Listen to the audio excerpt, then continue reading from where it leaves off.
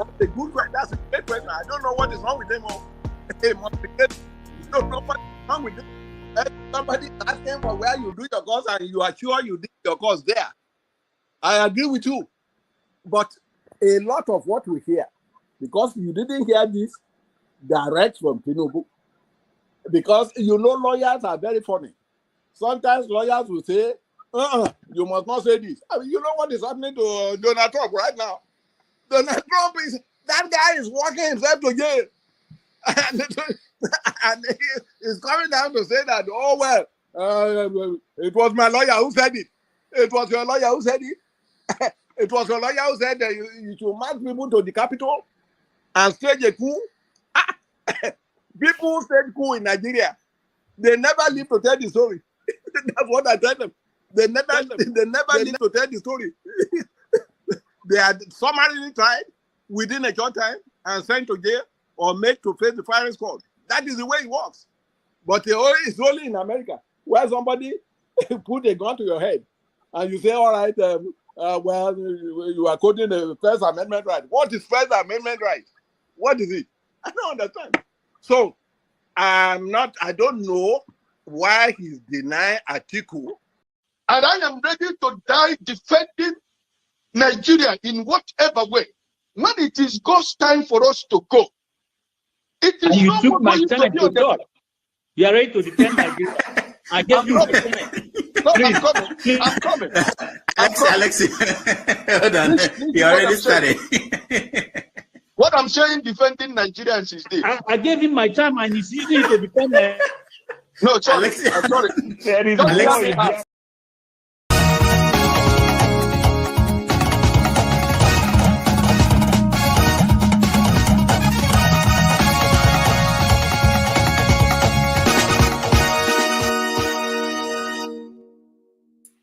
Welcome, everyone. We are going to start with the Have Your Say session now. The earlier session was an interview that had taken place, but this is where the Have Your Say starts. Everyone is welcome to come and discuss some of the issues affecting the country. And Dr. Damages is going to join us. I'm just starting it temporarily for now. So the rules apply as they Have Your Say rules. You are welcome to join us. You are welcome to, let's keep it polite. The conversation is going to be covering the passing of former presidential spokesman Okupe. He passed I think not very long ago, a couple of days ago. I'm not exactly sure the precise date and time. And also we'll be covering the River State politics and obviously the Senator Natasha Akpoti's suspension as a senator. We'll be talking about that too. We'll be covering the intensification of the issues between the US and Canada and Mexico and even Europe. There's something that is going on that is underlying all this. It doesn't mean Trump is still not for Igbo. Don't make no mistake. Don't think that Trump is trying to fight his people. What is going on there? We'll have a discussion about it. So we have an idea what is going on. This is a reverse psychological game that is going on. So we'll be talking about that. We'll also be talking about some of the issues that arose in the last conversation about IBB, some of the stuff that went on. The Obasa reinstatement in the Lagos politics, I'm not very clear about it. I think the reason why a lot of people are kind of angry for that because they seem to think it is linked to Tinubu's son wanting to be a governor of Lagos. I don't know. I have no clue about that. This is why this is Have Your Say. If you have an idea about it, you come and join us. If you're in Nigeria, you join us. If you're overseas, you join us. If you're one of those recently jackpot one that knows more about Lagos politics, you join us and tell us what you think is going on there. And some people say things are improving on the ground in Nigeria. And I believe things are improving on the ground. I'm not so detached that I will just say things are not improving compared to 2 years ago, 2023, when the subsidy was removed and floating of the currency, when the economy was going on a tailspin, I think things have improved. And compared to then, and there has been development. You know, Dangote refinery coming on stream is not an ignorant or something that doesn't have an impact. It does have an impact. The Nigerian currency is getting stronger. I noticed that when you send money to Nigeria now, it gets you get a little bit less every time. So that should tell you something. I'm not sure the government should be giving credit for that, but at least you can give them credit for not burning the house down even further. So, all right. So we're going to start now. I'll play some of the videos so we'll have an idea of what is coming up. All right. So I will start with Okupe, since it's the passing of one of the Nigerian public figures. We want to hear from. Let's just watch the report. Very sad development to tell you that a former presidential spokesperson and chieftain of the Labour Party, Dr. Doyin Okupe, has died at the age of 72.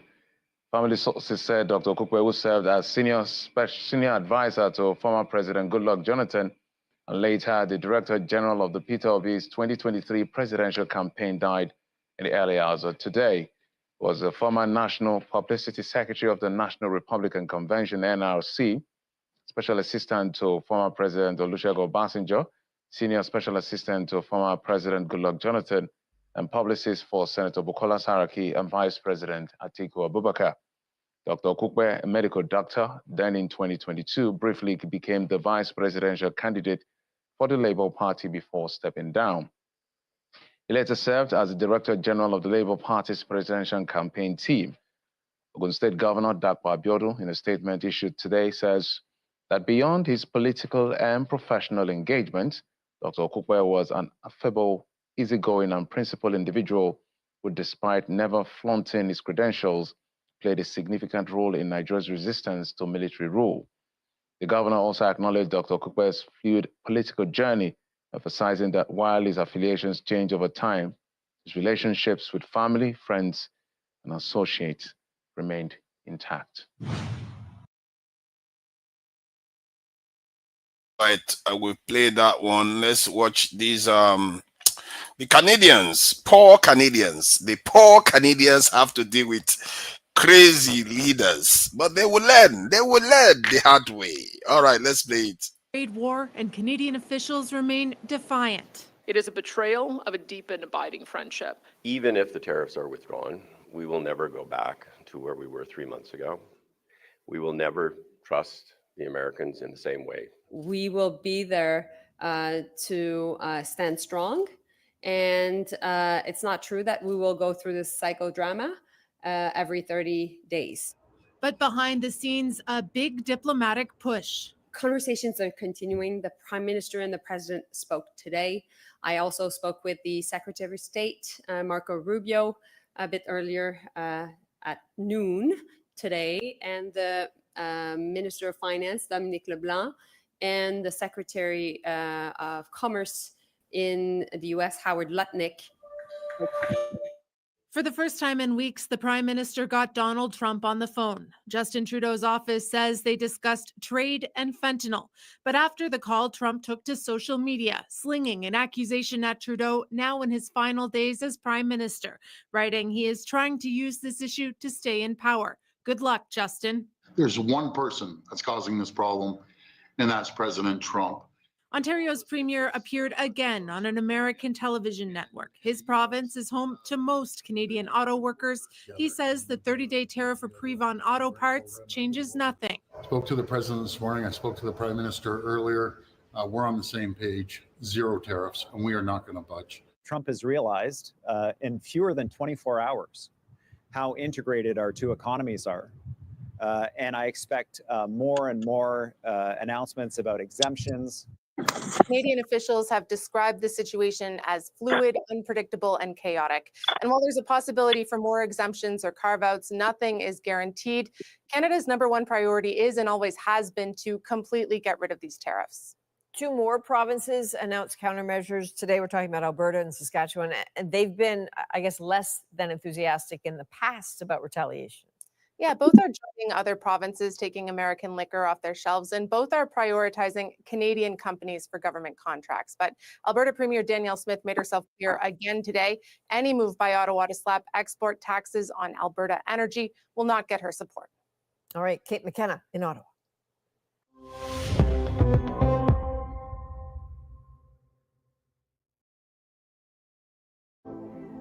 I have nothing new to say. I have nothing new Welcome, to say. one and all, People in here, out. People are hungry. Let them die. Let them die. It's their fault. It's their fault. Yeah, I'm supporting Tinubu 100%. 100%. Supporting Tinubu. 100%. 100%. Welcome, one and all, in here, out. People like you. People like so that when next election comes, I will now see. Whether when people bring money, you will vote for them, or you will do your conscience.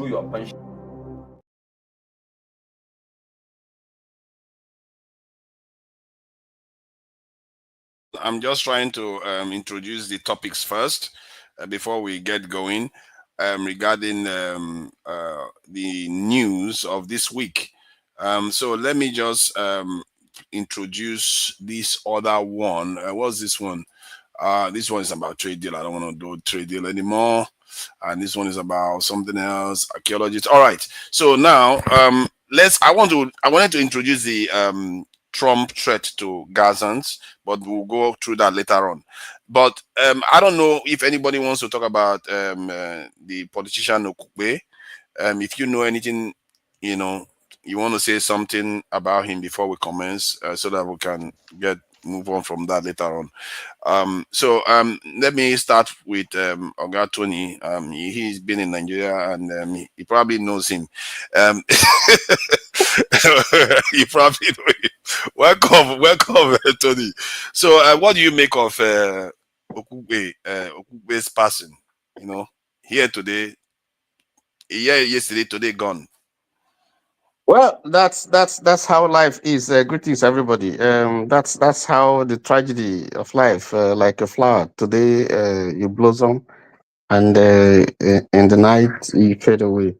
Dr. Okupe, medical doctor. I used to know his clinic somewhere around, I think around Maryland or something. That's where his clinic used to be. But I think he was more active in politics than as a medical doctor. I mean, he's more known as a politician than a medical doctor from his MPN days and so on and so forth. It's sad that he has to go.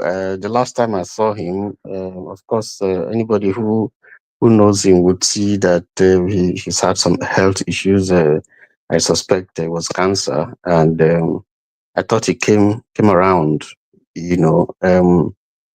and I thought that his last few days, having survived that, so it seemed at the time that he would quietly just retire and then spend the rest of his life,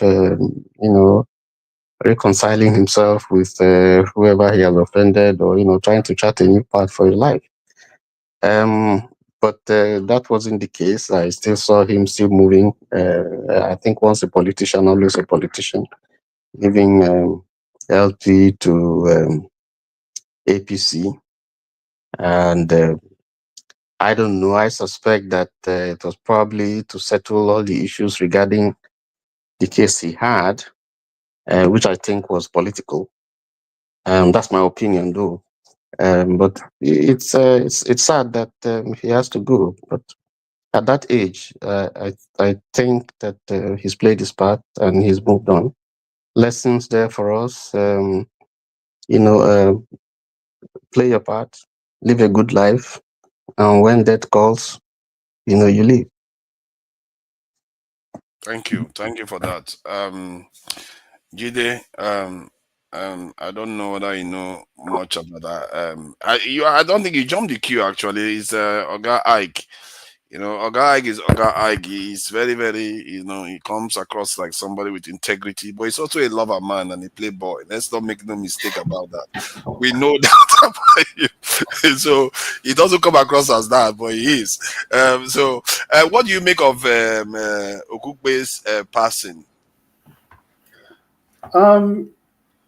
You know, when somebody passes away, the pain of passing away is not that people will not pass away. The pain is that you're not going to see that person anymore in the rest of your life. That hole is what is the most painful part of life.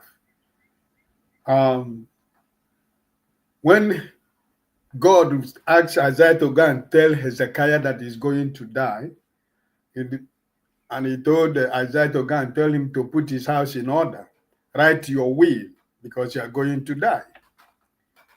And when Isaiah went to Hezekiah to inform Hezekiah, Hezekiah went in prayers, telling God all his how he have honored, served him with faithfulness, with clear heart, and the rest of them. And at the end of the day, the Bible says that God answered the prayer of Hezekiah.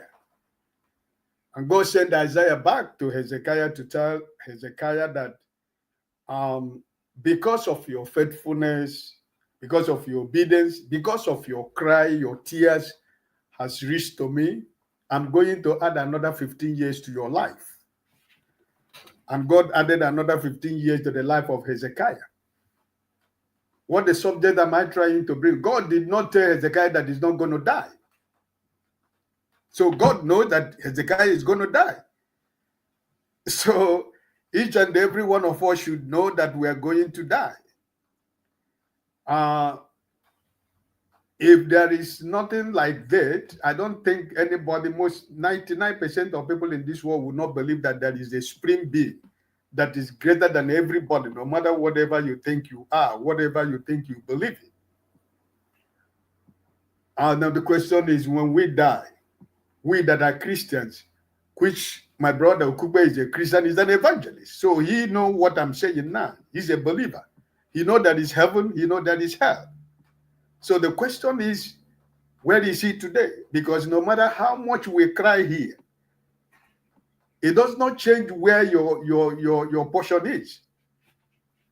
So it's painful that we have to lose him. Yes, he came back from cancer, he fought a long battle, he won, and he was recovering. And when he came back after so many months, he appeared on channel television, he gave his testimonies. And like Tony said, you know, in Nigeria, politicians, like he said, is always a politician. I think that the survival of the cancer out of last year would have been an opportunity for him to retire from everything that gives him stress for nothing. And, you know, spend the rest days of his life, enjoying the remaining days of his life. You know, but like he said, in Nigeria is that politically, when you commit anything, if you think that there is nowhere out to join APC. So I think that he is a very good man. He has served this country in so many capacities, and I recognize him. I lived in Lagos. I know where his clinic is in Obalende. I know him, you know. So he's a good man, and he's a fighter. Even though he might have different opinion in different times, that's why we are human beings. So my prayer for the family, for friends, associates, those who has come to know him, that we all should, you know, have the fortitude to bear the loss. For the family, I think we pray for them to be strong. And I think that they know that someday, one day, it was going to happen. But the question is that we don't know how and when and where. So, but thank God he has gone to meet the Lord. We pray that he has peace, and the journey to the end will be good for him. And us that are living, we should all learn from it, that as we are talking here today, tomorrow you can wake up to see, you cannot see Brother Ike no more. The only thing you have to say, oh, he was here. We were the have your show on Saturday. And that ends the story. So it's important for us to prepare ourselves. Like Tony said, live a good life. Hold no grudges against no one. Bear no evil against no one. Make sure that you have peace in your life and enjoy the life that God has given you, because you don't know when he's going to take it away from you. So I pray that the family will have the fortitude to bear his loss. It's a lesson to every one of us that no matter how powerful we think we are, no matter how great we think we are, no matter how much we think we have acquired in this life. When I was a little child, when we were very small, I was thinking that Reverend Fathers don't die. You know, Reverend Fathers, when we see them with the white gown, we think they're angels, that they never die. But at the end of the day, we discovered that they also die. So it's a pity, it's sad. At his age, like Tony said, I think he has lived a good life. May his soul rest in peace. That's true. He's lived a better life than most Nigerians can be proud of. So yes, let me go to Jide. What's the family that came in first? I think it was Jide, isn't it? Jide, please go ahead about Akpoti. Okupe, Akpoti's in my head. Okupe. Forefathers, okay, yeah, good to see everyone today. Hi everybody, Forefathers, Tony, Brother Ike, Penny, and everyone listening and on the comment section. How is everyone doing? I hope everyone is doing okay. Good to see everyone. So yeah, I mean, I don't know him. I'm a young guy. I mean, I've not been. I don't know so much about Nigerian politics. But what I know for sure about people like that, like people that are very powerful and elites, and some of these are political elites, is what I will have to say about his death. Is even though I don't know so much about him, I don't know so much about his political stance, his political career. What I would just say is that our political elite should always remember that one day they will pass away, and if they understand that, they should always remember that they need to leave grand-standing legacy. It doesn't seem like our political elites are thinking about leaving legacies behind when they pass away, and that's also one of the fundamental problems we have in our country. What most of them think, it may not be all of them, but what most of them think about is acquiring more and more wealth for themselves at the expense of the people and destroying the country. And that's not the way forward. That shouldn't have been the way at all in the first place. We have had great people in Nigeria that have died, and we remember them 100 years after. And we don't remember them for bad things. We remember them for good things. Even the next 200 years, we'll still remember them. From our pre-colonial times, they died. We remember them. We still remember their name. You know, people that fought for our struggle, even the little freedom we have, that we still remember. I can give so many examples, like Fumilayo Kutsi. You know, even though our oppressors tend to change the education and say she was the first person to drive a car, but actually she played a key role in some of the little freedom we have today as Nigerian people, as African people. Fumilayo played a key role, and the next 200 years she will still be remembered all over the world for our struggle. That's just one example. There are so many examples of great Nigerians. They have lived a legacy. I'm not sure. May this person so rest in peace. May God forgive Yeah, his can you give us names of great Nigerians? Because I need them. I need that list because I'm struggling. There are many actually. Pai Modu. That's the thing. Those ones, because of our oppressors are the ones in control of the media and the information space. They are not usually remembered as they should. Pai Modu is another example. Pai Modu, the independence struggle, even though it's not known in a popular manner, unlike Awolowo's and the Azikiwe's, Pai Modu is somebody that paid the price for the freedom that we now have today. Pai Modu Adedoyin is another example. There's this woman, I've forgotten her name. She's from northern Nigeria. I can't remember her name right now off in my head. But there are a couple of them. You know, that man that died with Aguin Rosie, that man that said they're not going to come to his house to do that's Adekunle Fajui. Adekunle Fajui. Yeah, that's the man that died with us. Yes. He put his own life at risk for that. They're quite. I don't know him a lot, so that's why I'm asking you to give me. Yeah, they're not a lot. Yeah, they're not so much because I mean, these people, like I said, their name was deliberately erased or their legacy is not remembered because it's very important that legacies are like lessons. So those lessons need to be picked up by future generations. So if people are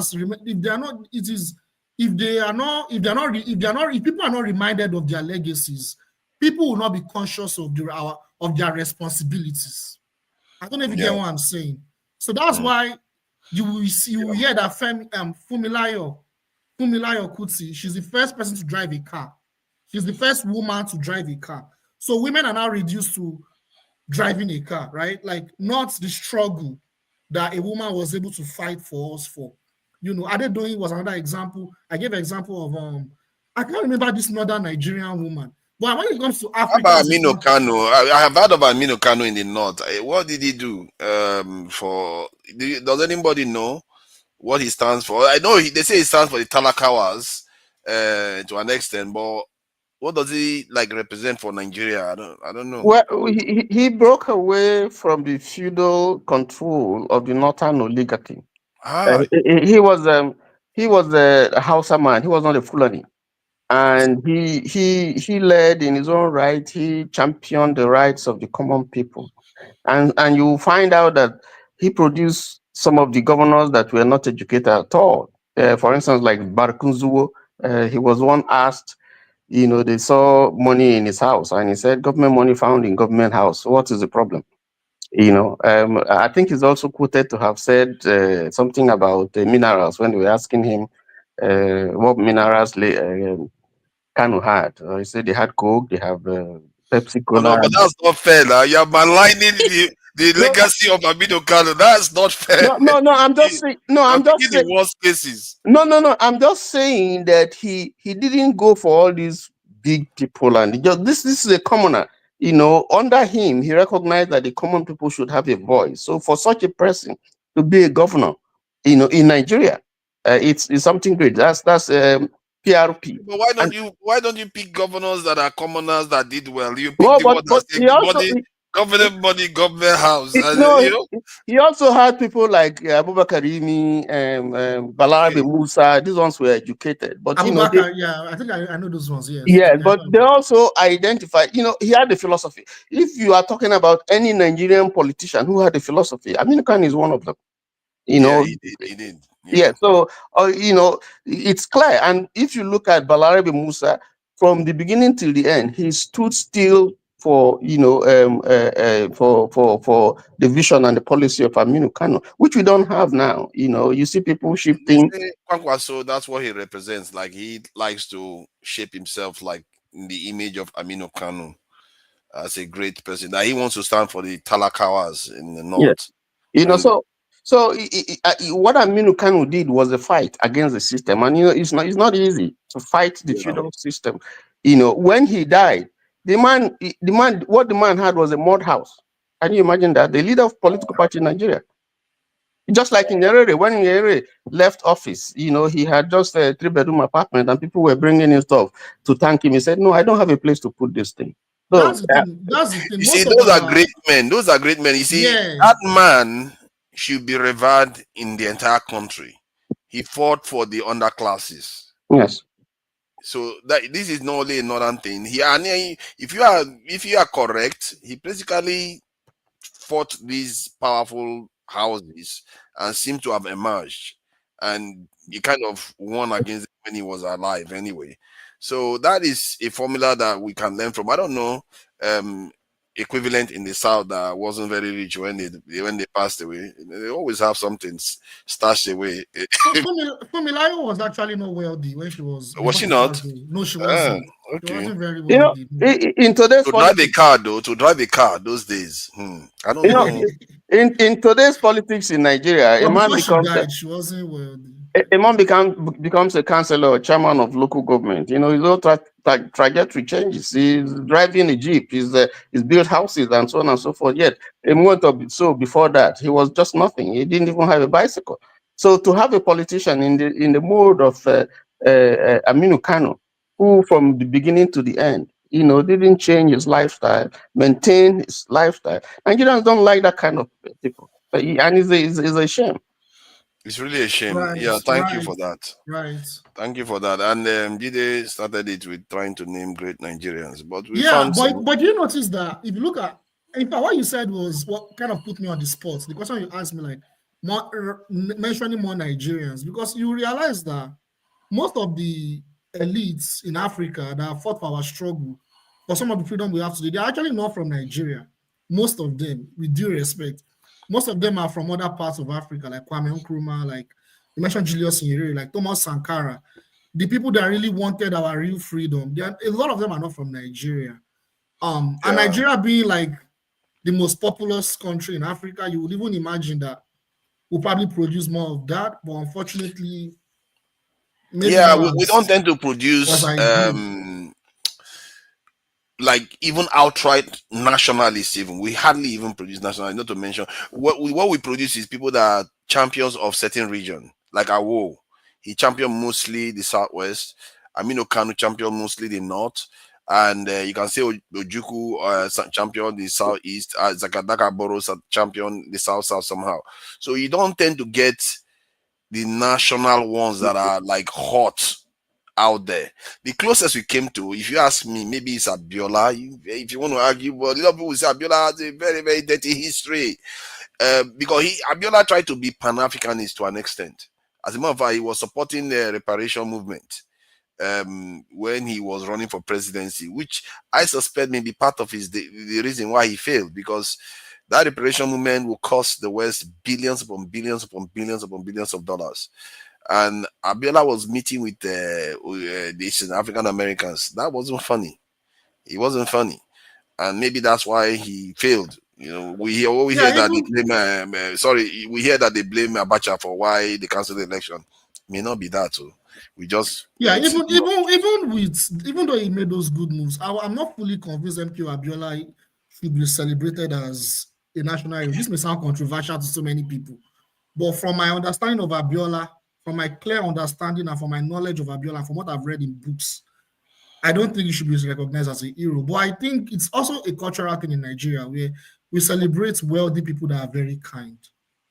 It's a culture. It's a Yoruba thing. I don't know if it's an Igbo thing. I'm from Lagos. I know that thing very well. We always like to celebrate people that are very wealthy and very kind.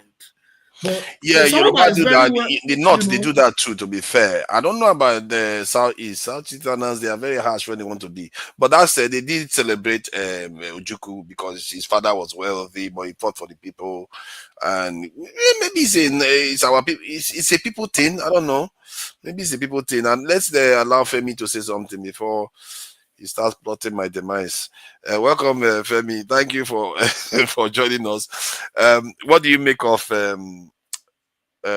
Doyin Okupe's pattern? Does he have a title? I feel like he should have a title. He's been around for a while. Dr. Doyin Okupe first came to most of us to the spotlight, as far as I know, and Mr. Tony can correct me.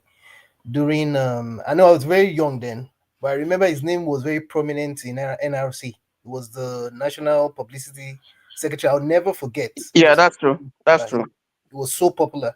Yeah. Now, and he played a big part, you know, in a lot of the events that happened then.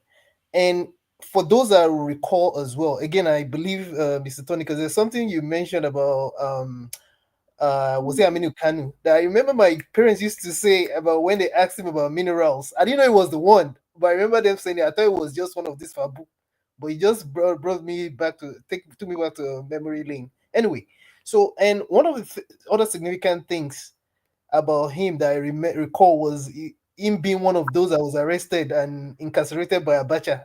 That I did not forget as well. Now, I also recall seeing that Royal Cross hospital. Yes. I know it's not too far from Dodan Barracks. It should be about 4 or 5 minutes from there, but I never realized he owned it.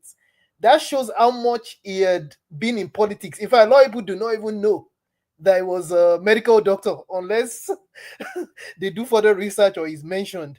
Now, part of the other things that I recall with him, he was also a special assistant, I think, to Obasanjo. Obasanjo and I think either Jonathan or so.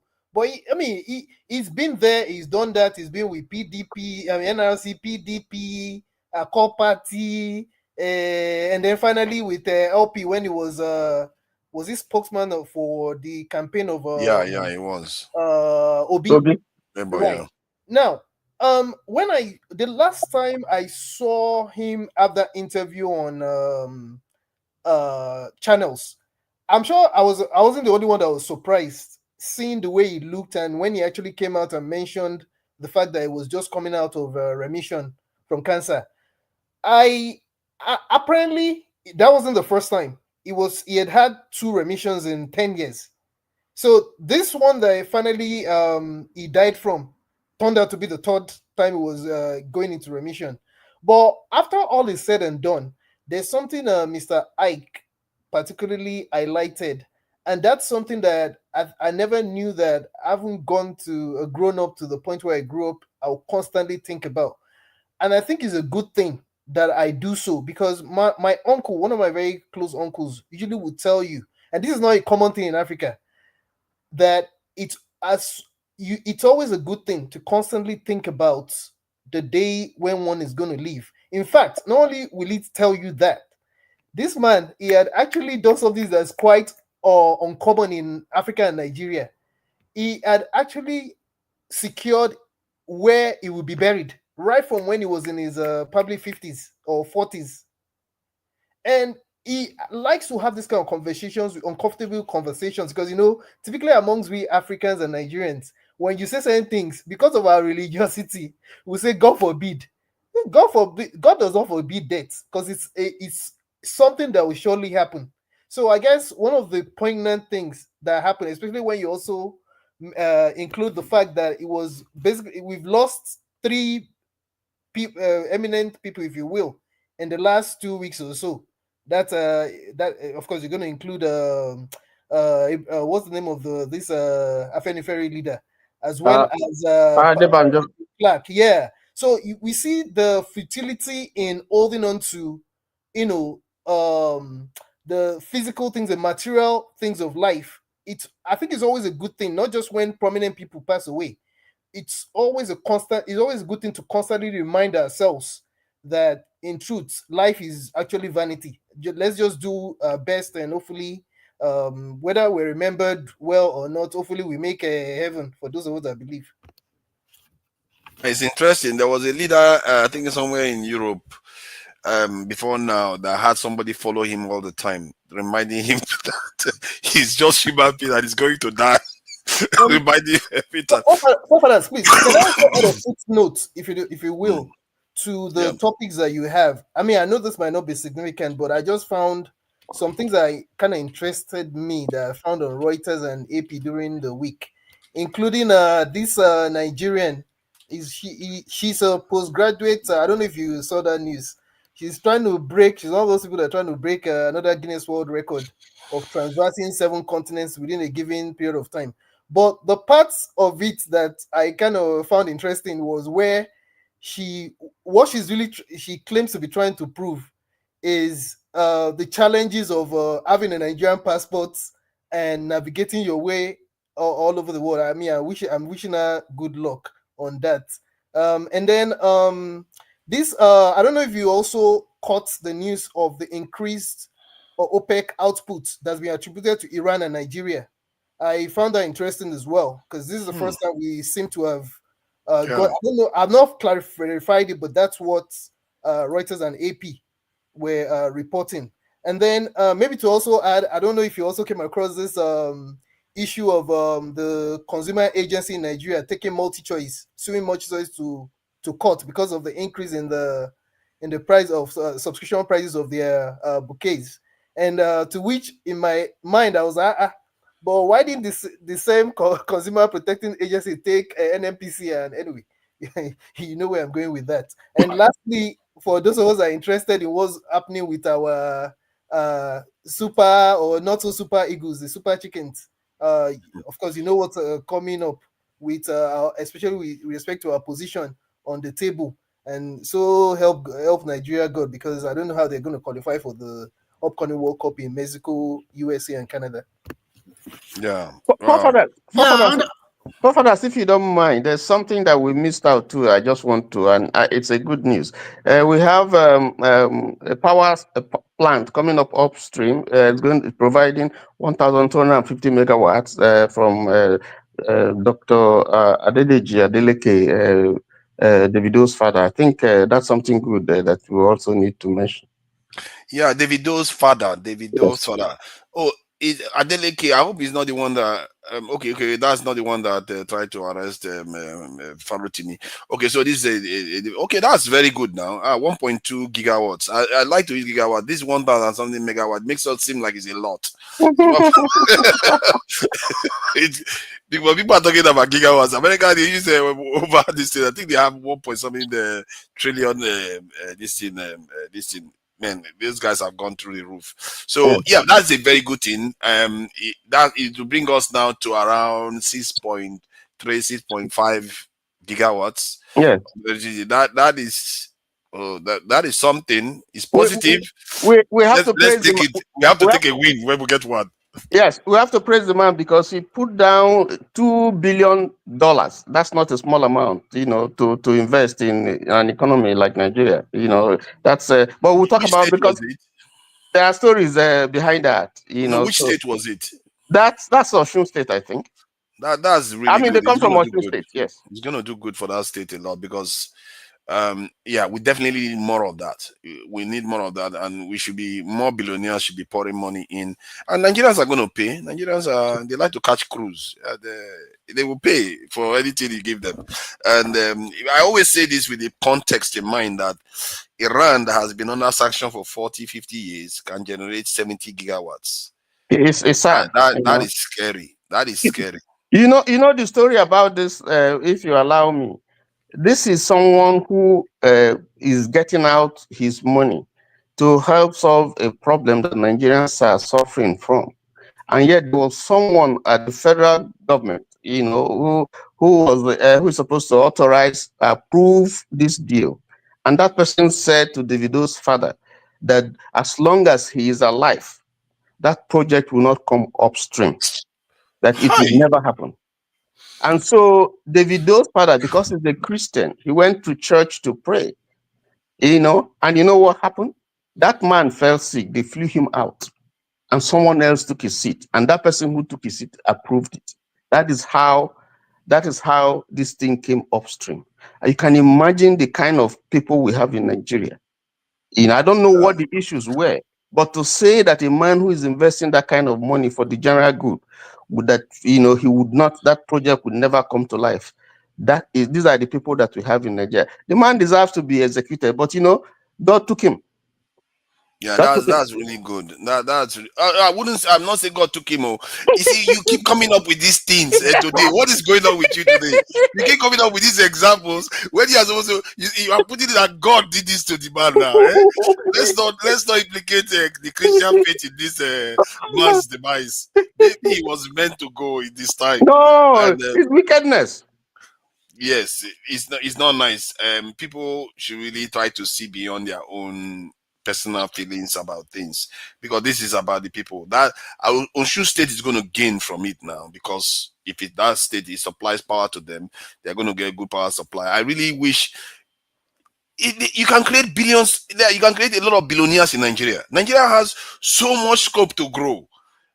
The billionaires, if they are interested in investing positively, they can make a whole lot of killing in that country. Let's hope that this is a trend. Dangote has put 20 billion, he has put 2 billion. Let them keep showing up. If I have money, I'll put it down too. The little I have, we'll put it down. Forefathers is not easy. Go and ask Dangote the problem that he had when he was trying to put. He spoke and said at some point he regretted for putting down that refinery, because the opposition that came against him, was so much. But I think some people just plotted him and nudged him on, and so now we're enjoying the benefit. So there's something about the Nigerian people. When we blame government, we must also ask the question: what is wrong with us as Nigerians? When someone is trying to do a good thing, put his money, hard-earned money, in an economy that you can't even plan for the next 3 months, everything is not stable.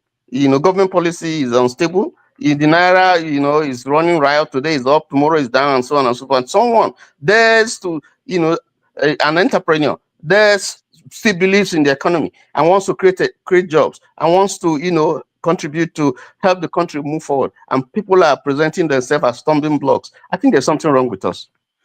Yeah, I think we are just not motivated enough to do the right thing. We don't seem to be and to be fair, it's not only us.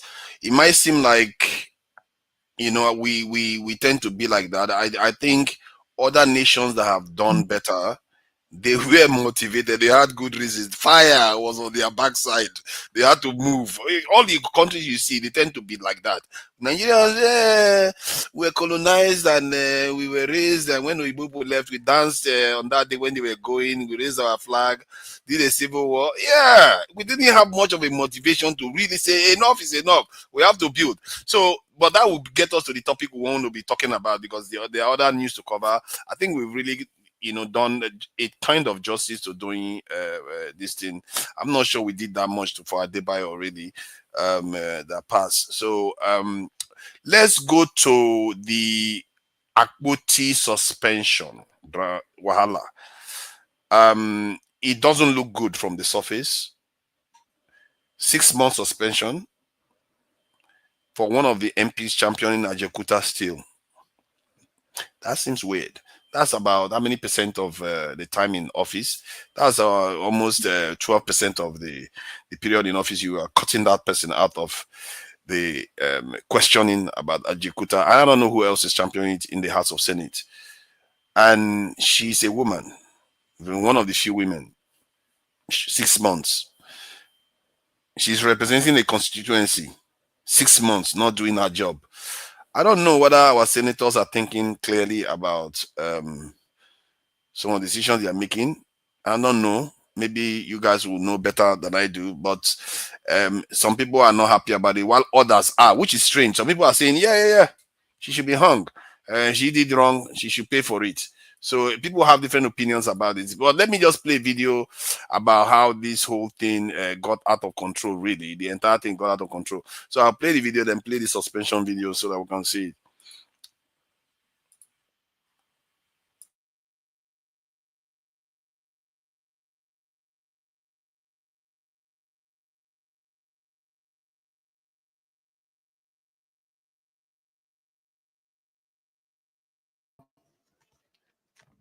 Of Senator Natasha Akpoti-Uduaghan regarding the rules. Thank you very much, Senate President. Again, I'm Senator Natasha Akpoti-Uduaghan, representing the good and virtuous people of Kogi Central. I beg to differ that this matter is sub judice. And I stand on privilege 10, order 10, which is on privileges. Sorry. No, yes, Senate President, please, with due respect, do you mind? I have raised an order 10, privileges, sir, please.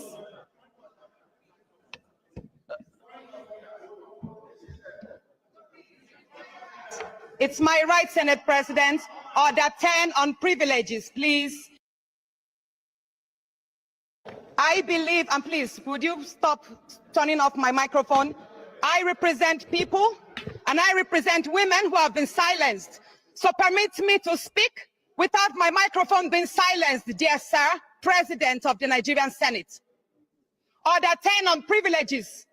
Coincidentally, I'm hearing you. Any senator may rise at any time to speak upon a matter of privilege suddenly arising, and he or she shall be prepared to move without notice a motion declaring that a contempt or breach of privilege has been committed. I stand and I believe herefore, sir, that your denial, your refusal to accept and treat my petition before the Senate Committee on Ethics and Privileges and Abuse of my privileges, and I say forth, that this matter is not subject, it is not before the court. The matter before the court is on the defamation and cyberbullying statements made by your special assistant on new media, Mr. Patrick Conform, who addressed my decent outfits as transparent, thereby depicting that I walk sedulously and naked.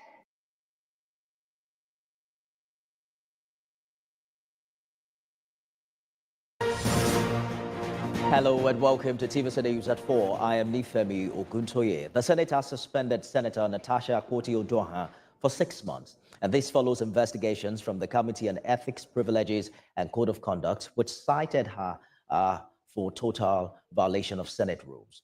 Her suspension will take effect from today.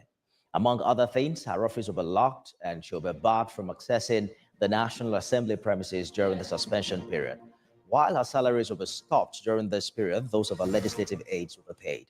For the Senate to consider lifting the suspension or reducing the tenure, Senator Natasha Akpoti-Uduaghan shall submit a written apology to the Senate.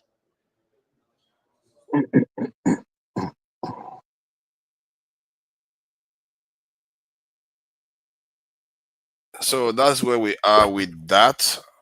So let me call Tony. What do you make of this matter of Senator Akpoti and her suspension? Oh my God. I think you're putting me on the spot because I had made my views about this whole drama clear. I know that They it's not. hadn't suspended her then. They hadn't Yes, suspended her then. yes, because it's still is an ongoing case. You know, it was the same case that dragged on.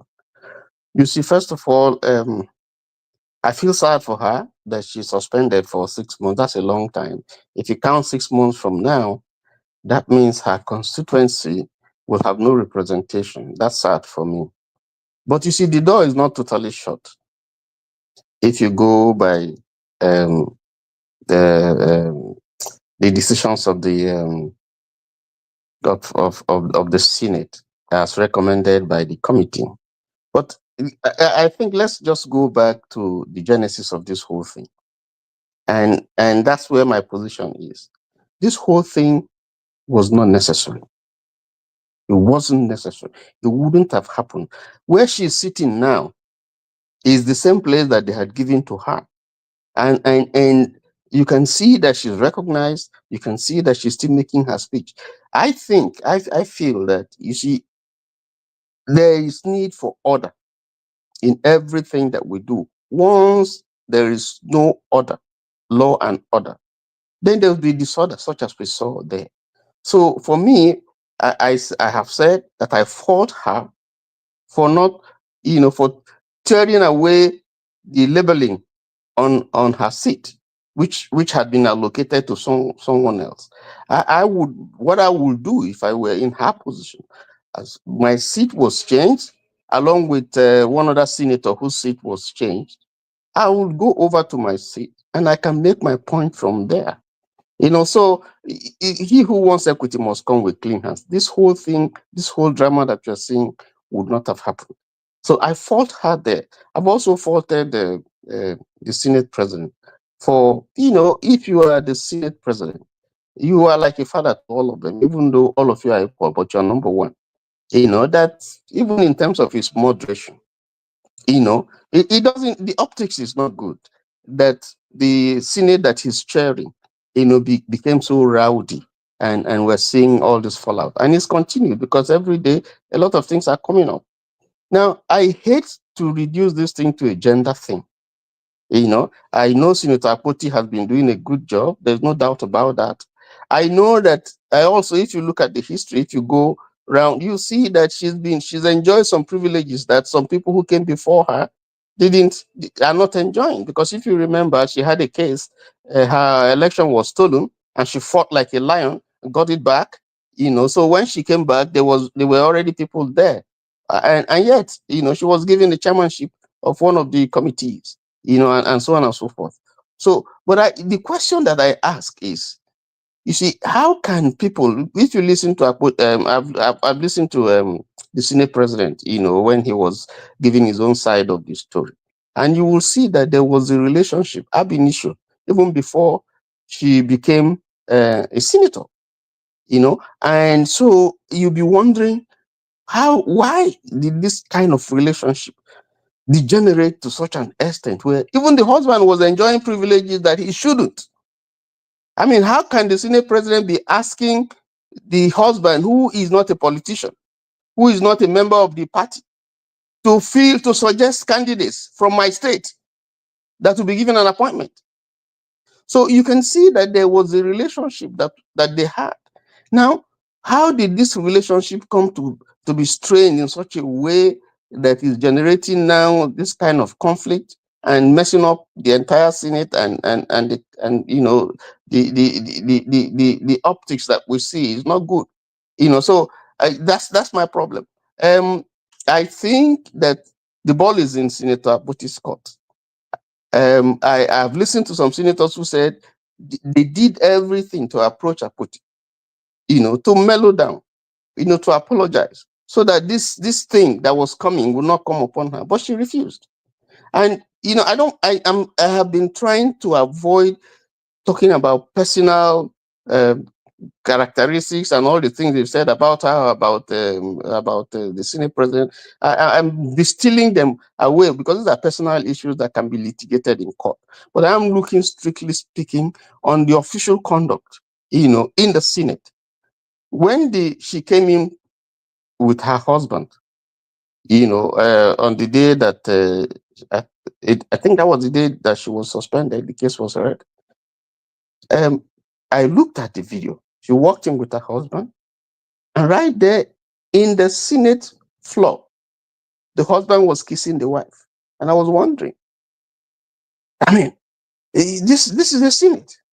There are certain conducts that are not acceptable. So I think the problem with Senator Akpoti is that she needs to be properly schooled on ethics, how to comport herself in the Senate. And I think that's a problem here. You know, insulting people and you know, reducing this whole thing to emotion and all that. It's not. So it looks as if everybody is against her. I'm not against her because she's doing a good job. She's a fighter. She's a real fighter, Exactly, and we need because she's people like doing a that good in the job. Senate. So let me see. I'm just looking at UK's suspension of MPs. Rarely does any one of them get up to 6 months, and the only reason why one of them got to 6 months because that one was saying they were going to buy cocaine. They were going to buy cocaine for sex workers in the House of Parliament. So that's the reason why they suspended that MP. Because first you're using sex worker that is against the law. Then you say you're going to buy cocaine for them on top of it. That's why they suspended that one for 6 months. The rest, 2 days, 30 days, 7 days, 6 weeks, nothing like 6 months. Yeah, that's too long. It's supposed to be a corrective measure. The Senate president is coming to the floor. Usually everybody stands. She sits down. That's not right. That's not right. That, you know, so there are a lot of issues here. And I'm looking, strictly speaking, stricto sensu, at her official conduct, which is not good. But that said, you know, the issues that she has raised against Akpabio should be litigated. They should go to court. We have to go and find out the truth about this whole thing. You know, that's my view. Let me just show you something. Look at the kind of disorderly conduct, 5 days, ruling of the chair, disregarding the ruling of the chair requiring force to be removed when initially ordered to withdraw. So this is equivalent to what Akpoti did. Disregarded the Senate president and stuff, but they just, you know, suspended the person for the session, that very session. That's it. The person is not allowed there again. But this one, they went 6 months. That seems like overkill. That's not that. You see, again, if you look at the sensibilities of people who are there, I think it's just some of them are just acting out of anger that they have talked to this woman, they have begged her. I mean, look at the person. If you listen to the man who from her state, who said that he had to plead with the Senate president to give her a committee, to make her a committee chairman, and the Senate president refused, and he pleaded, and the man was apologizing. He was the one who caused this thing. I think that if you look at, first of all, refusing to sit where she was given to sit, tearing away the paper. Later on, she went back to sit in that place, not listening to people who are appealing to her to calm down, pointing, shouting, pointing at the Senate president and all that, pontificating. See, I hear what you are saying, but you can't use the individual's behavior to punish the constituents and the good work that she's doing for the nation. You can penalize her. That is officially a penalty and reprimand for her work. But to say somebody is not allowed to function as a senator again for 6 months, they are not allowed to even go anywhere and say they are senators for 6 straight months. That seems like an overkill for an especially good senator. for that matter. And it's not just her; those who are working with her. I mean, they are thrown out of job.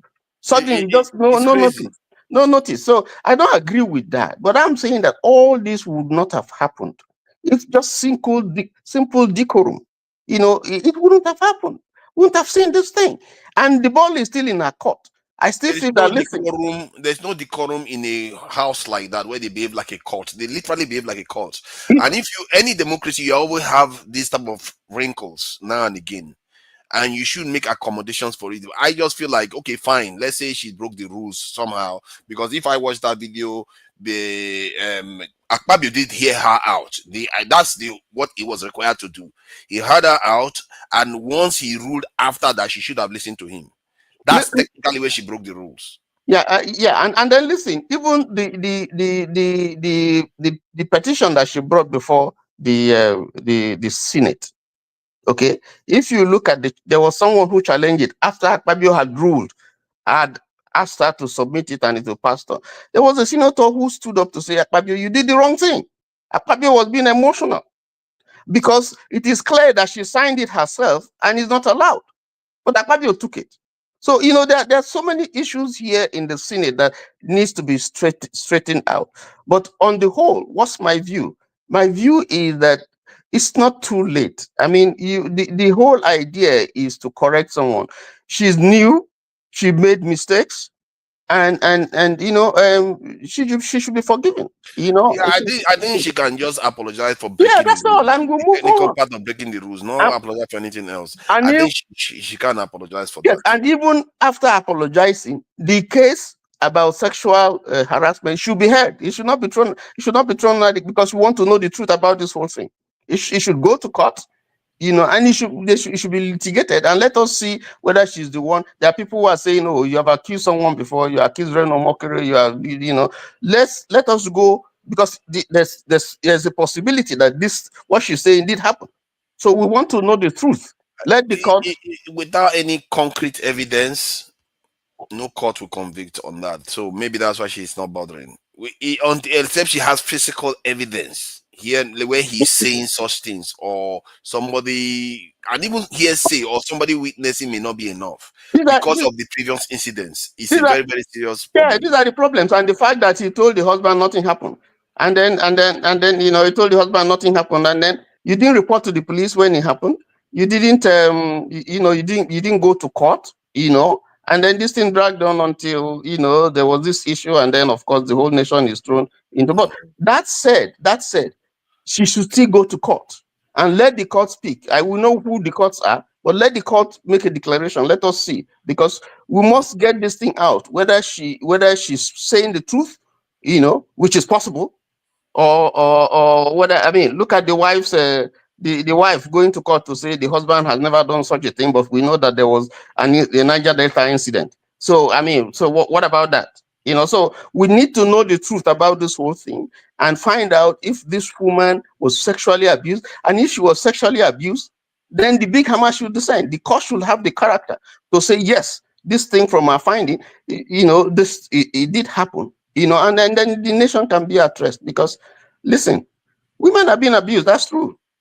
That's true. We can't sweep it. We can't sweep this thing under the carpet. And politicians, you can't trust them. Honestly, you just can't trust them. Thank you for that. You know, I just have to make an announcement, because there are not a lot of women here. As per the rules that I've always followed, Bibire Amos is allowed to speak whenever she sees fit. This is not Akpabio Senate. We like to show grace to our the women, because they are not fully represented here. So whenever you feel like you want to say something, just let us know, then we'll let you go ahead. In the meantime, Oga Ike, I played the video so that we can remind ourselves about what led to this situation, and so I don't know what you make of it. Father, I think last week you were here when I spoke about this, and I spoke strongly by what I feel. And I used myself, I used my own mother as a family. I used my family I put my family on the line here.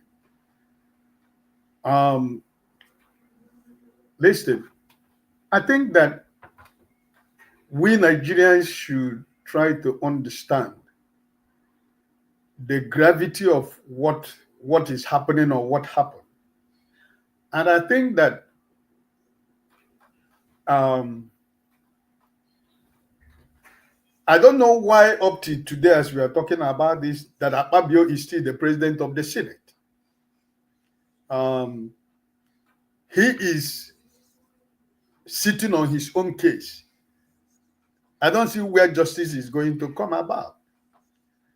If you feel that it was a false accusation, I think the most honorable thing that this Senate could have done as an institution, forget about your political party, forget about your political interests, forget about who you support, was to have asked unanimously the president of the Senate to step aside until after the case is resolved. And I think that if something like this has been done, we would not be here talking about this. But because we are living in a system where these people in power feel that you cannot do it, you can't do anything to them. They will decide what happens to you. They decide what happened to your system. Right? So, and Akpabio on himself feels that he is God himself. I think that the National Assembly, they have put themselves in a spotlight that whether you are with Akpabio or you are with Natasha, whether we're with Natasha, it's going to take a long time to heal what damage they have caused the country, the Nigeria as a country, the National Assembly or the House of Senate. Well, was there anyone? Was there even any senator that was supporting her? That's the scary part. It's like I've not seen anyone that was supporting her. I'm coming. You just made a comment here. That place is like a court. It's no more. It's not about political party. How many of the members of the National Assembly do you see again talking about anything? Can you let me remind you? The chairman of the House Committee on Ethics and whatever they call it is Senator Emmanuel, LP, the senator from Edo State. Even before the submission of the petition, he already said that it is dead on arrival. That is what he said. That it is dead on arrival. So which petition are you submitting? The chairman who is in charge is telling you that the petition is dead on arrival. What are you going to do? And let us remind ourselves that I have a problem with you, forefathers. We are working in a place of work, and I have a problem with you. And I'm supposed to write a petition, and somebody else has to write my petition and sign my petition. You know, we make laws. We cannot say because this law, this is the way it is, that it is fair. I should be the person that is supposed to write my whatever I have against you. I'm supposed to write it myself. And when I write, I sign. Right? So let's forget about this issue of, laws and technicalities and stuff like that. We make laws. We can change the law. Right?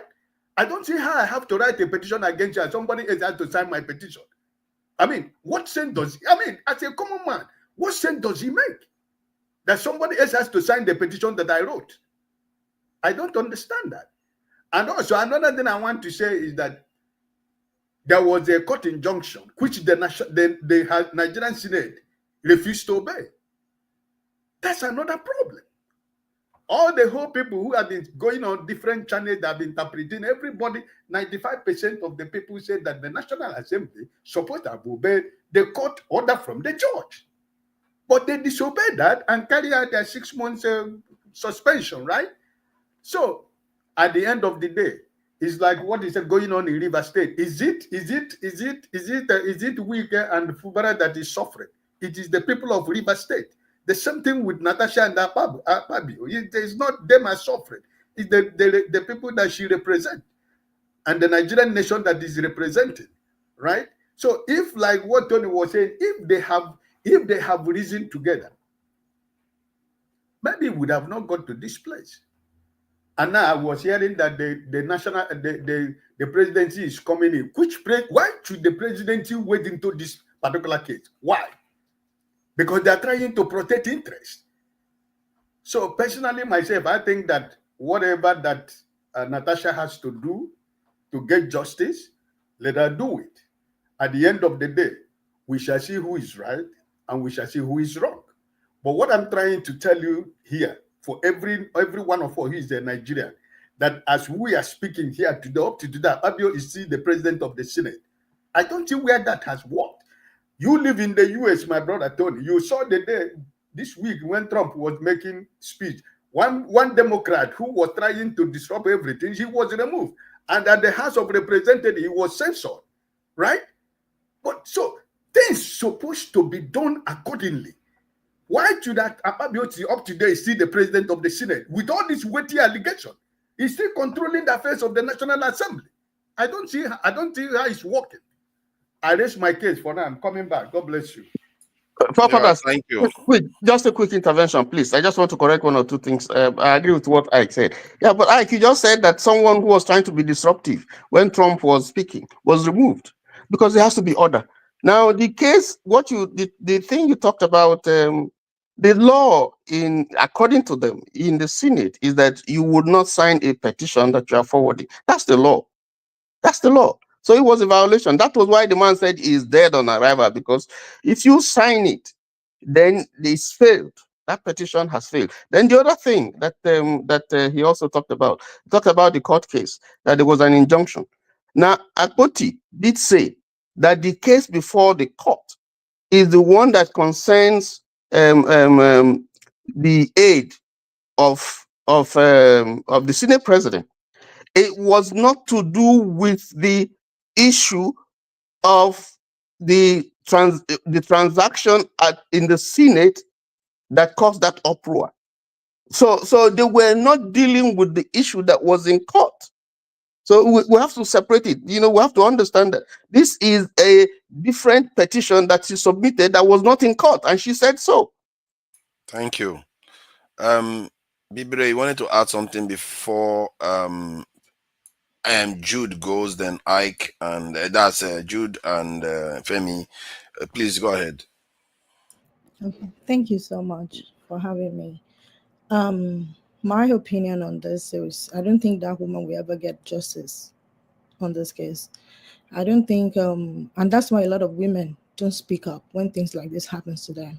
That's why they don't believe you. Society kind of like ridicule you, to when you bring such allegations forward, especially against a very powerful person. So it's very tough. It's very hard. I hope she don't back down. I hope she fights to the last. And I 100% support her. We should know what actually happened.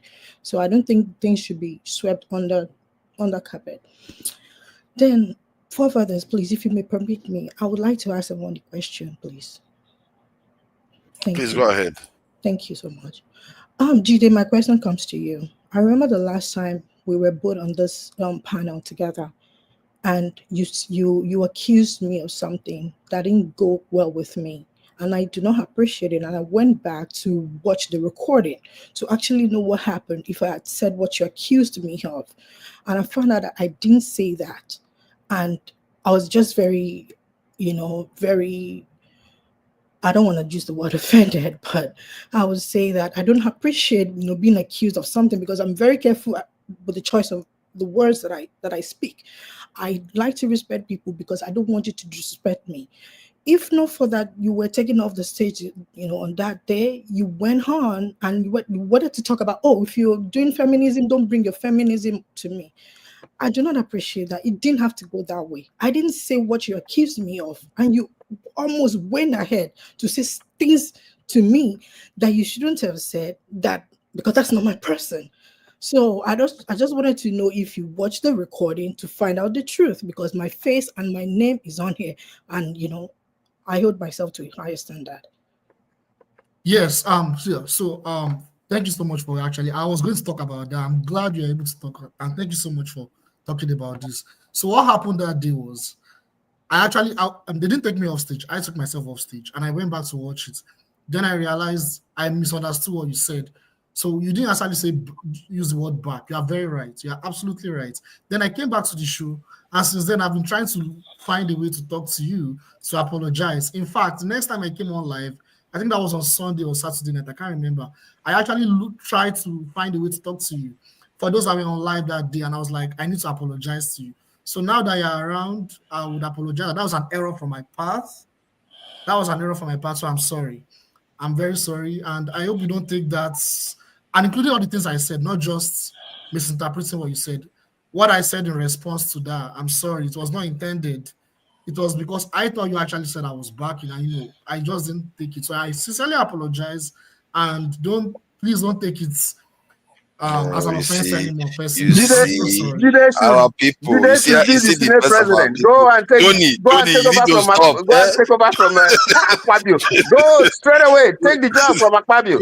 Tony, you need to mind your business. You see how our people are nice people. Misunderstanding can be resolved. Simple. Yeah. Very good. So I don't know what you make of it. Yeah, I'm so sorry. I'm really sorry. I just have to acknowledge that I'm really messed up, and I'm sorry. It's okay. I appreciate you apologizing, and I'm grateful that you watched the recording. And I just want to say that we are here. I think we should practice the art of listening more so that we can understand each other. We don't need to fight. We are all talking about things that are important, and I don't think we should find a way to disrespect one another, even though we don't know each other. There's no point for that. So, and I thank you for having me on your platform. I appreciate it. Thank you, Forefather. Well said, my sister. Look at that, Tony. You're so happy. It's all good. I see you like peace. That's good to know. Welcome, Dr. Damages. If you are taking over. What happened now? Where did he go? You are missing Dr. Damages. I don't know where you are. Okay. Yeah. So I don't know what the plan is. Are you? No, I just want to say hello. That's all. I'm not. I promise that I will come and say hello. That's all. Hi, everybody. You are the one in charge. You are the boss. I'm going to watch a little bit. Okay, thank you for joining us. Yeah, we were just having a conversation about Akpoti and what has the punishment. I did compare some of the results from the UK suspension, and in America, it's almost unheard of that they actually suspend people. They censure them in the Senate, and often they resign, but they barely ever suspend them. Because they see public office as a sacrilegious position that you don't subject to suspension, where they are supposed to represent the people, and you suspend that people's right to have a voice because of an individual. This is why they don't judge people because they are convicts. Even if you are a convict, you're allowed to be a president. Hell, Donald Trump is a convict. He ran against a prosecutor, and the prosecutor lost because they consider the voice of the people sacred. You have to protect it. If it is democracy, the term democracy is the people's voice, and that's the only issue I have with it right now. That based on the video, Akpabio actually heard her out. We played it just now. She finished talking. That's when the noise started. She finished expressing her right, because from what the rule says, after you finish expressing yourself, the Senate President still has the power to rule whatever direction he wants to go. And that's what he did. And she started the kerfuffle after that. So from that point of view, technically she was wrong. I wouldn't have done it that way if I was Akpabio, but technically she was wrong. But suspension for 6 months, that seems like something else is going on now. And that's in my own. People say I'm talking like a judge. I'm not talking like a judge. I have an opinion. I'm a very opinionated person. I have an opinion too, so that's what I'm just doing here. If you want to, I don't know whether you finish your submission, Bibire. I'm really happy with the way you guys resolved your misunderstandings. It's really nice to see. Yeah, Jide, is it Jide's turn or Femi? Okay, Jide, please go ahead. Yeah, thank you so much, Forefathers. Yeah, once again, I want to apologize. I'm very sorry for what I said last week. I think there was a misunderstanding. There was a miscommunication that day, and I sincerely apologize. Don't take it literally for what it was. I'm sorry. So let me go back to talking about the topic. Hi, everyone. So actually, the way I see the Natasha, I've gone back to actually read some online news information about what really happened. The way I see it is, you see, the fact that Nigeria is the way it is, where we don't have strong institutions, we have very weak institutions. It's going to be difficult for justice to be served for her, particularly when it comes to the sexual harassment thing. Because like I said the last time, I think the institutions of Nigeria should be the one resolving this. But what you have in Nigeria is that a lot of the institutions are very weak and they've been hijacked by the elites. They've been hijacked by the elites, by the oligarchs in Nigeria. So when that happens, you have a state capture. And when you have a state capture, the rules and the decisions are made by those in power. Basically, the Senate, the Vice President, the President, the Supreme Court cannot overrule their decisions. It's very difficult because we have weak institutions. So that is one of the major challenges. But the big picture here regarding the lady, this is one of the big pictures I'm looking at. So for those in the Senate, apart from that woman, from those in the Senate, for none of them to support her, there are two things involved. There are two things involved in that country. It's either all of them are compromised. And if all of them are compromised, we need to be having a more serious conversation, it should even be a wider topic. That means we are in a deep problem. We have, the problem on our hands is extremely serious. If they are all compromised, that's number one. Number two, which is what I'm maybe thinking about, and I hope that may also not be the case, is maybe there's more about her that we don't know about, that we are seeing on the media. There's probably more about her that the people in the Senate know about, and maybe there are some flaws about her that we don't know about, we that we are listening and are following what's going on, that those in the Senate know about, and that's the reason why they are not supporting her. If that's the case, well, I can make a rationale for that. However, for the sexual harassment thing, this goes on a lot in Nigeria, and I've said it a lot that Nigeria do not have the right institution. Nigeria is not a democratic country. It's a kleptocratic country. It's not a democratic country. Because under a strong democratic country, you have strong institutions that serves the interests of the people and the elites on an equal level. But you don't have that in Nigeria. So that is where I see the issue, and that's why I'll stop there for now. Thank you. Yeah, institution. That's very interesting. You use the term institution. We barely have opposition. I think it's Femi and Dr. Damages this thing. So I will go with Femi since he's next. Then we'll come with Dr. Damages because he has a journalistic mind that might be able to see stuff in a way we cannot. Femi, so what do you make of this? So the template has already been set and things are going according to how a lot of casual observers predicted. I try to listen to as many probably much more informed people in Nigeria on the various platforms during the week. And one thing kind of stood out for me, which is what I've been looking out for in terms of what actually they have in the rule books of the Senate.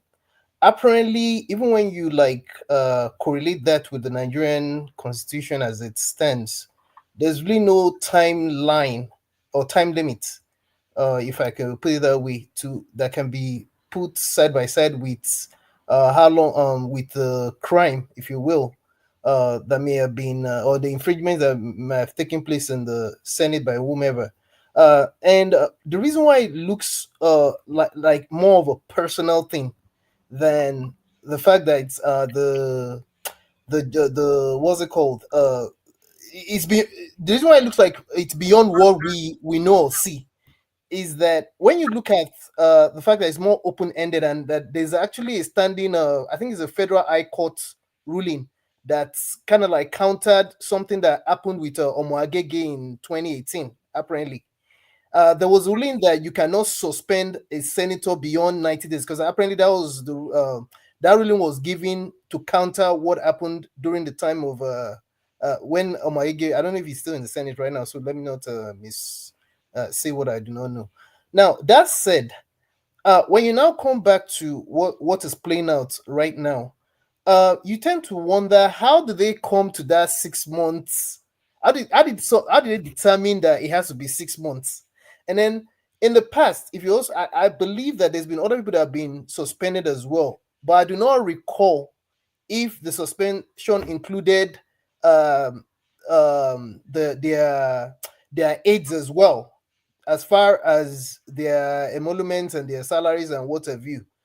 And when the other thing that also stood out for me was when Remi Tinubu, a day before the International Women's Day, was asked about because I mean apparently they've been trying to get her opinion on what has been going on, especially because of the fact that she had been was it 2 or 3 time senator as well. And you know, she was trying to be diplomatic, even though at the end of the day it did not come out good, especially when she used the phrase mature chamber. Because you know, Nigerians now, a Nigerian family and cousins, they already have video of the past, and they quickly pulled out where she was having issues with Dino Melaye as well. And I know I'm not trying to do what about Baoism, but you know, when you look at this and the fact that even Akpabio himself had been in this situation before, and in the first place, even the way he got to the Senate, it still has its own controversies. And you know, the whole shenanigans of how he became senator and the controversies that continue to follow him, right from the prayers that were sent to probably even Dr. Damages himself as well, that some of us did not get, you know, and the way generally the Senate, this particular Senate has conducted itself, the whole thing just looks like a charade, like a joke, you know. And you know, at the end of the day, I don't even take the Senate serious anyway. I don't take, because I know we talk about the presidency, the Nigerian president a lot, but even when you look at both the House and the Senate, we don't. It's not a serious institution as it stands right now. It's the worst, as a matter of fact. So I think a lot of these things are just distractions. There's a lot more to it. And again, like a lot of people have already echoed, nothing's going to come out of all these court cases. We already know how things roll in Nigeria. The way you called out the inconsistencies, I must say that is quite something to behold. Tinubu's wife, Akpabio, all of them, they do the same thing. Why do we do this? Then when somebody else does it, suddenly it's a totally new event. Man, Dr. Damages, what do you make of this? Of what? What are we discussing? 6 months, 6 months suspension. You know, in America, they expel some senators. You know why they expel them? Those are the ones that were supporting during the Civil War. That was the only time.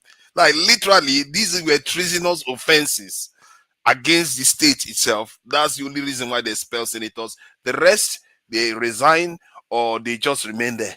You can't do anything to them. If they don't resign, you can't touch them. But our own, they suspended her, and it took her 6 months to come to office.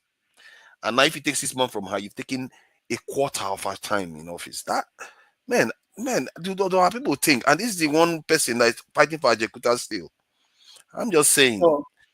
So the part I want to talk about is there was this senator from Ebonyi State who came on TV and said that she had married, she had 6 children from 6 different men.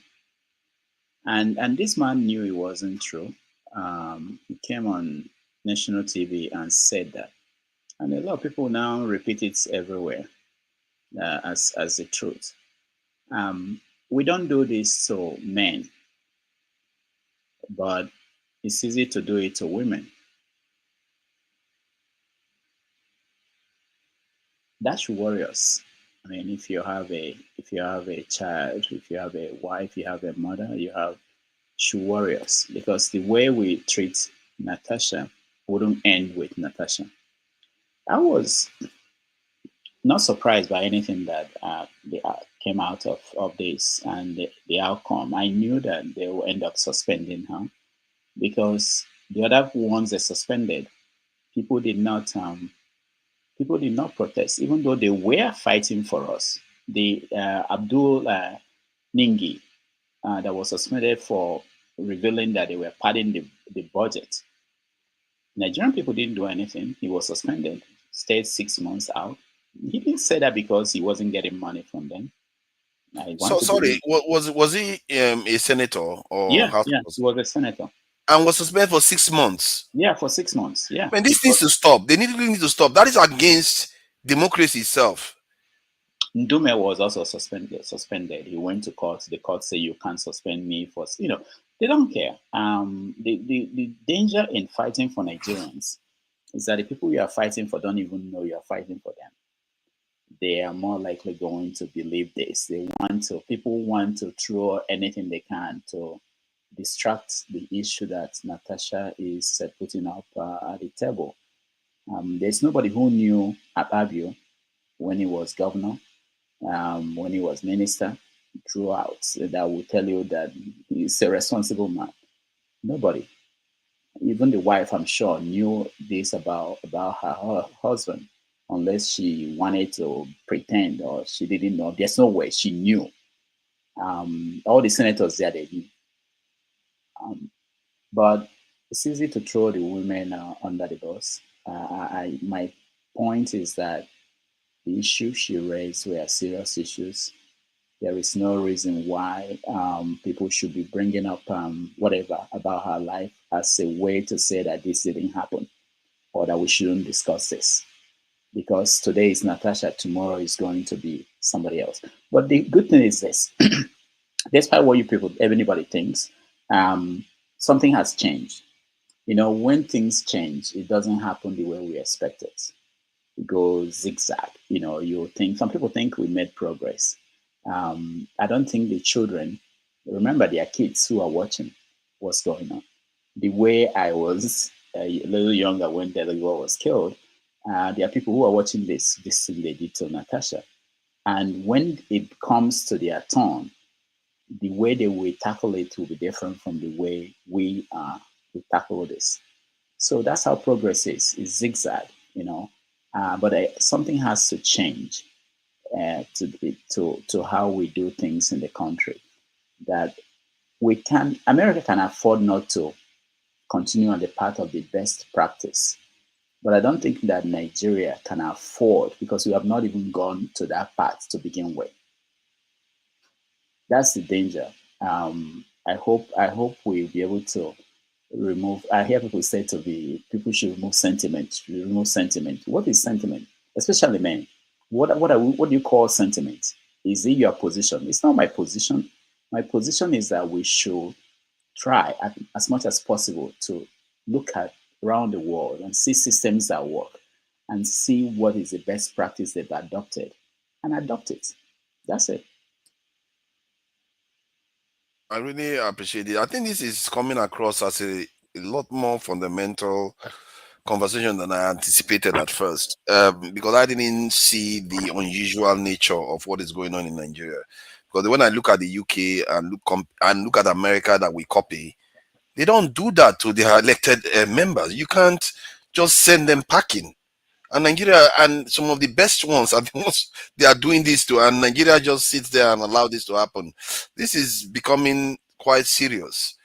Because now, if she decides not to apologize, she could be off for 6 months. That's 1/4 of her time in office that she won't be able to do her job. Nigerians, we need to ask ourselves some serious questions. So, who is next? I think it's Obe. Everybody has spoken very well about it. There are so many angles to this. It's unbelievable.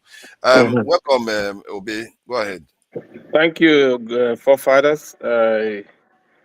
I think our narrative isn't going to change in the very soon anyway, because it's obvious that it's a captured state.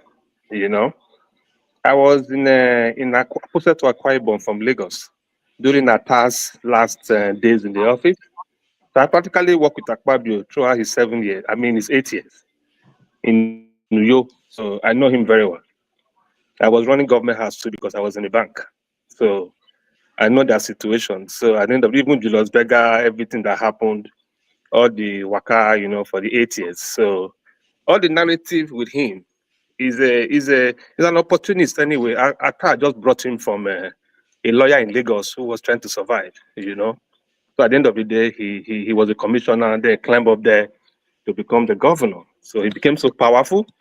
And you remember that during Atta's time, during the last days of Atta, Obasanjo did not give him the money that he was worth during that time, just the way he did to Lagos. So they were owing Akwa Ibom State. And the issue of Calabar oil, well, the seaport there was an issue. So Akwa Ibom won the case. So Akwa Ibom became so rich. When I mean rich, it was one of the highest paid allocation on the 13% and national allocation. So they were good. Julius Berger had to move head office from River State to Akwa Ibom. And they did all the flyovers and the construction there. So Bros became so powerful in the 80s. So these things are just power tussle.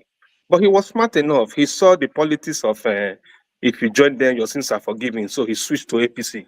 He couldn't move Udom because PDP had a grip on the state. So at that point, that's why Udom is suffering now. Anyways, at the end of the day, he survived it and he was able to maneuver his way to the national level. So he's become so powerful. That is the problem with having all these so-called men that call themselves boy, looking for contract here and there. These people, they mess your wife up because you're loyal to them. You understand that? Akpoti's reaction, he says it's not a spontaneous reaction. It's coming from somewhere. It's not just a basit, if you get it. It's not a basit. Those were just symptoms that we're saying. There's something under the ground. You understand? So the woman was reacting based on the frustration probably she's experiencing from the leadership of the Senate. So the idea of the sitting trying to spur up the reaction was just a time opportunity for her to speak out. That's what I think. Because Akpoti, the way he fought this guy in Kogi, you know that woman also, she's not a child or she's not a smart person too. But I think frustration was setting in. All the off your mic, Niger Delta stuff. We know this guy has a lot of things going on with him, you know. At the end of the day, they kind of bullied you into what the narrative are. And that is what the leadership of the country is today. Just like what happened in Lagos. You could imagine Obasa coming and tell you that he was never removed as a speaker. And yet he was enthroned again. And it's like it's a film, it's a drama. So the system is actually a capture system that runs with specific people who hold us captive. That is what is happening. Akpabio is going to suffer because she's going to be an island. You understand? You could imagine I came to visit you for a party. You were holding my wife and you were discussing and you're making nonsense speech, nonsense talk and all those kind of things. And wifey had to cover up because of not to spoil party or something. Those are the mistakes that some of these inexperienced wives make at the end of the day. In an attempt to be in that status thing, you tend to keep. You don't want to make a scene or something. You spoil the whole thing. So I think, to me, under the ground, she was being persecuted, or something is happening to her. But her reaction might be faulty, might be spontaneous, might be not a thought-over reaction. But at the end of the day, to me, it is boiling from several frustrations that she had in the floor of the Senate. So our leadership at that level, it's like a cabal. If you don't play by the rule, you fall out. Just like what is happening but in do my. you think that she should apologize for the sake of her constituents for breaking the rules, not for anything else, just for the rules aspect? Her apology is, to me, she should apologize so that to calm down the situation, but not because she did it intentionally. It was just a reaction, spontaneous reaction from her negative experiences in the house. She actually flouted some rules based on her reaction at that point. So she should apologize based on that, and that's fine. Apology does not mean that you're wrong. She's in court. She can pursue her case legally. And at the end of the day, apologize based on the rules of the court that she belongs to. That place is a court. It's a court. And if you don't work with that oath, they're going to pull you out because they don't want their stuff to be out there. You know, it's a very serious court. When I mean serious one, you know, that's why it works. To me, it's basically she has to suffer because she's an island. If you break the court oath, you know how it is now. They will slam you. That's what they're doing to her. Yeah, thank you. Thank you for that. Yeah, and you also know him from, his state and all. Some people say he did some good things in his state, so I don't know. I just feel like this matter is getting a little bit where they are He suspecting had too much not good. money. So there was too much money, so he had to do good things. But the money when I mean too much money, too much money. That's why I say what money cannot do, too much money can do it. That was the slogan. Wow. Okay. Maybe the suspension, maybe. I think maybe some northern senators don't like her, for one, because of the way she looks, and other, some of them don't like her just for that alone. They will not even support her. Then you have the southern senators that are in the pocket of the senators. They behave like a cult. Let's face it. They don't admonish each other. And I don't know whether I should be impressed, because they are quite organized in terms of having a close-knit behavior where everybody just follows the leader. That part they are doing relatively well, but the way they are doing it is to damage Nigerians. That's the one I have an issue with. But Yeah, I don't know that's what kleptocracy is. That's exactly what kleptocracy is. So under kleptocracy, you have characteristics like oligarchy and plutocracy, right? Plutocracy is when the rich are in control of the states, right? Oligarchy is when the elites capture the states, right? Kleptocracy is like the overall of that characteristic. So that's what you have, basically. Yeah, I think we may come back to to talk about Akpabio more, because a lot of people have first-hand experience of Akpabio. I'm sure the damage is this say something about not hearing anybody say any much, like he had a history of doing this type of stuff. Like NDDC woman was, accusing him of asking her to swear allegiance. This is where it starts from. I also saw a news report where the opposition party, there's no opposition in Nigeria. Opposition party swearing allegiance to the opponent, the other party. How does that even work? What kind of, and we elect these people, and many of these people are in our constituents, in our villages and in our towns. And they go to the center, they form a totally different crowd. They start buying Toyota for themselves let and me all the say a rest. word here before you move on. Sorry, it's not your turn. I just want to say a word on that. I think no. Let me put you. I think it's Dexter's turn, and then what is his name now? I know. I'm not taking my turn. I want to say something. And well, we have to allow the ladies to something. speak. Then you can move on. Kulat and Pansad, hold on. It's not your turn. I'm sorry. Just 1 minute, Dexter, 1 second. Then let me allow Dexter. If Dexter says you can speak, right? Dexter Let me will say give you something time. real fast. Then you move on to somebody else. No, you're not going to disrupt it. Don't make me take you out. I will take you out. It's not my turn. Okay, I I'm know. going to Let take me you out say. now. Dexter, please, what do you make of this? Because I'm beginning to get concerned about the democratic part of this problem now. It's not only about personality now. There's an element of denying certain voices that they don't like in the Senate, ability to represent their people. Like the one Dr. Damages revealed that was saying that they were sharing money. And now Akpoti that was championing Ajakuta State. What are the others championing? What are they championing? I don't know. So please let me, because I'm getting concerned about that aspect of it. Please go ahead. Thank you, everybody. Thank you, forefathers. Just on the lighter side, why didn't you break the rules for Pansat the same way Akpoti broke the rules? And we are if I mean Pansat represents something positive, maybe I'll break the rules for him. He's just coming to end up with telling minorities are rubbish and all the rest. That's what he's going to end up saying. Okay. Well, on the Akpoti news, I think everybody has spoken well about it, But I think we should, I don't know why Nigerians were acting surprised. Nigeria is a dysfunctional state, So why are we acting surprised? Why are you expecting something good out of something that is irregular already? It's what it is, really. So you can't be expecting anything good out of. How do we get our leaders? What's our process of leadership selection? That's the first thing we should ask ourselves. Our process of leadership selection in Nigeria is faulty. Then we want to get good leaders out of it. So I think the onus is on all of us. We have all failed, because our leadership selection process is wrong. And the truth is that the citizens have accepted it. We, the citizens, have allowed it to be that way.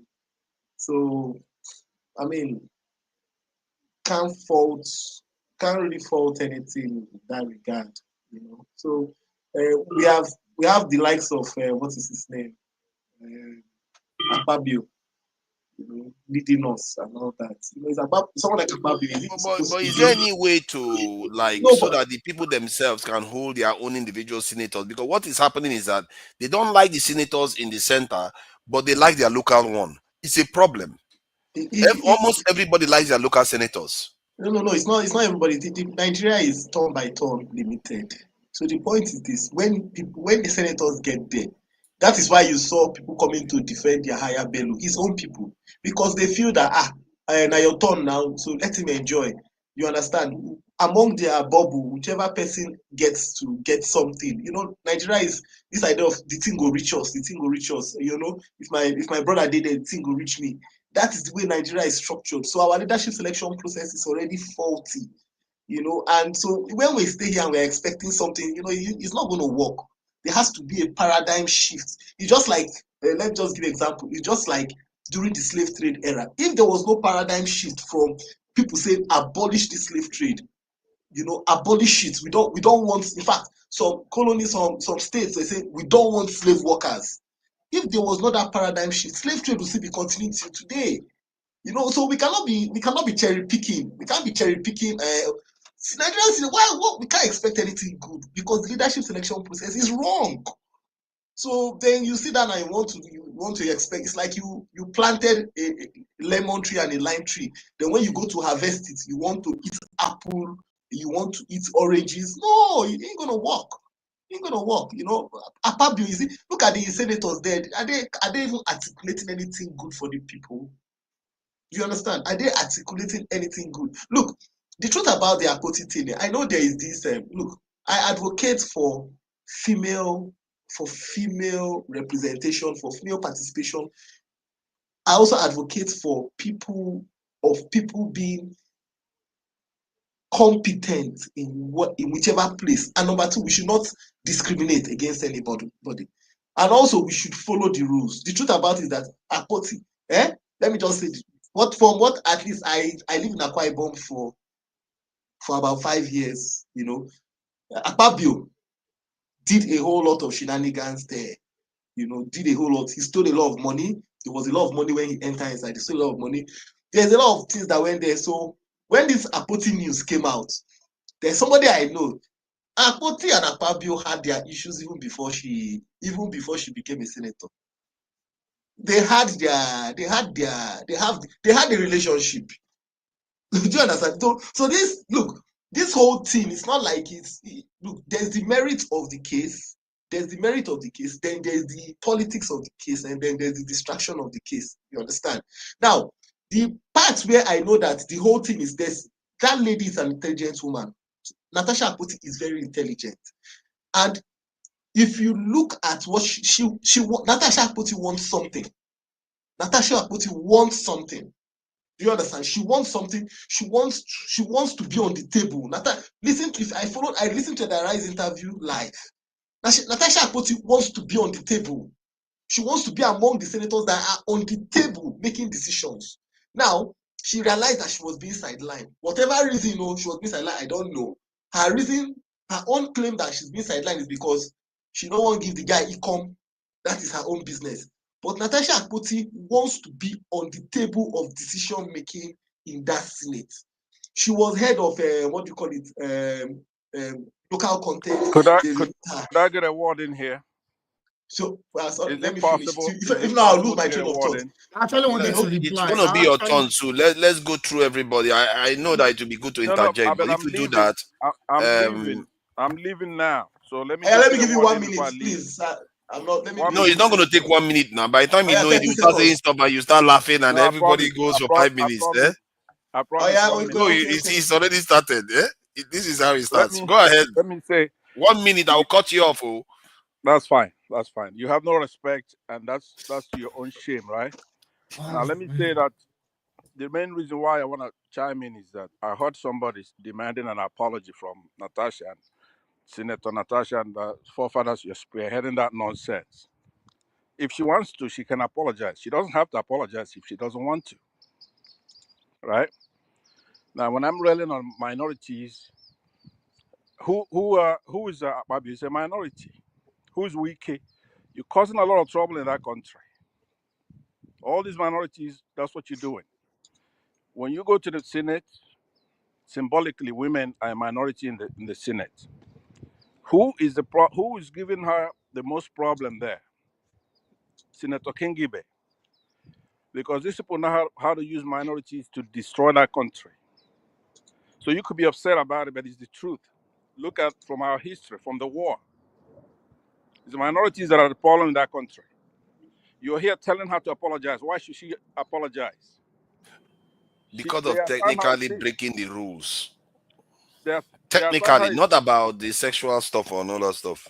on everything. All right, everything is tied together.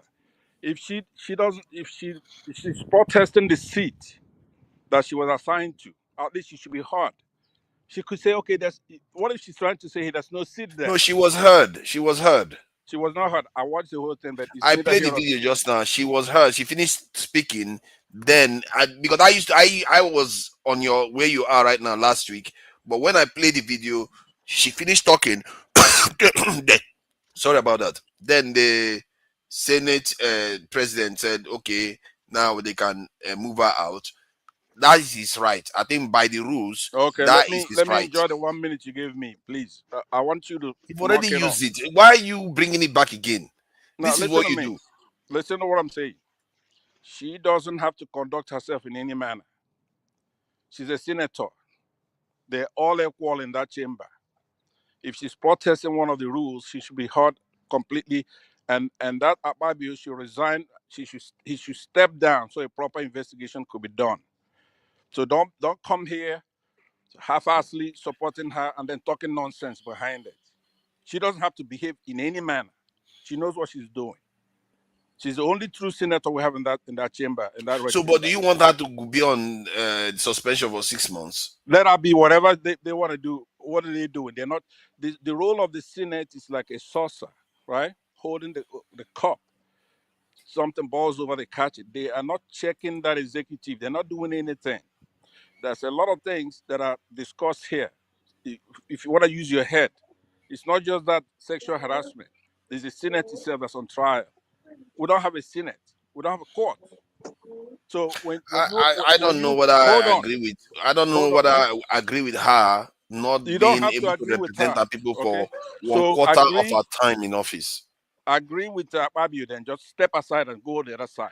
I'm not agreeing with Akpabio. Who is agreeing with Akpabio? I'm saying that she should focus on her people. Let me tell you, the way I know that you're agreeing with Akpabio, anybody who gets on a platform and is talking nonsense about how she's supposed to behave herself, apologize, get the hell out of here.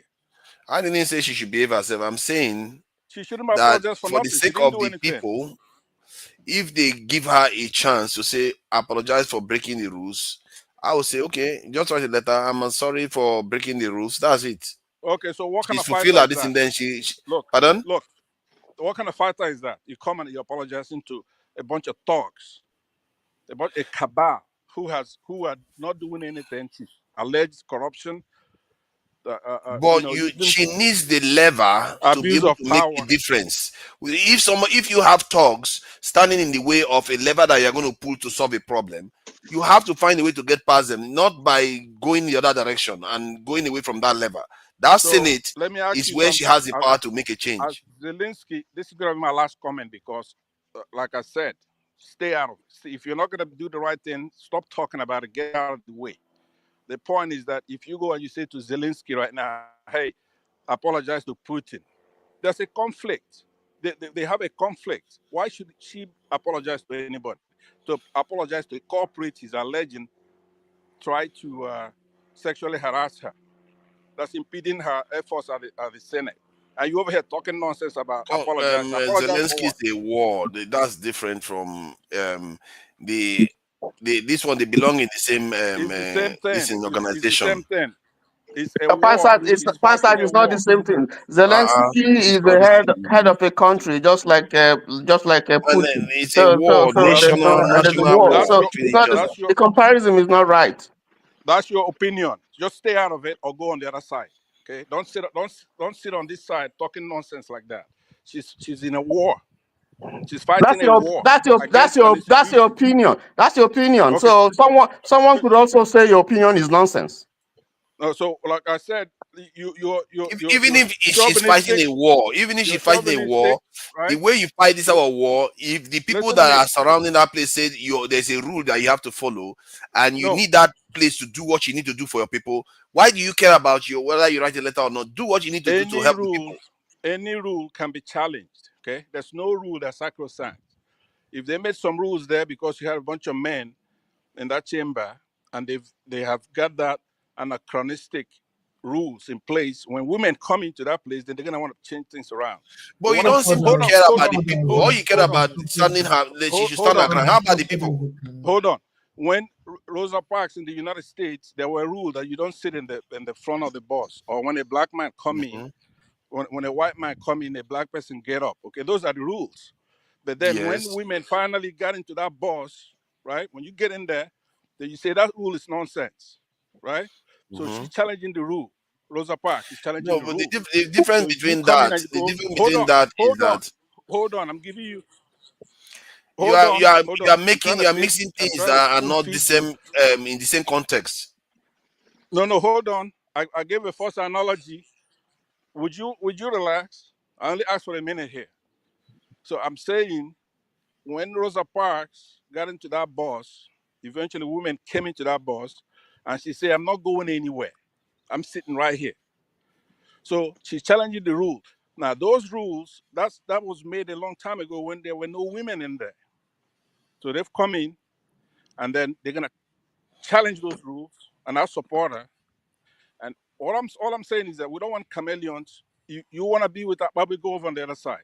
Don't come in here and blaming her, telling her to apologize. Are you out of your goddamn mind? She says that she was sexually abused. I mean, harassed. Right? That was not her reasoning on that day. All of you watch on this platform. A bunch of minorities. You come in here. You don't mind your own business. All right, you've used your time now. Thank you very much, Pastor. Thank you very much, Pastor. You've used your time. So let's not go on about minorities. It's just going to take away from the argument you've made. See, what's her name? The lady in the bus. How did I forget her name? Rosa Parks. Yeah, Rosa Parks issue is about the rules that she's breaking because it was unjust. And Natasha's one, she thought she was upholding the rules. She didn't think she was breaking the rules. That's why she was reading that this thing. She intended to follow the rules, but inadvertently broke it by this. It's not the same. Equivalent of what you are talking about is if Rosa Parks wanted to take over the driver's seat and wanted to kick the driver out. That is the difference. And you have to contextualize things properly before you start making such an argument. So if you want to relate it to Rosa Parks wanted to actually follow the rules by sitting at the back of the bus, but somebody was trying to I got you with mess with her there. That is technically what is going on. Right? No, she wasn't trying to break the rules. You want me to play the video again? She was literally trying to follow the rules. Fathers have elongated this thing. I got you with Sikiwan on that one. So you're just talking nonsense now. I agree with you now. You got me, all right. You got me like a jelly. It's all good. I got you on that one. Can you get on with it? Can you get on with it? Let's get on with it. I think let Dexter finish his submission. Tony.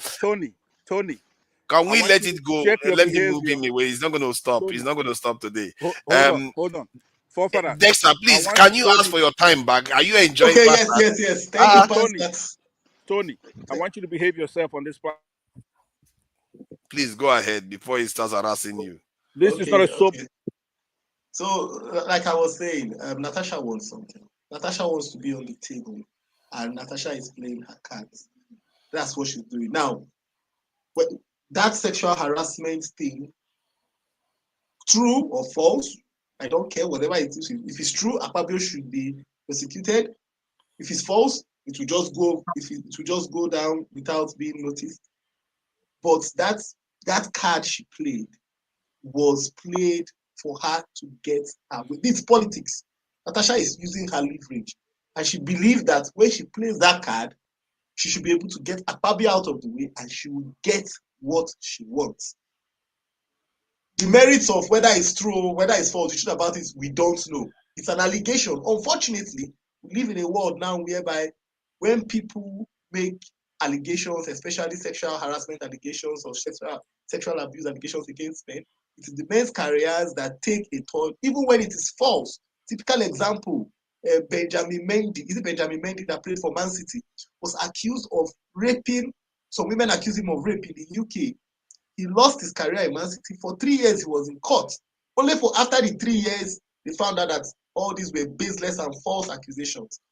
He lost his career, lost money, and nothing happened to the women that made false accusations. So this is a very dynamic thing.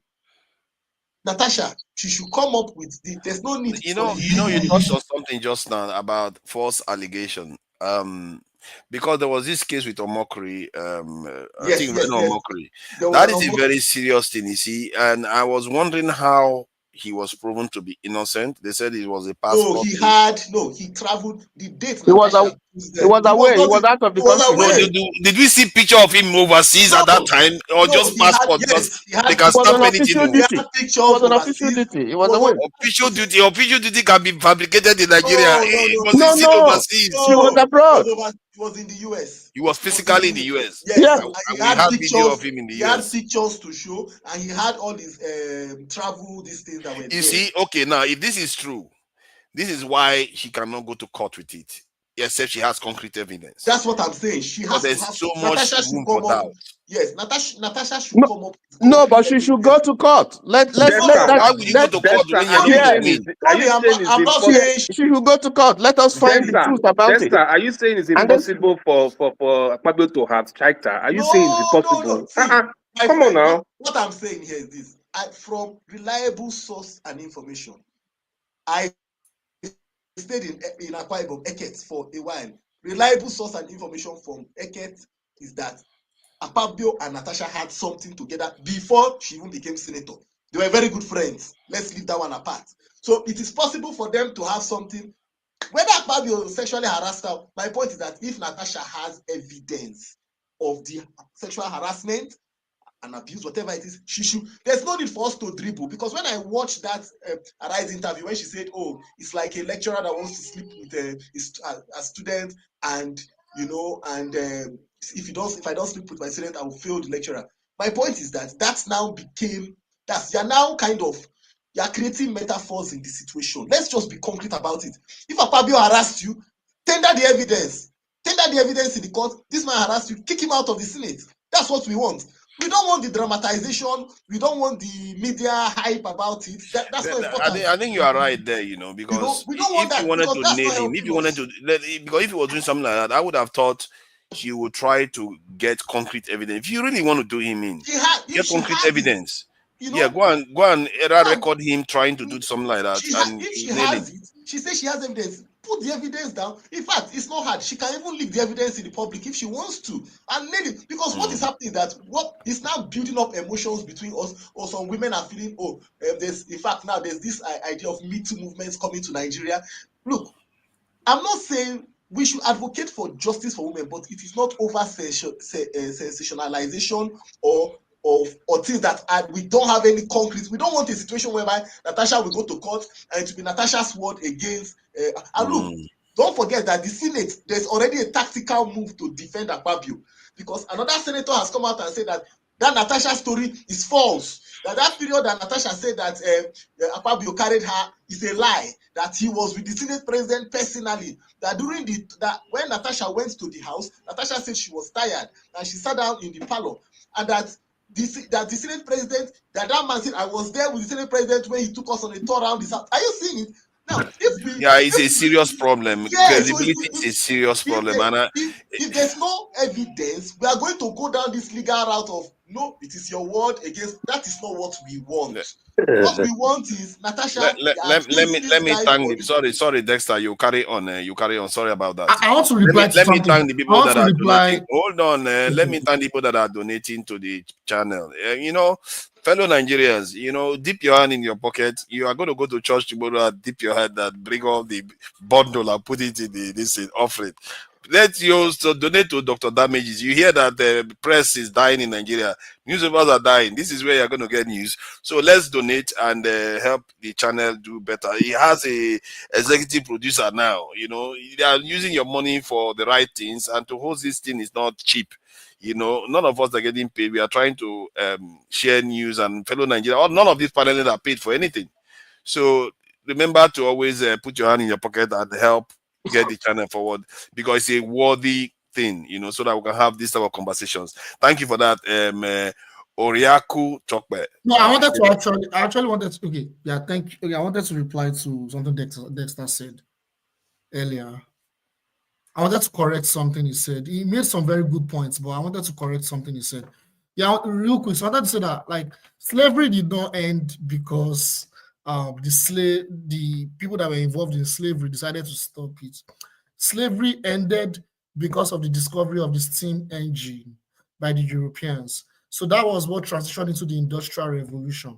They found a viable I would fault you on that. I'll fault you on that. And look, it's all school of thought. I would advise you buy Dele Ogun's book. Wait, sorry, let me land. It's not. Let me see the era of reason. Buy Dele Ogun's book and read. See, buy Dele Ogun's book, the recent one he wrote, and read, and it will give you a little bit of more insight on what I'm saying. I didn't say slavery ended because of that. I said there was a paradigm shift. Yeah. For something to end, there must be a paradigm shift. Things have to start shifting. And it took from the conscious, people started shifting. People started shifting ground. Gradually, people, look. What shifted? Are you sure it's conscious? But I think the way he made it sound was that it was the conscience that shifted. No, not necessarily. Not necessarily the conscience. So not necessarily, but there was a paradigm shift that people said, no, definitely. we will not take this one again. There wasn't one singular reason that stopped slavery. There was a bunch of reasons. Both of y'all are right. Yeah. Yes, that's what I'm saying. That was what I wanted to say. I didn't say that was the reason. I didn't finish what I was saying. But you're right. No, the decisive one. The decisive one is the one where people are going for. No, we know that people fought against there was a resistance in 80. There was resistance in 80. There is the remote and there is the immediate cause. Social revolution played a key role. There are multiple reasons. Look at this one. Look at this one. See, let me say, there are, when people are talking about these things, let's understand they are talking about decisive one. Like if you look at the fact that they discovered the cure for malaria and correlates with how they are coming to Africa to colonize Africa, why would you want to take slaves over the other side when you can, there was the Quakers when you can own the continent? The Quakers, they can quick away. If you can I chip in something really good? Just 1 minute. Can I chip in something? There's this story of a man. This is in Omo here in Abia State a long time ago, called Mwapuda, and he stood in front of a moving train because he didn't want the train to pass through his father's land. So, and the train came, and the train, ran over him and killed him. Okay. So, what's the relevance of this? With respect to Akpoti, I don't think if she sees a moving train, I think it's just sensible to just stay away and let the train pass, and she still have her life. For me, I agree with you that Akpoti should just apologize, come back to the Senate, and begin to legislate there and fight. Staying away for 6 months because she wants to prove it, just like seeing a moving train and standing there. She's going to lose 1 whole year in the Senate. So she has 3 years to legislate. Tony, it won't work. So hold on. So I think that, sorry for causing disorder in the Senate, that's it. But for the issue of sexual whatever, I stand behind her. She should go to court. She should legislate it. We need to get to the bottom of this thing, so we know whether she's the one lying or the Senate president is the one lying. See, this is an iceberg. This is an iceberg issue. This is an iceberg issue. The iceberg. What you see at the top. Is about just 20% of the ice itself. What we are deliberating over here, is just the superficial. If Natasha Akpoti apologizes, that means she's kissing the ring. No. We don't know. We don't know about what happened. We don't know about what happened. What happened between her and the man. and the man. We're not interested in that. That's a personal thing. They can get, but Tony, based on apologizes, just say, okay, I apologize, to come back to the house. No. You're not getting me right. Apologize for causing disorder in the floor. That's it. That's all. So that she can come back. Did you listen to the video? If you follow that National Assembly video well, when they suspended her and they said she should go out, she was saying that this injustice will not stand. Did you hear what somebody said under that video? What injustice? No. What injustice now, was he talking about? Listen. So when they read out her, I was privileged to listen to that in live. When they read out her, the 7 points. Yes. And they now said that she should be escorted out of the chambers. She now said, this injustice, that's what they were doing to her, this injustice will not stand. They shut her mic off. Somebody said, if you listen to that video well, one of the senators there said, she is not coming back. In fact, there is a plan to make sure that this 6 months we're even talking about is just the peripheral. Excuse me. I listened to the submissions of the committee, and there was a waiver there. Provided for her. Excuse me. No. I don't listen to speculation. There is a waiver there that says if she apologizes, then the Senate can take her back. That's there. That is documented. I don't go with speculation. I listened to it. I see there were 7 points. The first point was that Natasha Akpoti had offended her. The second point, when Akpabio said, when a situation is bad, what can you do to remedy it? That is point number 2. Let her apologize. Then they read all the other things that her staff. That was when Oju Zokalu said that her staff should not be, her staff should receive their salary. They say she should not receive her salary. They say there are many points. My point is that if you were careful to listen to that video to the end, a senator said, when she said this injustice will not stand, a senator said his mic was still on and he said she's not coming back, she's gone. So what I'm trying to tell you here is that for Natasha to come back to that house, even if after her 6 months comes back, they will make her pariah. And if she wants to come back to any relevance, she has to kiss the ring. Listen. These are the things that are causing the problem that we have now. We are not going to deal with speculation. You see, we are going to go strictly with what the Senate has said, and we can hold them on that. That's what I'm saying. And then if she apologizes and they don't let her come back, that's another issue that's going to be dealt with. But let us not compound this whole issue. Natasha can come back to the Senate. She should come back. They can make her pariah. Then we'll deal with that. We'll deal with that. Don't bring in issues. You are speculating. That is speculation. Let's try to get somewhere here. I think I hear your point that there are things going on, but we also have to remember that the people that are the most visible are the people she represents, and they are probably in the millions. And these people cannot keep, just using politics to derail that aspect of it. I don't support 6 months suspension for somebody that was actually elected by a lot of people, and I don't think Nigerians should too. And the idea that they are going to sideline her, this is why I said she should technically apologize for that technical issue, because there is a lot of things that she's fighting for. That Ajikuta Steel one is very paramount. If there's nobody there, these people in that office, they represent other interests, sabotaging the nation. And if they sit there and they say that this woman is making too much noise about this thing and we want to kill it, they will use that non-apology to strike off 1 year out of her time, and maybe before she returned, they would have put fence around all the things they would have planned how to sabotage her if she wanted to go into that issue again. So that is something I have an issue with. I just feel like if you want to fight war, you can fight dirty, apologize and go on and do what you need to do. After all, people are dying defending their own interests. Go ahead. Are you aware that there's a ruling about the longest duration a senator should be out of? I heard about it. I think Dr. Damages mentioned. I mentioned it to you earlier. 14 days. There is a court injunction. There's a court ruling on that. 14 days. 14 days. Wow. Yes. Now, don't forget that 6 months you're saying, it's Senate 6 months is not normal 6 months. Now, but unfortunately, that's why I said. Okay, what is the normal 6 months for Senate? So Senate is according to their sitting. So you are looking. So when they say Senate 6 months, that is like 8 to 9 months. So Senate 6, so it's not. What is the formula? How did it come up? Senate don't sit every day. Senate sit according to like every month. They have what they will, and Senate used to go on recess, so they will count it. It's just like law. Lawyers have their calendar. Yes. So it's That's not the normal 6 months. Now, don't forget we are dealing with, look, Nigeria is not, that's why I say we are in a dysfunctional place, and we are using it just like you want to measure something, but there's no standard for measurements. Then you want to, like some people that don't use people that measure with metric, you now say you want to now measure with imperial. You now carry an imperial gauge to measure. It won't work. Nigeria is a dysfunctional place. You will be surprised that these people will get their people to go and write judgment, and Natasha will lose case. But there's already a precedent that a senator should not be out of office. You cannot suspend a senator for more than 14 days. There's a actual precedence there. But unfortunately, we are living in a country that there is no standard, and we must accept that. And once we realize that, the people, then if we keep on expecting standard from a place that has no standard, I think that we are not helping ourselves. I think I'll stop here. I've stopped here. Thank you. Thank you for that. Who is next? I think now everybody has spoken. Okay.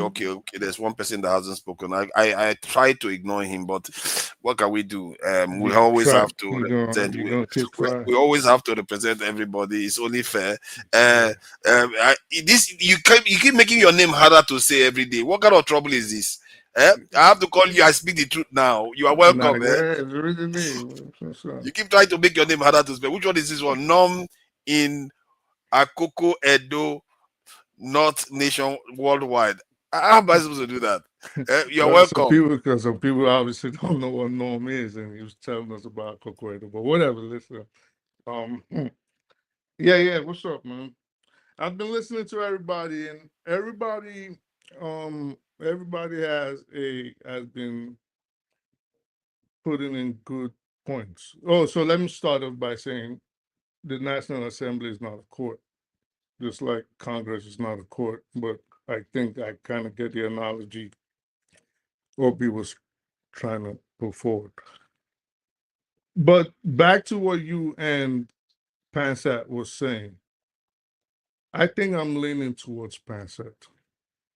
And the reason why I say that is, that woman at this point, she's at war. He's right. That analogy or that statement he made is very, very correct. That she's at war. You saying she should apologize, I don't think she should. Because an apology is an admittance. You leaving? All right. Have fun. All right. So look at that. They are abandoning him again, and he's just pretending as if he's saying, "Hey, they are abandoning you." Go ahead. So, an apology is basically an admittance of guilt.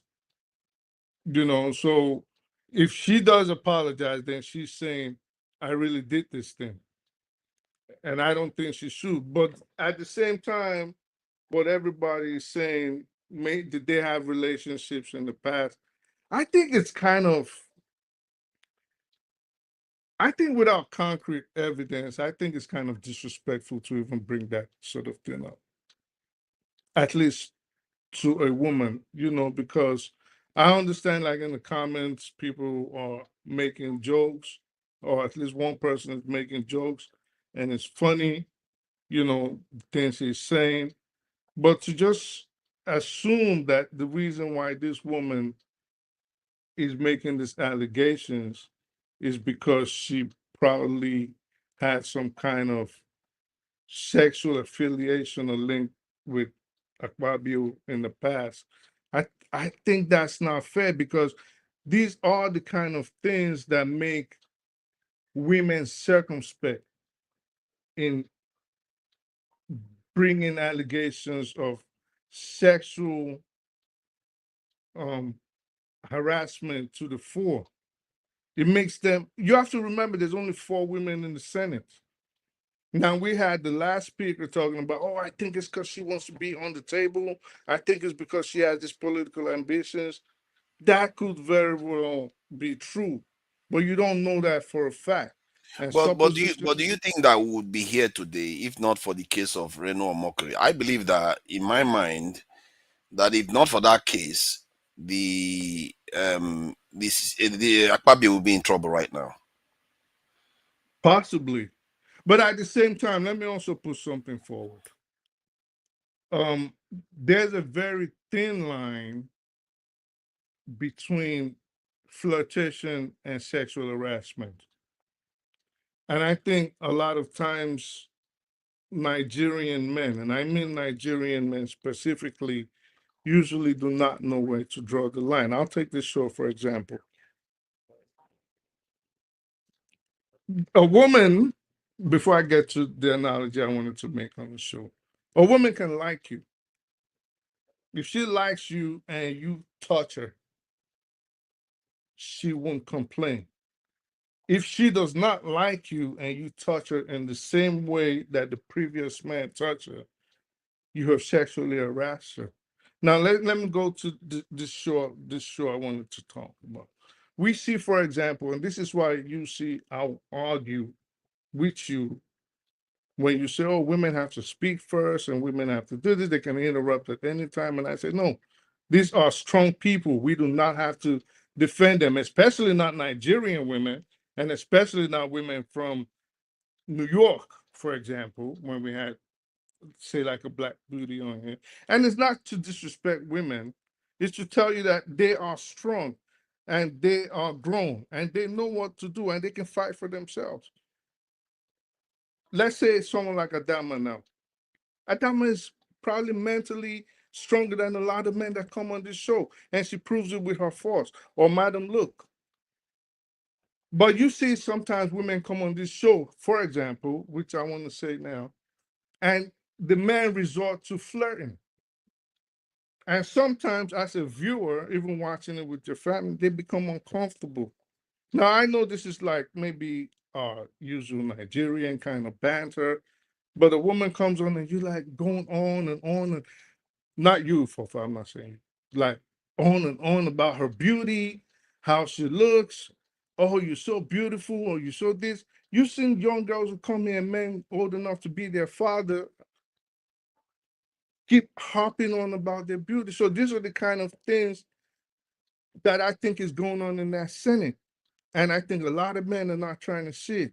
Sometimes these things make women comfortable. Sometimes women want to be treated equally. I think a lot of women actually want to be treated equally. They don't need special treatment. They don't need special preference. So I've opened doors for women that got mad in New York. She got mad. She said, I can open the door myself. Yeah, but to be fair, my experience with the workplace, in many cases, women don't want to be treated the same way as men. Actually, if you do that, it's funny because this is a complex conversation. Because it can go either way. Right. And this is why there has to be an objective rule of law aspect to it. There has to be concrete evidence to these things. So that if somebody, let's say a woman feels she has been sexually harassed, there has to be concrete evidence, not just only words. And I think given that men are very loose at doing these things, it should be easy enough to capture evidence of them doing it. And then it will be easy. And this is my issue with this one. Maybe not. Maybe we are not very slick. Oh, men are not very slick at doing these things. Oh, but predators are pretty slick. Because if a predator or a sexual harasser has experience with it, the first thing he does is how to cover his tracks. So it's going to be a situation of prove I did it. Now, see, like this Senate incident we're all talking about now. Everybody's coming on here now talking about, oh, the Senate president has a tendency of doing this. We know he's notorious for this, but at the same time, I don't know, because maybe they don't like this lady, but they're like, well, she needs to bring more proof. But you just told us that when he was a governor, he had a tendency of just running rampant with women. Now, I don't know if that's true. I'm just saying what people are saying. So I think you're right. There's a conundrum, and we have to be very careful when someone makes an allegation and when someone denies an allegation. We just really have to be careful, and I don't think it's fair. Just like I don't think it's fair to make an allegation without proof, But I think we also have to give the benefit of the doubt when someone makes such allegations. But what if the person was a terrible leader? Like someone like, let's say we consider Akpabio as a terrible, terrible leader. Mhm. I'm just like this is thought experiment here. Is it a fair game to lie against him to remove him from office? No, definitely not. No. Why? He's a terrible person. Well, if He lies, he lies and tries to destroy the country with lies. yeah, but he's not a sexual predator, so why give a dog a bad name just to hang it? Because he's causing problems. Like I said, if he's going to solve the problem. No. Well, maybe you try to catch him on corruption on a corruption case, but let me tell you. Yeah, because I think that maybe that's why a lot of people support Akpoti. They look at Akpabio as a bad actor, so they just feel like, you know what, whatever. I don't care whether she's lying or telling the truth. That's a very he should go. The two most serious allegations you can give or put on any man's name, at least where I'm from, is to call him a rapist or a child molester. If around where I'm from, if you call someone a child molester or a rapist, you might as well just put a bullet to their head because you just set them up to child molester harm. as it was. You know, You child get what I'm molester. saying? Child So- molester is somewhere higher up. Yeah, no, That one, everybody's it's on your case. Nobody. I'll sit down and have a beer. Think of the worst kind of criminal you can think of, and I won't have no problems knowing that that person did X, Y, Z. But child molester and rapist, nobody wants nothing to do with them. Not anywhere, at least not in the United States. Nobody wants. You don't want that on your name. You see, like Donald Trump, one of the things he started saying is, which I've been proposing forever, he's now saying, well, we're going to start killing them. So, yeah, so America, really, the worst thing you could do is point at someone and say, people have been hung for that. Emmett Till got killed for that. Yeah, but men have been doing this stuff for a long time. There was a time they were not taking it very seriously.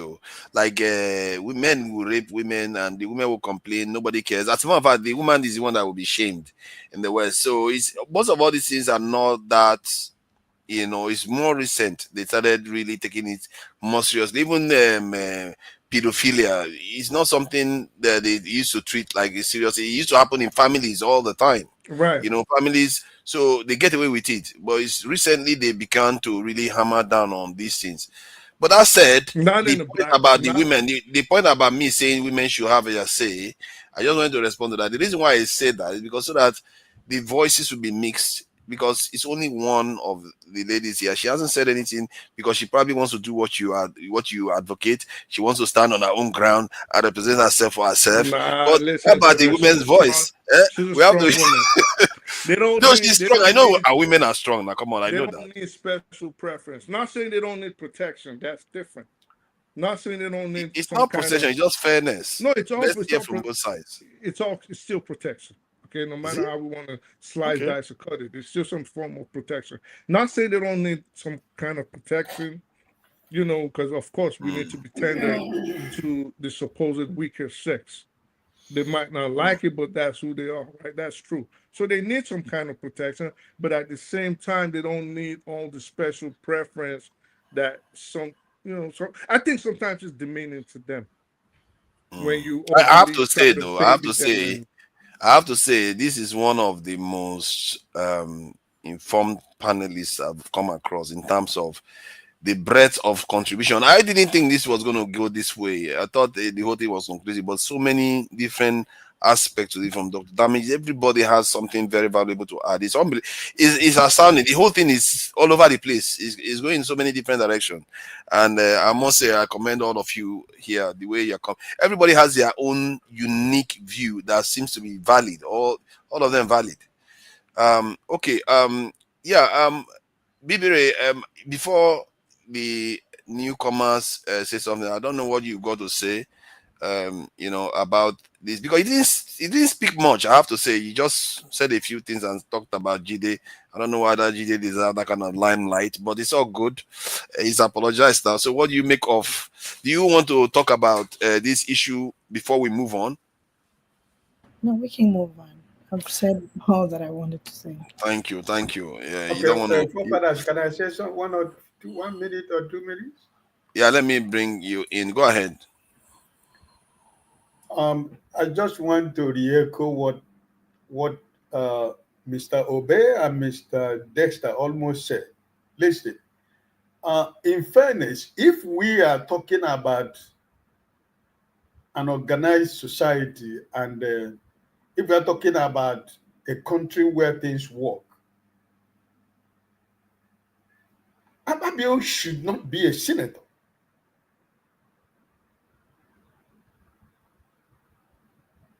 In reality, he's not supposed to be there because he did not win an election. We all know how he came to become a senator. The corruption allegation on the neck of Akpabio, he has not been taken away. Like Mr. Obe, who has been speaking to us here from work with, very close to the government house when he was the governor of Akwa Ibom State. There are so many corruption against this man, which is proven. When he was the governor, when he was the director of NNDC, is it Niger Delta something? There are so many things. Don't we all know how Akpabio became a senator? He and the Lawan, the former Senate President. In a country where people think like normal, could somebody like Akpabio be president of the Nigerian Senate? I mean, that's the point.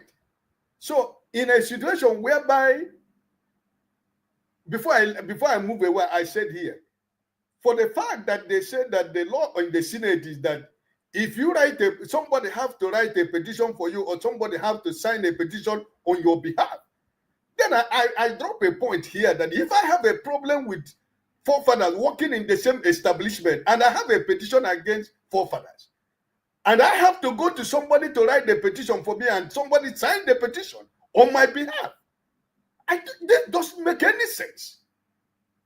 So the law, we make the laws. And we can also change the law. And there are situations, this situation we find ourselves right now is opportunity to change that crazy law. Because it is crazy that if I write a petition, somebody else has to sign it. I've never seen any country, anywhere in the planet Earth where something like this works. Because your petition is supposed to have your signature. Your signature is the authentication of every statement you have made on your petition. But in the national and in the Senate, it's different. It's another completely different ball game. Somebody has to sign a petition. How can you? Where does it work? So I don't really understand. I don't really understand which a country we are living in. So as I said last week or last 2 weeks since they've been talking about this. Let this woman prove her case. Let her fight the case. My only worry in Nigeria today is, I gave an example. What is happening in River State between Wike and Fubara? It is the entire state of River State that is suffering. The same thing that is happening, that is going to happen to Natasha, his constituency. The people that elected her to represent them in the National Assembly, as Akpabio, who was, other senators, they were all elected in the same situation.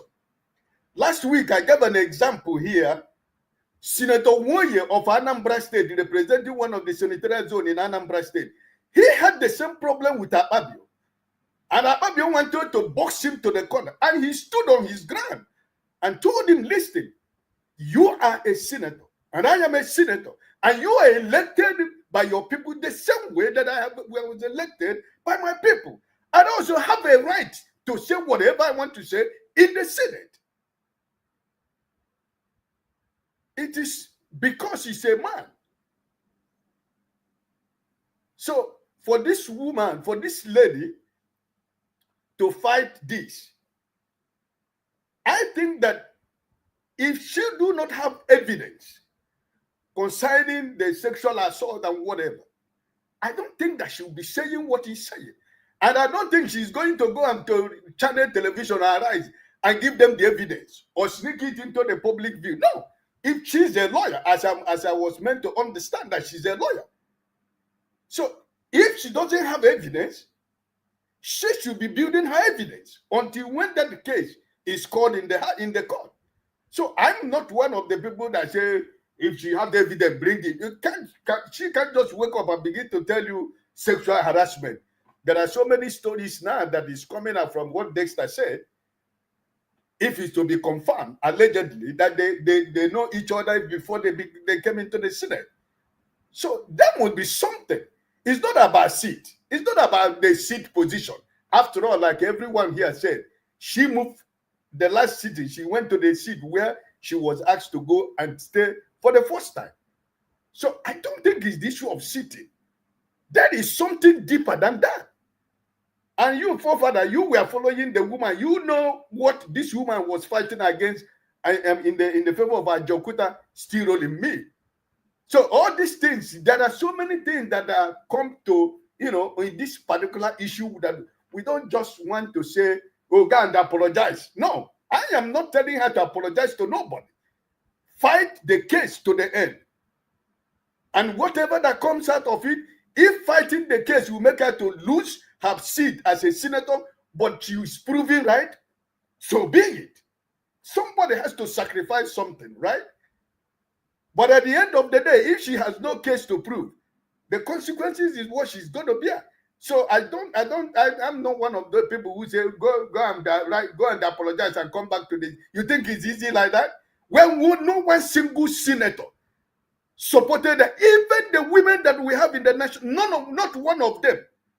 You don't know that place is a court, right? I feel like there are worse battles to fight. There are worse battles where you are fighting it, you are being stabbed and you are being killed, and there are a lot of people dying out there for the country. That there is something about representing the people that is beyond your individual feelings and all the rest. You push forward, and as a matter of fact, those people may actually go on to respect you for it. That no matter what they try to do, they didn't derail you, because this is very important to a lot of people in Nigeria. A lot of people's livelihood. That Jakuta still has remained there. I don't see any other senator doing it. And she too is also one of the best senators in the sense that she tried to preserve money. She talked about the money she tried to preserve while others are looking to spend it. And now they've spent the money. So if you leave them, yes, there's an argument to say don't apologize. Maybe there is a way that things will turn around and she will still emerge. She will still be voted in, that's for sure, into office again. Question is, what are we losing while all this is happening? That's my, I don't know, man. Either way, she's right. I'm not going to turn on her and say, oh, because she didn't do this, I'm turning on her. No, I just think that she, in my own opinion, if I was in her shoes, that's what I would be going for. But she has the right to choose whatever direction she wants to go. And I will support her as a good politician. She is a good politician. I can't turn that against her. It's just a fact. Before anybody starts criticizing her, let people go for her record. Don't criticize her person. Go for her record, what she represents in Nigeria. Who is next? I think when I'm saying that, I know who I'm talking to. Of course, it's Kene. He's going to come and start bad-mouthing her. I have to call Kene out. Welcome, Masker. So what do you make of this 6-month suspension? It's quite unusual. Because when I want to criticize something, I try to go and check records of different countries and the way they practice stuff, and including Nigeria that chose America's democratic system to check. And it's very unusual to suspend a senator that was elected by a set of people for 6 months. And she came into office 6 months after she was elected because of, again, people going after her. Now, 6 months, if you put that together, 1/4 of her time in office has been derailed. And so what do you make of this? I just feel like it's a bit much. I believe it's me you're talking to, forefathers. Yeah, I mentioned you now. You are on stage. You are the guest of honor. Welcome. All right. Thank you very much, forefathers, for having me. And good evening, good afternoon, good morning to the panelists, and viewers. All right, I've made my position also clear as far as this Natasha issue is concerned. In my opinion, we are talking the way we are talking because we are gullible people. This is a Rosa Parks issue. There are fundamental issues here, but as usual, we like the gossip part of every issue. We like personalities. That's why they say in Africa, there's only, what do they call them now? These powerful people. We don't look at the way the system is working. What is the health parameters of the system we're operating? So we model everything up. Essentially, there are three issues that we're dealing with here. There's the Rosa Parks issue, for me, which is a governance issue. That is the main issue as far as I'm concerned. That's the key issue around the story. I am a senator. If I feel I'm being muzzled, I should speak out. I should protest. I've said it before. If this lady goes to sit on Akpabio's seat in the name of protest, it should be okay with us because it's a protest, for God's sake. It's not business as usual for her. The evidence are clear for all of us to see. How many times she has said it? How many times has she read the Ajakuta issue to even put it so that people can listen to it? It's been stepped down. If you are not a fool, how will you not know that you are being sidelined? A major national issue that happens to be within your domain. Yeah, but hold on. Sorry for interjecting, because what you are saying, if that was the protest she was doing, I think her support would be greater. Okay, what do you think is Order 10? Order 10 is an emergency measure that you are supposed to take. The Senate head you are is supposed to to hear take out. when? No, when you feel like your rights have been infringed upon. So what is a protest for, fathers? Let's not. It was for her seat. That's the problem. It was for her seat. No. You see, this is the gullibility and sometimes the naivety around us. Sincerely. Okay, tell me please, because maybe I'm mistaken. Because you are saying Rosa Parks was protesting because of seat. That's what you're saying. No, yes, in a way, she was protesting because of, not necessarily for the injustice that the seat represents. You're bullshitting me now, and I don't like it. I don't know. Okay, let's get to the bottom. What are you saying precisely? What I'm saying, for every individual or a society or a group of people, when it is very clear that you're not getting a fair treatment, it's incumbent upon you as a group or as an individual to take necessary steps to make sure that that infringement does not continue. You can't sit down and people continue to malign you and you behave it's business as usual. Yeah, but she was talking about her seat though. Yeah, but okay, so let me explain to you. On this panel now, if you jump somebody 2-3 times, he's going to complain. Yes. He's complaining basically about his position, but he's saying that you're not being just to him. The lady simply, for instance, if you ask me as a senator, you can't change my seat without talking to me. Mm-hmm. And if you don't talk to me, whoever you are, by the way, who is the Senate President, you are just like me. You change my seat, I can come and if you don't talk to me, I pretend you don't, I'm not okay with it, for instance. And it's okay not to be okay with a change of seat, for God's sake.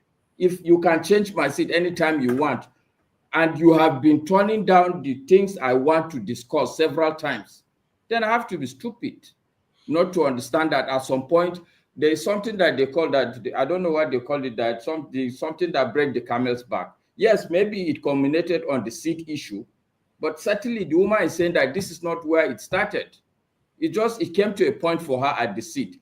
I am a senator, you just simply changed my seat without even telling me. See, where you stand, I think most people will support what you are saying in terms of being on her side. But I just felt like the issue she took up was not about Ajakuta still. You are waylaying me now. The issue is simple. It's very factual. The woman raised Order 10. It's not even the sitting order. No. Did she say anything else? It doesn't matter. See, Fofa, that's why I said, if you are not naive, you are naive if you are reading things at face value. The woman has said it herself. Even in her interview, she mentioned the number of times, 6 times, that she was putting the Ajakuta. Yeah, but that's and after wait, the. hold on. Let's. Okay. You may be the Akpabio on this place, but I'm also a Natasha, if you may choose. Oh, God forbid. How dare you? How dare you put me as Akpabio as this thing? No way. So what I'm simply saying, she raised order 10 simply because she thinks she's being maltreated. Yes, it's just the seat she's raising, but she is aware of a lot of instances where she's being maligned. And in her interview, she mentioned it. It's not just the seat issue. The seat issue is the turning point, is the last straw that breaks the camel back. So that for me is a major issue, but it's even beyond Natasha for me. The way I see it, the structure of the system we're practicing is such that there is division of power. There's checks and balances. This is what is called the legislature.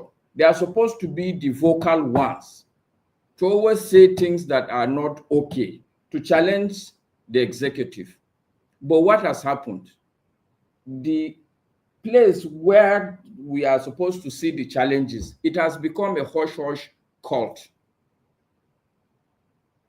Nobody wants to speak up. So as a Nigerian, if any senator is speaking up against senators, I will line up behind him in a jiffy. Because look, we are talking about orderliness. These people are not orderly people. We have senators who have gone to a sex toy shop, slapped a Nigerian, and nothing has happened. This Senate didn't do anything to him. We have a National Assembly person who slapped a bolt driver and threatened all sorts of things. No, wait, forefathers. What is the suspension method to this guy? These are people sharing money anyhow. We are not talking about all that. It's because somebody must sit on a certain seat. Is that where you give somebody 6 months and you tell me that there's nothing fishy under? And this is the same person that is raising something like Ajakuta still rolling me, and you tell me there's nothing under. That would be the highest level of naivety if we Nigerians don't get to understand that we need to support senators to start talking out. There's a lot of senators, I believe, inside the Senate that wants to talk, wants to speak. But every time they speak, the whole of the senators will gang against them. They will gag them. And we Nigerians will go and sit down. And we expect the Senate to function properly. And by extension, we expect governance to happen in this country. The human being is not configured like that. I'm agreeing with you on this point, but I think maybe the area I'm a little bit concerned about is the fact that she didn't fight on the issues. She fought about a chair. That is my own issue in terms of the way the whole thing is unfolding. How do you expect her to fight on the issues? And secondly, maybe, I don't know if you're married or not. I'm not trying to insult, but the fact also, if you know ladies, you know that they are configured differently from the man. If it's me, I will plan for the Akpabio. I will make sure I set a trap for him. I will put all my issues together and raise it. But I know women, they will be a bit more emotional. Something that touches their emotion is what will trigger them.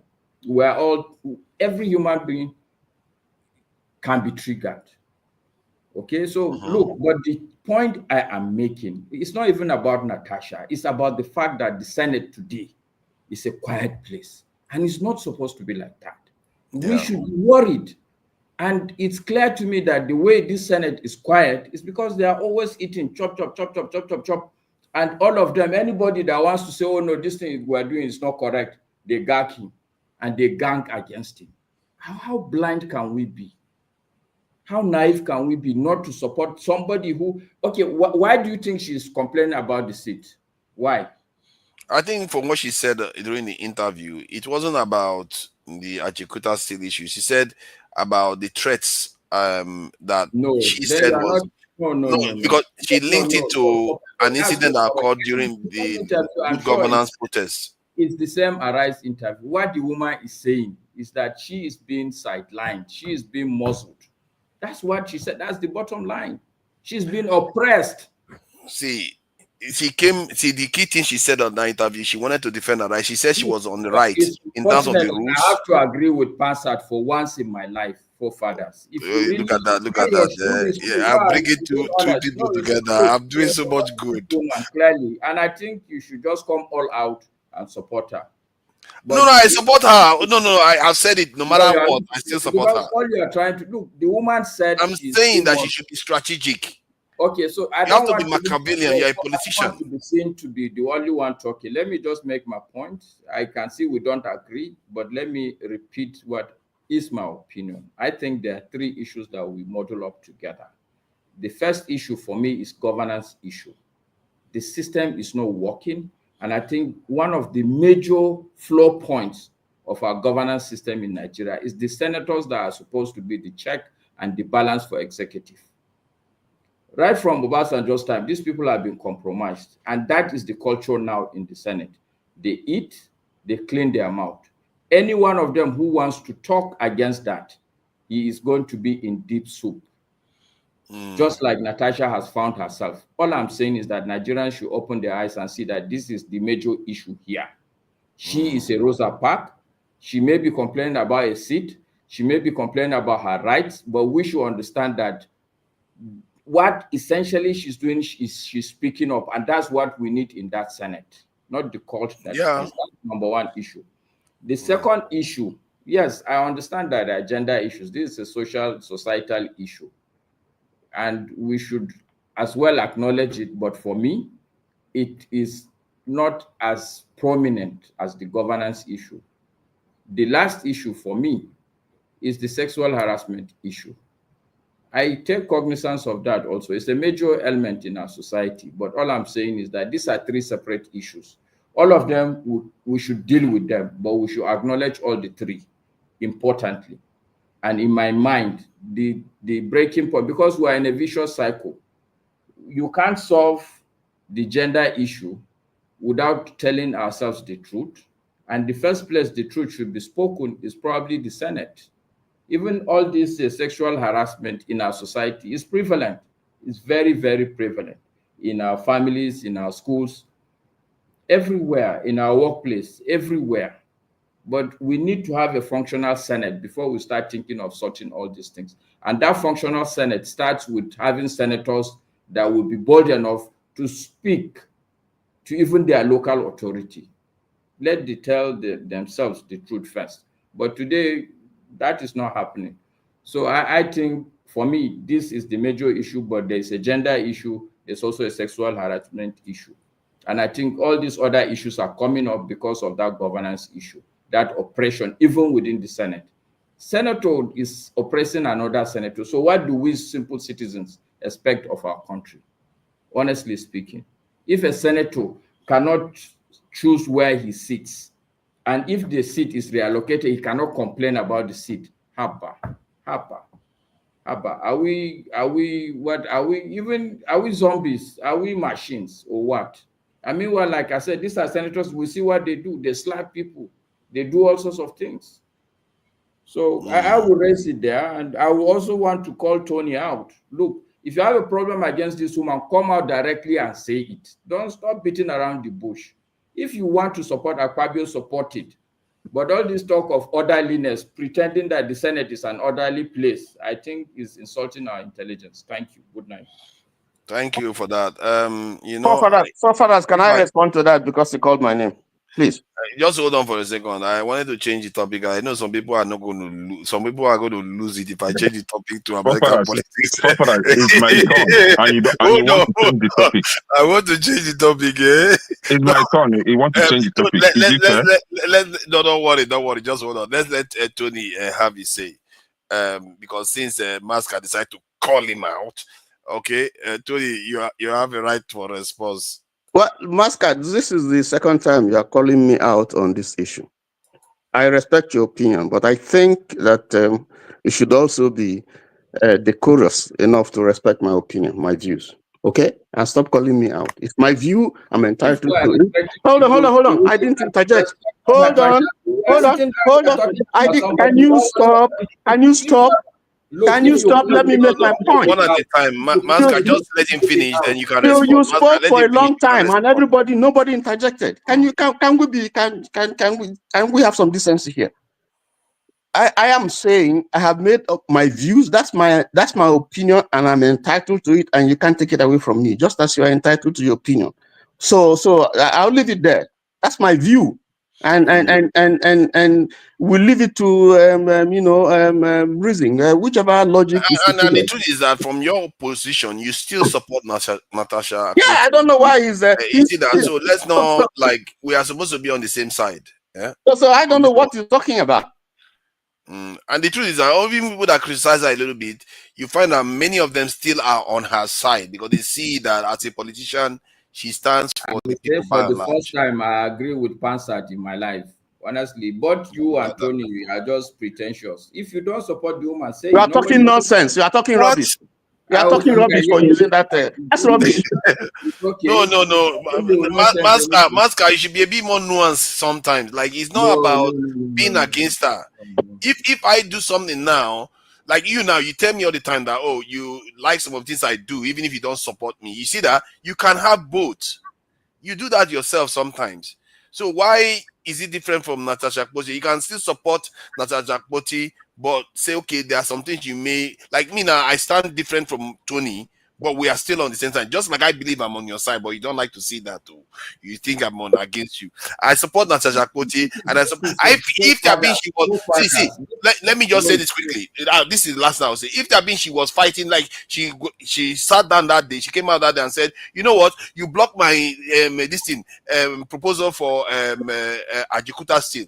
I'm telling you, the whole country will be on her side right now. It will be hard to argue against her. That's what I consider a missed opportunity. Please go ahead. No, I'm okay also. I think I'll rest my case. It's my turn, please. Oh God. All right. If you think if you see, you are beginning to get a reputation. You need to take it easy, Kede. You are going after women too harshly. Come on, man. See, Papadas, thank you. I for once I know that I haven't said this before on this platform, but I have to say it today. Wait, Kenneth. You are out here. Hello, Ogai. Because it's in the America, send them Nigerian food. It's in the Nigerian abundance. But Trump offered to take up your island so that we'll be able to help you guys with Nigerian food. You said no. See? This man at Trump, wow. Guy, calm down. Okay, don't worry. The drama never plenty rich. Forefathers, you are out here doing good. You see, somebody like Maska, that from the comment section, I was seeing him as one behaving like Akpabio again. But he surprised me coming up here to agree with our one and only Pansat for the first time. You see, so thank you for the good work.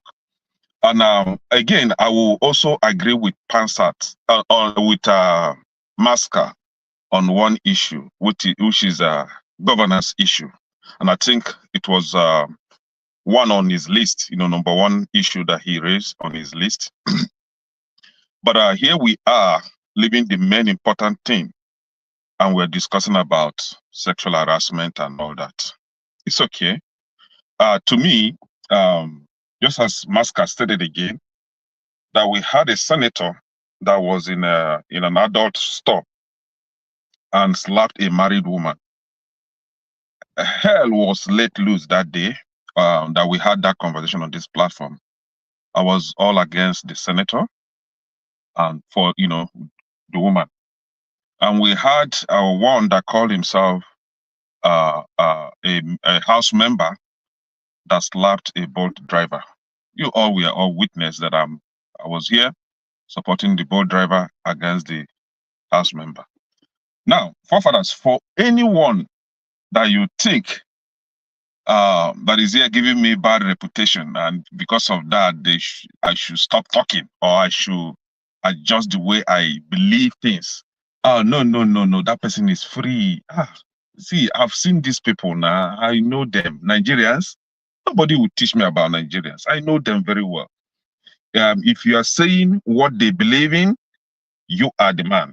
But once you have an opposing idea, you are devil. And that is why on this issue, I personally align with Tony and somewhat with Dexter. I agree with Tony 100% because we are all speculating. Let me put it in a syllabic form so that you understand it very well.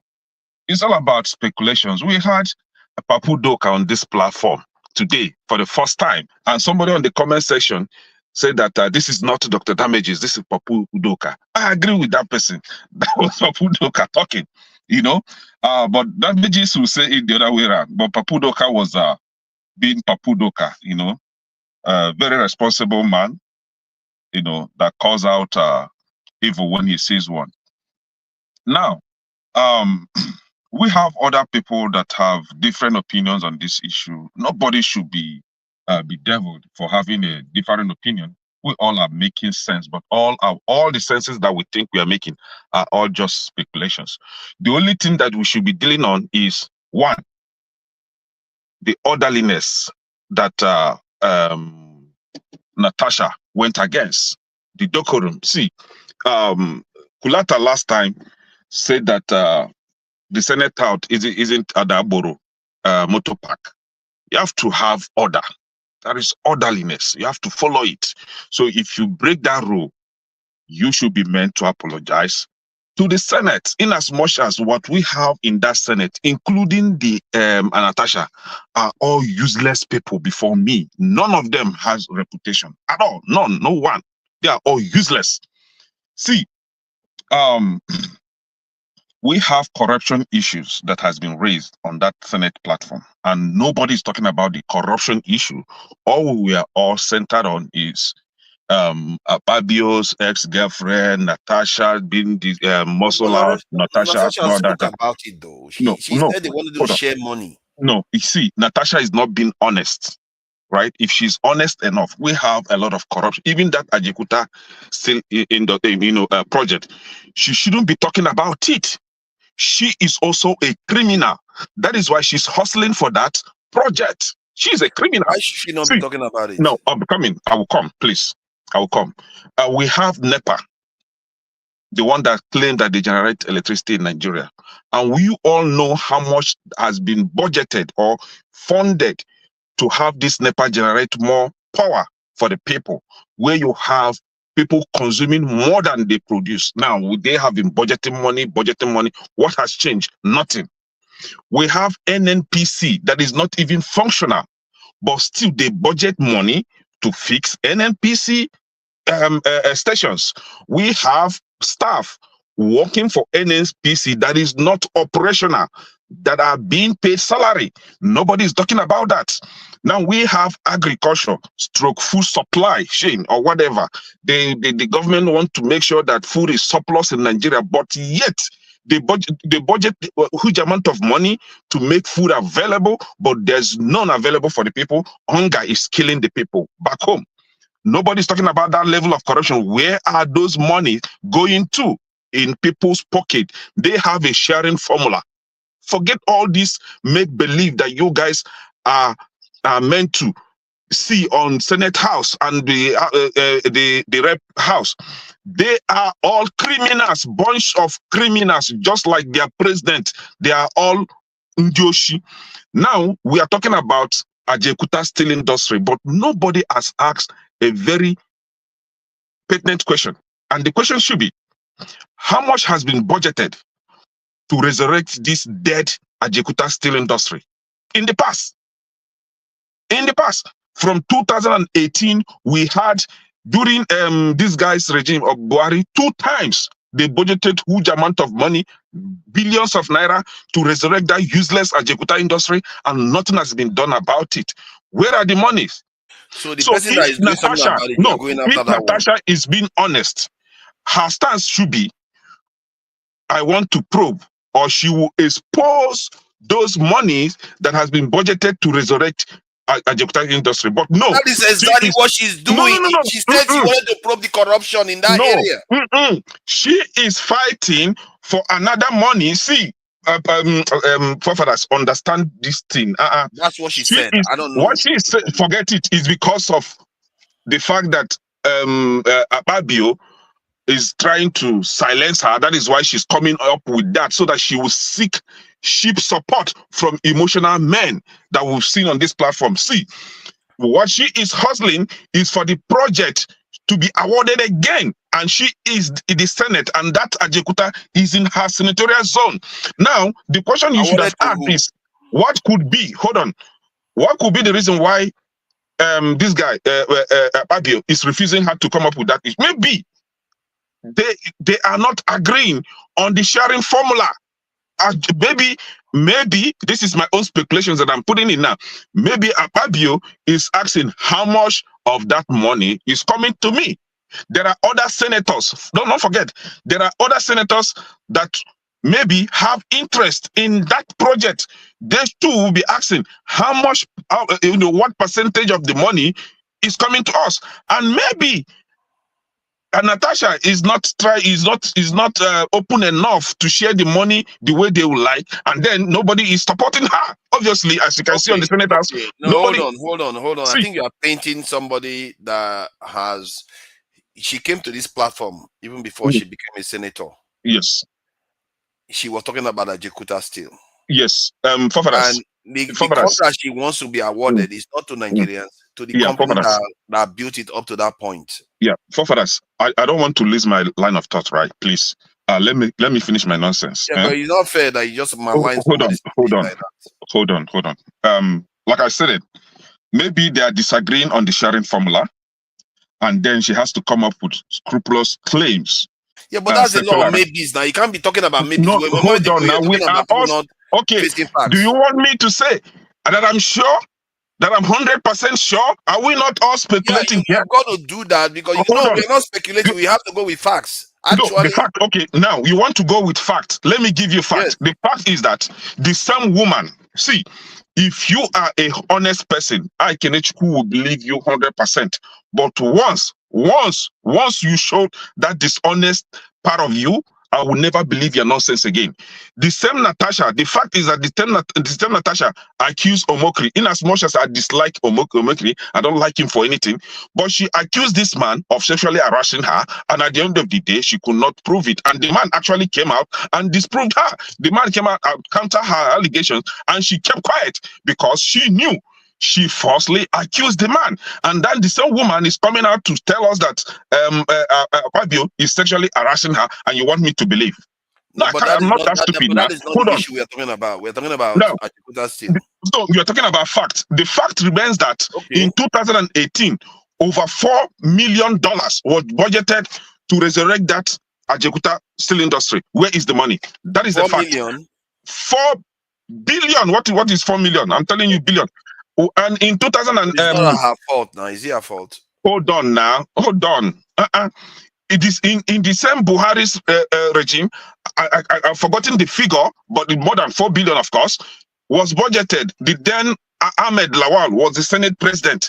They shared the money, and nothing was done about Ajekuta steel industry. So if Natasha, just as you rightly claim, if what she is doing is to expose the corruption, Natasha, you don't need to be in the Senate House to expose the corruption.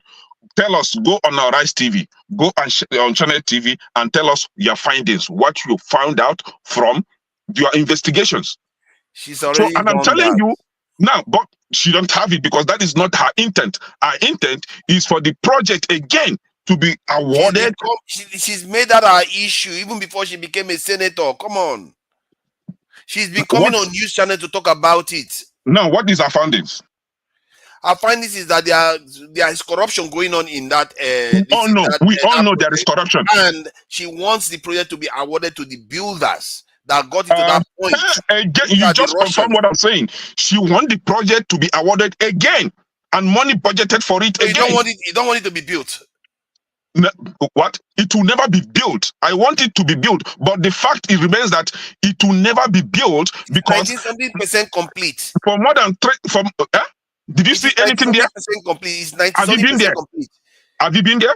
Did you go there? I don't have to be there to know to get the information. Did you see it? 90% complete. Yes, Nothing. of course. Not There are videos of it out there. You want me to show forefathers. you? Forget all those movies that you're Nigeria saying. is currently even using some sections of that steel plant Forefathers. company. Forefathers. In my community, we have one big hospital. They call it General Hospital, built by the federal government. Right? If someone send you the video now, you will say that this project has been 100% completed. But that project, as you and I are talking, is an abandoned project more than 20 years ago. Is there laying, nothing was, is going on there. Abandoned, they've forgotten about the project. They've moved on, right? So this is the style in Nigeria. Once you disagree with their sharing formula, they will come out and begin to make noise. See, if the fight is between Akpabio and one citizen, I will be 100% against Akpabio. What happened But with the it's the sharing fact, formula that hold on now, is sharing formula. Forget for the fact that the fight is between two useless criminals that call themselves senators. I will never support any of them. I'm not supporting Akpabio, neither am I supporting Natasha. To me, both of them are the same. Two useless idiots. That is it.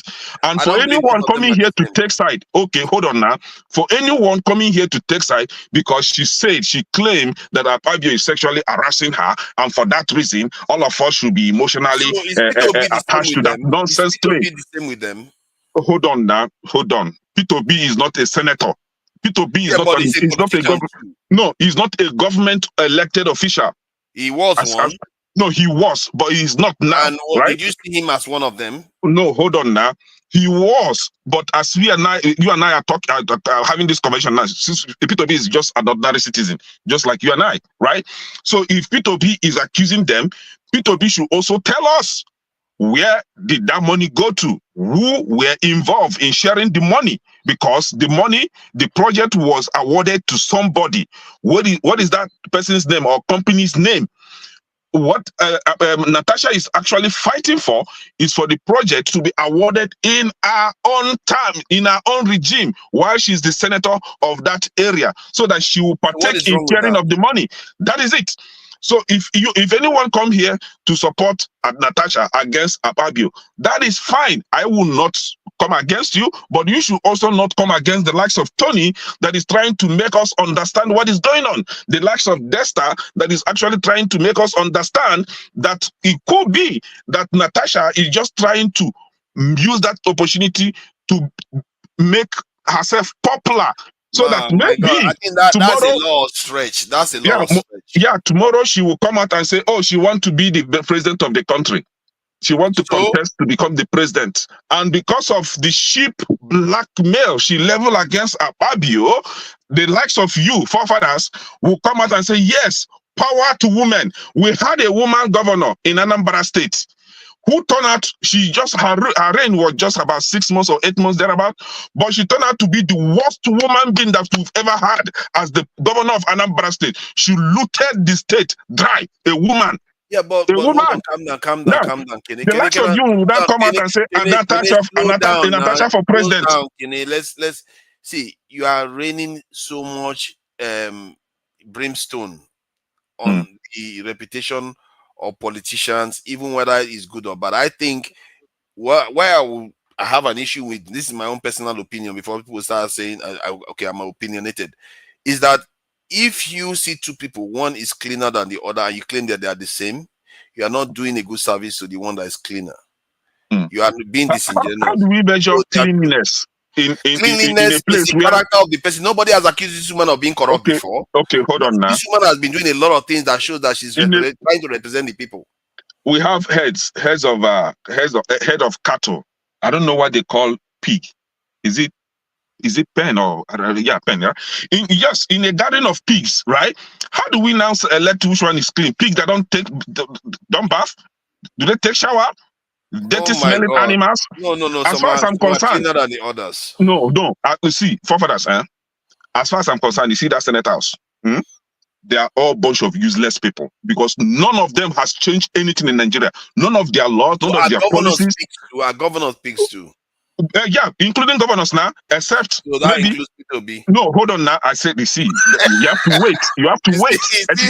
You always put exception when it comes to P2B. Except one that I've witnessed his leadership, or two actually, Is it two? Yes, two that have witnessed their leadership, and this has nothing to do with ethnicity or something. But the fact that maybe it could be because I am from that region, so I know their leadership. Maybe we still have other governors from other states that have really done marvelously well. But I've seen P2B's government, and today we are witness OT in Abia State. So these two, I So will your make an senator? exception Who on is your them. senator? Who is your local senator? My local senator is one. No, see, forefathers, the fact that you are not even a Nigerian, we don't even know where you're coming from, so you don't have any authority to even ask me who is my senator, because you just want to know where I come from, but we don't know where you come from. Don't tell me You where you come understand? from. You know what I'm asking? I want to ask because No, there is this my phenomenon that senator, goes on. You know, you see how my he likes the senator, governor? He my likes senator, yeah? P2B. My senator is not an exception. My senators, all of them, none of them has ever made sense. None of them. They are all criminals. But I know don't like your the senator. current one. Yeah, the current one now. Sometime he gave that same Akpabio Shege Banza in that Senate house because he's a stubborn goat. We know him, but not that he's a good leader. He's not a leader. He's just a gangster. Do you understand? So You like your they are senator. all useless people. You know that They're was all he useless likes people the to me. senator. So You say what? you know that was you do like your senator to an extent. You know, a No, little I don't bit. like my senator. Oh, you sure? I just Okay. see But you like your governor. forefathers. If you are the type, forefathers, if you are the type that I don't know where you come from, I don't know your country, but let's assume your president is saying stupid things or making useless laws, and you come out and call out your president, and you now you gave him an alternative on how to make things right, without being scared of what his securities are going to do to you. I can will support you. You will become my man that day. I love people that can stand up and speak the truth to the leaders, these useless leaders that we have in Africa. They are a bunch of idiots. See, forefathers, agree with me. Oh no, you must not agree with me because I know you are always on the other side. And the fact is, what actually is the real problem in that Senate between Natasha and Akpabio? You and I, nobody on this platform is aware of it. We are just making noise. I know We are enough just speculating. to take a You side on understand? the ones I know. I don't care about what is happening in the So bedroom. and those ones we know is the fact that Ajekuta Steel Industry has been awarded multiple times huge amount of money set aside for that project, and the same nothing has thing can been be done. the same thing can be said for Port Harcourt and Warri Refinery that is actually coming alive. Exactly. But Didn't you hear me when I was saying it? They are working now. What is working? From what I gather, they are working. Are they not working? Am I mistaken? How much is fuel now? But it is functional. That's my point. How abundant is fuel supply in Nigeria? Oh, it's so abundant now that the Nigerian currency is getting stronger. I'm not saying it's everywhere. Is the Nigerian currency is getting strong? How much is dollar to naira today? How much is dollar to naira? It's actually getting stronger. No, how much? How much is dollar to naira today? See, what I gather is 1,400 and something. No, as of last night, I didn't check today. As of last night, the cheapest black market, black market, you have different prices. No, but the cheapest, okay, it's gone up again. Yeah, the cheapest was $535. The cheapest, 1,535 naira. The cheapest. It's showing 515 now. 1,515. Okay, that one is it getting better? Something. So no. Compared to it was 1,600 once. Compared to about 2 years ago or 3 years ago. It was 400. It was 400 naira. Yeah. No, now it's a disaster. No, I know that. That's a different issue. So the fact still remains that, and I know Kulata will not be happy with this. APC government has brought serious disaster in that government, in that Nigeria, that all of us should be calling them out one by one. Somebody was telling us here that we are not discussing the main issue, which is an illegal government, a government that came through the back door. And I think it was Dexter. And we are now expecting good tidings. We are expecting good leadership from such a government, a very criminal, useless government that rigged the election and came in, and we expect them to do something different. See, are we not sick? We are sick people. How can you expect a criminal to be a responsible person? See, I don't like when we keep saying we are sick and everything is criminal. I think me too. I'm involved now. I Yeah, I didn't know, I exonerate know, myself. I I say know, I we. know I you didn't say didn't you. exempt. I know you didn't exempt yourself. I'm just feeling like it's just where we are. I used to think like you, like we are sick and all the rest, but I think it's where we are. We are not. We have not been motivated enough to do the right So thing by why did you ourselves. retrogress? You used to think like me. Why are you retrogressing now? You should be a forward-thinking person. I You support shouldn't be going back. change. See, I for support change, but I'm not doing it from the point of view of saying taking that our people are sick. It's not sickness. It's a state of mind. We are not in the right space to be motivated to do the right thing. Okay, That's the now, problem. forefathers, unfortunately, Those some of senators us are in the right state of mind, and that is why we are already motivated to think the right way. and let us And go. you shouldn't. Is that not what Akpoti is doing? And look at what you are doing to her. You're eviscerating her, saying that she's this, I'm she's trying trying to to share help. money. No, I'm trying to help Akpoti or Natasha. Let me use Natasha. I'm trying to help Natasha to do it the right way. The right way is, if you really want to probe Ajekuta steel industry, please come out and tell us your findings. Do not go behind the closed door and you will be lobbying for the project to be re-awarded in your own government. And then when the things are not working out the way you plan it, you jump out and start making false accusation and false claims. You are not going to. You are always going to see her as being a nefarious actor. I have not seen anything that she's done. If anybody has anything that she's done that is nefarious, in terms of politics, we can bring it out so we can see. Forefathers, if I come to you today, forefathers, if I come to you today, that Tony said this against you, that Tony is a bad person, and you listen to me without hearing from Tony, and you believe me 100%, something is not right with you. Yes, so of course. if you really if you really want to know the truth, and if you're really a good person that has a balanced sense of judgment, you should also find out what Tony said, what transpired between me and Tony. You should stay on the balance. You don't support me because I'm your friend, or because no, or because you have that emotional attachment to whatever that you think I have. See, what is going on with Natasha is because she's a woman. She came out to cry, and then women supporting women will carry their guns and machete and start canvassing. Oh, support a woman, support a woman. And because men are known for, harassing women, and somebody said on the comment section that men, be aware that today, if you talk to a woman, regardless of how you put your mouth, you are sexually harassing her. And the person is calling for men to stop talking to women. We should leave them to stay alone. Now, but I'm not that I'm agreeing with that person. Let's not do that now. Hold on now. See, Papa, you have to be having patience. I'm not done now. No, so you should be done. You've been going for the last 20 minutes or so. No, I said not that Maska spent 30 minutes. I was waiting. See, Maska didn't spend 30 minutes. Maska actually begged you to allow him, finish. Now, forefathers, not that I'm actually agreeing with that person, because me personally, I like women, and nothing will stop me from liking women, right?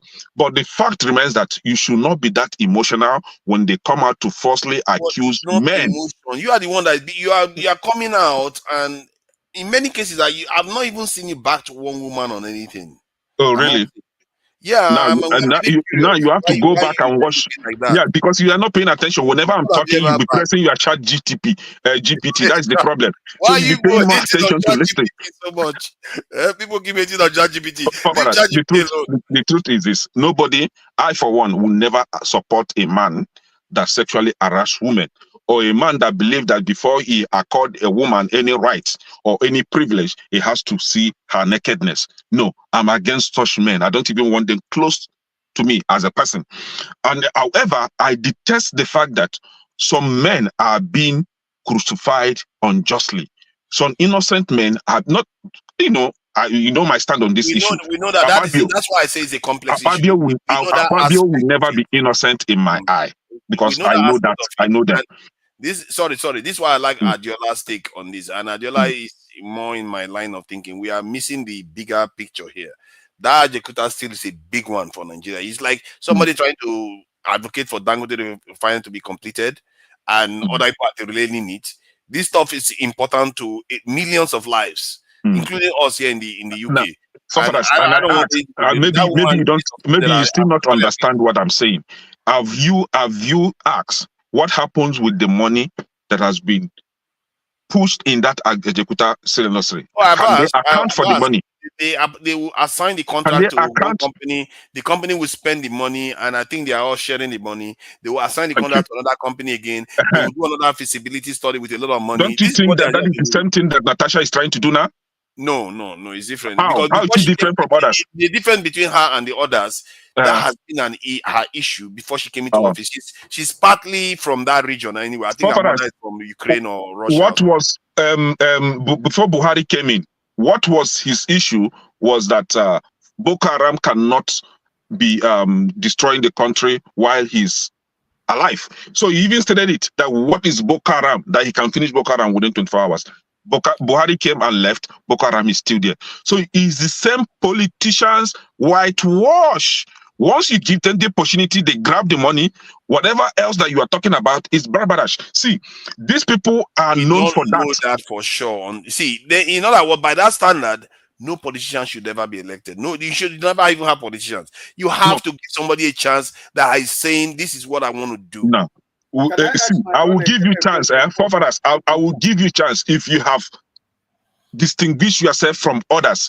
If you have come out and say, this contract that was awarded to this company ABC, and this is the person that was in charge of that contract with company ABC, and they looted the money, and you will beat your chest to defend your accusation or to any level.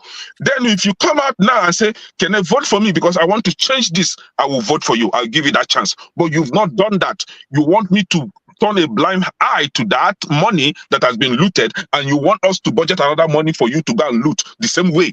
But understand the difference now. We have different ways of analyzing things. You've not accounted for the one that I gave you. You want me to give you another one, or you want me to give your sister another money. Your family should come and account for the one that I've given to one of your family members first before I give to another person. So the Senate House should account for the money that Nigerians have given them to rebuild that Ajakuta industry before Nigeria is, giving them another money. So, like I said, and this will be my closing argument now. The Senate, the problem between Natasha and Akpabio and other senators that you see that are not agreeing with Natasha is just sharing formula.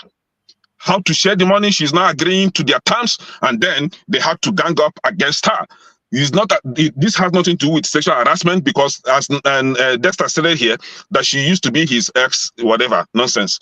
And then you guys come here, you don't discuss about the main issue, which is the sharing formula, and you're talking about something else. Nigerians, you have energy for things that don't make sense, and that is my problem with you guys. And that is why I say Nigeria is not a country. You guys don't have a country, and you come here to make noise all the time. Until you begin to call these people out, whatever you are saying don't make sense. Let's hear some of this. This is let's see this date, 6 years ago, isn't it? Before she even smelled the Senate. Let's hear what she's got to say. Fathers, can I ask a question before you show this video, please? Before you show your video. Take 10 minutes to answer it, please. Let's just do this. You know how Kene goes. No. Just. I know why I said I want to ask him question before you play your video. Fathers, I will prove you wrong. I will respond within 30 seconds. Okay, let's see now. We all like challenges. We do like challenges. We like listen, it. My brother, can I listen? The question I want to ask you, you were talking about the embezzlement of the first fund to revitalize Ajakuta steam rolling mill. My question to you, I have two questions. Don't rush it. What was the position of Natasha when that $4 billion you talked about? Who was Natasha by then in 2018? Now, okay, Fafaras, you heard him. He say I should not rush it. So, no, Natasha, because I have that. Wait. 30 seconds, you said. Wait, who was Natasha in 2018? Was she Minister of Science and Technology? Was she in the government of the time of that government that awarded that contract? Was she a senator? Was she a House member in 2018 when that contract you're talking about was awarded? That $4 billion you just mentioned, yeah. That's what I want to know. Okay. Before I say my final. Yeah, Natasha is very smart. She's streetwise. You know, No, I'm you just asking a question. No. Okay. Smart. I know. Yeah. Because I'm going to say the last thing. She was not. No, she wasn't. She wasn't any of these positions that you listed. However, she used the same Ajekuta, the corruption that is going on in Ajekuta industry, to seek for votes. Wait, I am hold coming on. to fix it. Sorry, That was what she used. You have answered me, Brother Kene. Another question I want to ask you. If you, Brother Kene, is elected from your senatorial zone to represent your people, is it going to be a crime that you are fighting for a project to come to your senatorial zone? Or maybe there was a project that was abandoned before you came into office. Will it not be to your credit that you fight that they bring back that project? Oga Ike, I will answer you with my own community. I wish I've said it on this platform. We had water project and erosion project. The erosion was taken care of, but the water project, the money was embezzled. So if I want to even contest for any position, okay, let's say I contested and I won. The first assignment is for me to come to my community, and I know the people that were involved in embezzling that money. The first thing that I have to do is to arrest them. And I know some of them have died, but the living ones, I will arrest them. They must find that money. I must punish them. I will use them as an example and to prove to our people that I don't come to play. I must punish them. See, you know how they say forgive and forget. There are some things that me, Kenechku, I don't forgive and I don't forget. You see that project till tomorrow is really eating me up. They must provide the money. They must provide that water. They must. So I will use them as an example. So this is what Natasha couldn't do. Do you understand? And for that reason, whatever she's saying is nonsense because she's coming to do the same way our predecessors did. That's it. You have answered me my question, my brother. But my final point before Forefather take over is that I do not know where you are coming from by bringing what happened in 2018 to portion the whole 99.5% of the problem to this lady, Natasha. Because you answered me now, she wasn't in any position when this thing happened. And now she has been elected by these people. And now because she knows the importance of that particular project, not only to his people, but Nigeria as a whole. And she is fighting that thing will come back to life. Personally, to me, my brother, I don't see where she has done anything wrong. Because if they want to recover the 4 billion that was embezzled, it's not going to be only her to recover the 4 billion because she was not there when it happened. Father, take over. Thank you. So now let's hear what she's got to say. So that this is 6 years ago, not when she was in House of Senate at all, and she came to the Senate. This was our issue. She really wanted to push it. She's the only face of Ajekuta still in Nigeria fighting for that thing. Hear what she's got to say. It will interest you to know that the two agreements are the same. When I read both, the errors, even the typographical errors contained in Adoki's concession agreement are also contained. There are over 25 of them. So you begin to wonder, did he review this agreement? Or it is the same agreement that later Edward terminated, which he said was grossly shrewd against the interest of Nigeria. So it's left for this House to decide. Mr. Speaker, I'd like to say that it's such a great honor to know that for once I have seen someone in authority whose ideals resonate with mine and the good people of Nigeria. We are against the privatization or concession or whatever it is called. Ajakuta is too important to be in the hands of an individual, left alone a foreign country. A company that has the capacity of manufacturing weapons should not be held in the hands of anybody. I mean, considering the fact that we tend to focus more in our diversity here, what betide it be in the hands of an Ibira or an Igbo man or a Hausa? It should be a property of the Federal Republic of Nigeria, sir. So, and I will tell you that the idea of privatization tends to create a lot of green-eyed monsters. The idea that somebody can own such a magnificent structure creates such uncontrollable greed. And I will speak about this. Sometime last year, it got to my findings that a particular company was registered to acquire Ajakuta. It's called Ajakuta Kogi Nigeria Limited. I have before me the papers that prove that this company was authorized, the registration of this company was authorized by the governor of Kogi State, Alhaji Yahaya Bello, in partnership with Global Infrastructure Nigeria Limited, the same people. Now they have gotten Itakpe into their hands, and the next target was to acquire Ajakuta at all costs. So they've devised the means. And going by the certified true copy of the Form CAC7, Form CA7, the company that is supposed to carry the front and the interests of the people of Kogi State, if, well, we know it's a federal asset, but supposing the Federal Republic of Nigeria has given Kogi State the mandate to proceed with ownership, resuscitation, and operations of Ajakuta, you will all assume that Kogi State should be a major shareholder, isn't it? But what I have here, the two directors of this company, one, Onoche Ikechukwu, he's from Benue State, and Anchaba Emmanuel from the eastern part of Nigeria. And both of them, it would interest you, are affiliates, staff of Global Infrastructure Nigeria Limited. Both of them share.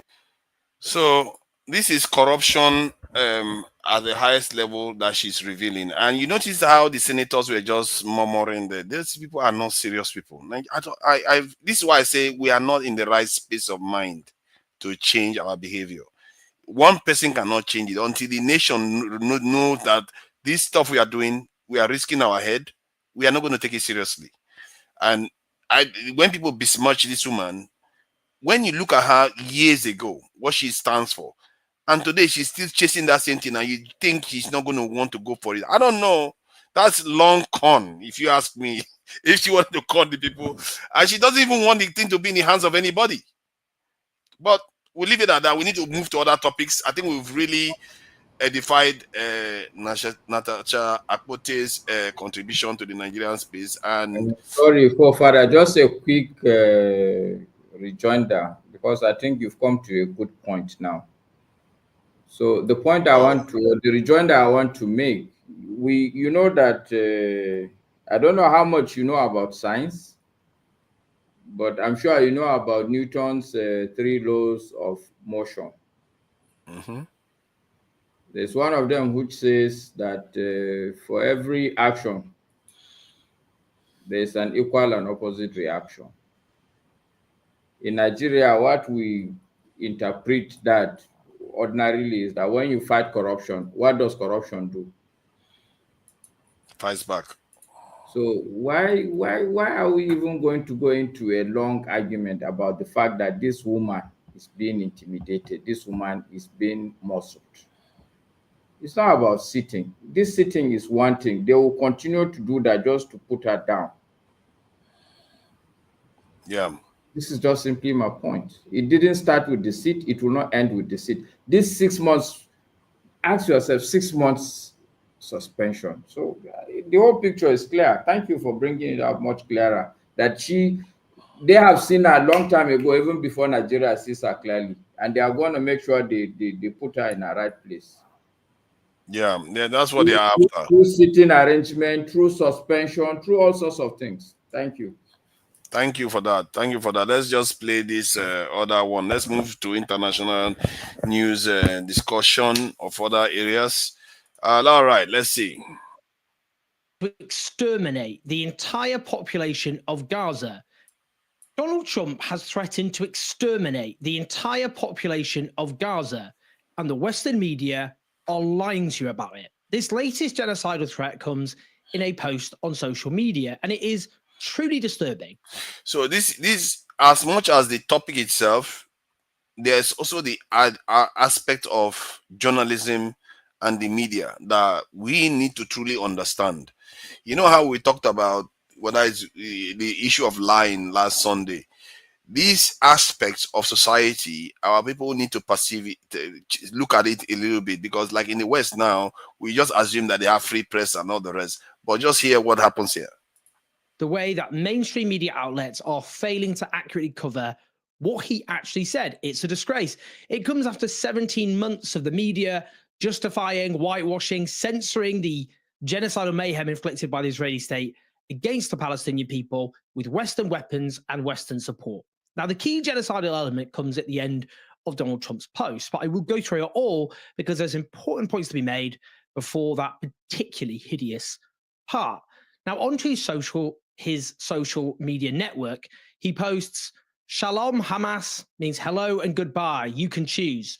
Release all of the hostages now, not later, and immediately return all of the dead bodies of the people you murdered, or it is over for you. Only sick and twisted people keep bodies, and you are sick and twisted. Okay, let me just pause there. On this, boy, is Donald Trump going to be mad when he finds out how many bodies are kept by the Israeli state, bodies of Palestinians. As Francesca Albanese, the UN Special Rapporteur on the occupied territories, wrote in a report for the United Nations General Assembly Human Rights Council in mid-2023, that is before the 7th of October, the deprivation of liberty haunts Palestinians beyond their life. Israeli forces often withhold the bodies of Palestinians deceased in custody or killed for alleged security reasons. This practice, which the Israeli High Court of Justice has condoned, applies to the bodies of both adults and children. By May 2023, Israeli forces reportedly withheld 125 Palestinian bodies, including 13 deceased detainees. She further added at the time, for decades, the bodies of Palestinians who had not returned to their families were buried in graves near military zones known as cemeteries of numbers, as each body was assigned a number. In recent years, Israeli forces have withheld bodies in fridges, impeded identification by relatives, and imposed restrictions on burial upon returning the bodies. Reports suggested that the bodies are often kept in poor and inhumane conditions. As the brilliant media outlet Dropsite News points out, Israel is currently withholding 665 Palestinian bodies, including those of 59 children. They note that this practice became institutionalized in 1995 when the Israeli High Court ruled that the Israeli army could withhold the body of a Hamas member as a bargaining chip, with the practice being expanded since. So, does Trump really believe that the Israeli state are sick and twisted for keeping bodies? They keep bodies on an industrial scale. Should we not agree that all bodies and hostages should be released, Palestinian and Israeli alike, as part of a permanent ceasefire? I don't know, just putting it out there, Mr. Trump. Let's continue. Donald Trump says, "I am sending Israel everything it needs to finish the job. Not a single Hamas member will be safe if you don't do as I say. I've just met with your former hostages whose lives you have destroyed. This is your last warning. To the leadership, now is the time to leave Gaza while you still have a chance." Well, in context, Donald Trump has just approved a further nearly $3 billion arms shipment to Israel, bypassing the normal congressional review, having already approved overall now nearly £12 billion worth since he became president. That includes the £2,000 bombs, which are responsible for the mass slaughter in particular of Palestinian civilians. Now, in practice, as Antony Blinken, the bloodstained former Democratic Secretary of State, noted back in January, all that slaughter since October 2023 had achieved was, according to the US estimates, Hamas recruiting almost as many fighters as the murder of their loved ones. It just means never-ending old hostages. If you do, you are dead. Make a smart decision. Release the hostages now, or there will be hell to pay later. Right. Let's just process that, shall we? Just to begin with, a beautiful future. Let me just highlight you. That's the main thing. But not if you hold hostages, what Donald Trump says. Also, to the people of Gaza, a beautiful future awaits, but not if you hold hostages. If you do, you are dead. Make a smart decision. Release the hostages now, or there will be hell to pay later. Right. Let's just. So he later on went on to describe how the Western media covered it, how they twisted what he said and said that he was referring to Hamas when he was basically threatening the people. The reason why that is important is because we like to think that the West is the same all the time. Like they uphold human rights, they uphold women's rights. All these things are tools to compute, to a kind of win people over. In other words, it's a soft power. Let's put it that way. And you have to understand that it's still a machine, a machine of great power and great destruction if they want to use it, and like they are using it against the Gazans right now. So the point, I know a lot of people, within our culture, we support Trump for what he represents, but I like to think about it from the point of view Minus me. you are supporting him. You just don't know it yet. So I just think that when we support him, we have to know why we support him. I support him not because I think that the Democrats are better. I think that it might force us to think and force us to actually do some of the things we're talking about. Like, why is it our senators don't take their security seriously? Because they think that America or people know they don't mean any harm. The world is the way they have been shaped for them. They don't understand that this world is eat dog world. That is how it works. And I think Trump wakes people up to that. And Trump is doing something to Europeans now that people think he's against Europeans. No, what he's doing is waking them up. All of them are spending on defense right now. All of them, including the UK. They are getting stronger and stronger by the day. They are not even at war. They are not fighting anybody. Nobody's trying to attack Europeans. So they are still funding defense like crazy. Who do you think they're going to come after? If we remain this weak, they will come after us if they like. And nobody will tell us, nobody will tell our story. If you think Washington Post is going to be reported, oh, so many Africans are being killed. What a shame. No. What is wrong if they come against us? What is wrong if they come after us? There's nothing wrong with that. And after you say I'm the foreigner, you want them to come out against us now? No, they will come after you because you have nothing to defend yourself with. They have NATO. It's an association of association of Oleruburuku. I don't know how Yoruba people say that, right? Now, in Africa, do you have such association? The original point was about him threatening to kill another set of people, and he's also threatening Canada. He's threatening Mexico, threatening he never threatened Canada. He was just trying to help Canada. See, the governor of Canada actually agreed with what Trump was saying, right? The citizens of Canada are now seeing that what Trump is saying is actually making sense. And you are here trying to defend what is not defendable. Tell me how it is making sense, please. Yeah, because you cannot be running your country on another person's expense. If you want to run your country from the resources you have in your country. Have you forgotten that the same Canada supplies some part of America electricity, and it is not for free? So what do you mean? Are you trying to say that Canada is living off America? Yes. No. Actually, it's the other way around. Yes. See. Okay, what is the problem now? What is actually the issue between Canada, between the governor of Canada and the president of America? Apart from the issue, that he wants to take over Canada, you might like to think that is a joke. He means no. He didn't say he wants to take Canada. He said if you can't run your country, then you might consider to be the 51st country, the 51st state of the of America. He didn't threaten them. See, CNN has done great damage to a lot of you guys. Because I would like to reply to what you said. The same thing with Greenland. Yeah. Right. I would like to reply to what you said earlier about European spending. I will explain that right now. So, it's Exets, who is a Republican like Trump, right? Okay, let's sorry. Let me make this clear so that we know the rules we are going by, so that others are not confused, because some of them will be waiting for their turn and they don't get their turn to speak. You see what I mean? So I'm not sure we should go this way, but I will ask the panelists, which way do you want to do it? Do you want to allow it to be open, or let's go in order so that people can have their turns to speak? What would you go for? You see, they are not answering now. When I choose one, they will start complaining. Sorry, were you talking to me? Yeah, should we go in order? Tony, do you think we should go in order? Or yeah, go in order. Start from Tony and then go down. Let's go in order. Oh, he knows orderliness is very good, and that is what Tony is calling for. He's like order now because he knows he's second. That's why he's saying, let's go with order. Yeah, we should put you last. Let's say whether you couldn't like order then. Tony, please go ahead. What do you make of Trump threatening this thing? Canada. He's threatening Canada, threatening Greenland, and he's threatening even Europe.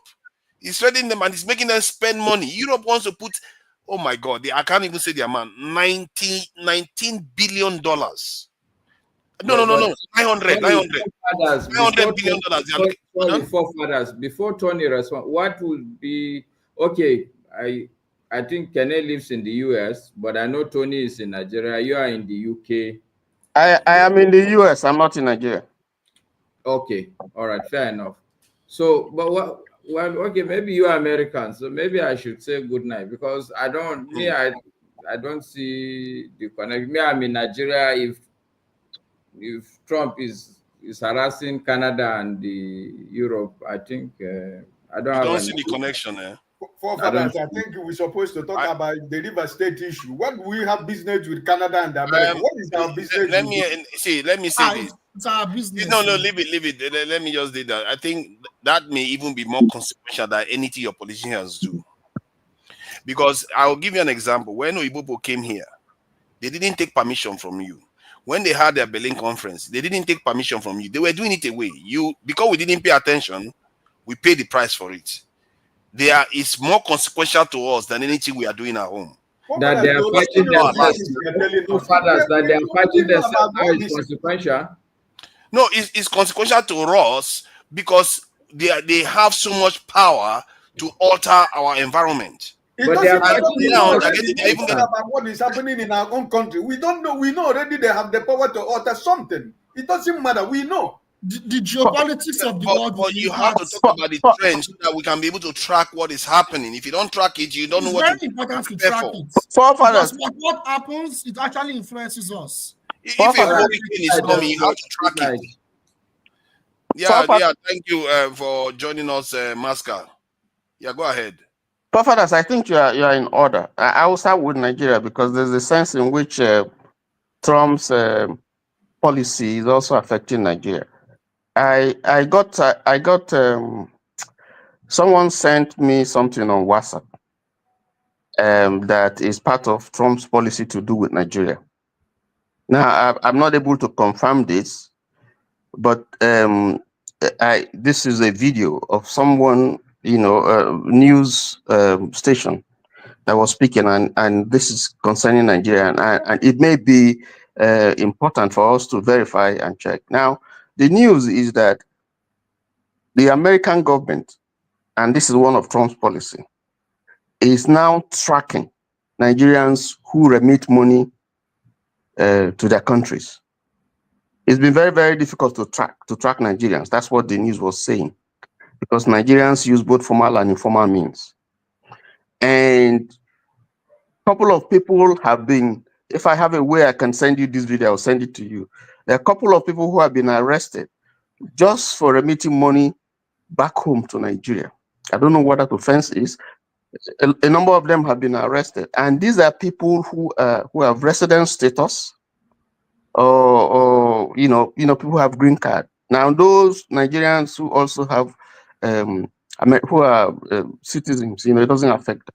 So there's a caution that was being sent by this news media that Nigerians should be very careful. If you are remitting money to Nigeria and you are not an American citizen, watch out. So that's scary. Yes, that's scary. And then I think we need to investigate it. If you give me some way where I can send this video, I will send it to you. This is from a news media, so it concerns Nigeria. So we need to be worried about Trump's policy. Now, sorry. Before you go on, let me make this clear so that people get an idea of what we are facing here. This is not America. America is a massive superpower already. This is Europe alone. They are looking to spend 800 billion euros. This is about $1 trillion on defense. These people are already armed, though. To show you how paranoid other people are compared to our men. Sometimes when I see our people behave the way they are behaving, I feel like our mumu wear trouser. These people are paranoid like crazy. Who is threatening to attack Europe today? Does anybody know? But look at what they are doing. Because they have to protect themselves. But even if they see a shadow, they want to protect themselves against the shadow. And they want to spend $1 trillion. Our national budget was $28 billion the other day. How do we survive this? This is a survival issue here. And we like to talk about River State. We want to talk about Akpoti. Akpoti is important because the industrialization will at least give us a chance. But we are facing a serious challenge here. And that's what Trump is triggering. Trump is methodically doing this. He's not stupid. He knows what he's doing. But I just thought we should highlight that. Please go ahead. Okay, yeah. So I agree with you because Trump is a disruptor. It's not just Nigeria. If you look at South Africa, uh, Trump has the grouse with my friend Kene is not going to be happy, but we're rubbing minds. We have to say the truth as we see it. Now, Trump has the grouse with South Africa, and some of us will know the reason why. This is a very, I'm sure, very interesting and convenient talk for Jide because he likes to. What I see that is happening is, that is underpinning Trump's policy. It's not just pursuing an Eurocentric. That's not what he's doing, because right now he's creating a divide between America and Europe, and that's why Europe is doing what you just alluded to. Because Europe have just seen now that they can't trust America as friend. In fact, the relationship is going to rupture. So Europe is trying to see how they can come together and rebuild and define new leadership outside America, without America, to champion European cause. Okay, and you see, if you look at Zelensky, he has been hobnobbing with Europe, trying to see how they can build up a consensus to see and bring Russia back, because Russia actually belongs to Europe. And so see there, that relationship that Trump is trying to build now in the new policy that we see him, building, that Russia belongs to Europe and they can settle their differences outside America.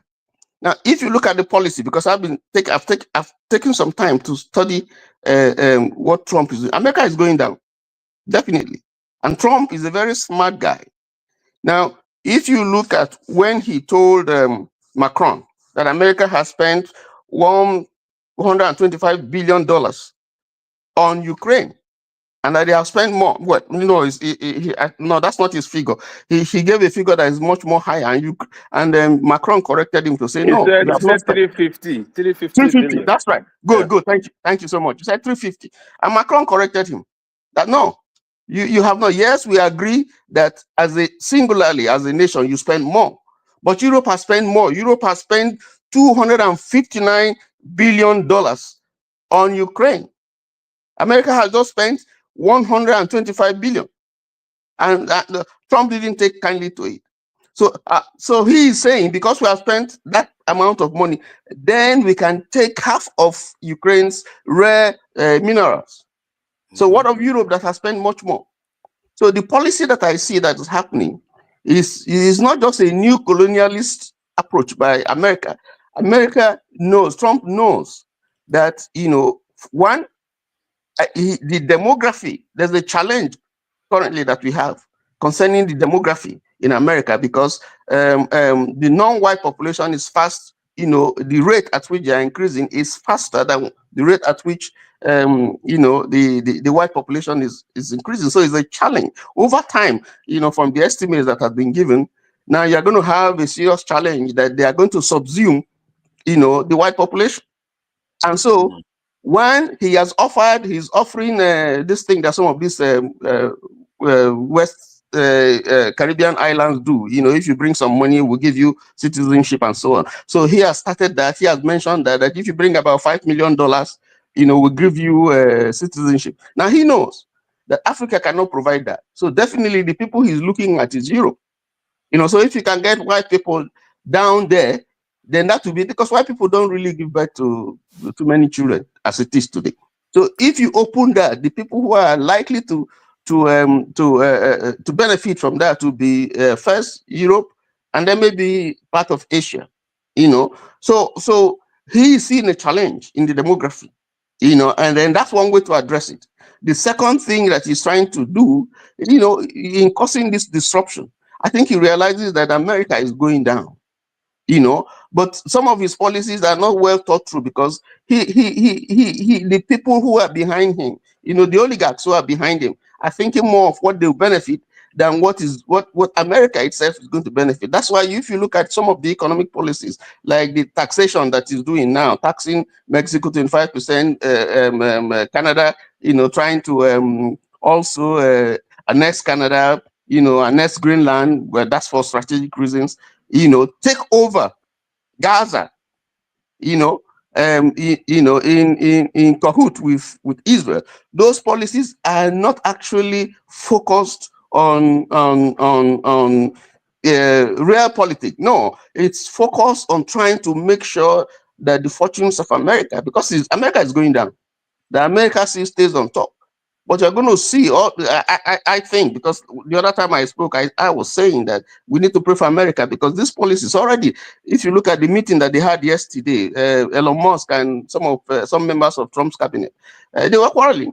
Elon Musk was quarreling with Rubio. They had the rapture, was rancorous. Even though Trump tried to cover it up, but they're beginning to see that this policy that these people are, non-elected people are pursuing is not in tandem with the view that what they're expecting, the professionals are expecting that, the way America should go. So what I want to say, what I'm just trying to say is that if you look at Trump's policy concerning Gaza, Canada, Mexico, China, Brazil, all of these people he has, he wants to sanction Ukraine, Panama, Greenland, South Africa, even with the US aid, all of them, yes, all of them. See, let me just add this though. If we think national politics is hard, man, geopolitics is just downright brutal. It's evil, man. Some of the stuff that goes on geopolitically, if our people were aware, they would not joke around at all.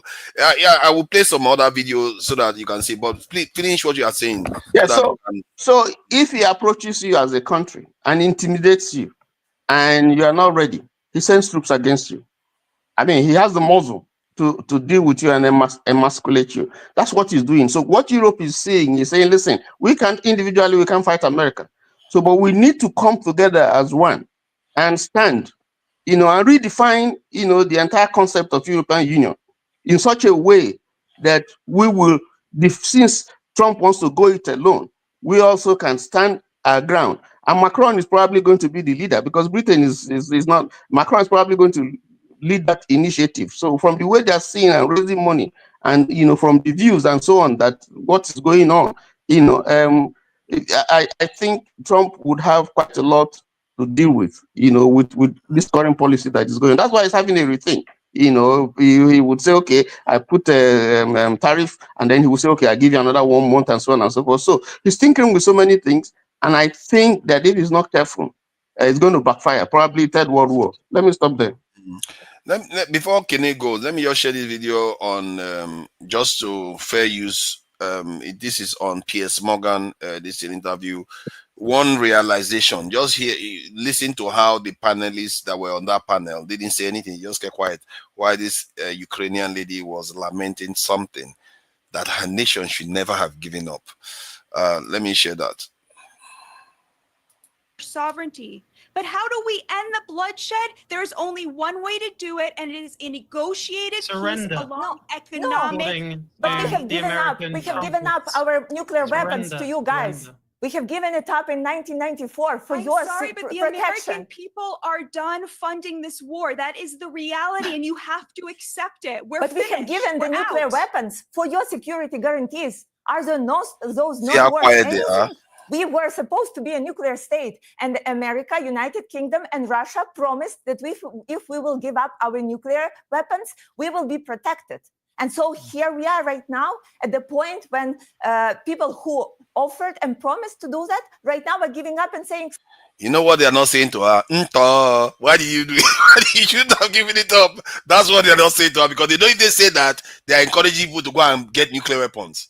That's why they're not saying. Sorry that you have done this. So sorry that you are requiring security guarantees that we cannot give you. But this is the one thing that we didn't hear from Donald Trump. How can he make sure that Putin will keep his part of the bargain? We have seen by the fact since 2019. I do think that is now the crux of this whole debate, which is what are the security guarantees going to be? Zelensky, again, when I interviewed him. So, and let's check this to show you how brutal geopolitics is. Just see some of the news that is coming out. Europe is even considering working with China now. That is how far they are. Some of them are scared of Russia. They are thinking of, let's think. This is from Chatham House. He's saying Europe must take the gamble and engage with China on Ukraine. That's what they are looking to do now. The whole world is in flux. and they are all arming.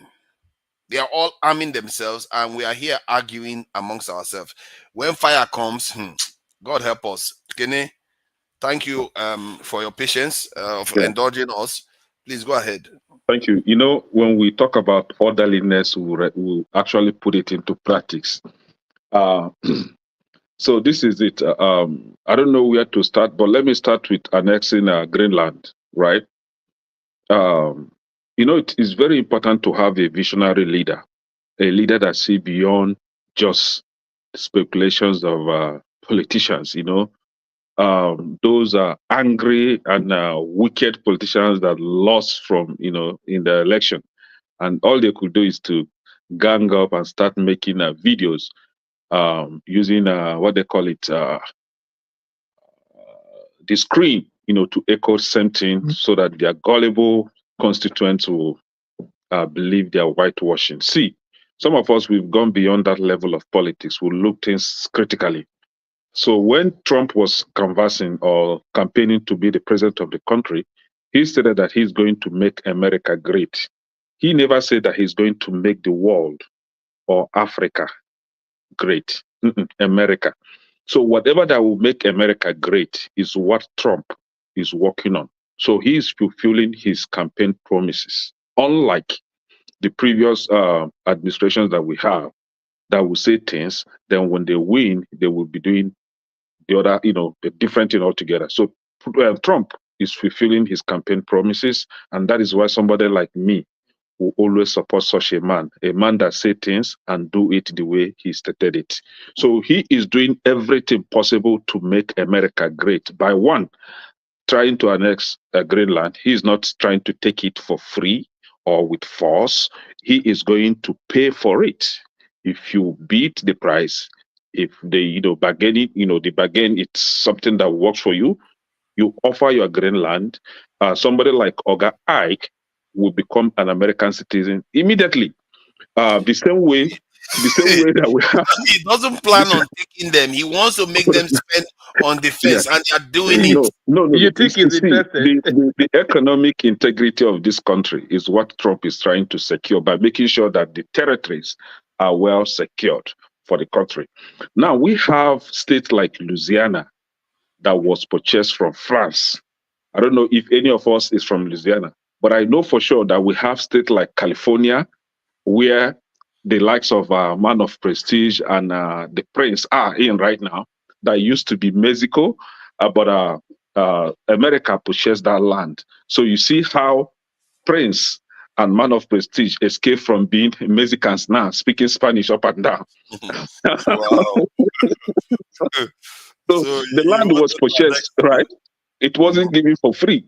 So I don't see anything wrong in that. But however, when it comes to Canada, Mexico, and China, that Trump is actually talking about right now, it's all about securing this country, the citizens and the territorial integrity of this country. One, we have the unorganized illegal migration between Canada to the US. And not just unorganized illegal migration, but transportation of illicit drugs from Canada to the US. So in order for Trump to stop this, knowing that America has economic leverage against Canada, he now stated, you have to stop this or else. Can I ask you something, sanction. Can I ask you something, Kenny? Yeah, okay. Hold on, let me finish. This is the sanction that I'm going to put in, which is 25% of tariff. If you're good with that, let's go. Yeah, but you have to stop this nonsense. And he's doing that as a deterrent to making sure that they stop transportation of illegal or illicit drugs to this country. Like there's what they call fentanyl and all that, right? So we have Canada, China again, where the 37% of the China's GDP is from the trade between America. And then this guy is giving you an offer for something that you have to do in order to protect us, the Americans, we living here. You can't be giving precursor chemicals to cartels to bring into America. No. Trump said, no, you have to stop that, or this is the sanction I'm going to give. The same way to Mexico. Why are we blind to these conditions that he gave prior to making those threats? Because you call it threat. You have to stop this, or this is what I'm going to impose. I have the economic leverage against you. You don't call the shot. I call the shot. So you have to stop. Actually, Mexico has it. No, you have to stop illegal transfer of drugs or transportation of drugs to my country. You have to stop pushing criminal immigrants or migrants to America, or this is what I'm going to do. Now, that aside, we have the gold card team that you talked about. Prior to Trump, if you have $500,000, you can come to America, buy a house, not make an investment, because to them, buying of house still is found under investment. So if you can buy a house worth of $500,000, you'll be given citizenship. This is what the previous administrations have been doing to us, and that is why the likes of MC Oluomo, the Aboro chief in Lagos State, the likes of Fani, no, the other one that is in Tinubu's government, the lawyer that talks like parrot. What is his name? The one that is the Minister for aviation minister. Yes. Aviation minister.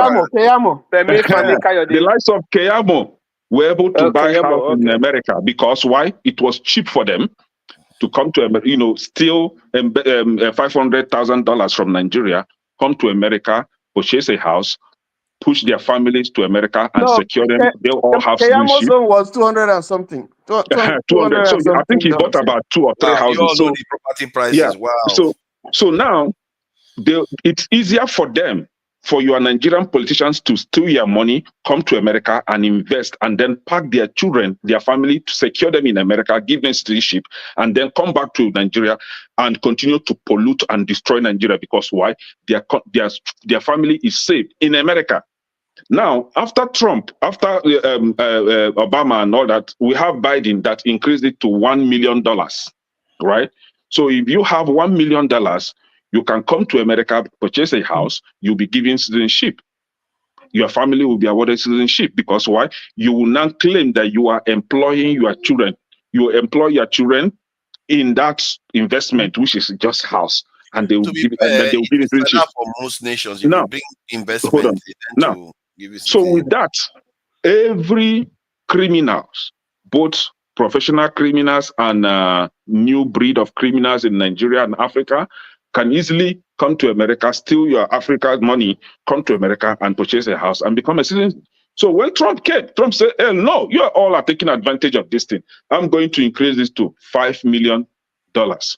How is that bad, forefathers? Why will you now dance come and say, oh, he's trying to make Africans, he's trying to restrict Africans from becoming citizens, making it available for his European brothers? You see how you guys have twisted mindset? Everything is about racism. Everything is about subjugation. Hold on. But it's clear now. Are you actually not seeing that Trump has a European bent? So Africa, you are saying that Africa is that poor, that the citizens of Africa... He literally saying that white South Africans can come from South Africa to come into his country. This is a guy that is trying to limit immigration. He says the white South African can come inside his country. I'm coming to the South African thing. We're talking about the green card, the gold card thing now. Hold on. Let's not mixing things up. We're talking about the gold card thing. Let's define it for what it is. No, we are not talking about the gold card. We're talking about geopolitics. Every human being. Hold on now. Domestic policies. Hey, forefathers, you are interrupting. Moderator, can you move forward? He's interrupting. The next person is due to speak, and you are not addressing geopolitical issues. You're talking about national. Let me finish my nonsense, right? It's have your say today. Today is not Sunday. So now, what Trump made available is for every human being, regardless of where you're coming from, regardless of your color. If you can afford $5 million, come to America, not to buy a house. He stated that the condition is that you have to invest it. You have to create job opportunities. You have to offer job to the people. not just coming to buy a house. Buying a house does not qualify you from, getting the gold card. No, you have to invest it into business, open a company or start up something that will offer job opportunities. How is that bad? Comparing it to the previous administrations where you can only use $500,000 and then buy a house and become a citizen. Now, see, forefathers, see, let us begin to stay away from what they call it, this racism mindset. Is not taking us anywhere. We are all human beings, the same way the Chinese people are in America. We Africans are also in America. The same thing, Asians are in America. That is how Africans are in America. But why is it that every little thing, Africans will start talking about racism? Racism is against us. It's like, who are you? Who are you? Who are you? Who are you? I want to ask you, who are you that every little thing is against you? You are saying you don't like people being emotional. If you're not being emotional, let's be factual here. Which other people has Trump invited to come to America that are from other parts of the country other than literally he went to South Africa and he saw the majority of the population that is black, that is suffering more than the white people. He said, you know what? I want the white people to come over. Is that what he said? Okay, now you ask a question. Trump now came to Africa. He faced Africans and said, you know what? If you can come to America on student visa, listen very carefully. If you come to America on student visa, go through your academic pursuit, graduate, you become a citizen. How about that? You just sidestepped the How point about that? about South Africa. Is this not an offer for Africans? Calm down. You are sidestepping the point that I made about South You're Africa. talking about facts here now. That one is a fact, but everybody else is going to gain from that. I'm talking about the one he decided to isolate white people. Hold on now. He went to a country where black people are suffering more. Most of the white people control the wealth in that country. But the only way he invited to come to his country is the ones that he says that are being persecuted in South Africa, that he invited them over to his country, America. Okay, hold on now. In countries like Ukraine now, we have the Kiev people that speaks Russian language in Ukraine. Because of this demarcation of boundary of 18, they unfortunately found themselves in Ukraine. And then, as God may have it, they are fortunate enough to have a lot of resources in that area. Now, the people of Ukraine, the other people of Ukraine, are now subjugating these Russian-speaking citizens of Ukraine. And the government, which this clown that calls himself Zelensky or whatever he calls himself is spearheading, was busy killing and massacring these people. You guys were all blind to that. You did not see when the government of that country would descend on these people and begin to kill them because of the resources God blessed them with. You didn't, you all were blind. And when Putin, hold on, I'm coming to that. The harsh connection. You are going long. Hold on now. Because it's difficult, you see. Some of us that are teachers, we have our way of disseminating information to our slow students. Hold on now, hold on, forefathers, please now. Now, when Putin was busy warning the Ukrainian president to stop killing these people, the new guys were all blind to that. But when Putin stood up to defend his brothers in Ukraine, then Putin is a dictator. Putin is a bully, blah, blah, blah, blah, talking rubbish. See, the same way and the same manner, in South Africa, we have South Africans that are blacks and we have white South Africans. Whatever that transpired or whatever that made them white South Africans, that is not what you're discussing right now. But the fact is that legally, they are citizens of that country. So why will you then begin to, subjugate your citizens, right? And when their brother in America said, no, stop doing this to our brothers, or else it's not for you. How would you not say that what he's doing is wrong?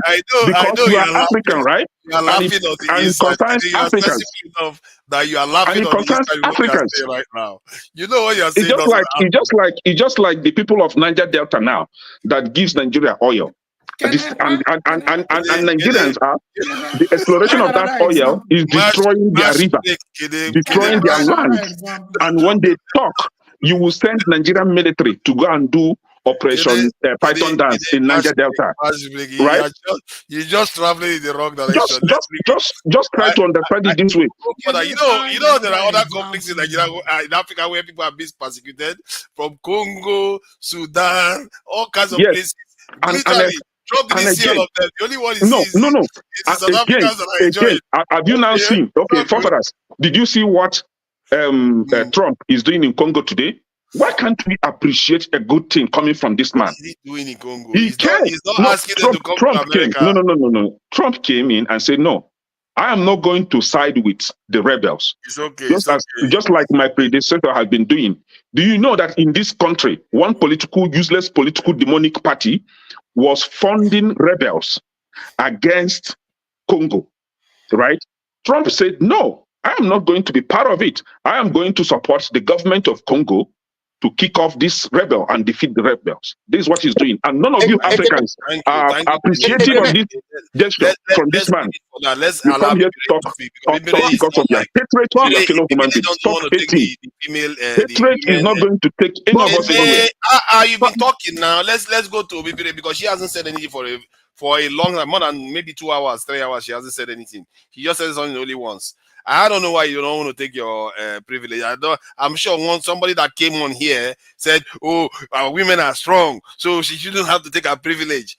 No, you should be using it to. These people will not let you talk. 3 hours, you've not said anything. You've just been waiting for your turn. So please, what do you make of this issue that we are discussing? Please go ahead.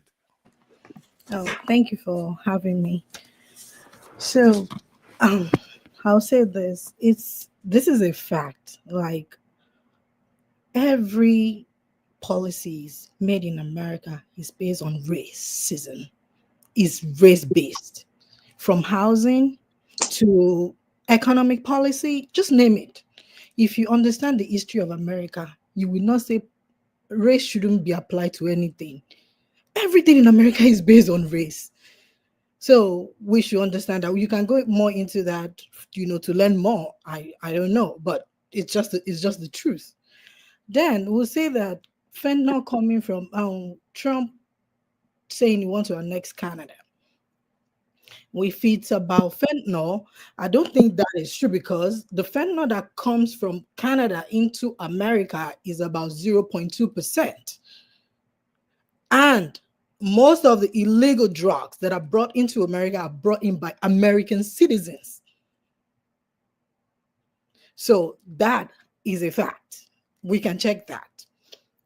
Then we talk about the Palestinians.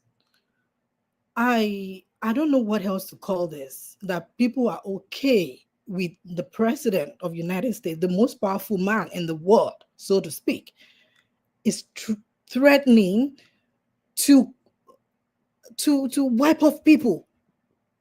Palestinian is their home. I don't understand what is their home. It's their country. You're telling Egypt and who else? Jordan, was it Jordan? To take them in. Jordan, yes. How do you even say that? Over 2 million people live there. How are we okay with that? And I took offense to a satire that was made, and Trump reposted that video of him having like the gold statue of him in Gaza with Elon Musk, with belly dancers, with Netanyahu, and sitting on the beach and all of that. You make yourself you like that. What are you communicating? I would say Trump shouldn't be taken seriously. He's not a leader. I know why and a lot of it's because of a lot of reason. He didn't win because he was saying during his campaign, oh, I was gonna take Greenland, I was gonna annex Canada. He didn't come up with all that. He was promising people he was gonna bring down the prices of groceries on day one, which we knew that wasn't gonna happen. For people that he's giving excuses now. That is the thing. Bringing prices, and a lot of I would say, like I said to you the last time, like we have 4 categories of Trump supporters. He said he was going to bring a peace to Ukraine before he comes to office. Research and studies is very, very important. And unfortunately, some of us don't do it. Kenneth, We just please. re-echo garbage from CNN. Kenny, come on, man. Kenny, let her talk. No, he did not watch. He did not want Tony now. Come on. Miss me with this. I do not do it. I do not do it. I do it. I'm a learned so I do not do with, oh yeah, MAGA talking point. For me, when it comes, I said it before, as an African, oh, I'm all up for white, West to eat themselves. I'm all up for it. But as someone, I speak as someone that live in America. So for me, it's not about MAGA or anything. And that is why people don't understand when it comes to the word like woke, you understand social injustice, you fighting for, human rights and all of that. Change don't come until we change. People change things, people drive change. So that is where I stand. So you can miss me with all of I don't have time for back and forth. I don't do it. But I'll say this, for the Palestinian, you're ethnic cleansing on these people in their home, and you're telling other countries, when you, America, don't want asylum seekers, you're telling other countries to take them in and take them away from their homes. So I don't understand. But if we go to the root of, let me ask you though, because this part, people don't question people a lot about this, but the so-called Arab nations that are next door, are they not even worse than African leaders?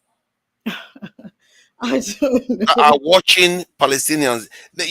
Israel went to some part of Jenin and expelled 40,000 Palestinians from there. And Arab leaders are just like, okay, that's okay. What is going on? I think for the most part, I think Israel is having all this advantage because of where America, the position America put Israel, all the fundings and all of that. You see how it's as if Americans are fascinated with Israel. You need to understand it. The evangelicals in America, they are crazy. They are Israel is like holy land to them. Which, is like they're all in all. But that is a story for another day. If you understand, if you know, you can do your research on that. Then, for me, I'm concerned for the Palestinians that live on their land, and you are introducing ethnic cleansing on those people, which is not a fair game. And one of the things that I feel like Palestinians should have known, because Trump moved the capital to Jerusalem, right? In the last administration, right? Yeah. Yes, he did that. Yes, he did that in his first administration. Yes, in his first administration, he did that. So I don't know how all this is going to play out. And it's not like he's talking about building hotel, making it a Riviera of the Middle East. What does that even mean?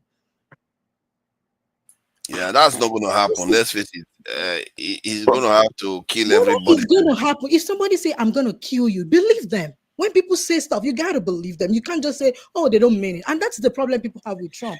I think the reason why I don't see that happening is because if America goes there and does that to Palestinians, the Arab world will implode. Not because the leaders that are sitting there have conscience, because their people will turn on them too. That's the whole place will implode.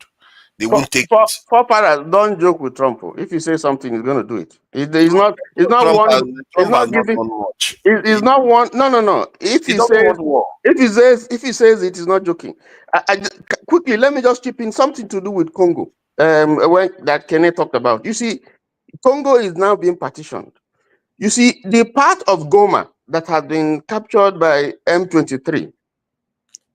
The European Union, some European countries have given Rwanda money to be able to mine the resources in that area. So tactically, Tony, can you tell us what Biden's administration did to control the situation in Congo? Okay, tell us what he did. I will explain further. I will explain further, but let Tony talk. I will explain further. Yeah, because that's a talk for today. So what Trump did, you can see how big power rivalry is been destroying Congo since independence. Now, what Trump now did, Tshisekedi, the president of Congo, now seeing that his army cannot combat, the threat, from Rwanda and all his backers. He has now offered Trump the same thing that Trump is asking from Ukraine, that America can come and take some of his solid minerals, rare minerals, because Congo is one of the richest countries in Africa, in the world. So America can come and take part of its rare minerals in protection for, so that you will pitch America against Europe, so Congo becomes a battleground. That's the power politics that is going on. Let me leave it for Jide, because Jide, I'm sure Jide tell will us what Biden justice to that. did to salvage No. the I situation think. in Congo. No. Kene, stop asking questions, please. Let's leave Bibi Ray to carry on, because he hasn't even started. So what I'm saying is, for me, is not whether Trump is going to do it or not, but the fact that he said it is worrisome to me. The fact that he actually said that to the people living, the Palestinians, to me is worrisome. So I can go on, and I want to talk about the European countries, about upping up their military forefathers. Don't you think you played in the video, because I listened to Marco Rubio's speech, I think it was 2014 speech, that he talked about Ukraine being the third largest, that has third largest stockpile of tactical weapons. That was when the Soviet Union fell in the 90s, and America, UK, and France come together, and Russia rather, kind of told them to give up their weapon. But now you're making it look like it wasn't American diplomacy that happened. We know American diplomacy have been hurting countries for years. So Trump can't just come and say isolate America. No, you can't just, that can happen. But he can, though. You see, this is the thing. That's what, when that lady was complaining about them giving up their weapon, you see how quiet they are? Because they know you are the fool to have accepted it. It's not, this world is not for other people to tell you what is good for you. They should never have given that up without any concrete thing on paper. You should never have done that. Actually, I'll reply to that. Actually, I'll reply to that. So what happened actually at that time? I remember it is in the 90s. Part of the deal, which was NATO should not expand eastward, was that Russia was like, any security threat close to our border has to be disbanded. But it wasn't on paper. That is the problem. You can't just say that. It wasn't on paper, but it was an agreement with the West as well. You see, that's the problem. Anything you are doing, if it's not on paper, that they don't have any legal basis to pursue, you don't have any say. As a matter, even if it's on paper, there are certain things that are some rights that come from God Himself. Nobody can guarantee security. Don't start. Nobody can guarantee your security. Hey, look at you need to stop. I can't say it now. So, but nobody can guarantee your security except yourself. You can't. There's certain things you don't give the right to others. And Ukraine did, and they are paying the price today. As you come in on P.S. Morgan show to come and complain, who is going to tell you the truth? If they are going to tell you, what you are saying now, it was what I'm not disagreeing with you. I understand what you're saying. What you're saying was what Bill Clinton said after that war started. Bill Clinton said that he regretted that they gave those nuclear weapons off. That if the nuclear weapons were there, that would have been a deterrence for Russia to invade Ukraine. Bill Clinton said it because Bill Clinton was part of that diplomacy. But I'll stop there. When I get my turn, but did the woman finish talking? She didn't even finish talking. And Ukraine will not even have any need to join this thing, what they call it, NATO, if they were nuclear power, because they don't have any need. They don't have any need to join it. They are not threatened. This is the problem. So please go ahead. So, like I said, like every great empire, America is going to fall. I've said I don't know how else to say this. It is time for America. It's America's turn to fall, and Trump is just helping it. Trump is not American problem. Trump is American symptom.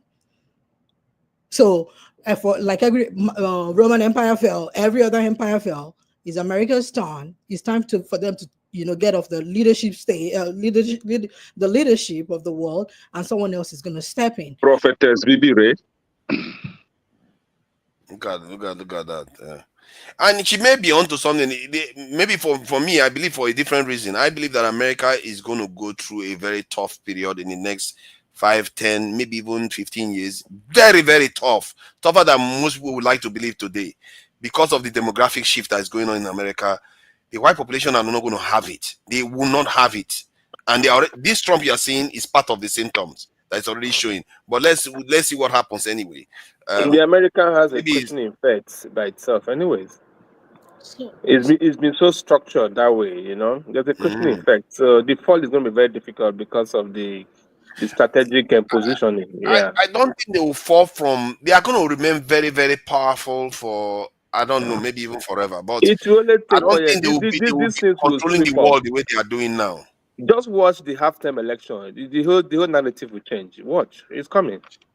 Okay. You know why America is going to fall? What makes America great? Part of why America is a great country because of its institutions. So now that they are breaking up the institutions, yes. Do you know it's going to come back? It's going to come back. But it's going to. No, America is not coming back anytime soon. The only thing that will make them come back, if you ask me, if they trigger a big war overseas, because that's what unites nations. If America triggers a big war now, most of their division will go away, and then they will unite to. No, she was talking of institutional breakdown. Institutional breakdown. I said that one is easy to revive. It's easy to revitalize. Let me tell you why it may not be easy to bring back. Do you know that a lot of, like, I think it was 2 weeks ago that Elon Musk fired people that were in charge of nuclear stockpile? Yeah. Fire them. Do you know a lot of employees are disgruntled? The employees that are in charge of sensitive information. Yeah. Do you know that people are disgruntled? China and Russia is recruiting people. Yeah, that's true. That's actually true. He's making all America's enemies stronger with the way he's behaving. With all the tariff thing, I don't know why people think this tariff thing is a good idea.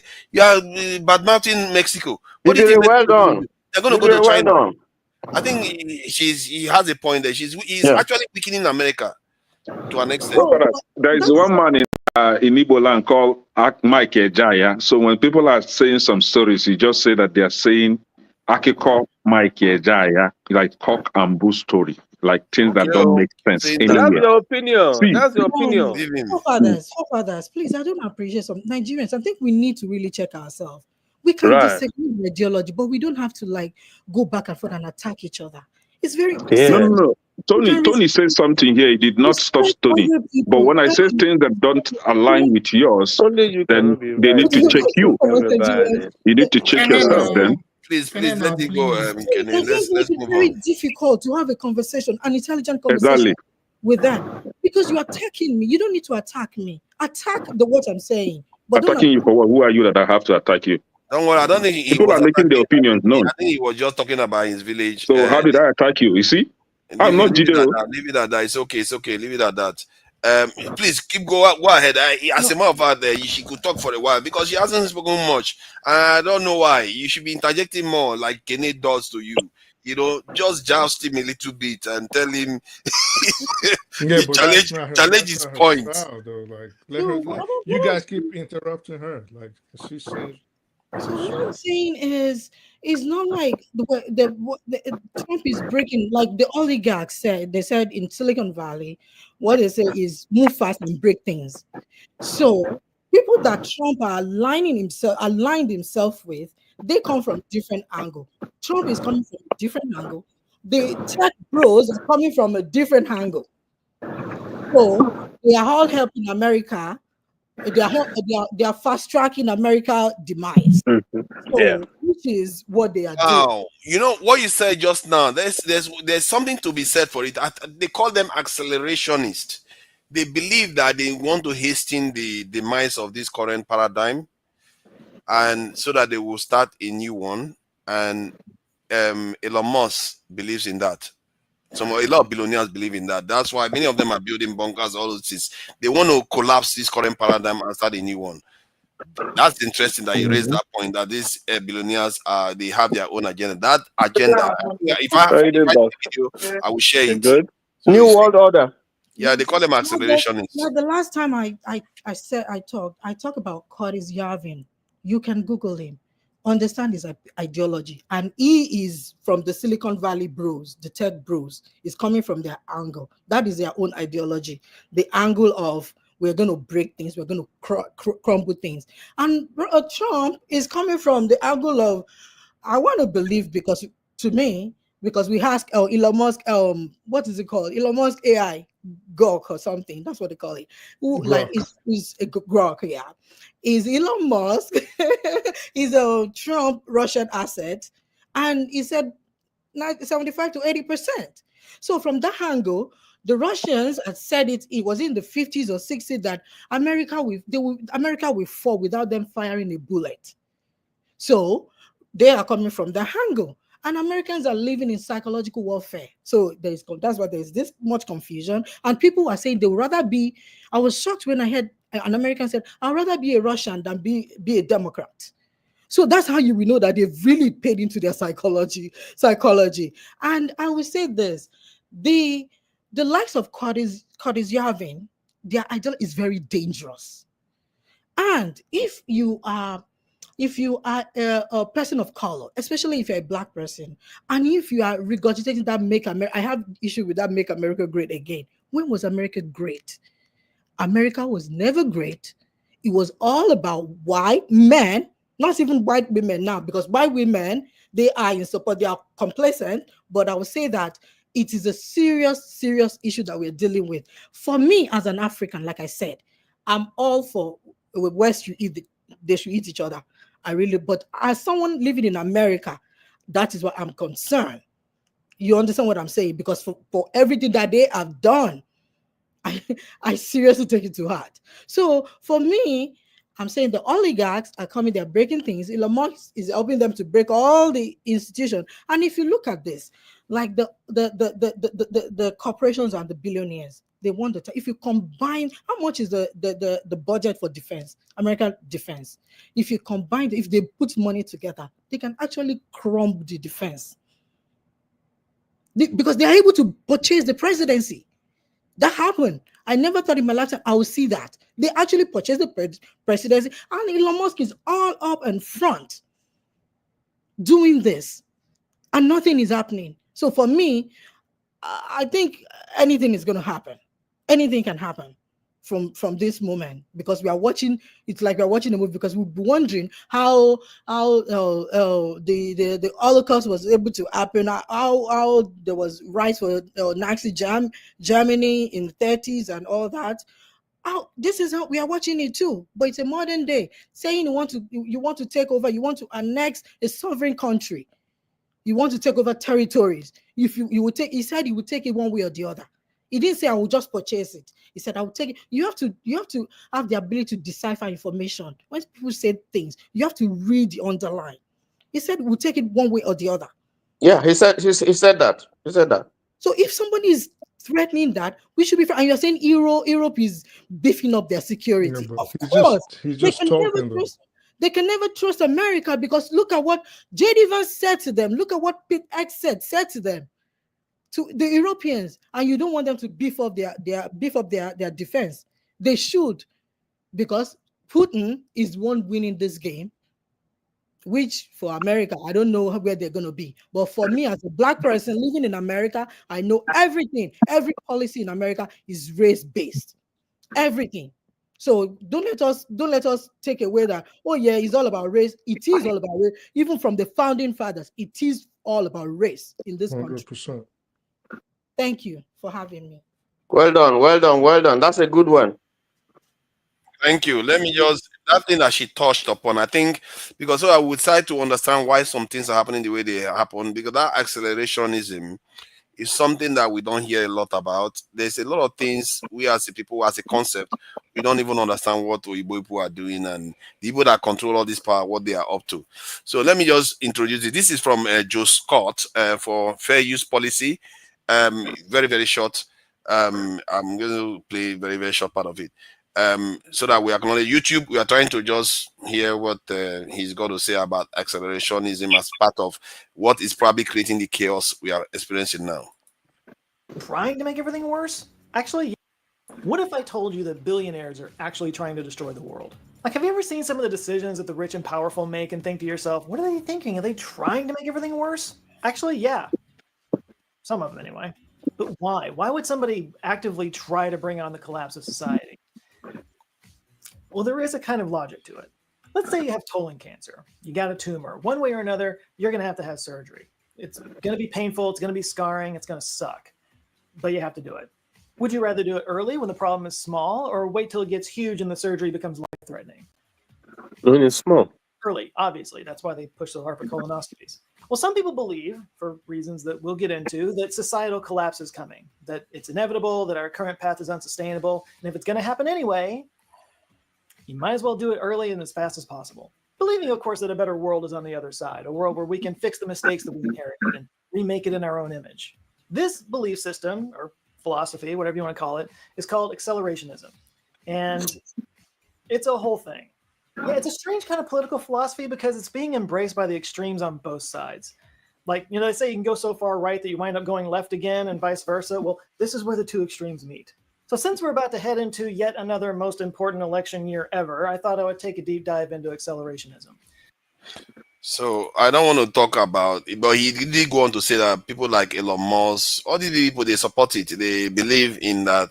They want to restart the civilization. I don't think that's what these guys are not ideologues. You're actually giving. He says it's an ideologue. I said they what are are you talking not. about? What are you talking about? I said they are not ideologues. That was what I said. And I. Oh, sorry, I don't know. Yeah, you need to be sorry. Just let the other person land. So, these guys are not ideologues. This is not. You're giving them too much credit. Not Hexet, not the likes of Donald Trump, not the likes of J.D. Vance, not ideologues in the sense of they are pursuing a certain ideology. Like, I'm not talking about J.D. Vance. I'm talking about people like Elon Musk and the billionaires. Fofes, okay, let me line, please. So they're not pursuing an ideology like accelerationism. That's not what they're doing. I think what Trump was doing, like Ms. Bibre rightly said when she came up, there's a feedback. It's distracting me. So what she said when she, what's that feedback? Can everybody mute? So what she rightly said when she came on was that, well, it was you forefathers, you or you lots. So what she rightly said when she came on was about you have to listen. When a person speaks, you have to take into cognizance whatever they utter. And when Trump was vying for this presidency this term, he categorically said that there will not be another election. He said that. He said, I'll make sure that after this time, you guys don't have to come out and vote again. Just vote this one time and you don't have to do it again.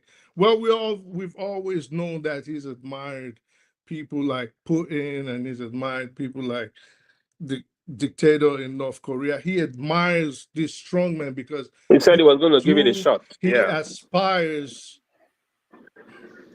because these are people that he aspires to be like. These are people he views himself as.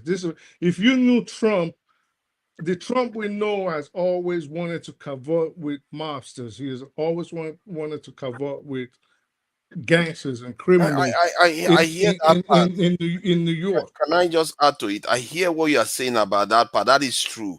But just it's like Karl Marx wrote about this in socialism and all.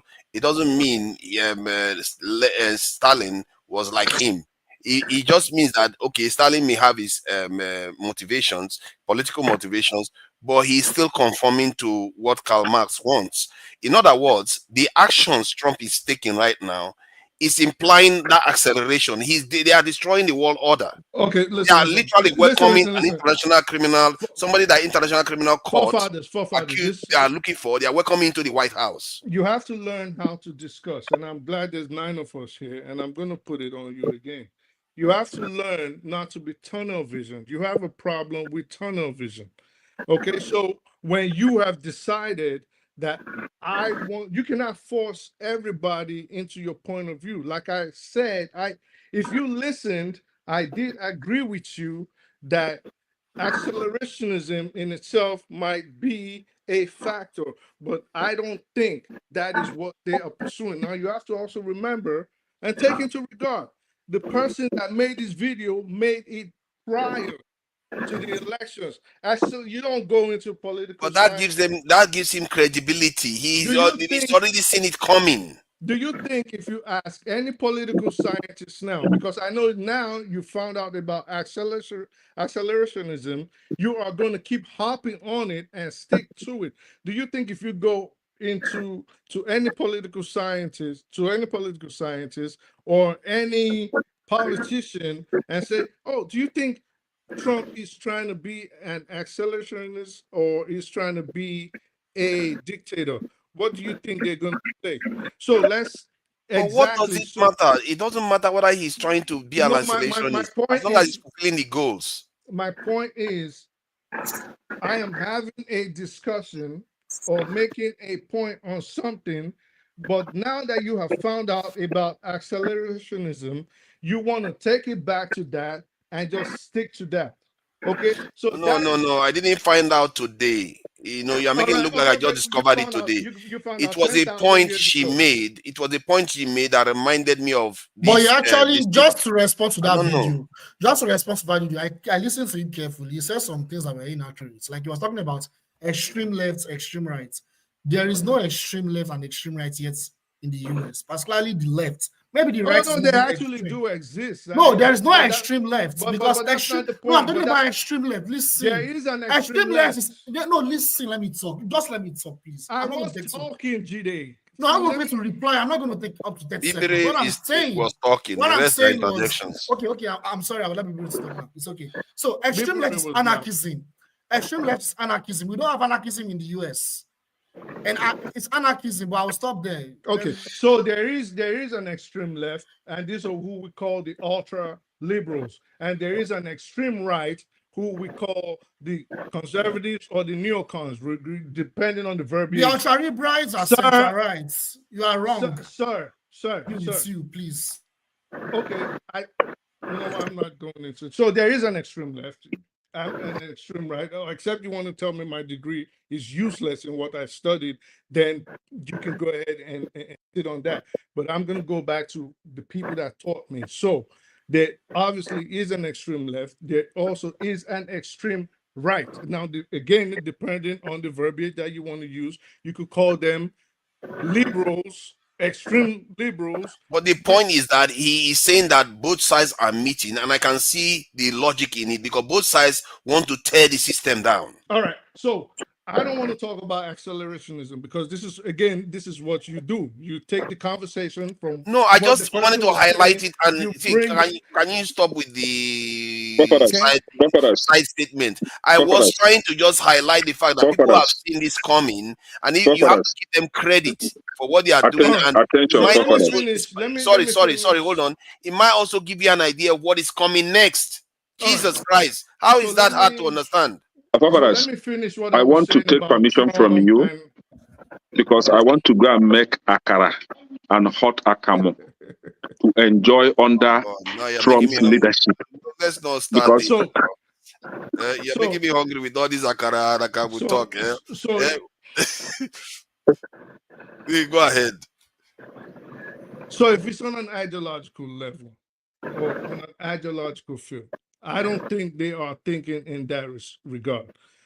Again, before I was interrupted and taken all over the planet, I think what Trump is doing is he's coming in there with the mindset that he wants to be dictator.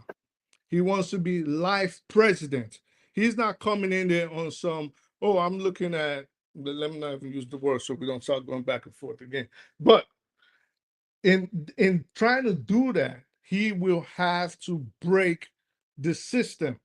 Now, if anybody thinks that Trump did not get advice from someone like Putin when they went in that meeting and he sent out his translators and the stenographers, and it was only him, Putin, and Putin's officials, then maybe they don't understand what's going on. And like the lady rightly said, he's going to take into account how he can break the institutions. Now, personally, I think this is where Trump made a mistake. These guys are dumb, Okay, these guys are dancers. That's why I like a question of Zelensky. Before I move to what I was saying, Zelensky asked J.D. Vance a very simple question. All of this nonsense you're saying, and he didn't say nonsense, but all of this that you're saying, have you ever been to Ukraine? Because you're speaking as if you're on the ground, you're speaking as if you've ever been in a war zone. And what did Vance say? He tried to lie at first. And then he took a step back and said, oh no, I've seen it on TV. Or those are the kind of things forefathers will say. You ask him something. No, let me stop. I'll play with you. But yeah, so he these guys are not smart. Okay, so if you think you're gonna get anything intelligent from the likes of the alcoholic Hexet or Vance or people like Trump, they went and read probably how, because what they're doing is mirroring how the Third Reich came into power. This is all they're doing. How Hitler got power and became the president and became the Führer and took over complete control of Germany. But the mistake they're making is there are things, if you watch every dictator, and it happens also in Nigeria, right? You don't accelerate into causing chaos. You don't just come the same day and destroy the system. You shake the system a little bit. You see when the people are starting to catch on, for example, you fire 100,000 people in the Department of Defense. When you shake it up again a little bit, if there's some kind of dissent, you cut the budget. You just don't come in and fire people in the VA. These are your supporters.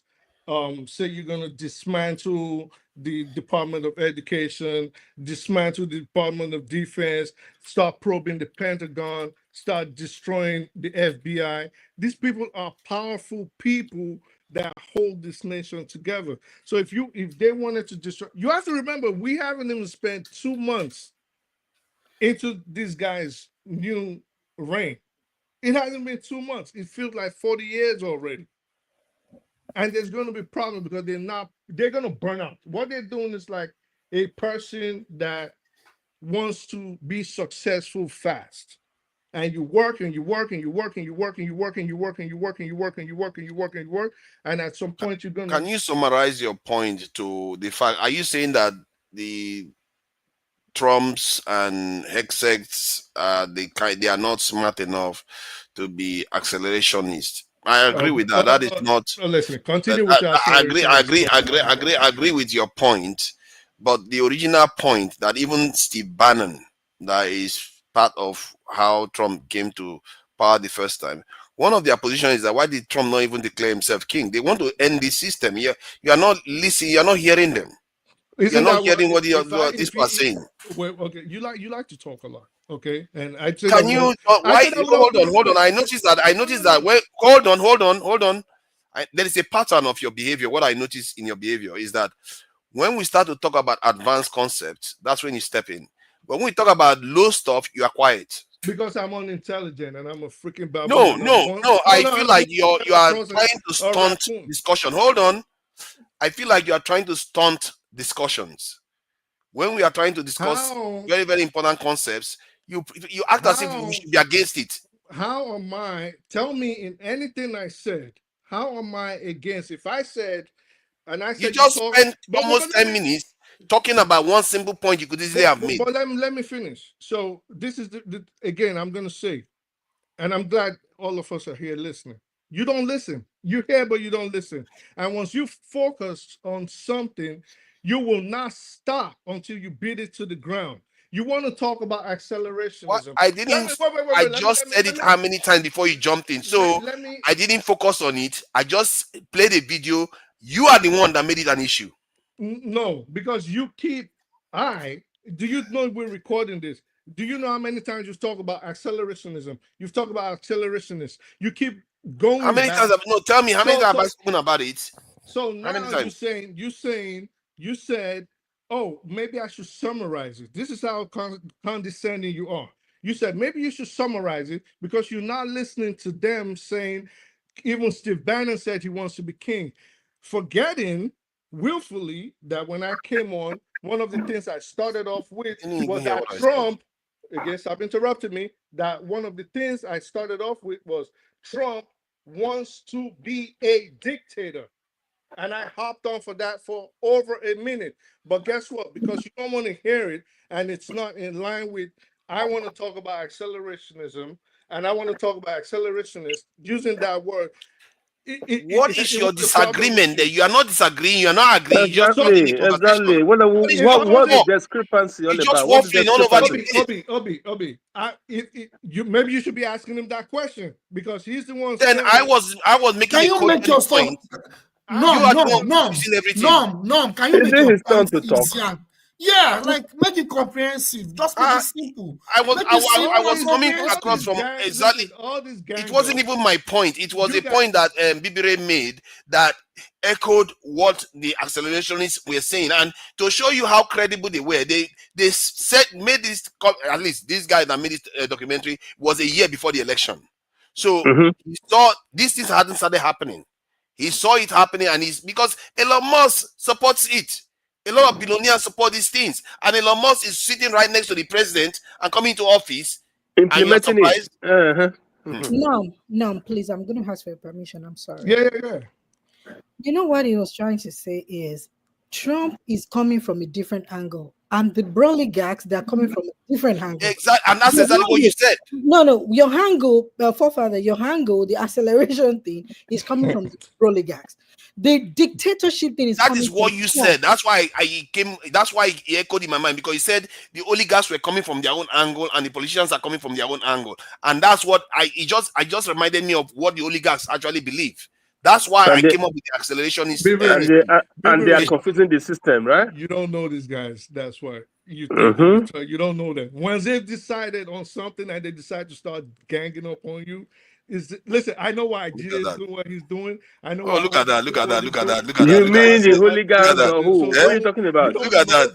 Look at that! He's crying now. He started crying now. They've given you more than 10 minutes to talk, and to Bibire, you have to be hold up yourself here, because when you said Bibire had landed, she landed already. Because when she said that they have their reasons, that is what triggered that memory in me, because I said, oh yeah. They do have their individual aspirations, and one of them is it reminded me of the documentary. This is why when somebody makes a documentary, you may not care about it, but if somebody says something relevant to it, it will echo that knowledge again. And trigger, that's what happened. But actually, that influencer said something that was wrong. That's what I was trying to say. Extreme left does not exist. We don't want to fight with him. No. Extreme left. Extreme left. No, now extreme left does not exist. It does not exist in the US. It's not in the US. Extreme left. Let me read it for you. I know what I'm saying. Extreme left does not exist in the US. Did you go to school?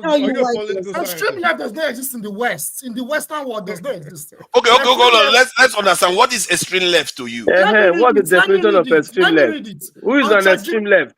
Let me tell you, the extreme left. Let me say it. Can I say it? No, let's know which one he thinks is extreme left, so that we can be on the same baseline. Extreme left is basically a political ideology where the people organize and take power from the capitalists, from the ruling class capitalists, and they make sure that the resources are shared among the collective, and there's equal distribution of wealth.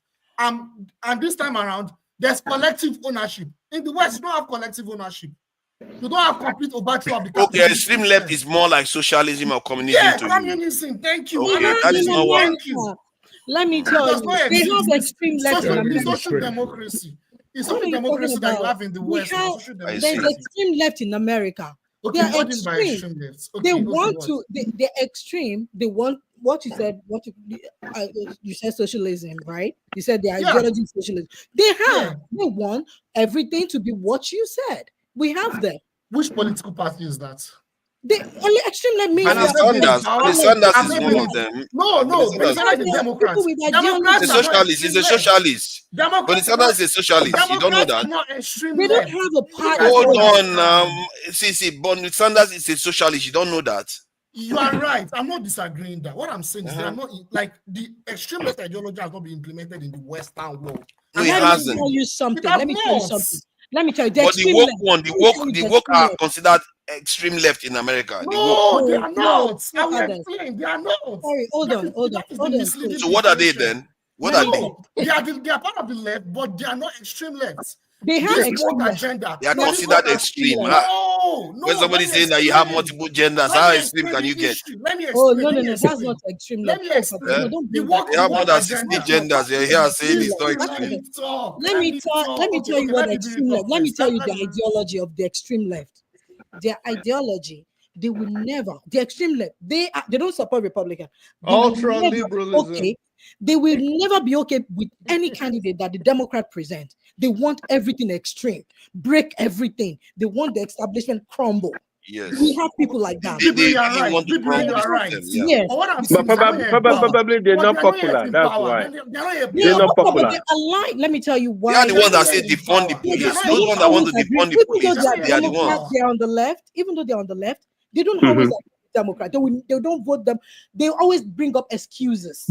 All right. But you don't have an American And president. they are like relatively Obama is an independent. extreme Yeah. left, Even right? though they are Democrat, they're not independent. They are But Democrat. They'll call you are themselves extreme left. A card Always holder. look for excuses not to vote Right. for the Democrat. They But always come up with something. you don't have All an right. American Close to president. them. Hold on, Jide, just hold on, please. I'm sorry. The person that is close to the ideology, the kind of candidate they want, is close to what they want, is Bernie Sanders. Is what they want. But the thing Somebody like that, right? even though Bernie Sanders, I agree with him. He I'm saying tried, that is the yes. kind of person that they want, at least that kind of aligned. They will always they founded reason not to vote for Hillary. They found Yes. must vote for Kamala. Harris. They always come up with Yeah. something. They will not vote. Right. They call themselves extreme left. They're all the way Right. far left. But I they will think they're in the minority what? anyway, very minor. I think we Yeah. agree. I think we agree. What I'm saying is they are not yet in power. Okay, Jide, Yeah, now that's give us true. another definition. That's Since true. Jide That's still true. give us definition. That's not the point, but that's true. Definition. Let's see now. Let's see which one. Jide, who is extreme right to you? Extreme rights, right? I'll give an example. So extreme right is fascism. Extreme right is fascism. Like Hitler. Hitler is fascism. But there's nobody like that in the America. Japanese rights. I was saying that we don't have What is an this guy talking extreme about, man? left and extreme right in power right now.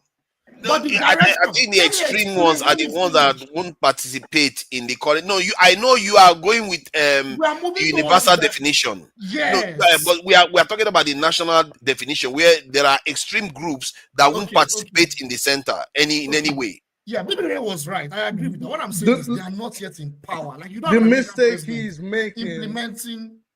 The mistake he's making is thinking there's a central body or organization called an extreme left or an extreme right. It doesn't exist. No, that's not what I'm saying. That's not what I'm saying. What extreme left? People understand what I'm saying.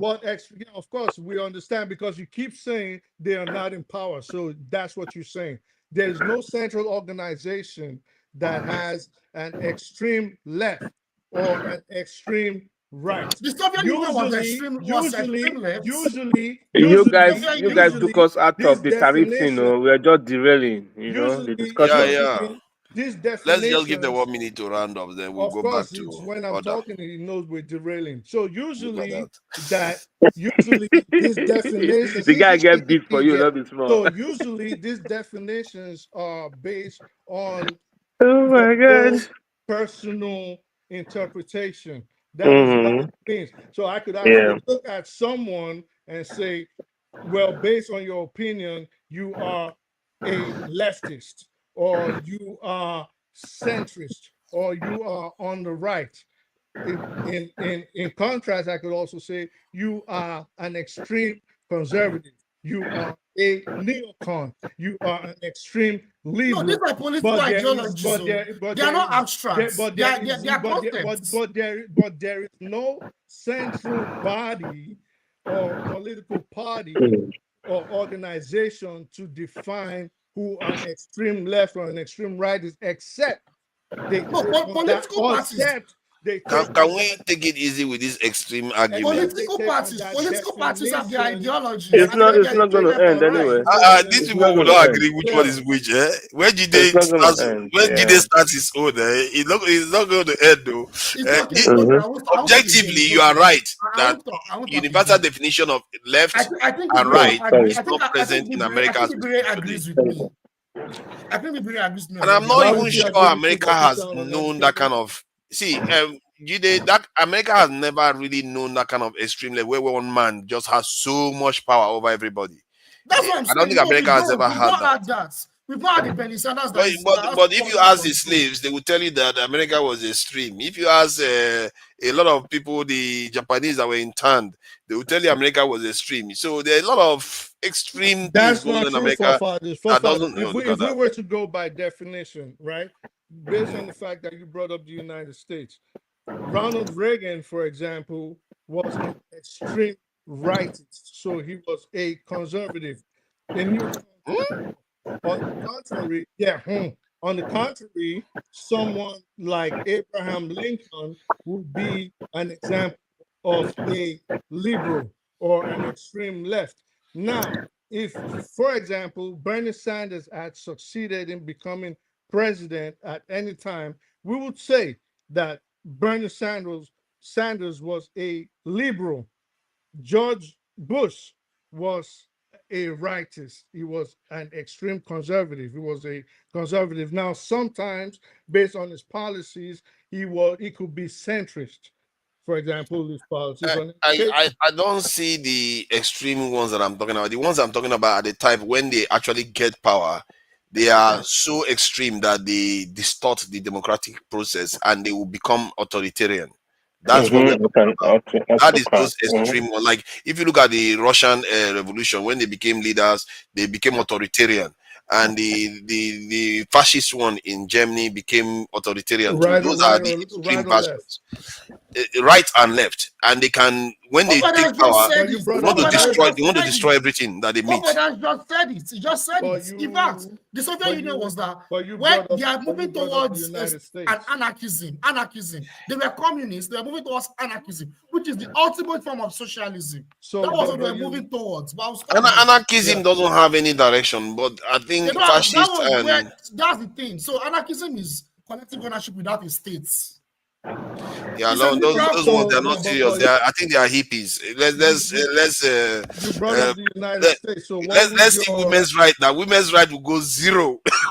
That's such a system. What would your from dead to zero? Since you brought up the United States, what would your definition? Because when I said Reagan, you went home. What would your definition of a extreme right or rightist or conservative in the United States, if we were to explain it? And this is why to an extent, if you look at it based on the universal definition of extremes, the United States cannot be said to have had one major extreme group because they when they capture power, those extreme ones, they are not democratic. They are not. They hold on and they want to transform the nation completely. Okay, so let me explain. I don't think America has had that type. Not in America. Okay, so let me explain. In America, when we say someone is on extreme right, we are talking about their ideology. Are they leaning conservative or are they leaning liberal? We are not talking about despots. We are not talking about dictators, and we are definitely not talking about killers in charge of government. When we say extreme right, he's on the extreme right. He's a liberal. He's a conservative. We're talking about their ideologies based on American values, American principles, and American understanding. We're not talking about Pol Pot. I think I understand that. I think we understand that now. At least that's clear. I'm sure Jide understands that too. Bibi Ray, please, if you want to round up so that Obe can go. Obe has been very patient too, super patient and very polite, and I really appreciate you. Yeah, Obe, thank you for joining us. It looks like you are busy at the moment. We don't have to press you. Jide has a lot to say about this. we can always go with Jide. No, those technicalities are not the issues right now. We that are on board in-house, we understand where it pinches us, and we're kind of trying to straighten the narrative.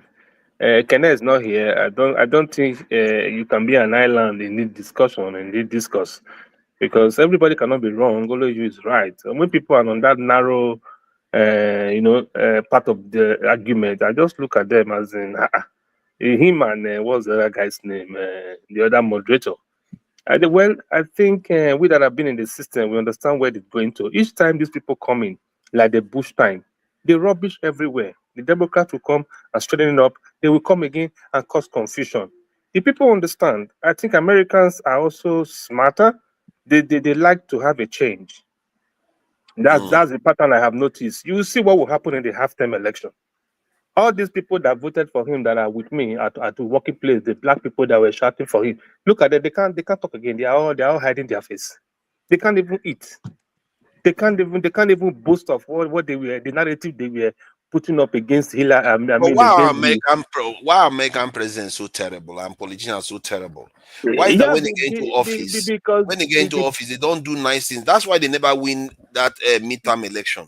America has a habit of president. They have a habit of losing the midterm election because this guy's one is different. It's just a comedian. It's just a dramatic guy, And look at the kind of caliber of people he was putting into fitting position. You don't know exactly what to expect. It was clear from day one that it's going to be drama all the way. You understand? You see the country you call small Canada that you were trying to use tariff narrative to make them look so belittled. When they retaliated to you, what happened? You started changing your position. Because the system does not operate like that. Everybody's going to suffer it at the end of the day. He understands that has anything, but he doesn't follow that narrative that tariff is not always about the person who is exporting to you. It is you that is receiving now. It's not the way I said my selling price is my cost price plus my markup. It's purely in business. So whether you put tariff or not, once I put my cost of shipment, put everything, I put my markup, I put my selling price. And the people will buy it at that level. And the people you are trying to say you are going to help to make grocery come down, all of them are crying. They are changing price every day in the grocery stores. And they are all looking like, egg is not this, that one is not that. I say, what did you guys expect? You expect that it's going to change like a magic. No way. It doesn't work like that. Everybody knows that. Like now, I've already offered my citizenship for $5 million anyway. If I have $5 million, I will come to America. You know how much is $5 million? I will come to America to do what? I have already retired. $5 million to come and take citizenship to come and do business where? In this place that they can shoot you tomorrow, you don't even know where you're going. So the guy just putting issues upon issues that are making everywhere look so dry. So look at the embassies all looking so uninteresting. America is not even there's no come for vacation. People are not interested to come in for vacation no more. Because it's like, what is all this confusion all over the place? In Bush time, it was all this confusion. After they hit them, everything changed. At the end of the day, we are going that route now that everything is like where nobody knows what exactly is the next thing that Elon Musk is doing.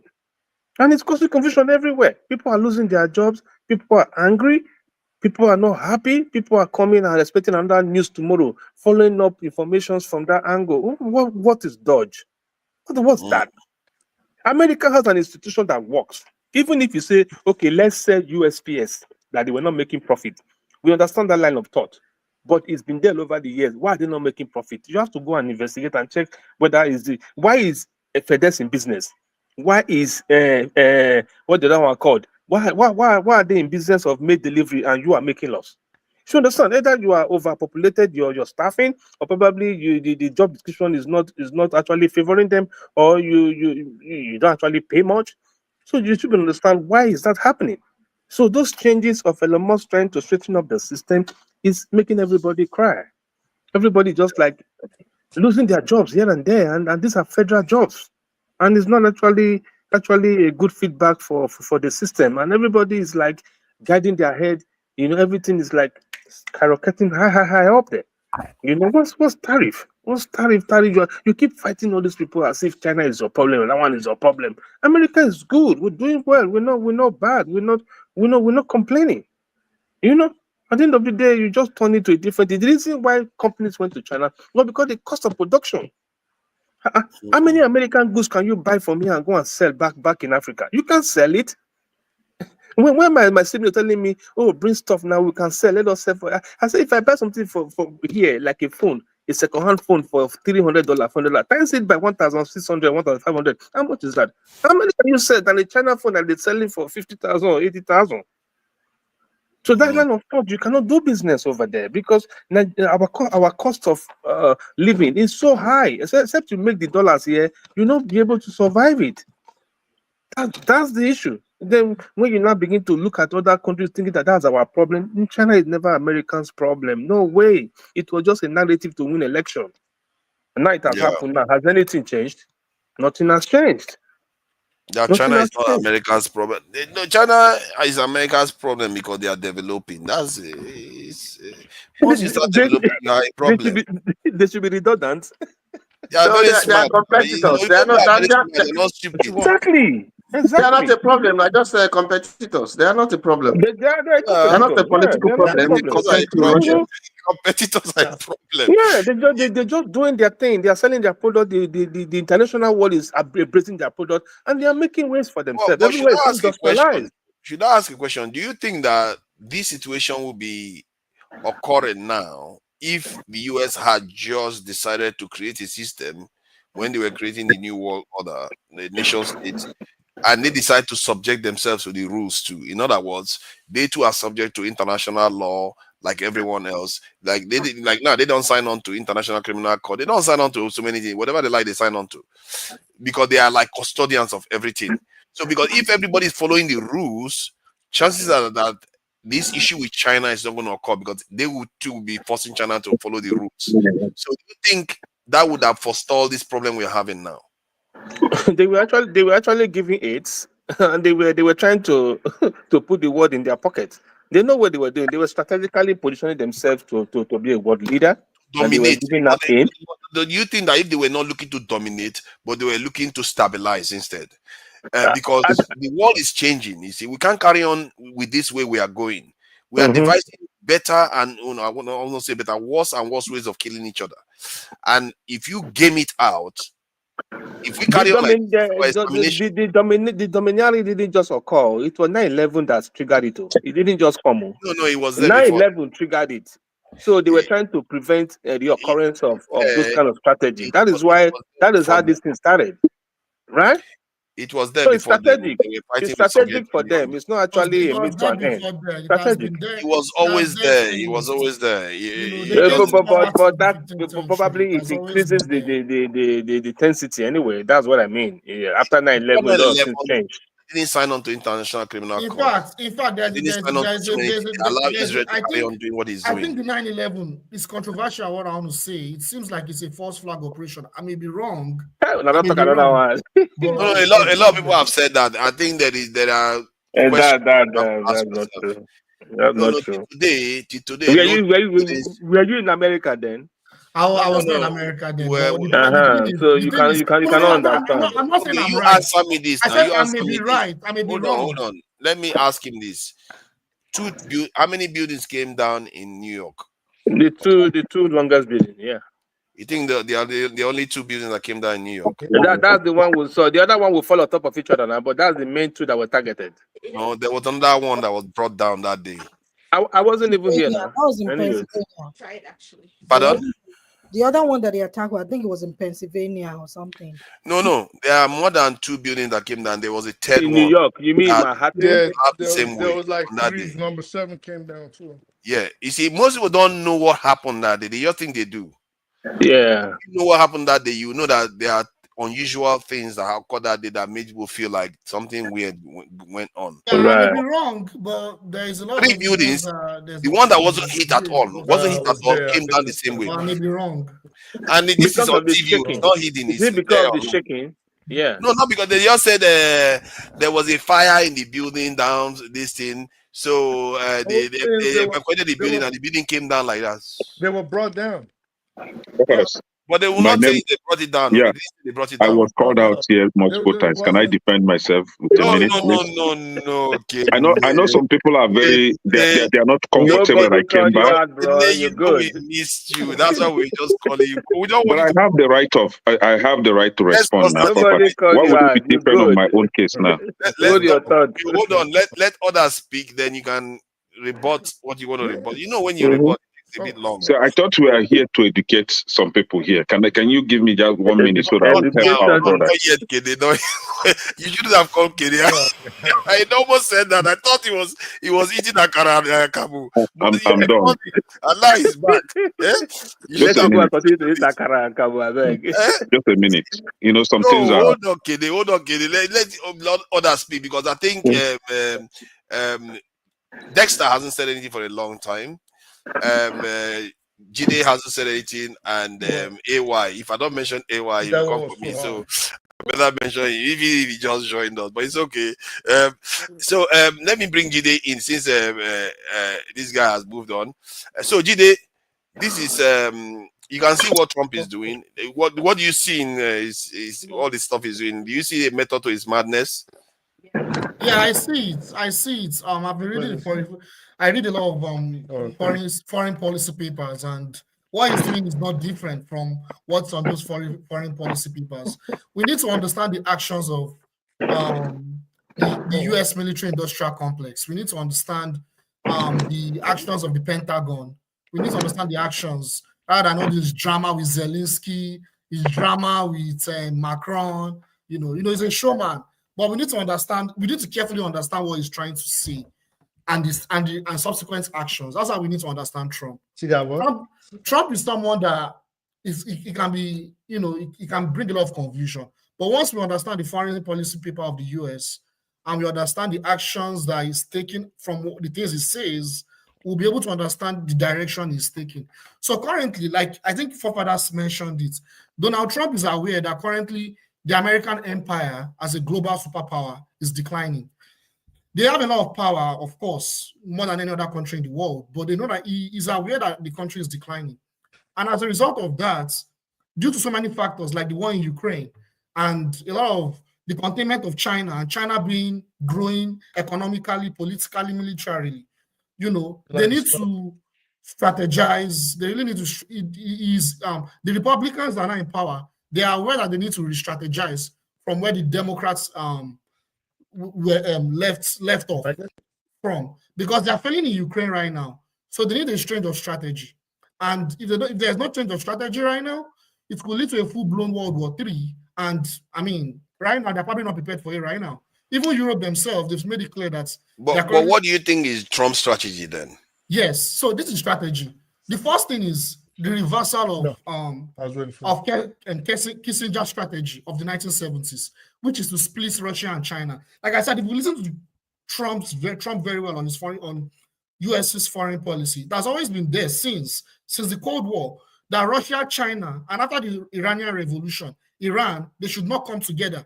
And under the Democrats, we can see what's going on. Russia, China are united as ever, and Iran now is not part of their military military axis.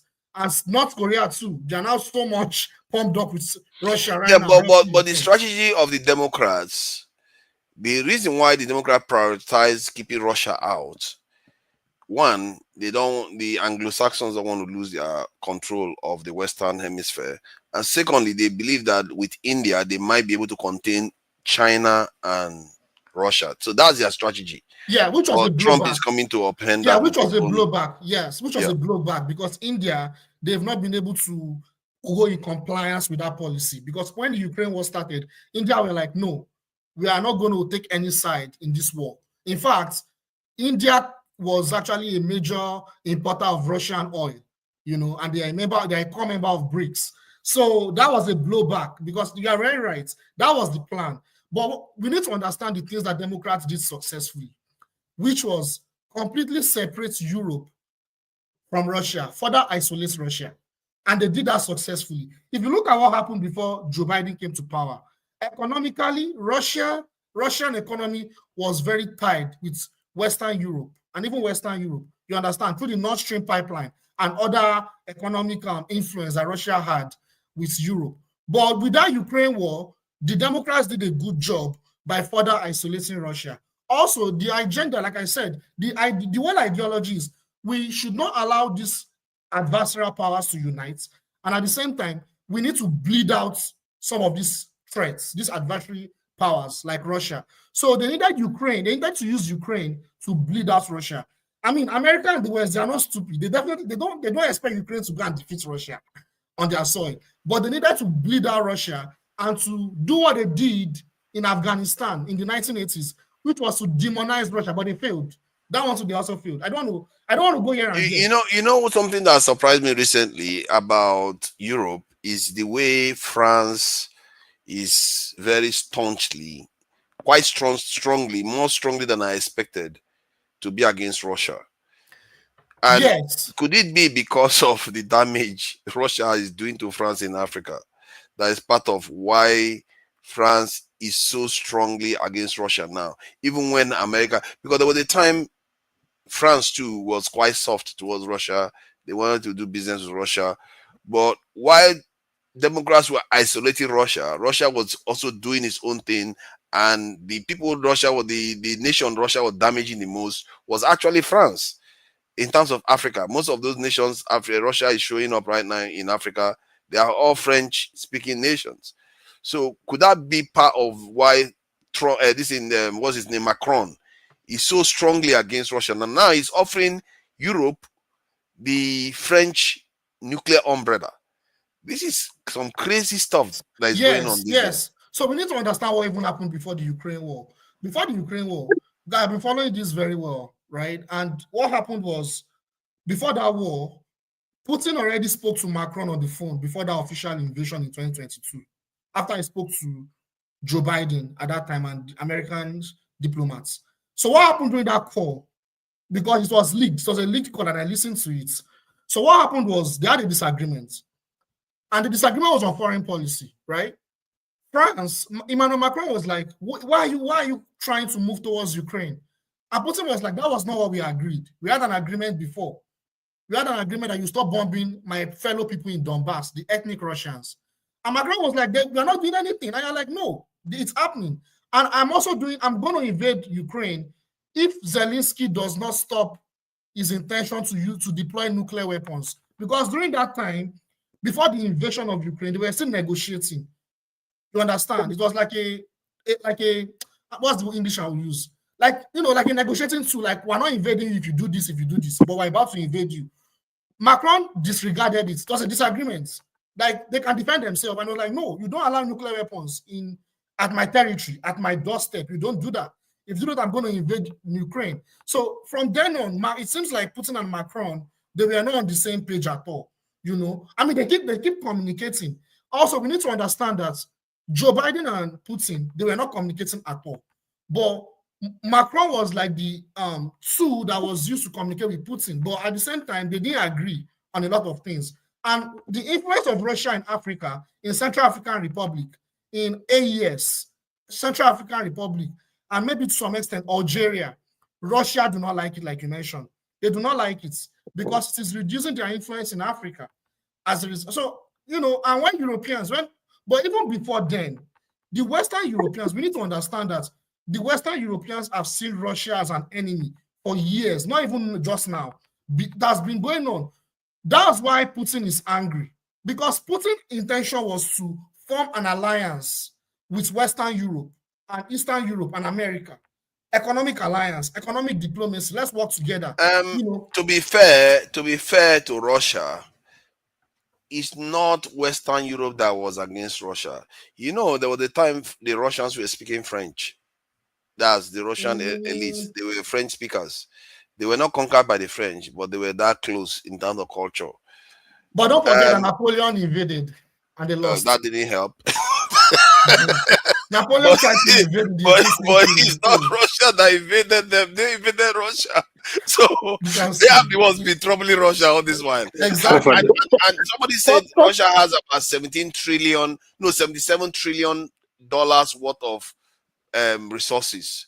It's one of the richest individual country in the world, actually. Yeah, absolutely. Yes. And this yes. is why America, they are all very hungry for Russia.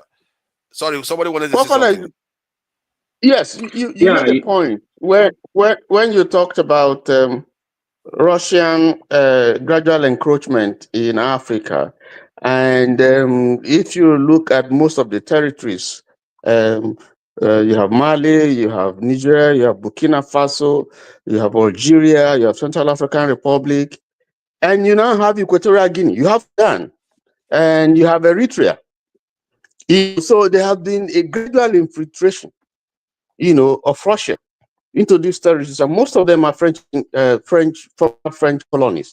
So there's a sense, yes, that I can say you are right in the sense that you have some rivalry, between the French and the Russians. The French losing out, and in fact, that even made French to even change its policy towards its former territories, and they started withdrawing troops because it was like a slap.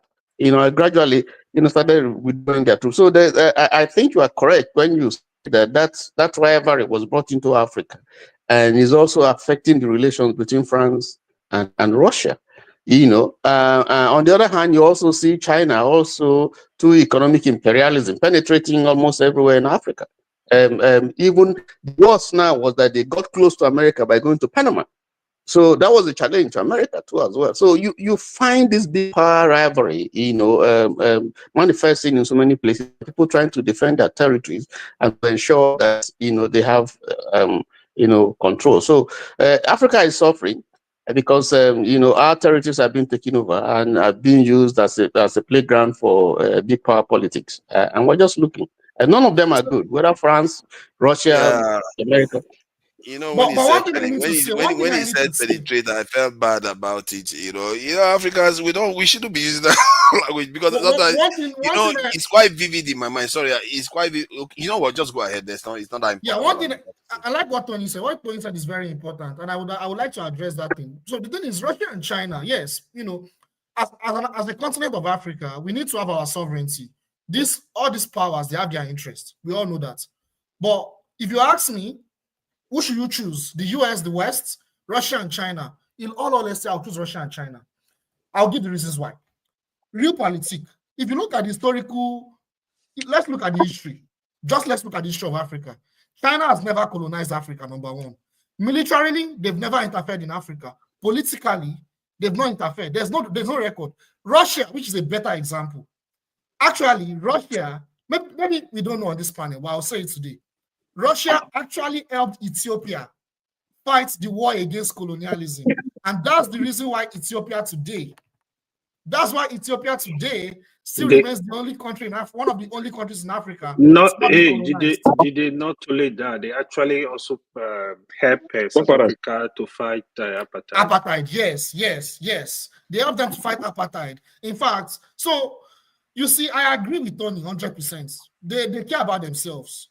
But you see, when you talk about the negative impacts that have come to Africa, it is from the Western Europe and the US, not from China and Russia. But is there not, there is argument both ways. You can look at it from the point of view that we do have quite a lot of population in America that are black, technically part of the nation, that we could have leveraged if we're smart to leverage them to say, you know what, we'll forge a partnership that is actually strong, make us strong too. Exchange all the technology that is exchanging with India. What ties does India have with America that Nigeria does or Africa doesn't have? Africa has stronger ties with America, but yet they are doing more with India than they will ever do with Africa. You know why? You know why it's like that? You know why it's like that? That's a good point, and I'll talk about that too.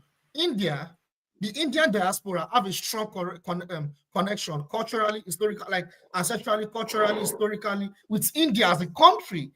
You understand?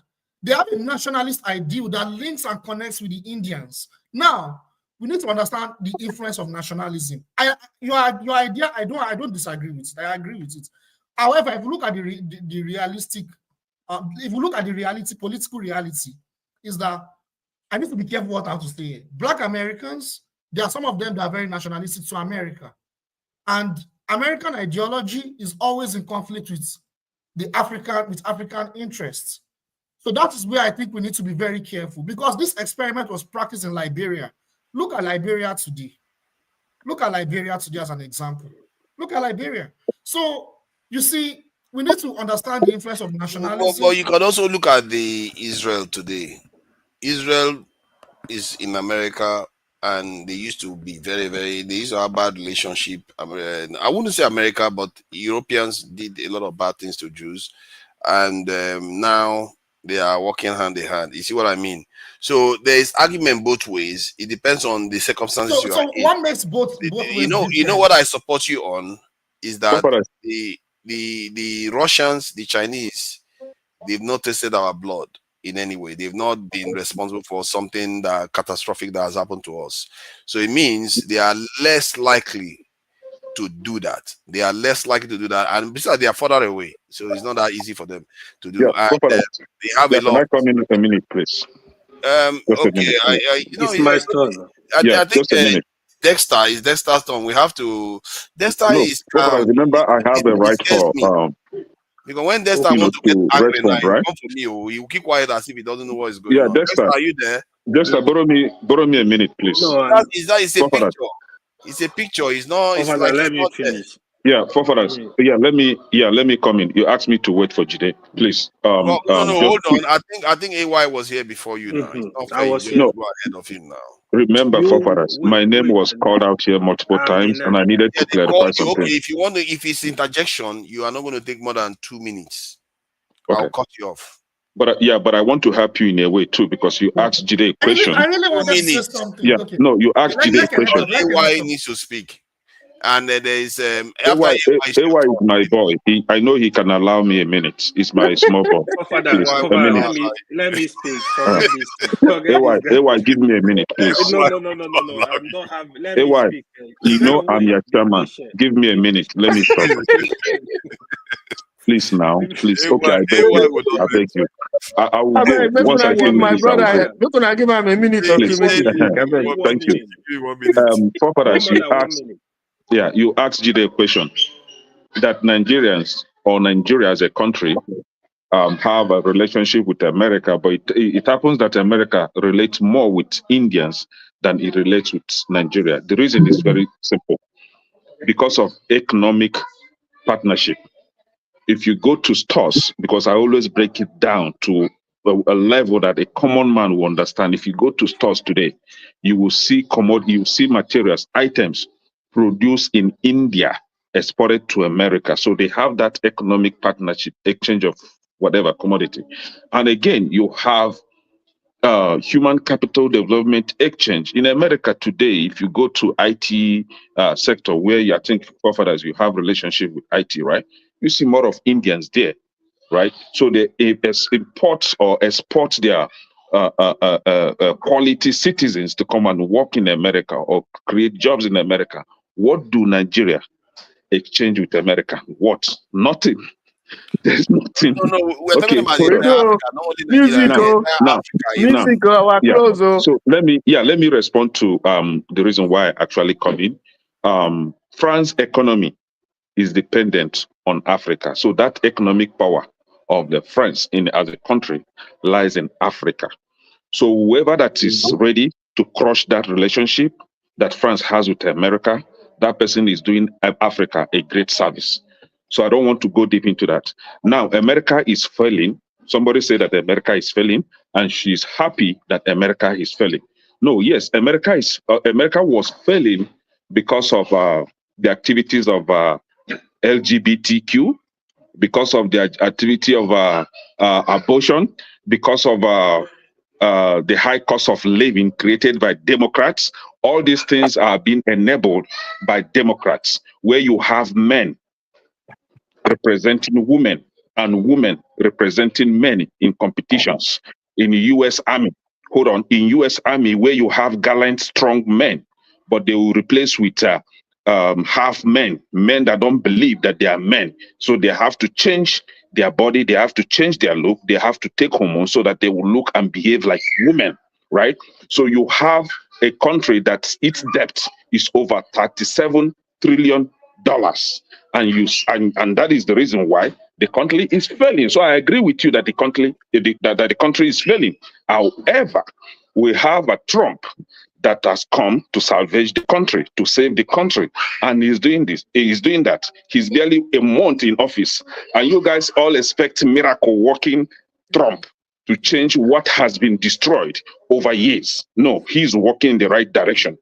Obama created a department called United States. No, Obama created a department called United States Digital Service. Trump came in and renamed it Department of Government Efficiency.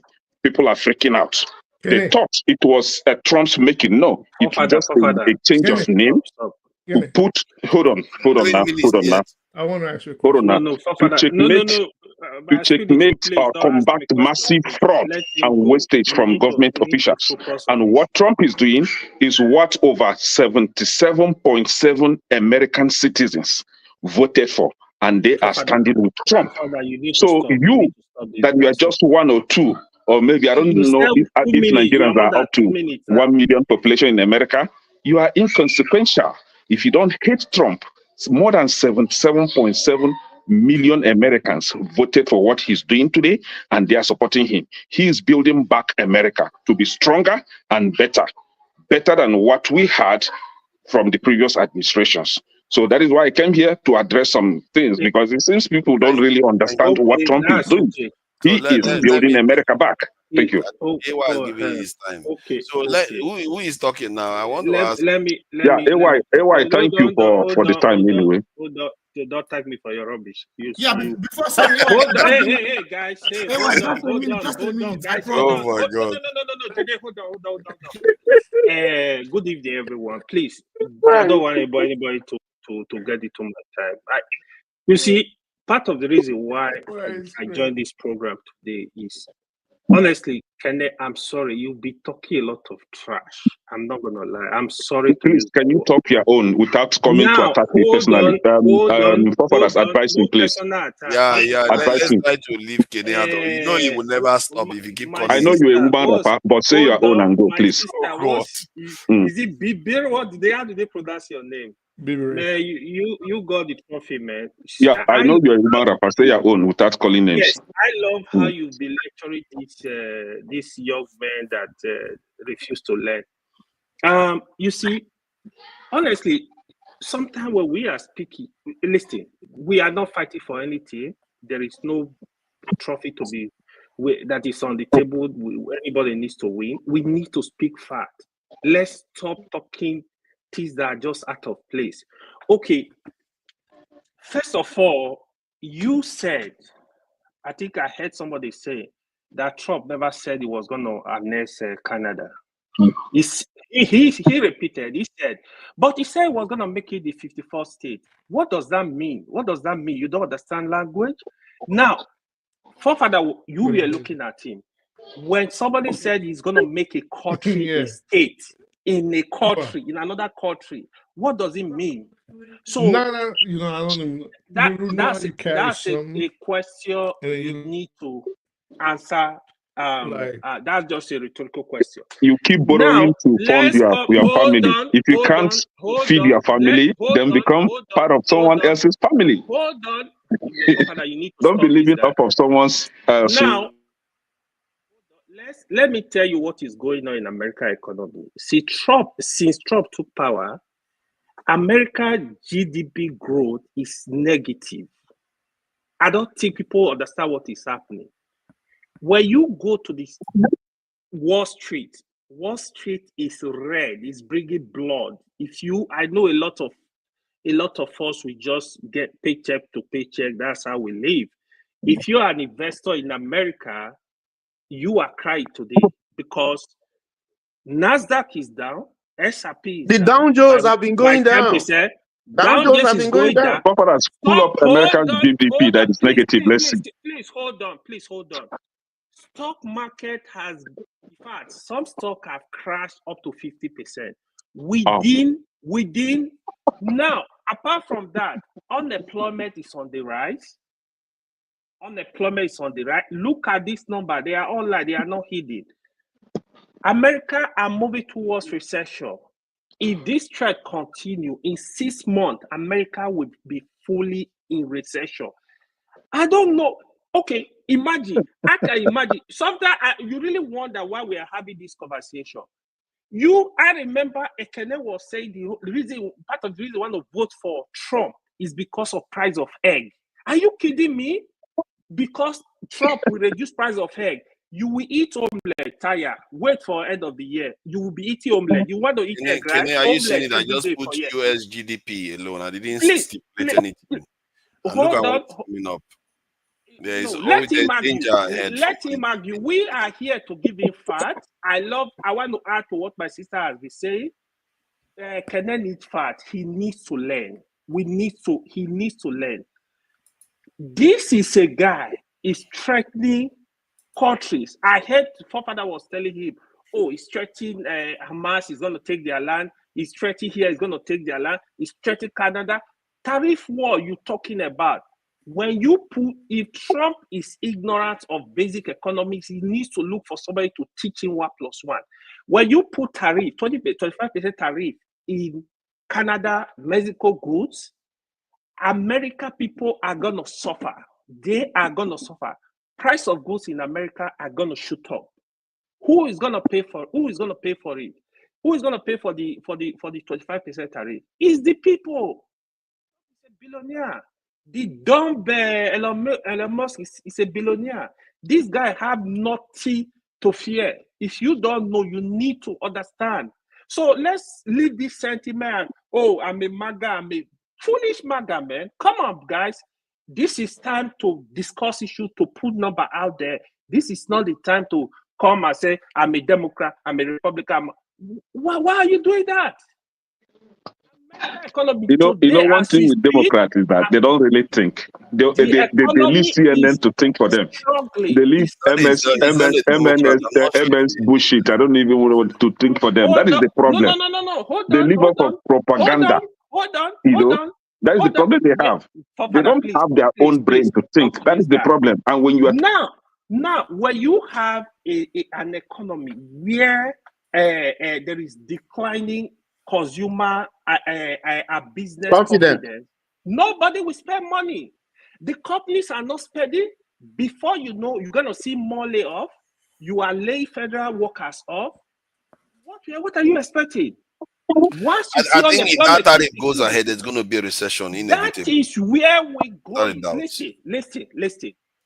There is no U-turn between my friend, go and invest in stock market right now. Stop making noise on social media. Into recession. Yeah, but the problem is with his supporters see it like that because what drives them is deeper. Go and invest. Stop making noise. What is driving them? There is nothing driving them. They are dumb. You see, that is the mistake you are going to make. Don't do that. 77.7 million people are dumb. You are the wisest man. Nigerians, sick people. You have a president that. That's if they didn't rig the election, Kenny. You have a president that when he tells you good money, you need to open the window and make sure this money. Because he lies. We had Obama like that. Yeah, but you know there are some things are more important to these people than this in what they call it. So let me try to explain. I will try to be in the head of MAGA. They see their country that they are losing it. They see that a lot of their business have gone to China. Which country? Now, who are they? The Europeans. We are the Americans. No, we the Americans. We the Americans. Let me give you the list of things that. Let me give you the list of things that might make them not care about whether there's a recession or not. They see their jobs going to China. They see their immigration filling the country up. So if Trump comes now and puts tariff, what they see about tariff is that tariff is going to force America to start manufacturing its own. And their children will start getting jobs. It's the common sense that Democrats don't have. They see the immigration part as being getting rid of those foreigners so that they can get their country back. So they might not react the way you think. No. Hold on. Let me also lecture you. Now, let me lecture you. The world is a global village today. When you understand what is global village, if you hate it. They hate globalism. Can you just hold on? They don't Yeah. hold on. When you come and produce in America, the cost of production will go up. If you are producing an iPhone in Detroit, you think you're going to buy iPhone for $1,200? Department of State. Listen, the reason why most countries are going to China, especially the West, to AY, produce let because Nigeria cost of depend on production is importation. low. Can Nigeria just depend on importation? You Per need your to assertion now, let Nigeria you need to depend on understand what importation from China. Hold on. Does that make sense? What makes You see how they think? hold on, chilling. One way. What makes America That's it. America? What Let makes Nigeria depend on America importation. different from any country in the world? Children of CNN, that's it. Hold on. Number one is immigration. That is what makes America America. America, they are the champion when it comes to brain drain. Go to Silicon Valley and tell me how many Americans that are heading companies there. You people don't even understand this number. You people Indian Americans, Indian that are American citizens are working there. So they are Americans. Where is Nigeria? Can you just hold on? Where are your people? Where are they dominating? Nothing. Just making noise on social media. That's it. You need to remove this guy. It's too loud. Now, when you go into evil construction, America will not go and be setting up buildings. You have Forefather said he can work on the farm. You have Mexican, you have these people working in the farm, working in the construction sector. Americans will not go there. How do you know? All these people, where are Nigerians working? How do you know they will not go? Hold on. Because it's been like that forever. You people don't understand how deep these American cities. No, AY, hold on. Let me just ask you this. It's my turn. Okay, fine. Go ahead. I will buy you a ticket. We will go into America. We will visit 100 construction sites. Send them to Iowa. If you send your information to AY to get your tickets. Come for vacation. 1% of America, for me, I give you 10,000. Come for vacation, we'll spoil you. I think getting you are tickets. not, AY. I think you are not understanding the MAGA. You think you understand MAGA? See, MAGA. Hold on. Let me say this to you. Let me say this to you. So, they are not crazy. Don't do that. So calm down. The moment you say they are crazy, you have to think you are wrong somehow. Let me say this. The MAGA people, 80. Let's say now woman they beat AY's drum. I know him now. Let's say 50% of the. Let's say 50% of the MAGA people. Let me explain what I see about MAGA. MAGA. You say somebody like you know what he's talking about. He has been talking here. Everybody is bashing you on the comments because these people they don't think. See, AY, let me say what because you are calling them those crazy. people are nobody. Let me try to explain to you the way they are thinking. You are right that about 50% of them, but you didn't stipulate 50%. About 50% of them may not want to pick this. They may not foresee a future where they go and pick fruits like the way the Mexicans are doing for them right now. But there are others that see beyond that. They see that, okay, when we go through this period, then the people that pick those fruits are the people that need those fruits will have to pay more for it. And the people that they are paying more for it are Americans, not foreigners. They are paying Americans then they just from picking that fruit. So you have to understand. And the question I will ask is that who was picking fruit before? Okay, so that was what I wanted to I wanted to say. I wanted to say no, nobody was picking nothing before them. Okay, if anybody was going to work the fields or tow the fields, what America did, the Caucasians would not do it because they just looked at it, it was beneath them, or because they're not strong enough to do it. So try to use the Native Americans. All right. Wait. Hold up. So they tried to use the Native Americans. It didn't work out. They went all the way to Africa to get field hands to work in the fields. It still didn't work out after the 13th Amendment because now, after blacks became free, they said, we're not doing this job no more. We can make money in different ways. So you had places like Black Wall Street and people that started working, educating themselves and learning businesses, right? Then the Mexicans, which is what I wanted to get to, which is the crux of what I wanted to say before you said it, was do you think the Mexicans just started picking the tomatoes and the potatoes and the cabbages? Do you think they started 10 years ago or 20 years ago or 50 years ago. They've been doing this for hundreds of years. If it was that easy, and if Americans really like to work the fields, they would hold that job for themselves. They're not giving it out. It's hard work. You can't do it. There's a reason I'm not doing it. There's a reason AY is not doing it. There's a reason nobody on this panel is doing it. And like AY said, if you feel, I speak the truth, you are spot on. You're spot on. thank you, sir. Okay, So hold if you, on, hold Not on. this He's crazy spot on. maga. And then let me ask him now, who was speaking in Europe? See, but this is not Europe. We don't care about Europe. Okay, but my point is, those people will see what is possible. They are not seeing. They prefer that. Hold on. They prefer that than extermination. They prefer that than losing their country. Can you give They'll one rather Democrats die are slave than masters. go They on the prefer to farm. use people that they will pay You don't peanuts, understand this, Igbo. If right? you don't, if I was them, I would They make like cheap they are labor making as so I slave understand masters where that they they are are, right? And their children are here supporting them. AY The is slaves themselves are here supporting them. They love AY is cheap very, labor. very right. He's We're correct all in from that America here, point and we of see what's view. happening. But that, see, you are correct by that point of view, but you are missing the part that motivates them the most. If they feel that bringing people over, let me finish now. Oh, you're not listening. Let me finish my point. If they feel that if they bring people over, those people will threaten their own existence. They are going to put those things away. You are not understanding. No, if that was how, understand threats. if that was how they felt, Okay. if that was if that was how they felt, slavery, chattel slavery, You see these same people. would have These never same people will been. come on this platform and be calling for Can Nigeria. hold on 1 second. So if that was how they felt, chattel slavery would have never been a thing. Remember, Madam Bibere said something. She said something very profound. She said, "This country, regardless of how you want to look at it, I'm just paraphrasing here, is built on race, including the laws.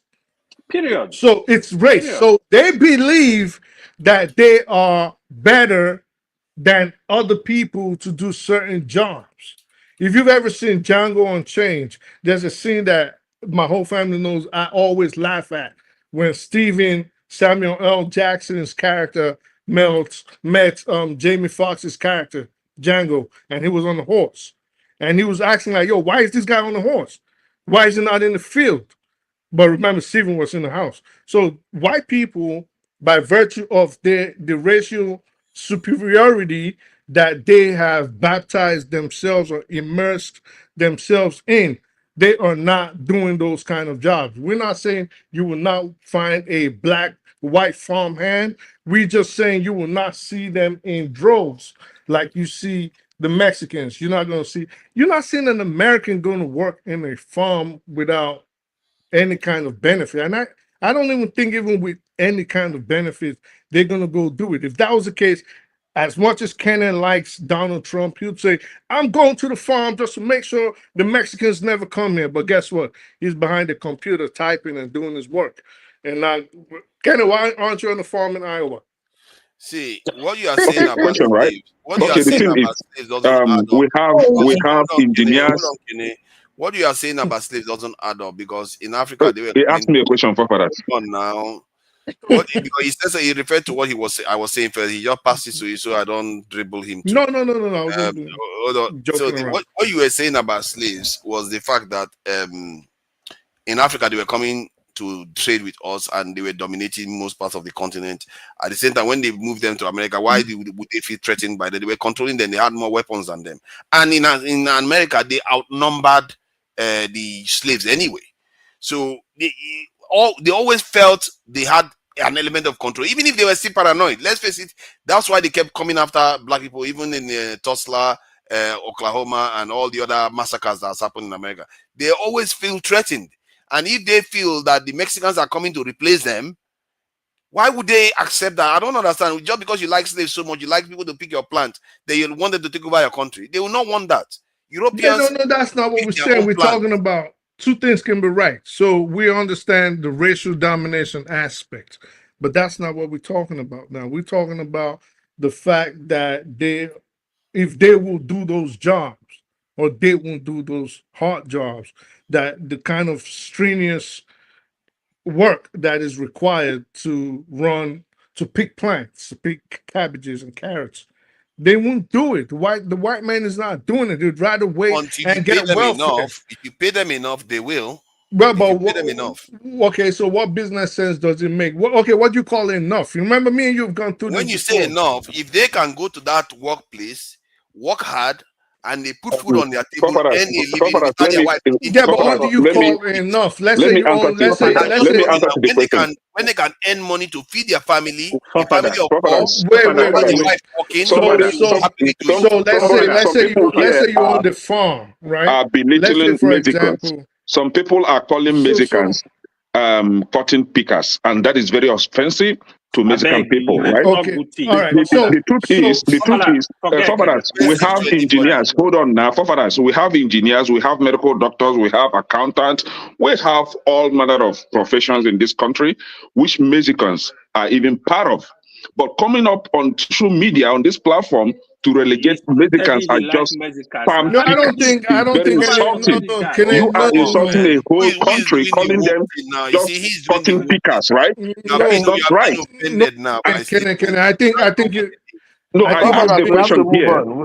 My question is, let's move on. Let's move on. Let me say this. You see how they think? You see how these people think? Let me quickly one way. They don't reason well. Hold on, Fairfather. Let me quickly say this. The MAGA you calling, one of their states is preparing for bankruptcy now. Nebraska is a budget shortfall. They are struggling now. They like Mississippi too. Check it out. That is a red state. It is up to 80% white population. Don't listen to these people. When you go and check the population. Let me help you. They don't care. You are just let me help you. Let me help you. Why you are restricting me from responding? Let me help you. Why can't I talk? California. Or should I just give you guys chance to just be destroying? California is the fifth largest economy in the world. California, fifth largest economy in the world. Mr. Tony. If this California is the fifth largest economy in the world. Correct. It's a democratic, fifth largest economy in the world. With the highest number of homeless people. Now. Homelessness in California. I'm the one that's supposed to be talking. With the highest. When we are coming here, right? Everybody, I really want to learn. Can they calm down? Why can't I talk? You mute me all the time. Hold on. Yeah, because you said your piece now. We let no, I was still talking. You muted me. It's annoying. You do that to me intentionally. No. It was still my time. California is rich, but they have highest number of homelessness in California. Let's not agree with them. Let's go to BBD. This is getting rowdy now. Father, when we come here, right? I want to learn too. I want people to come with facts. You can't allow people like Kenneth to be speaking like market women. We are educated people. Yeah. Come on, okay, don't do that. You see, you keep inviting him. Don't do that. You see this empty vessel that is dancing for a woman? Come here. You see this empty vessel that is dancing for a woman? Somebody that knows not his left from right. You need to stop this. You right? should do that. You know, Kenneth will never go. The thing is that the likes of AY, I know their problem, right? They are the type that don't really have analytical sense of reasoning. They only depend on CNN and what the woman told him to come and say. He knows that I know what he's doing, right? So. Okay, let's allow somebody echoed here that California is one of the richest countries in this states in the country, and I asked, the same California has the highest number of homelessness in this country. You are rich, but you are homeless. Fifth largest economy in the world, not in the country. Fifth largest economy in the world. Still, the largest is the US. The number of homelessness in Nigeria is far less than the number of homelessness in California. But Kene, homelessness, they have ranking now. They are ranking. There is no ranking in homelessness. The fact is that you don't have a house, you don't have a home, you don't have a shelter, you don't have food on your table. You sleep on the street. Rain, sun, everything is on you. That is the definition of homelessness, and you find that rank highest in California. That is the fact. You are really passionate about this, so take it easy. California, the GDP of California is larger, is about the same thing with the GDP of Yes, Africa put together, the entire Africa continent. Now I In ask fact, you, it's Tony, larger.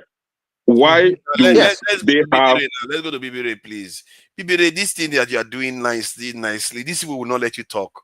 You see how Kene is jostling it constantly. That's how they will carry on. Please No, go ahead. you are making it to look as if the segment is for Democrats only. That's it. If I want to talk, you mute me. If No. I'm talking, you mute me. I That is was it. But defending anybody, Republicans. I every was other person defending can MAGA talk. just now. Why are you going on about? You're not doing a good job of defending MAGA. I was defending MAGA just now. That they are not No, crazy. no. You are being cunning with the defense. I know where you're heading to. So Okay, please, Bibire, go ahead. No, I just want to add to what AY said. Okay, but it's a fact that California has the 5th largest GDP in the world. So it's a fact. And if you see states that are, rich states that are actually subsidizing other states in America, those are blue states. Like I said, I'm not a Democrat, I'm not a Republican, I'm an independent. So I just lean toward like social justice. Center, I'm right. into social justice. So I'll say this: I go where who aligns more with the policy that I agree with. That is my home. So I'm not here to fight for Democrat or Republican. But if you see the fact that you will have let's say the 5th. move to Africa. Trump is the president now. His policy does not align with yours. So leave America. Move to Africa. Where they are putting. Come on Governor, now. you need to remove a Don't get thrown off. Calm down. Come on. Don't get thrown off. They do it. They're experts in it. And I like Kene a lot. No, Don't get thrown off. Just stick to your topic and just keep going. This. You have to have intelligent conversation with people. It's hard. It's hard on this panel. Yeah, intelligent conversation is what we want to have, not dumb conversations. Don't get thrown off. Yeah, just how he behaves. I'm saying that you get used to these guys here. Don't no, worry. I don't want to No, you don't get used to like this. You don't have to be abusive, No, it's only a Kene. You He don't does have not to respect take women. Who is being abusive? Who is not intelligent on this platform? You see, they will be the one to insult and they will be the one to turn around and Let's calm down now. See, AY, stop egging this on. You are not helping. You just keep throwing fire into everything. AY is a woman rapper. He knows his problem. I know. So I was saying Kene is consistent in insulting women on the I was channel. saying- Forefather. Don't allow him. I don't know anything. Stop going on. Please, baby, go ahead. So I was saying that if you know the largest, the Fifth richest largest. state in America, you have California, you have New York. York, followed by Texas, Florida, and Illinois. Mm-hmm. These states, California alone, can have like maybe Texas and Florida combined. But what I'm saying is this state, if you look at the red states in America, look at Mississippi, Alabama, Kentucky, Indiana. These are poor states. You're talking about homelessness. Have you been to Mississippi, Kentucky, Alabama, and see Arkansas. how life is there? Yes, they don't have homelessness. Address that fact.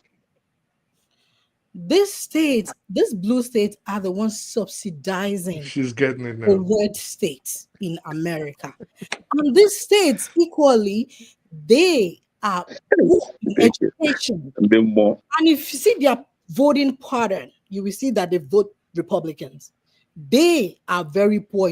Oklahoma ranked the 49th in education, in maternal health, including West Virginia. They are poor. South Carolina. But what happened is they make all these red states fight culture war. They are fighting, they're telling them, look here, don't look there. Culture war that is just like, I will keep saying it, is just like this. For instance, in NCAA, which is the collegiate, body of the collegiate athletes in America, administration, you have like 510,000 collegiate athletes. And you have, ask me how many of them are transgender? 10, if not less. So why would I, as a voter, go to the poll and vote based on that, on 10 people? Because Trump keep making it, and that's how Republicans win majority of their election. They make issues, they blow it out of proportion, and they keep telling you. And Trump said it, you can Google it. Trump said, if you say things long enough, hard enough, often enough, people will believe it. That is his strategy. His coach was Roy Cohn that said, just keep saying the same thing. Just keep saying the same thing. They said if you keep saying something, people will want to be like, okay, I think it's true. Why do you think that is? That is because they said 52% of Americans read at or below 5th grade level. No, I think the reason why but those same people, if you approach them individually, let me explain. I'm trying to get into something deeper here. Okay. Why even Michael Jackson said the same thing where he said, you didn't let me finish my thought. I want to maybe finish your thought then. Finish your thought. So let me finish what I'm about to say on that. Let me tell you, like I said before, there are 4 types of Trump supporters. It's not all of them are dumb. Believe me. So when we say, oh, they don't know no, that's not true. That is not true. List the Democrat supporters too. Stop. Kenny, I do not appreciate. I don't do Kenny, this. you're supposed to listen now and be right here. Baby Ray, you were doing good. You just ignore it. Have you ever been in American platform? Have you been to the platform the way they please ignore I'm not saying that people that know how to play, but they don't do this to us. It's a Nigerian thing. They hate. They don't like divergent opinion. Sorry, this is the time for you to be taking. I'm trying to help her so that she will make the listings in full. No, it's a Nigerian thing. You stay longer on the show, you'll see how they operate. Please go ahead, list the supporters.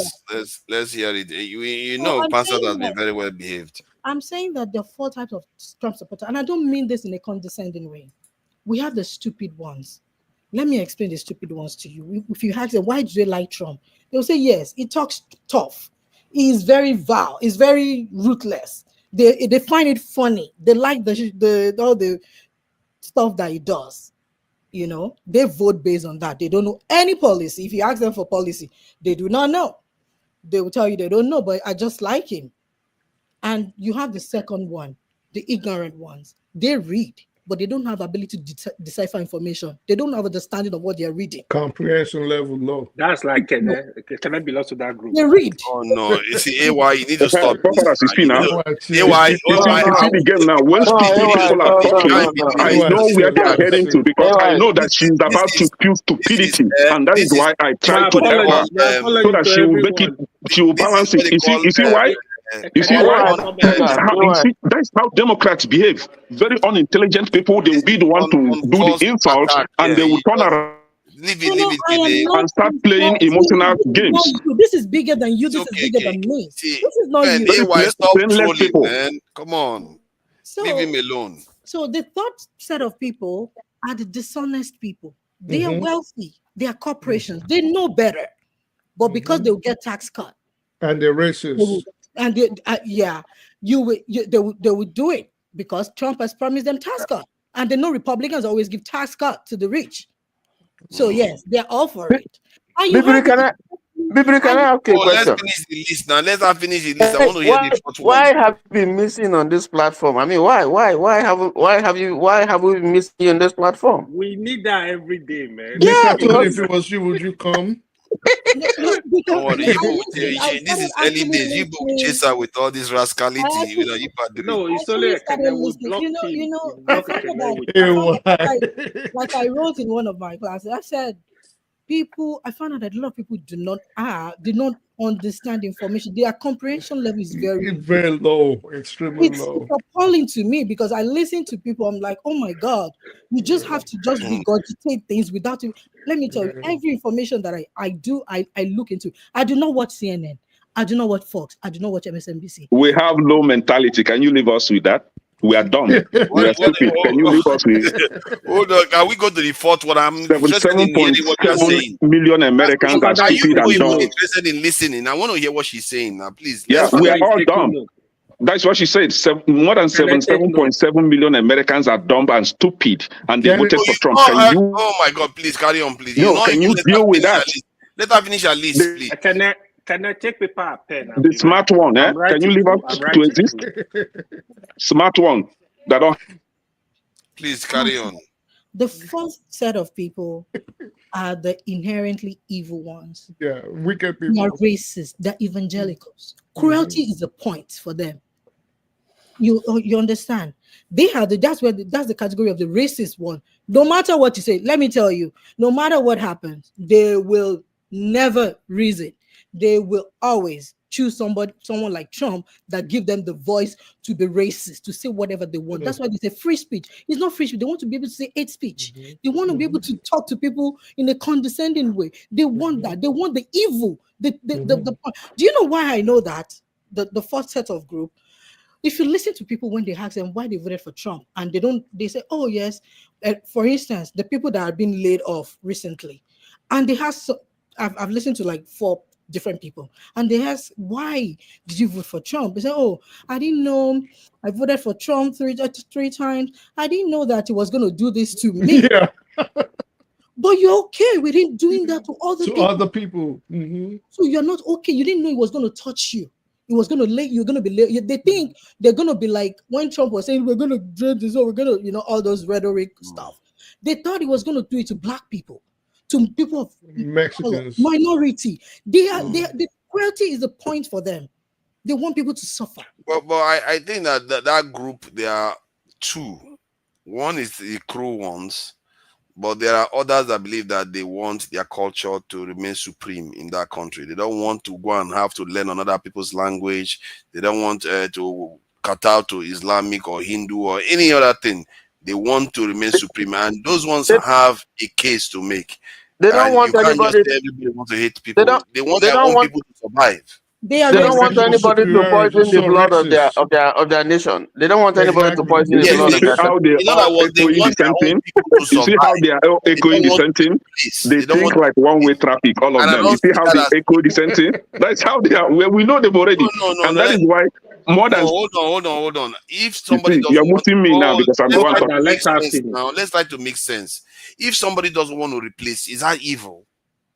If you are in Nigeria now, you will come and they are having more children and they want to be replaced. Is it a bad thing? That's why I say yes. In the case of America, it is evil. Why? Why would we say it is evil? How did America come to be in the first place? So if you want to say, well, I'm scared of replacement and there's no inherent policy by these people, I don't think that any black person, starting from William Du Bois or any Spanish person that has said, and I mean activists now or nationalists that have said, well, our aim is to eliminate white people and send them back to Europe. If anything, if you see black people always talking, they're saying we want to leave at the very least, or give us equality. So I think it is evil on the part of white America, and even white Americans are starting to stand up against the racists in their midst, because you can't say everywhere you go. How did Canada come to be? How did the United States come to be? How did Australia come to be? So you're trying the same thing again in the Middle East. Why do you think you have the license to always wipe out somebody else's ethnicity, or also always say, well, I'm in fear that my race is going to get diminished or lower in the power totem pole, so I have the right to destroy other races? They don't have the right. So back to your question, is it inherently evil? Yes, especially when we take into factor that the United States, Canada, and Australia started off as colonial projects, and they did that by eliminating others, the natives and the indigenous people of the land. So yes, it is evil. You don't care about rights. Rights have no. Finish her lecture, the antelope before. Can we also call out evils when Igbo people are being targeted and the antelope before a lion does not plead their rights. There are no rights. Can we also call out evil that is being meted against Igbo people in Nigeria? Yes. Have we ever done that on this platform? Yes. What are we we see a lot of people supporting forefathers. I am going to say that this is, like I said, I'm not taking side of anyone. I just, address. Let me tell you this. I'll give you an example. For the election, I was phone banking because I wanted a change in Nigeria. I was phone banking for Peter Obi, calling family, calling friends. Like, don't you want to change? Do you know, like, a lot of feedback that I got, and people were like, oh, the Igbos, they're dominating Lagos. They are doing this. For me, oppression on one is oppression on all. I do not stand for oppression in any shape or form. I do not care if you're. If I was against it, my people were saying that, and I was telling them, I do not. Don't you want a change? Why do you want somebody that you know? I know. I was born and bred in Lagos Island, so I know.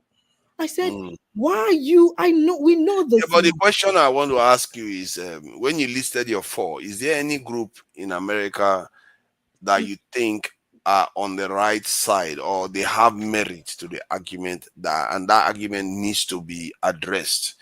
Those core MAGA supporters, is there anything that they aspire to that you believe is legitimate for them to raise and it needs to be addressed? Let me tell you, if you look at American history, you will know that the preservation that you're trying to do, the change is going to come. The change is going to happen. America was but do they have a fear that because if you go to Yoruba land now, you see other people want to take over, don't you have a legitimate if Oyibo come now and say they want to bring people from Birmingham and Mississippi to come and take over Lagos and Ogun State, you're not exactly going to be happy with that. No, they didn't bring their people now. If they want to, if they bring their people, this one is wahala now. They bring their people, not only government. No, I'm trying to put you in the hot chair so that you can try to think like them. Because if you don't have empathy for them, because I took my time to study them because I take a lot of classes on American history. If you did, then you'll be comfortable. Could she take a question from me? Yeah, you'll be comfortable with my question, and then if you study them closely, if the question you asked was not answered. Hold on now, let me answer the question. If you have white people coming into Ogun State and they start numbering to 20, and they tell you that in 20 years or so, they are going to be 50% of the population, and they are taking over Ogun State. How would you feel? And you testify to it now. That in the first place, is this their land in the first place? Exactly. You see now. Okay, now you already. You can't build something or not. It doesn't matter. It matters. The land you own. No, let me say this. The land you own is the one you are able to protect and conquer. That is what life is. The idea that you think they are not intelligent to that level. You are going far. Bring it down to their level. It's a fact of life. That is why bring it down to their level.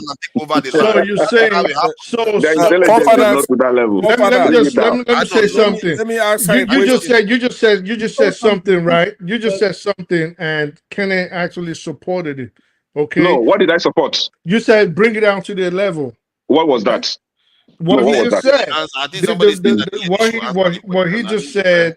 What he said that whatever land you can conquer, basically. No. I did not respond to conquering. Let's not go back and forth. Okay, I just paraphrase. Yes. Okay. I did not support. Let's deal with the nuances. Let me just ask. So what I want to ask you is very simple. Forget the wordplay and all that. So basically, he's saying whatever you can conquer, you own. Whoever is the victor can keep the spoils of the war. That's all he's saying, right? We are not in the wild, then. All right. So what you saying? You are.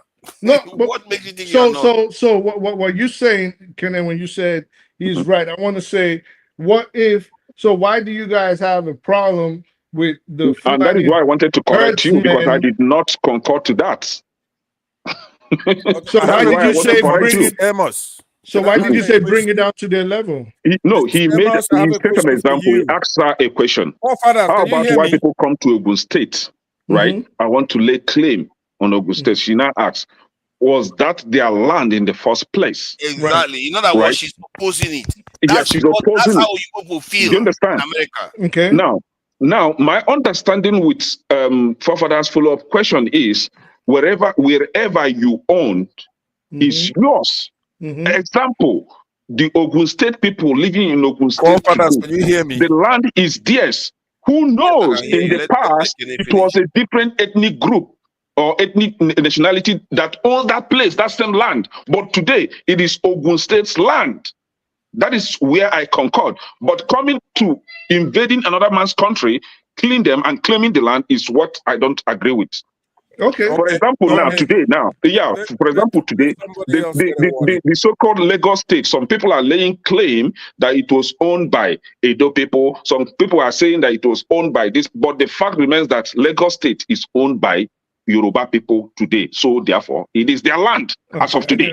I get what Okay. you're saying. Can I ask you a You question? understand? Yeah, Mr. yeah, Emma? yeah. I get what you're saying. You've elucidated 4 types of Trump voters, right? Now, are there more than that? Are there more than 4, or that's the comprehensive list? Because I have a question for you. I know. So I will say this: like, those are just the major.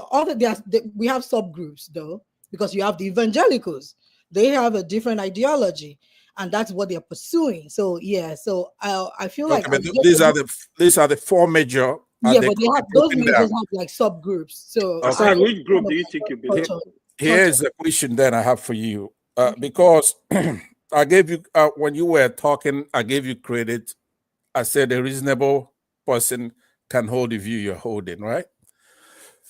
Now, I am one who doesn't come into any of those 4, and I'm a Trump supporter. That's why I'm saying that. You are in 3. If I'm in any of your groups, there is a group which I belong to who would normally be a Democrat. The Democrats, when they're in power, they don't do what Democrats are supposed to do. For example, you saw how Trump is using executive order, right? In the Democratic Party, we don't believe that people should carry machine guns around, right? We believe that there should be regulation when it comes to guns. We don't believe that Second Amendment, it's comprehensive for everybody. It's supposed to be for the militia, as the way it's worded, right? As an example. So when you have Obama coming to office or Biden, they don't do what Trump is doing.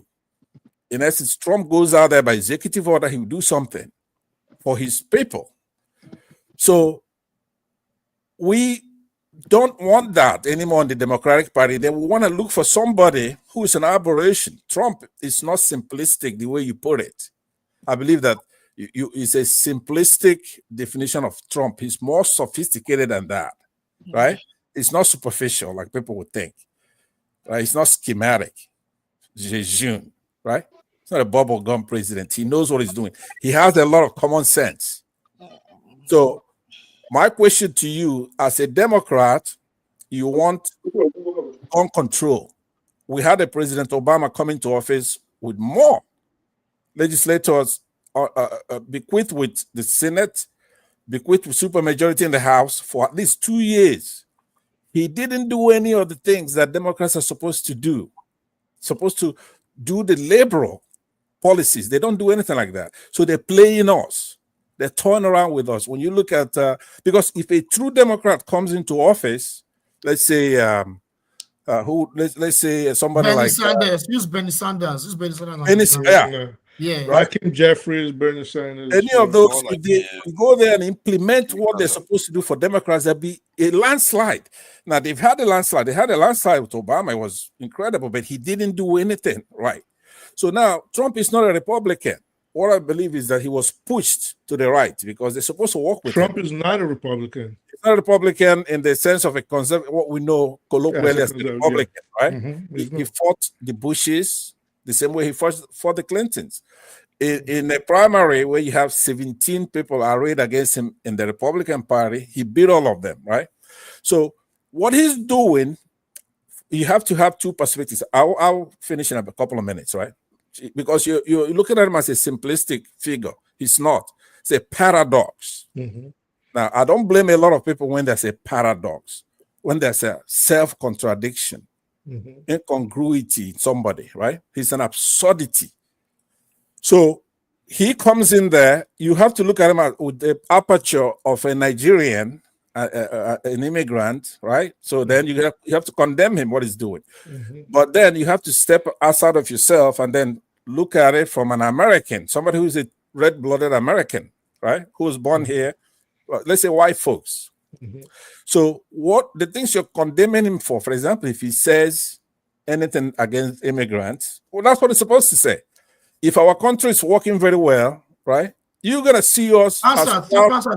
So I wanted to say something there. What you just said now, I think you're also missing the point. So the point is, what is the root cause of that mass migration, right? I agree with what you're saying, but at the same time, what is the root cause of that migration? Is due to U.S. foreign policy in Latin America. Yeah, but he didn't right? specify But go on. migration. But let him go on. If you expand the debate, right, you're right. It's not America. You have to look at America as the administration by administration, right? That's none of Trump's business. Trump is not a globalist. He's a nationalist. But he's still following that policy. No. There's anti-establishment too. Yes, anti-establishment. He's not a globalist. He wants to make his country great again. Yeah. He's talking to his allies. He says, "You pay your fair share," right? He wants to dissolve NATO, for example. Now these are the United Nations. Yeah, even that. No, he's not trying to dissolve NATO. These are lies. These are but let me just land. What we mean by that is also, let me use that word again. It's colloquial. What we mean, it's not falling in line. He's telling NATO, pay your fair share. I want peace in Russia. Canada, pay your fair share. We're gonna put. I mean, I heard some people like Miss Amos here, who spoke very eloquently, talk about California. That's too big. What's the GDP of Metro California, Los Angeles? Almost $1 trillion. That's just Los Angeles, Anaheim, Long Beach. $1 trillion. That's a lot. Nigeria's GDP, I don't know if it's more than 400 billion. 400 billion, yeah. 400 billion. It's just under 400 billion now. Okay, so you look at California, it's large with hundreds of cities. So now when you talk about just the Metro, Los Angeles having 1 trillion, you're reaching, you're going way out there. Don't worry about that. Now, to bring it down, I want to tell you something. Trump is an asset. Trump is, they don't come any better. You could hit them all you want. There's a binary choice. Remember, in every election, there's a binary choice. So the limit, the contours of the debate should be between Trump and who else would have been the president if he wasn't the president, right? So in the past, we had Clinton and on others. Right now, we had, what's her name here?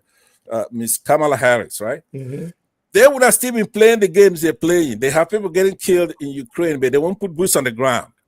I bet you if Trump is for fighting Russia, he'll put boots on the ground and get it done. You don't just have a war in perpetuity. Somebody like Israelis, right? Now, I support Israel. Their right to exist. But they cannot go out there committing genocide in front of our eyes under Democrats, because then we don't have a choice.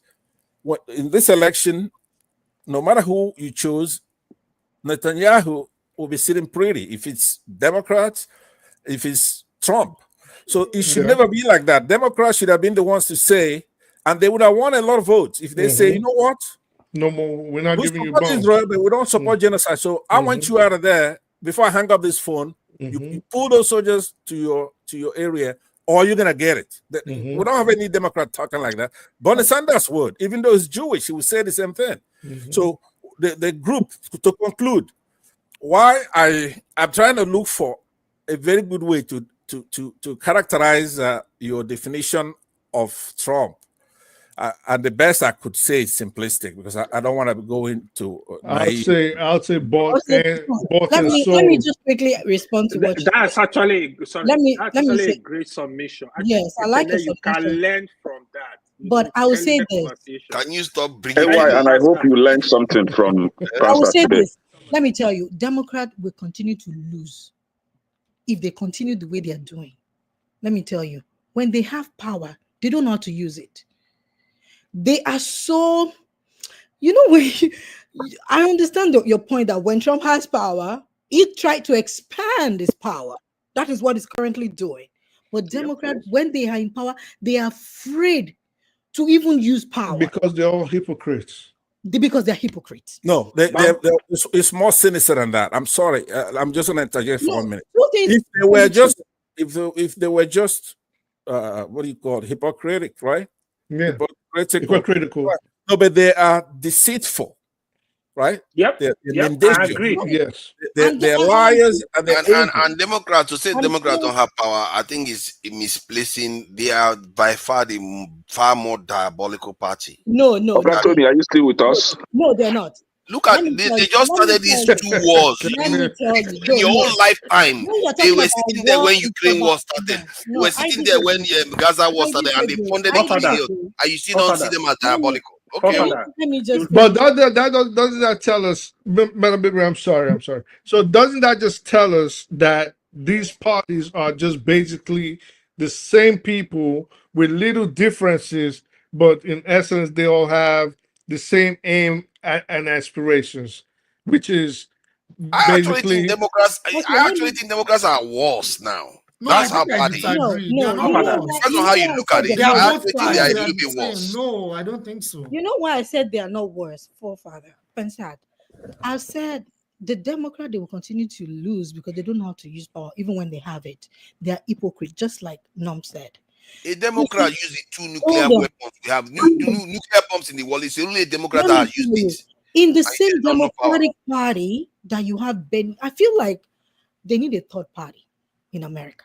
They need a third The party. same Democratic Party that you have Middle. Let them be in the middle between left and right. And you have someone like Bernie People Sanders. like us will be there.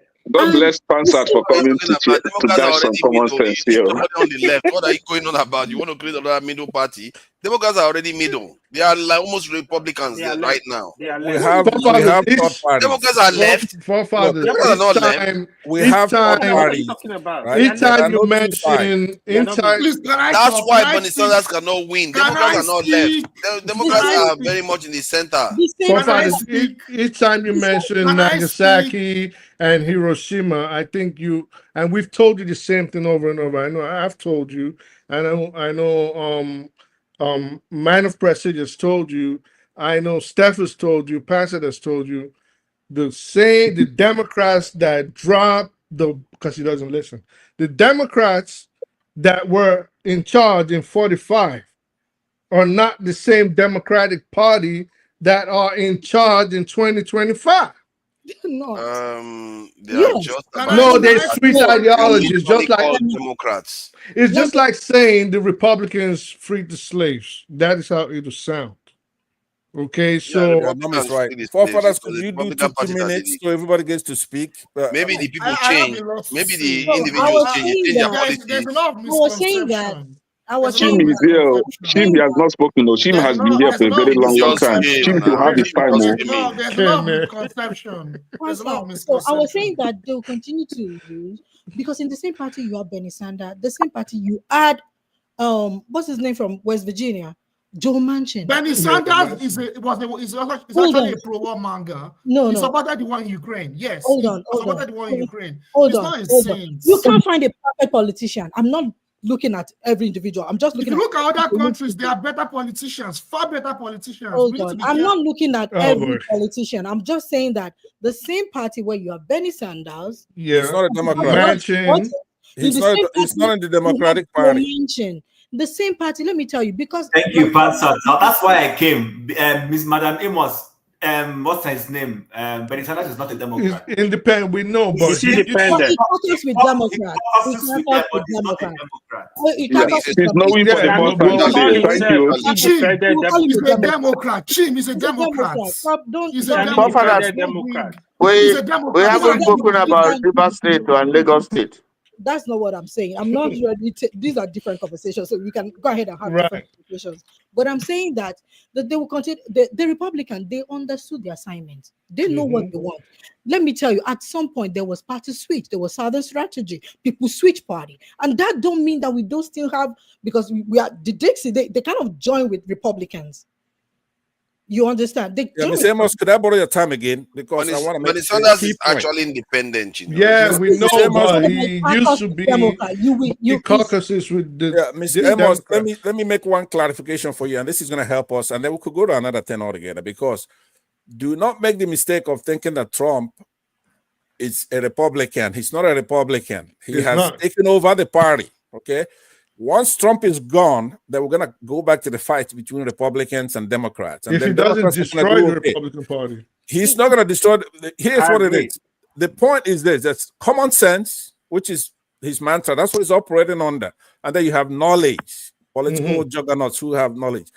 Trump makes things very easy. You can. That's the best way to govern this country. If you look at Trump, what you're gonna find is good sense, right? Native sense, discernment. He's astute. A lot of they try to make him a liar and this and that. All he's doing is to do the right thing. Just look at he's looking at the United States the way, let's say, he owns it as an individual.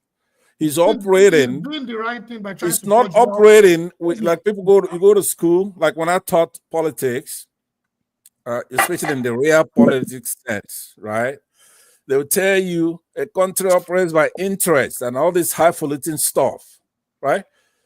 It's not the way it's supposed to work. Somebody like Trump is a patriot. If he goes to your country, you have better airports, let's say Saudi Arabia, then he's gonna try to put tariffs on you to pay us for protecting you. If there's a need to bring soccer, football to the United States, he'll fight for that. These Democrats will not do anything like that. Trump is telling the allies and our neighbors here, Mexico, you know, I don't know if anybody here lives in Canada. Let me just tell you, all they've been doing is living off of us. That's all they've been doing. Okay, Chin. All they do is ripping us off here every day. Actually, that's not correct. They have a king, Canada, right? It's If he was black, if Canada was black, would they have a king? Our neighbors here, they're undemocratic. They have a king as the head of state. The All the way from But it's England. ceremonial. Does not have any. It doesn't matter. It does not have. If you, for example, United Kingdom is like Iran, except the Ayatollah is elected. Over there, they have a king that's not elected. It's a bloody monarchy, and I'm telling you, if he ever talks bad about Trump one day, then Trump is gonna say exactly what I'm saying now. You have to have elections over there and let the people, the Republic, for example, there's an organization over there called the Republic. Role of King of Will you be? Who's that? Will you be quiet to respect somebody that is talking, please? I will end in 30 seconds by saying this to you. I want you to reconsider because your heart's in the right place. You got good points on this, but hating Trump is absolutely the wrong thing to do because of the other side. If we had a situation where the Democrats are doing the right things, right? Doing the right things. For example, at some point here, they had women on welfare who have kids, and they have kids, and then the government was paying them a little money here and there, and they came in there with Clinton, as powerful as he was, and all these people voted for him, and they snatched all that welfare from these women and gave it to the corporations. Right? He couldn't fight for those people who are his base. Do you understand what I'm saying? So Obama did the same thing. Pastor. Why couldn't he fight back? Just like the reason why they enacted the crime bill. He had his own scandal. He was facing impeachment. So it wasn't like he came in and said, well, I'm not going to fight back. But he had his back against the wall. And the Republicans at that time had leverage. They basically had the bayonet to his throat. You do this, or we impeach you.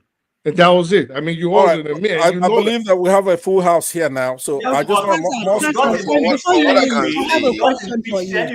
Let me just respond to something I Speak the Truth said before about Democrats. By Second World War, they had shifted to the left already. Economically and the way they look at the state, they had already shifted to the left. And that Truman guy was on the left economically when he used those two nuclear weapons. So I don't know what the point is. Pastor, sorry, I have a question for you. Can I tell why you were on the left? Yeah, go ahead. Let her ask a question. It wasn't true. Let the woman talk. Let the woman give the word. She's the only woman here. Go ahead. Can you tell me 4 things? I'm just going to leave, the past behind. 4 current Trump's policy that is good for the people. Just 4 of them. Because you mentioned that it's not about hating Donald Trump, of which partially I hate him because he hates other people. So I will not say it's not coming from a place of hate. It's coming from a place because he humanized, he oppressed people. And what he stands for, I do not stand for it. He's a bully. Exactly. Now, let me just say hate your fellow human being. You see? One of them is that Trump is an equal opportunity abuser, right? He does when you see Trump abusing black folks or Mexicans, it doesn't mean he's not abusing white folks as well. or the Pope for that matter. He's a counter-puncher. It depends on who's punching him. He's got his eyes on what he wants to accomplish, and he's out to do it. He made campaign promises, and he's delivering on those campaign promises. When you go on a campaign and you say, you know what, our border is not safe, I'm going to close the border, I'm going to do this. That's what he's doing. It has nothing to do. No, okay, now give me four policies. That's what I'm coming. I'm giving you the back. I'm giving you the background. Part of the policy that he has is that he wants American allies to pay their fair share, right? He doesn't want to go on an adventure and be the war's policeman. He wants peace. He doesn't want wars. Are you against that? That's absolutely not true. That's hold on now. Actually, there is some truth to that, though. And the policy, we have not gotten any evidence to the contrary. It seems to work. Strength, right? He's saying, I'm not going to be. Please don't be offended. Let me just mention one because you might not mention it. She says one people policy. Madam Amos, you identify as a woman, right? Am I right? Is that a question? Okay, so a young girl practices. I identify as a woman. Okay, a young girl practices swimming or practices athletics, goes through the rigor of preparing for an event. And then Jide wakes up on 2 or 5 weeks before that event and says he suddenly feels like a woman. I can see Jide doing that. Race. Hold on now. Race has to go and run in that race. And then you, the young girl, you are up and against Jide, and Jide wins it. How would you feel? So Trump says no more of that. How about that as a policy? Let me tell you. No. How about that as a no. Let me tell you something. You're talking about culture war. I am not. It is culture war. It is culture war because it's not something that is happening. Like, oh yeah, it's happening. Then that's this is not a cultural issue. It's called culture war. No, answer his question. Answer his question. Culture war. It is culture war. Answer his question. You practice. How will you feel? It is culture war. There is no culture. It is called culture war here. Whose culture is it? Culture war. Culture war. Look at it. It's a culture war. No, it's not. Jim, if you can. But let her answer the question. Hold on. Answer the question. He asked you a valid question. Answer it. Hold on now. Let me just moderate. Jim, come to the middle of the screen so I will be more professional. Let's do more professional. All right, go ahead. Republican, as always, let me tell you, this machine, the Republican, I give it to them. This Republican machine that they have put out is working. They make it work across board, from media to podcasts to mainstream, brainwashing people. All of it. Let me tell you, they make it like a big deal. It is not what I said. No, I will not respond because that is not a policy. But your question were responded to. I was Jim. Your question were responded to. Let me finish answering the question. Mr. Amos, smart people, you keep making the mistake. I've been trying to correct you that Trump is not a Republican. Hold on 1 minute. 510,000 NCAA in America. That is collegiate athletes. 510,000 people in that body. And you have people that are 10 transgender. How is that like a mainstream thing that people would vote on? And Republican has always done this. Let me tell you, Republicans has always won on in the recent. Jim, let me just try to ask her this because Bibiri,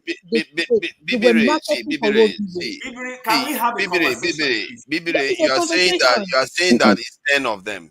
But why is it that societally we keep hearing about them everywhere? They want to change because they're loud. They're loud. They are very loud. If you make it so loud, they're loud, but also people make it into what it is not. And we say we are not going to accept that in our society. How about passing a law that says a child could go and seek gender affirming procedures even without the consent of the parents?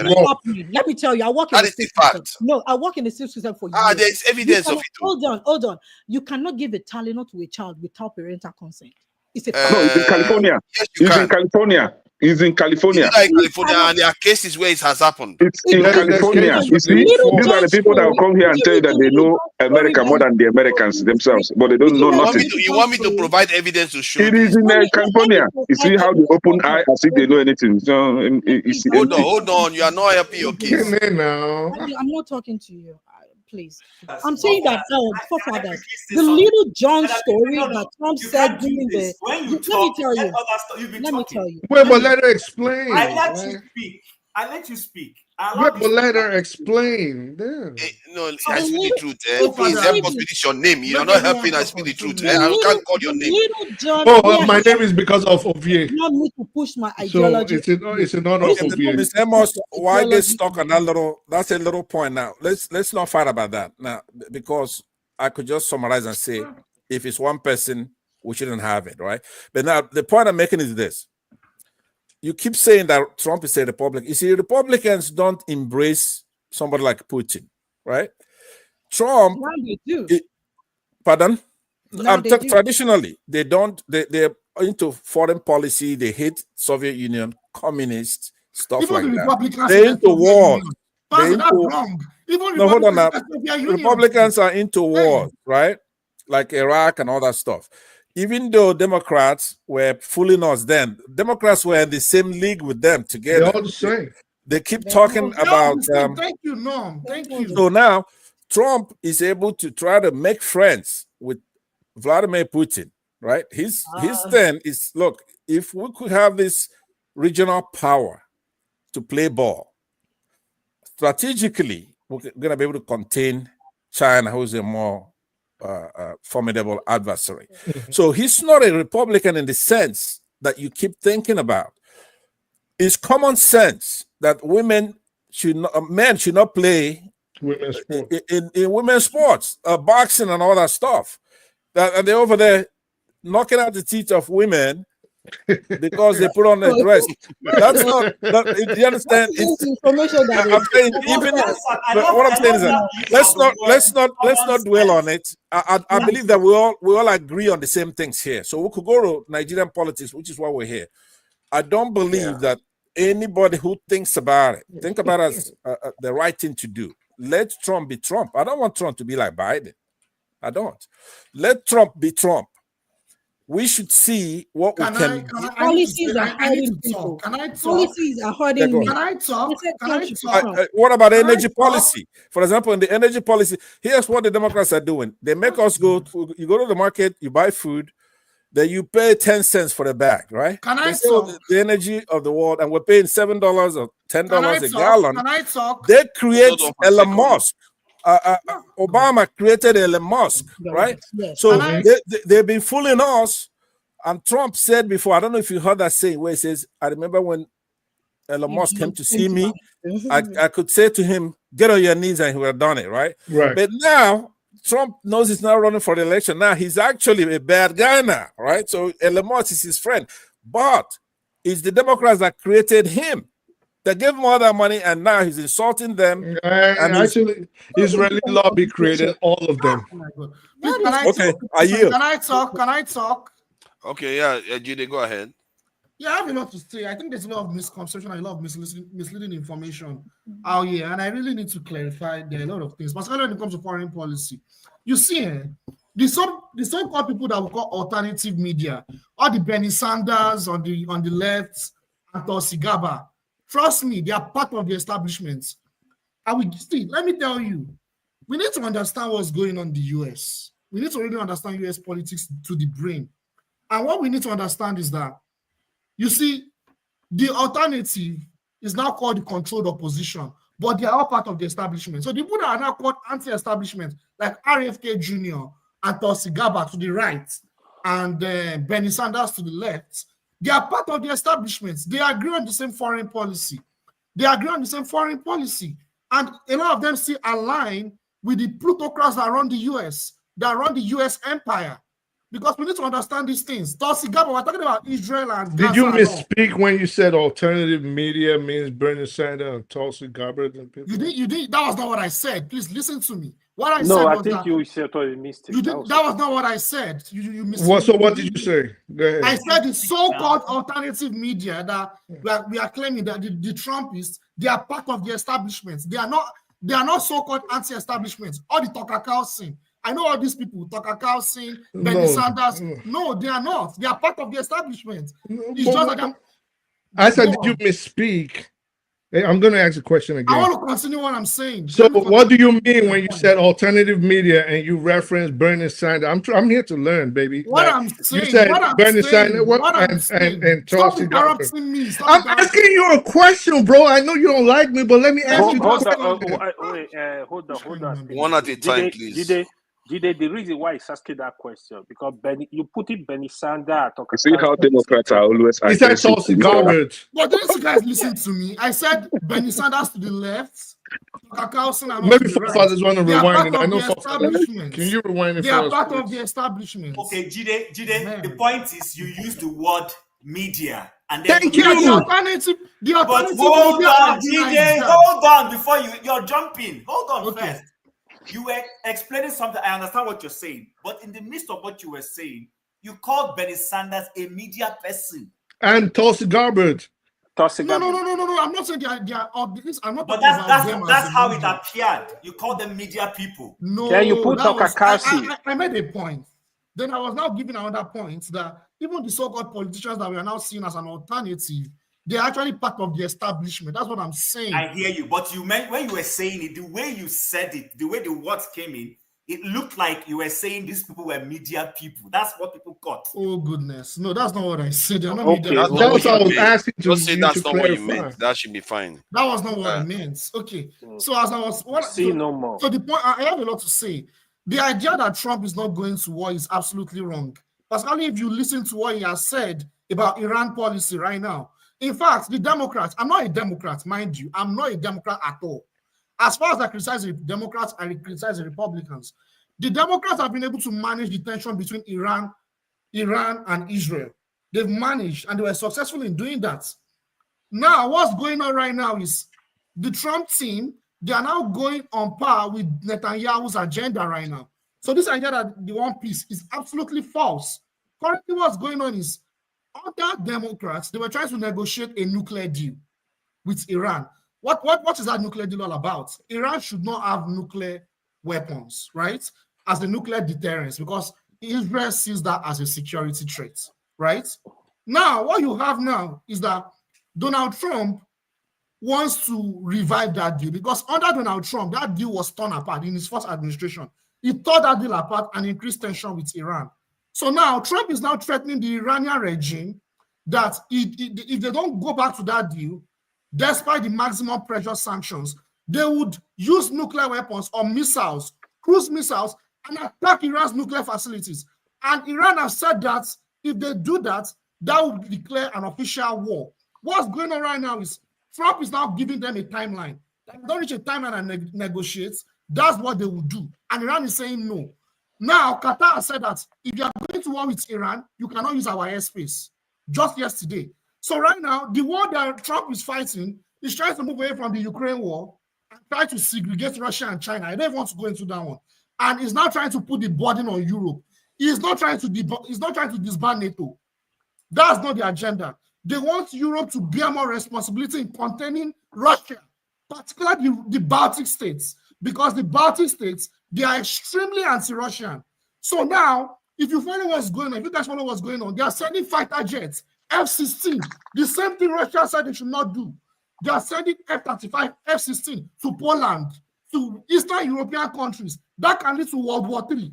So you guys need to follow what's going on and this idea. Look at stop listening to what he's saying. This man is a con man. He's a con man. No, that's not true. That was not true. What's not hold true? On now. Sorry, hold on. Hold on. When you speak, we're here to all learn. You don't have a compendium of all the knowledge. Yeah. I'm not saying I know it all. Number one. When you said the Democrats were managing Iran well, that's not correct. That's correct. But I'll let you talk. When you talk, I'll now respond. Let's talk. Democrats enabling Iran with their policy. Let me give you an instance. Under Trump's first tenure, he literally stifled economic ability of Iran to do anything. They froze their, wait, hold on. They froze their assets. Iran could not do anything. That was why Iran was, that's why you see when they hit Salman, what's that man, that Iranian guy. Mm-hmm. So was there a terrorist? Was there a terrorist? Was there a terrorist? Was there a terrorist? Who was Soleimani? Wait, who was Soleimani to you? Iranian general. Soleimani was a strong force in Iran. But was there a terrorist? Was there a good thing for them to have killed him? You don't have to be a terrorist. He was the brain behind their military strength. And so they were looking for somebody to So how did Iran, how will Iran attack the US? This is not fair. When you were speaking now, everybody let you speak. So don't be agitated. We're here to exchange views. When they sanctioned that guy and said he must not leave Iran, but he went by road somewhere. That's why they got him and killed him. He left No, Iran. he did not went by road, though. No, that's not correct. Okay, I think he was on the road when he was blown up. We agree on that. He left Iran. I thought he was in the car. Hold on. He was just leaving the airport when they strike. But he left Iran. Yeah, he was in the car. He left Iran. Good. Yeah. But there was a sanction he shouldn't leave Iran. So when he left Iran, that's why they were able to get him and kill him. Now, but the point I'm trying to make is this. They stifled Iran's economic strength to be able to do anything. It was telling on them. But as soon as Trump left and Biden came back, he unfroze those things and gave them resources back. Mm-hmm. And that resources strengthened Iran. That is why Iran is bold again. So when you say that the Democrats managed him well, the Democrats didn't manage him well. The only thing is that what the Democrats did was, in their own policy, maybe it was to spite Trump. They unleavened all the things that the American system was using to hold Iran and emboldened Iran, because once you have money, you can do anything you want to do. Which is what people are saying. So the money that was given to Iran is what they have used to fund Hezbollah. Yeah. And then enable Hezbollah to commit some of the atrocities that's committed globally. So that is the thing. So when you come and say you are saying so much misleading things right now. Allow him to finish. Jide, allow him to finish. Nobody interrupted you. How can you say it's misleading? Absolutely misleading. It's not. I think there's a lot of inaccuracies. Can I ask you a question? Jim, can I ask you a question? No, hold on first. Let Jide respond. Then you can. If you accuse him of inaccuracies, what were the inaccuracies he made? Even though I don't support what he's saying, but what were the inaccuracies? He said, okay, I think let him explain. Jim, finish. No, go ahead. Go ahead and explain. No, she was still talking when you interrupted. I want to ask a question. I want to ask him a question. Let Jide talk, then we can all talk. You need to understand foreign policy very well. Foreign policy is not just going to go and invade another country or sponsoring terrorists. Part of the US foreign policy that has created so much tension all over the world is economic sanctions. Okay? Number one, why will you freeze a sovereign country's assets? No, why would you do that? But were they frozen? Why were they frozen in the first place? Number one. Number two, all your analysis you gave were absolutely Fox News Republican narrative, and they're absolutely misleading and very wrong. That's why I keep saying that you need to understand this post foreign policy. That's not true. What he said is actually true. It's absolutely wrong. Well, okay, Jide, let me ask you a question. Hold on. 1 second. Jide, hold up. Where the fund, and just remember, I am not on his side on this, because if you've spoken to me, you know where I stand on the Iran, Iraq, Israel, Hezbollah issue, right? But if you say he spoke and gave a lot of inaccuracies, this is what you tagged him with and said basically he's made statements that are not true, that are not correct. So he's misleading us, inaccurate. So was Iran's funds frozen during Trump? Yes, it was frozen. But they're unfrozen during Biden. No, it wasn't. What are you saying? It was unfrozen. Was Biden wait, listen, let me talk. There's a narrative. It's a narrative.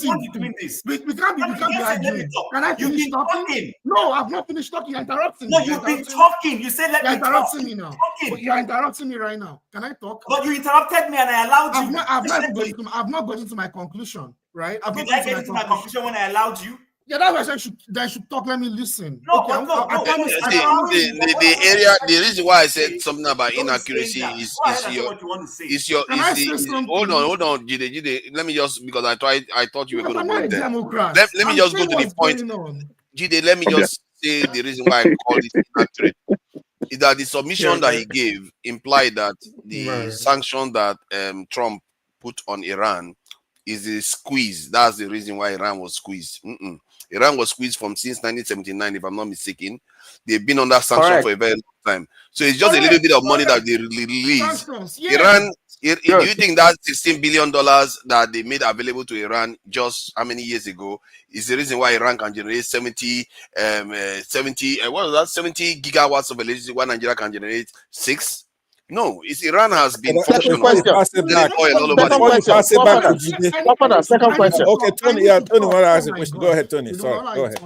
Yeah. Tony, second question.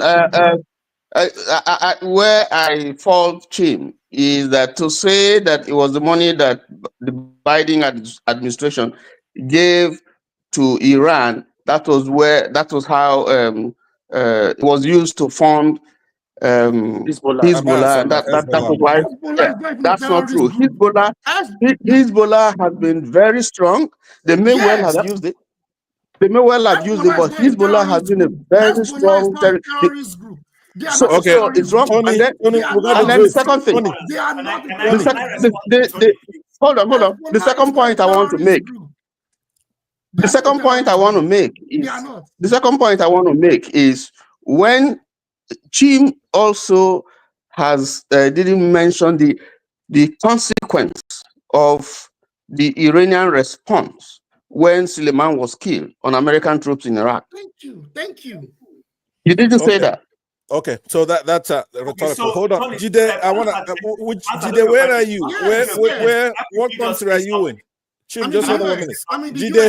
Jide, I want you to lay a foundation, all right? Jide, could you lay a foundation right now? Let's one at a time now. Come on, let's allow Chim to finish. Let Chim respond. Answer, please. Don't be offended, Jide. We are here to have a conversation. It's not a monologue while we listen to one person. I'm going to just sidestep your idea that everything everybody. It's not idea. It's what's going on. It's what's going on. Okay, use this time to answer. Where are you? Let him talk. Come on, hold on now. You the leading lady talk. When he finish talking, then you can respond. Okay, you don't have to respond while he's talking, please. You're getting too agitated. I don't understand why you're getting agitated. Are we gonna be here forever? Are we gonna be here forever? To finish, please. Can we narrow it down some? It's too long. Everybody 2 minutes. Yeah, but let him land. When Tony said that, I'm not stupid. When I said when they unfroze their assets, it doesn't mean that because when Nigeria was under sanction, Nigeria has been under sanction, but Nigeria was operating. Nigeria had money to do things. But so when there is some extra fund you get, there is a leverage it gives you. So when they unfroze those funds, it gave them more leeway to be able to spend funds the way they didn't spend before because they were under a sanction and they were managing their resources to do local domestic things. I mean, it's common sense. You have more money. Okay, hold on. I said that. Can we leave that? But it's not significant. Hold on, Jide. It's not significant. The change, because we have to get it right. Oh my God, Jide. You can't say just because they release maybe when we talk about Iran's wealth, maybe a minuscule 1% of it, we say it makes a difference to Iran. It doesn't make, and remember, they also restricted where Iran can spend the money. They said it has to be for humanitarian and. But so far, the $16 billion is anywhere. It's money. It's a lot of money. It's a lot of money, but it's not decisive. But it could be vital. Have you met any Iranian in diaspora recently? Yes, I actually have. I have a lot of them. I have a lot of them. Is not those. See, I know those people. I work with some of them. In my previous, some of those. We're not looking good. Look, we're not looking good. This debate is. Regime. pedantic debate. Okay, hold on, Jide, please. So we need to be careful. Can we move on to Nigeria? Can we move on to Nigeria? Yeah, but hold on, Jide. They ran away from Iran. They came to the US. Okay, let's rein it in now. I think he's right. Let's do 2 minutes and we'll get through everybody again. And before we start the 2 minutes, Jide, I want to know, where are you based? Where are you? We are going to stop at 8 hours, so we can't go on too far. Hold on. Jide, where are you operating from? What country are you in? 15 hours, my man. Jide, you're gonna tell me, where are you located? Are you in Europe or United States or Nigeria? I've said it here many times where I am. I've said this so many times. I didn't know. I don't come here a lot. But where are you? Interested? Are you There's a reason why I'm asking the question. He wants to take Jide on the date. Does it matter? It does. He wants to take Jide on the date, man. It does. Where are you located? Are you in Europe, or you don't have to give me your address, but what country are you operating from? I'm in the US. I've said it so many times. I'm in the US. What does that have to do with this conversation? Okay, now let me say this, and then we'll go to the 2 minutes then. You see, no, we are in the 2 minutes state now. Hey, we are in the 2 minutes state now. So don't try to hold on. Look, we have people listening to us. We want to look good as we're doing this. Right? Yeah. No, you start from Chile. Everything comes down to leverage. The United States is not one of, like, it's a hegemony, economic power, military power, right? Negotiating and all that. All that's fancy word. Because the other presidents of the United States have been playing that game as if the United States is like any other country. You're not supposed to be negotiating with the United States. It's supposed to tell you what to do. Right?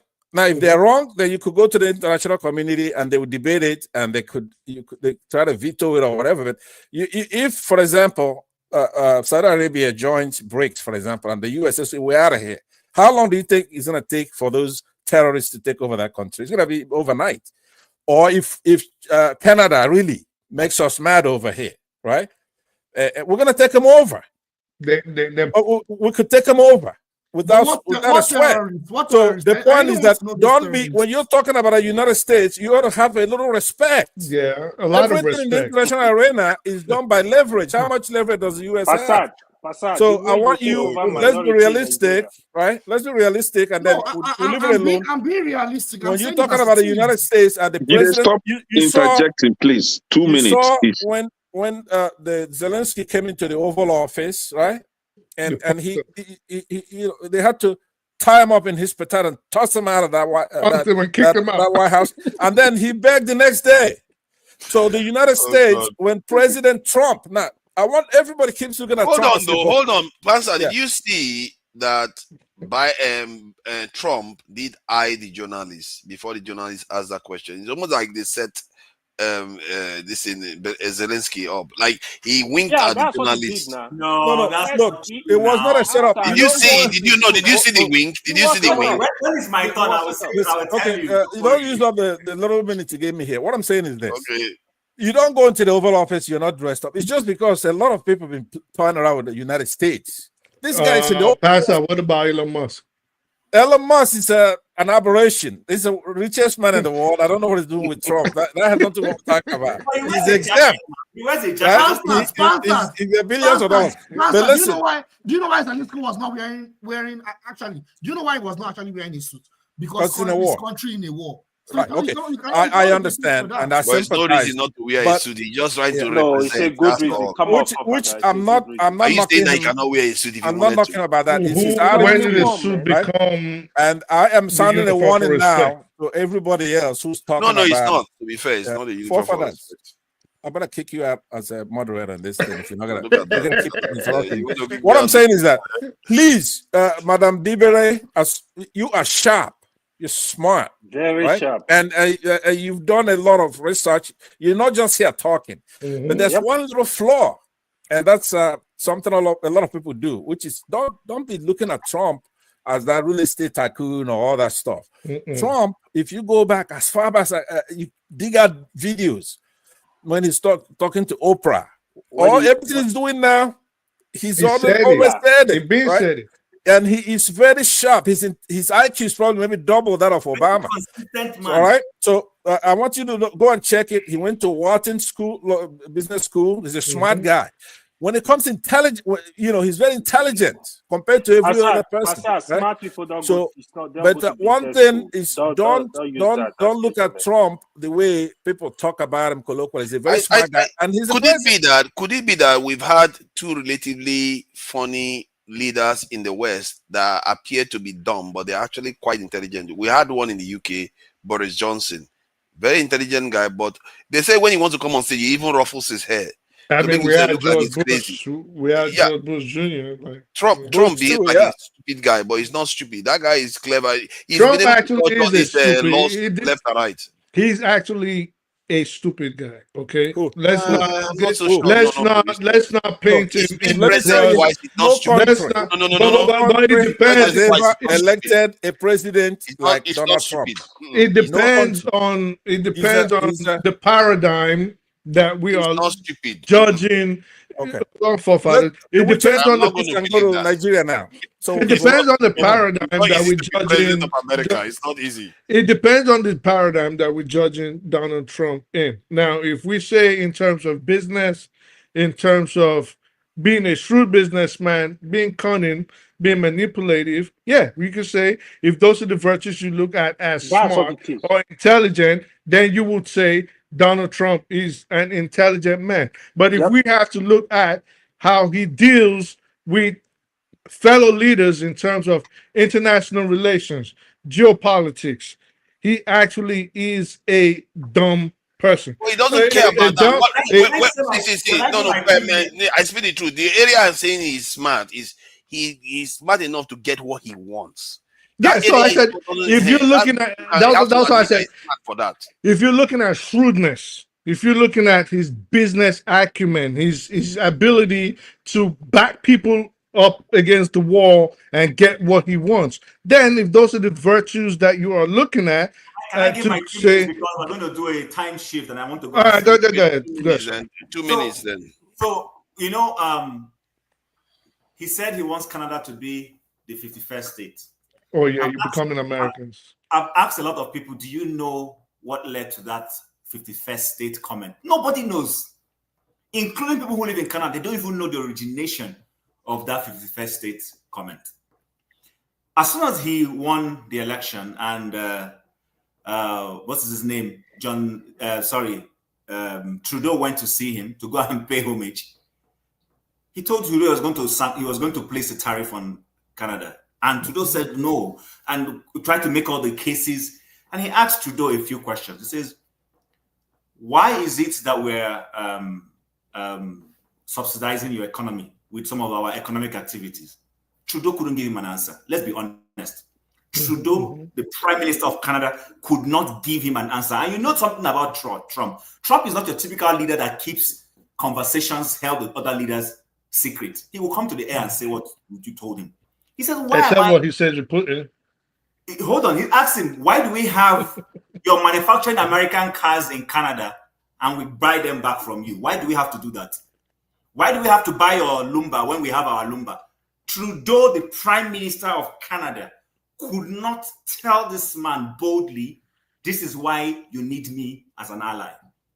So when he said, I don't know, he said, so in other words, why do I have to continue to do this? He says, well, this is the way we've been doing it. He says, well, what you're asking me to do for Canada is what I do for California, is what I do for Texas, is what I do for all the other states in America. So if you're asking me to do what I do for my American states, then Canada might as well become the 51st state of the United States of America. That is how that conversation came up. Have you heard it? That's how that conversation came up. And then Trudeau went back, trust Trump. Trump will now use that kind of thing to troll you. And that's why he constantly uses it all the time. And I see people in Canada who are ignorant, don't even know where this is coming from. And they say, oh, this one wants to annex us. They asked him just yesterday, are you planning to annex Canada? He said no. He said bluntly, no. He said, but with economic decisions, I will get them to be the 51st state. I can't be subsidizing them. But Chim, everything you said is right. But he did say that he was going to annex them even if he needed to do so militarily. No, but he has. But I'm telling you what he just said yesterday. A pressman asked him. He said no, categorically no. He has no plans to do any of that. Now, let me introduce something that nobody has seen. This is more serious than we like to believe. Let me just share this. 3 states, Denmark, Canada, and the United States. Even though they are all Canada 3 NATO allies, they don't see eye to eye in regard to the Northwest Passage. Canada, in particular, has historically asserted its sovereignty by denying access to foreign shipping and forcibly relocating indigenous populations into the unpopulated North. The United States, however, says the Northwest Passage is an international waterway and has routinely challenged Canada in diplomatic contexts.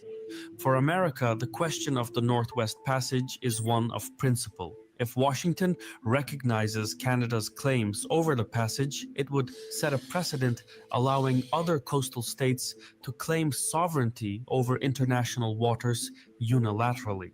This, in turn, would undermine the freedom of navigation, a pillar of America's power projection. And so, as the ice melts, it also thaws geopolitical frontiers. Without the Arctic ice to separate the hemispheres, America is set on a collision course with Russia and China. So this is the struggle that is going on there. Let me give credit to Caspian Report. We are reacting to this on fair use basis. So thank you for Caspian Report for sharing this. So the point is that to let you understand, this is more serious than we like to think. We think sometimes just saying this flippantly. However, what he's doing in reality is not going to take over those countries, but he's forcing them to defend themselves because he feels that Russia is coming through there because the North Pole is beginning to thaw. It's going to open up soon and Russia will have access, and China. They're already dominating that region. So there's a lot of game going on here. Russia's already in the area, okay? Yes, Russia's in the area. Russia's been in the Arctic forever. The United States has been in the Arctic. All the world powers have been there. They all have bases. Back in this is so you understand that please, their presence there is different. Russia is more militarized in that region. Russia and China. That's why America feels like they are going to be vulnerable if that area thaws. And when it thaws, then they will dominate this thing. And Canada is not playing ball. It's not. That's what they don't like. I think it's well. Tim hasn't completed his 2 minutes, so he should complete now so that we go through that. Already completed before the time changes. Okay, it's Pansak's turn now. Can I say so? Yeah, then I can leave. It's Pansak, then Boom Boom Break. I did. Why you have to wait? Turn by turn. Right, I'll take it. I'll take my turn. I will be. Once I just came here through from where he was trying. Yeah, Kenneth is a troublemaker, man. Let me say that. No, we're trying to be organized here. So it's I think Pansak is next. I'm helping providers. Yeah, good suggestion, Kenny. You're always very handy. Now, I'm agreeing with Chim a lot tonight, and he's from Canada, so he should know a whole lot. And of course, forefathers gave the background, which we're all trying to piece it together. We all have pieces of a puzzle. The United States is a hegemon. They could tell China what to do. It wasn't long ago here that Richard Nixon opened China, right? So the American interest in China has been the entrepreneurs and corporations going over there for cheap labor. That's what capitalism does. So China has been molding things by copying some of those technologies that's brought over there. Up to today, they cannot make their own commercial jet engine. How are you going to fight with America? You mean China? That's not true. That's absolutely it's true. wrong. Show it. That's absolutely wrong. Let me allow him to speak. He has his 2 minutes, please.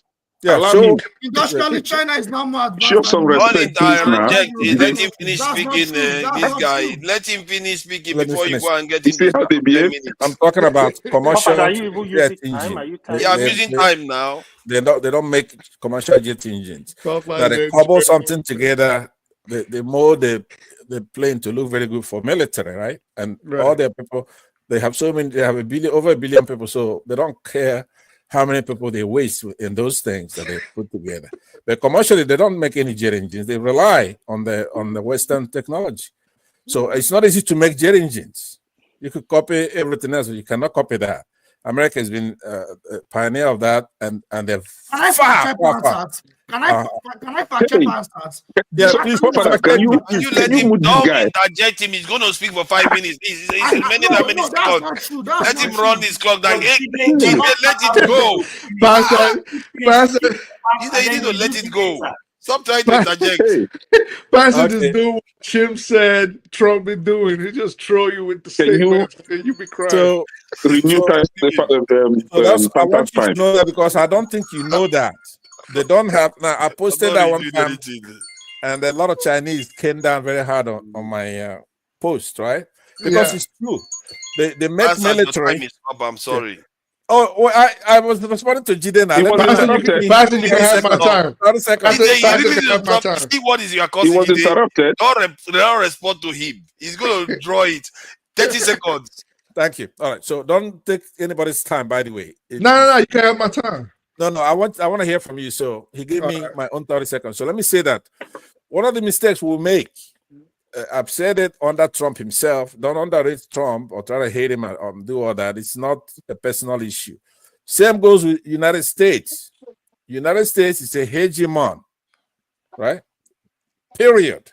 That means they're far ahead of the other countries put together, including China. They're not going to try because if they try it, they're going to be renamed Taiwan.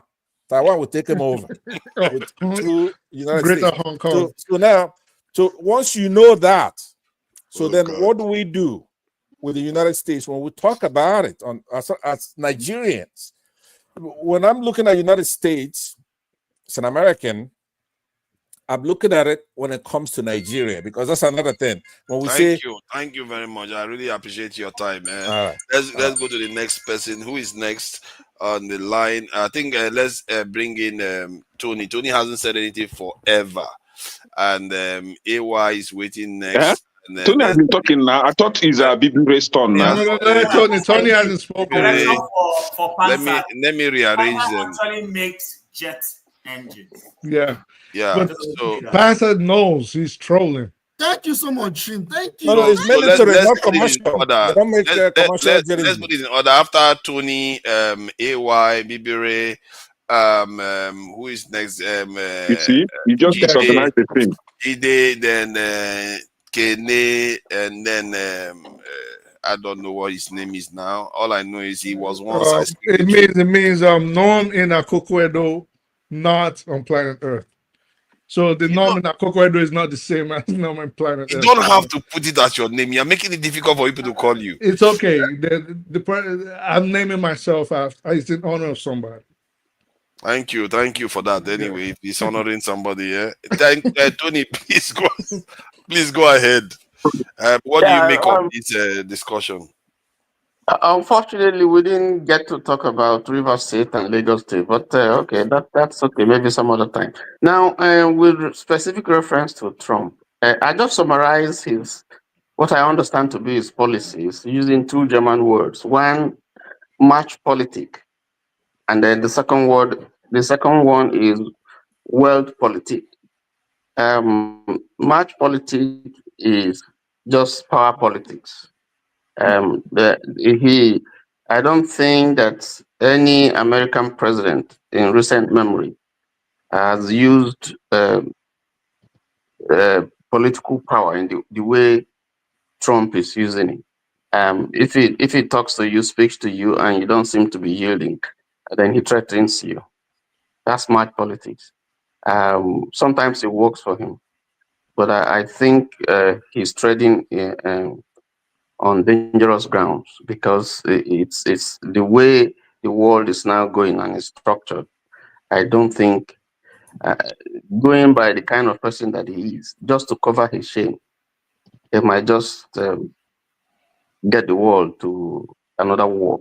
World politics, that speaks about global expansion and dominance, particularly when you look at his views concerning Panama Canal, Gaza, Greenland, and so on and so forth. I think this is a new threat that we are seeing in the political horoscope. Europe should be able to stand together and checkmate Trump. You know, I think that we are gradually going to a unipolar world with just Trump calling the shots. I don't think that that portends well for the world, for for a peaceful world that we're all expecting. Let me just stop there so someone can Yeah, I quickly. think after that I will ask a question. I really wish we could go to River State. I think what is going on in River State may be more. I think it has something to do with allocations and all that stuff. So maybe more consequential. I would have liked to ask some questions about that, but I think we are out of time because this topic is quite interesting. There's a lot of bigger issues that we've not even started addressing. Where is this world going? The way this is going. Is America not going to pipe down a bit? If you carry on like this, we are going to go into some serious problem here. So, but who is next? I think it's AY. It's me. Yeah, AY is next. Let's bring AY on. Okay, I'm not going to speak too much. But And let me just let me just respond to the person that donated the money. Thank you for the $2 donation. And regarding backstage, to come on stage, you want to have your camera on. I know normally when I'm streaming on my channel to Niger, you don't have to, but because this session is involving multiple channels from Dr. Damage's Iroko Post, about 4 different channels, you are required to put your camera on when you come on stage. So when I'm streaming to my channel, then you can come in without camera on. So that's the reason why. If you are going to put your camera on, I'll bring you on. I sent you something in the chat a while back. You and Pants. Yeah, I saw the link now. Is that not about the Jarrett, this thing? But you saw it though. Yeah, I saw it. I saw it, her eyes. I don't know how to interpret their eyes, but somebody that interpreted it thought that was loyalty. That was loyalty there. So, of course, they are loyal. Man. Those guys don't play. Loyal. She hates him. Yeah, she's loyal. I say. I think they are loyal. Those people, they do everything they want. They do everything Trump wants. And if you look at the way the rules that have been passed lately, they just keep flagging everything through.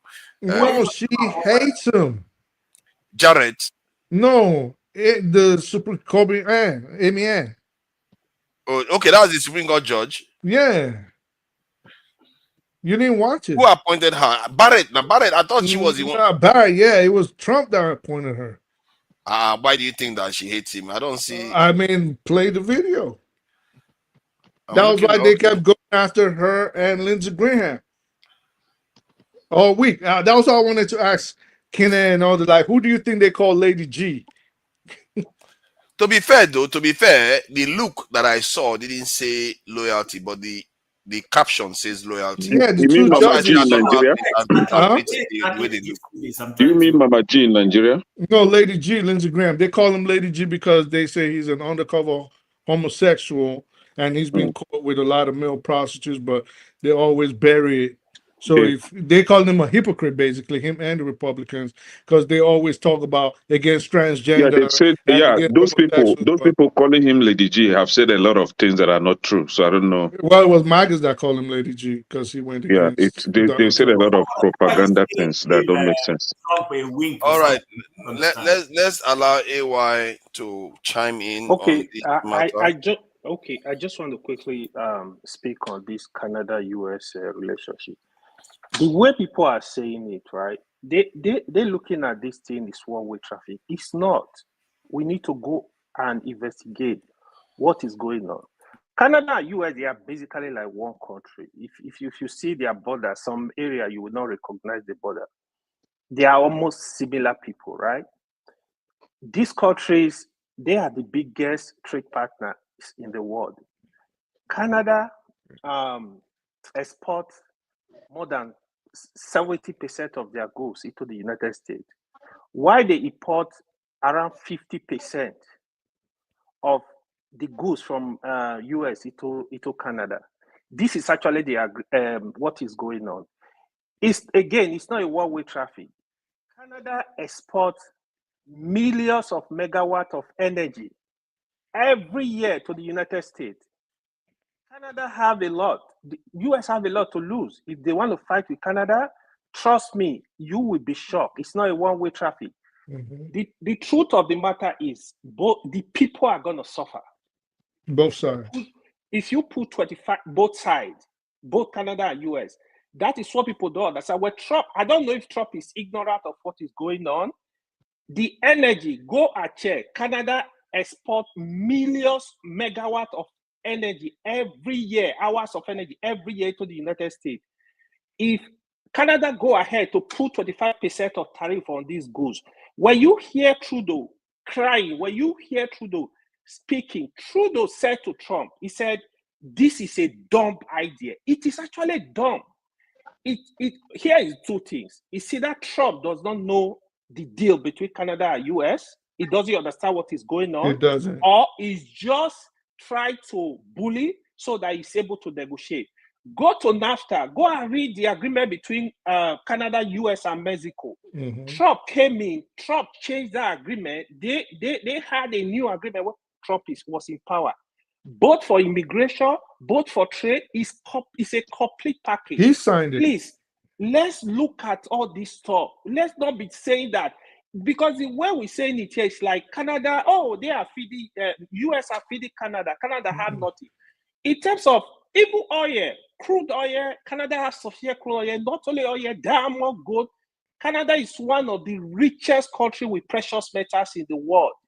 Canada potential is so limited. Where I'm going to agree with Forefather position for supporting Trump is so that Africa will sit up.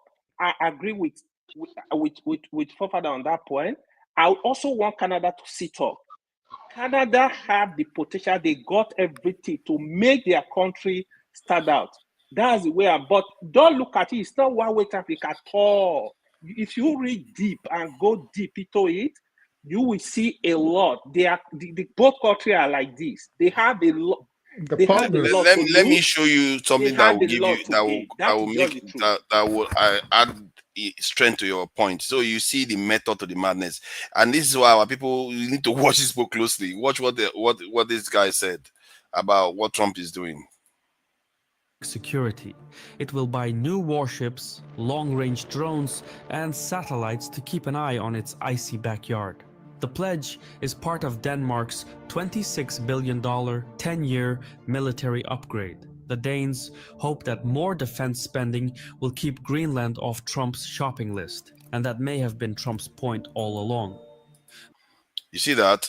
So the point is to make them defensively stronger, because they are looking at China and the way the world is changing. And who knows who else shopping list that they have? It could be us for all we know. We're just there watching them thinking that they are fighting themselves. They are getting stronger. They are all arming themselves. And we are just watching them. Me, I'm not comfortable when I watch other group of people. It's like they are sharpening their knife every day. And you are just watching them. You are going to farm, eating yam, thinking that thing is not going to come in your direction. It could come your direction. You are supposed to be sharpening yours and getting ready. But we are not doing that. We are not reading this thing as a danger to us. We think it's only to them. Let's keep going. You're correct. And to AY's point, AY is the same thing for fathers, just, using the Greenland thing. That is the same thing Trump is trying to use to ginger Canada. Unfortunately, people are being myopic. When I said that he asked him a question and he couldn't answer, I'm not saying Canada doesn't have. Listen, Quebec, that is making noise, buys oil outside of Canada when Canada has oil. Do you know that? Right. That's so, and then when, apart from the energy you mentioned, in the last week when they were saying they were, retaliatory tariffs, what were the retaliatory tariffs that most of the Canadians? Chim, I'm not talking about crude oil only. With the energy I'm talking about is electricity. Yeah, electricity. But what I'm trying to say is this: people, Ontario and Manitoba bought liquor from the US, liquor brands from the US that they have already paid for, and they're taking it off the shelf. Who is losing money? But it's trade war. That's why they call it trade war. Anything can when follow. You're doing trade war, you trade war in a way that it will hit the other one very well. Not one that will hurt your own people. Yeah, Canada are gonna come together and make their country work. They don't want to do everything. So that is okay. If he is doing this, it's called Trudeau. Trudeau, I think he's out this week. So Trudeau has resigned as Prime Minister of Canada. Actually. Yeah, Trudeau has resigned already. He's technically no longer the Prime Minister of Canada right now, right? Canada are having new Prime Minister. So why are you doing all this? If you didn't time AY. AY has spoken more than 10 minutes. Yeah, you're right. I thought we had but he's making a point, though. Right. You restricted others to 2 minutes. AY has spoken more than 10 minutes. With your What kind of partiality is that? Not 10 minutes now. With your but I hear your point. It's time already. AY, Oya, please stop. Let me say the last word. With your neighbor, you have to be friendly. Canada and US are technically the same people. You're right. Thank you. Appreciate you for that. Who is next? You know, I throw fat. I'm not like a Kenneth. you guys need to stop, man. Please do the timing. You timed others. 2 minutes, please. Yeah. Okay. Yeah, please go ahead, Madam Bibi Ray. Okay, so this is a quick one. We are talking as if Trump is threatening all these people because so that they can tighten up their security. I don't know. That is accurate to me. It's not accurate. Like, oh, he's saying all this so that they can do this. No, he's actually bullying them. He's actually threatening. It's a real threat. So let us affirm that. How do you? Well, no. What is the evidence that is a real one? Okay, what is the evidence that he's just telling them to beef up their security? Because they are all doing it now. Because somebody threatened you, you tell me you'll be looking. Somebody said, I'm coming to your house to kill your child. You say, okay, I'm going to keep. No, you were telling them gently before they refuse to do it. Okay. Come on. Then you're doing it by force. Then I'm going to say that who negotiated the US MCA deal? He did. He did that. Then he came into power again. He said, oh, whoever negotiated that deal, that was a dumb deal. That was a bad deal. Yes. Manipulative Trump is. I think that's as a person. Yes. That is why, as a person, I do not, it's not coming from a place of hate, even though I do not stand for anything that Trump stands for. Because I know his person, I understand the kind of politician he is, and I try to read and study about him from the 80s. His ideology. So, and I do not agree with that because I'm not a rich white person.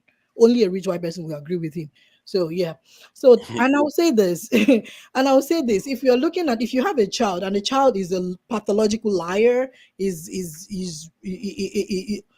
anyone that lies will steal, he's a con artist. He don't pay people that works for him.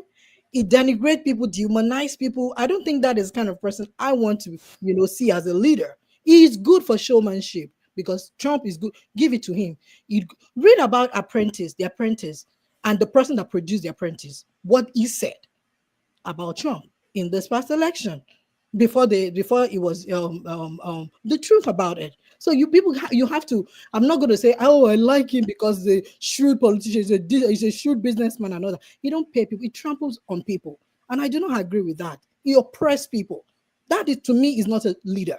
Yeah, good for whatever. We are all for that now. We are all for that until you put him next to a prosecutor and he defeats the prosecutor. That is the problem. A lot of things came into play. No. Let me finish. I'm sorry. Let me finish. I'm sorry. Can I ask you a question? I just want to finish, please. I'm sorry, please. I'm sorry.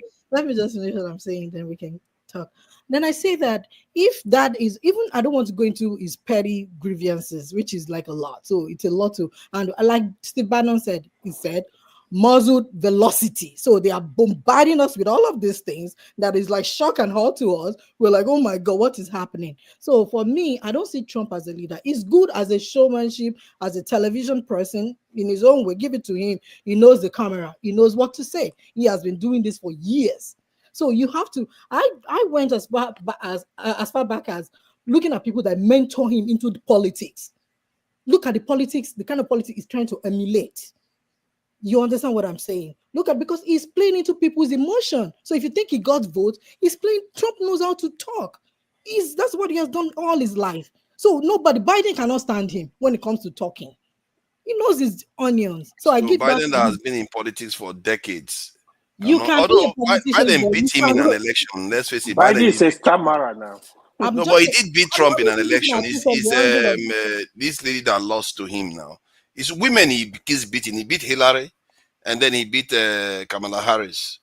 And that's why I said. That's why I said in this my analysis when it comes to this election, the past election was misogyny, transphobia, racism, sexism. A lot of things came to play because we see that when it was against Hillary, he lost. Hillary lost. When it was against a white man, he won. The white man won. When it was against a black man, he beat the governor of Florida, right? In the yeah, primary. but to be fair to him, though, when he defeated Trump the first time, there was COVID-19, and secondly, people associated him with being vice president of Obama, whom was very popular, but now he has Ukraine and Gaza. Let me tell you, Trump won the first time because people saw him as an outsider.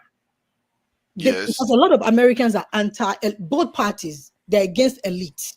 They feel like yes, so they saw him as an outsider. And Hillary was careless. What about Ron DeSantis? How come he beat Ron DeSantis?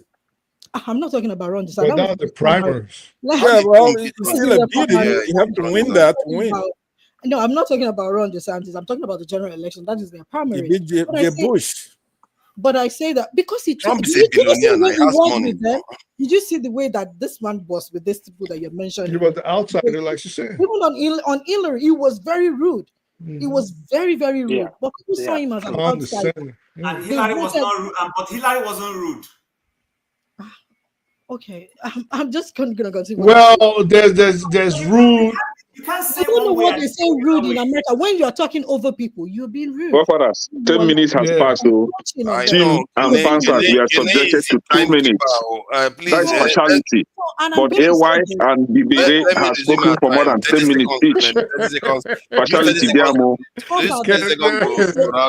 I'm going to say this. Like, when it now comes to me asking people for 4 or 5 Trump's policies, they come with culture war. And for me, ring your bell, please. For me as a person, I am because I understand. Women are strong. I understand that we can't be the same. I embrace diversity. And one thing I will say again is I was in a group meeting with older people, older white people, majorly white people, but we are like older white women and white black women, and they are in like over 80 of years of age, and they were saying that somebody spoke up and said, I'm sorry, somebody spoke up and said she is not totally against, she's not against, people coming to America, but what she's against is because America, especially black women, because she's a black woman, she said America, as a black woman in America in her 80s, they have moved far. Time. Can I please? I am speaking. 2 minutes has passed now. What do you mean? Can I please? 2 minutes has passed. Are you the only one? Are you the only person here? Others are subjected to 2 minutes. 2 minutes has passed, my friend. This fatality is not good. Others were giving 2 minutes, and AY and this lady were giving more than 10 minutes. I said, can they not talk? Can she not talk? Can I let her land? Then when it comes to my turn, I will be giving 2 minutes. You do have a point. Calm down. You're not going to be giving 2 minutes now. Calm down. She's a lady. We don't have a lot of voices. Special treatment. Come on, let's give them a bit of. The woman says specifically that she's not against immigration, but she's against a lot of immigrants coming here, taking kind of like taking them back to when women did not have say in America. Because they are patriarchy, they carry their patriarchy, and they don't want to see a woman in power. Because from a lot of polls, they say immigrants were against both Latinos, both other people. They kind of put them in others. They voted more for Trump. So I would say this that she says she's not against immigration, but she's against that they're taking them back to all the progress that they have made so far in America, which is true because in time in America, women couldn't vote. Women were considered as property. Black women couldn't vote in the 60s. They were paying tax polls and all of that. So when this white nationalists, they are bringing back and taking back all the rights and progress that people have made here in America. How is that a good thing? And is for that is people. it the immigrants that No, caused it? no, Is it the no. immigrants that caused it? So that is No. when what I she's am saying. saying What that she's saying is when even left-leaning people are against immigration, this is part of their motivation, because they worry that some of those immigrants that are coming in are socially quite conservative, and they will come and Forefathers, the put question this to have backward. is the question why does this doesn't make sense is that everybody has a vote, and you vote based on your values. So this person that she's talking about is suggesting that because I am an immigrant, I must toe the line of her perspective. They fought for your right to vote. These people that you just said, they fought for your right to vote. No, but that is not her business to tell me what to vote. That is not a business. I'm telling you that people are giving feedback. But I'm telling you that is and she's also myopic. But you guys are saying the same thing. It's not myopic. I don't know why we keep calling people myopic. People have their interest. I've said it. If they feel like they don't care about economic, that kind of lady don't care about economy. They would rather have a bad economy than have somebody. Even Kim started off by saying they will not care. Kim started off by saying people vote according to their values. So if you say that, then you will understand what forefathers and Bibi Ray are saying. I understand forefathers very well. But what I'm saying is based on Bibi, and Bibi, this is not personal. I'm only just responding to what you've narrated. So I have been voted. Listen, when I was coming to Canada, the prime minister who was in office was a conservative. That's under whose authority I got my PR.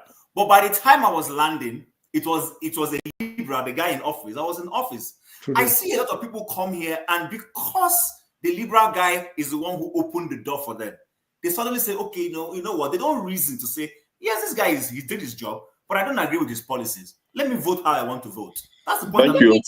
According to the analysis of the past election, very past election, a lot of people, especially immigrants, and I'm talking about the Latinos, because they're patriarchy in nature, they are saying they don't want a woman in power, in a position of power. So they are taking it from that angle because they have actually fought to get to where we are today. So that is what I'm saying. I am not going to say what she said is not valid. I'm not going to say that. Yeah, both of y'all are right. Kamala Harris didn't have a lot as a Black American woman, they are fought. Black women has been progressive for the fact that we are here is because of what they have done. So if someone like her, who is a Black American, is saying that, and I understand that, so I'm not going to say it's not valid. Or it shouldn't be. I think Black American, that's a wise Black American woman, because the people she should be more worried about is not the Latinos, actually, is the Indians. Those ones that come, they are Brahmins. Immigrants in general, Black people have a fear of them. The Brahmin Indians, they are the ones that many of them are the ones at the top. Both of y'all are right. Both of y'all, you and Chim are right. In Silicon Valley. Yeah, because they believe in caste system. If they see the Black people as less than, and they are more likely to align with white supremacist ideology. I will say this: Trump is testing the power. Do you know why? I will say that. Look at the birthright citizenship that he's trying to take back. If we take, they said there's a saying that said when they came for the Jew, I said nothing. When they came for whatever, I said nothing. These could have been some Black people are fighting because the 14th Amendment was specifically meant for them. So if you Black people are the only one coming to America to give birth. 13, 14, and 15 was meant for us. Forefathers, what you said is very important about India. Okay, Forefather, next question, please. Who is next? If you look at the inauguration, GJ, chill. Let her finish. She's rounding up. Please let me round up. 14th Amendment was specifically meant for Black Americans, and that is why that's what we're living on. So we cannot take back what everything that they fought for. And if Trump is allowed, because a judge actually, Ronald Reagan appointed judge actually stopped him from that, taking back the amendment. So if they allow that, then he will come for it next, and he's going to affect more people than we expect. You know when I like America sometimes, I believe that if Trump keeps going far, sooner or later, this is why a lot of people are suspecting that there could be a civil war in America, and if that happens, they will lose. The Trump side will lose. I'm telling you, you may not like it, but one last thing before I go. The hypocrisy is what I do not like when it comes to, like I said, please give me pillow. Diversity. The hypocrisy is what I do not like when it comes to, okay, You can Google it. It's there for everyone to see. Google is your friend. You can 10 Google seconds. RN 2024 RNC. You will see that Grindr is a gay app. People were using Grindr massively during RNC 2024. You can Google it yourself. They're hypocrites. It's the hypocrisy that This I do not our sister like. Sabi book On for a down father. low. She studied. Yeah, all those rich Republicans are Matt gays Slap, now. who are Republican, what's it called? Chairman of is it Florida or whatever, Matt Slap. He was accused twice of sexual assault. People are gay, they're on the down. But does it even matter? Does it even matter? Let's say somebody was gay. We refuse to turn this country a gay nation. Public, you see, and we refuse to turn this country an abortion site. Ask one question. I'm How sorry about for whoever is supposed to speak next. If somebody is claiming to be gay, somebody is doing gay stuff secretly, but publicly they are still promoting heterosexual relationship and being, on the straight and narrow. The damage it does, is it not less? No, it's more. For me, they are against gay. They are against. No, because they are not advocating for gay families and all the rest. Well, if you're gay, why don't you? They told them this is what they tell them to believe, and they believe. They tell them what somebody does in secret. Yeah, but that's why they believe in. You see, they are against gay people. They are against one at a time, please. They are against gay people. They are against minority Mexicans. They are against Muslims. Anything that is not women, heterosexual man. It's not acceptable. Muslims are not acceptable. Islamophobia. Women, Spanish people, transgenders. We are not here for only this woman. Please, next person, please.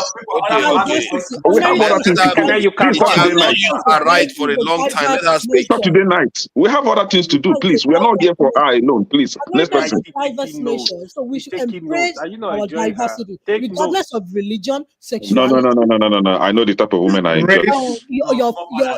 How you worship, but the thing is, but when you say you're against gay, but you're undercover gay, you are an undercover, and you say you are a Christian. How do you know that it's undercover? Have you given him woman? Have you brought yourself? Have you given her woman to try? That's an interesting point he raised just now. Hold on, you know that giving your sister. Let's see if he's gay. LGBT community. They said, hold on. They said in the LGBTQ community that bisexuals are the majority. I didn't know that. Yeah. So it means they are mad people. They are mad people. Listen,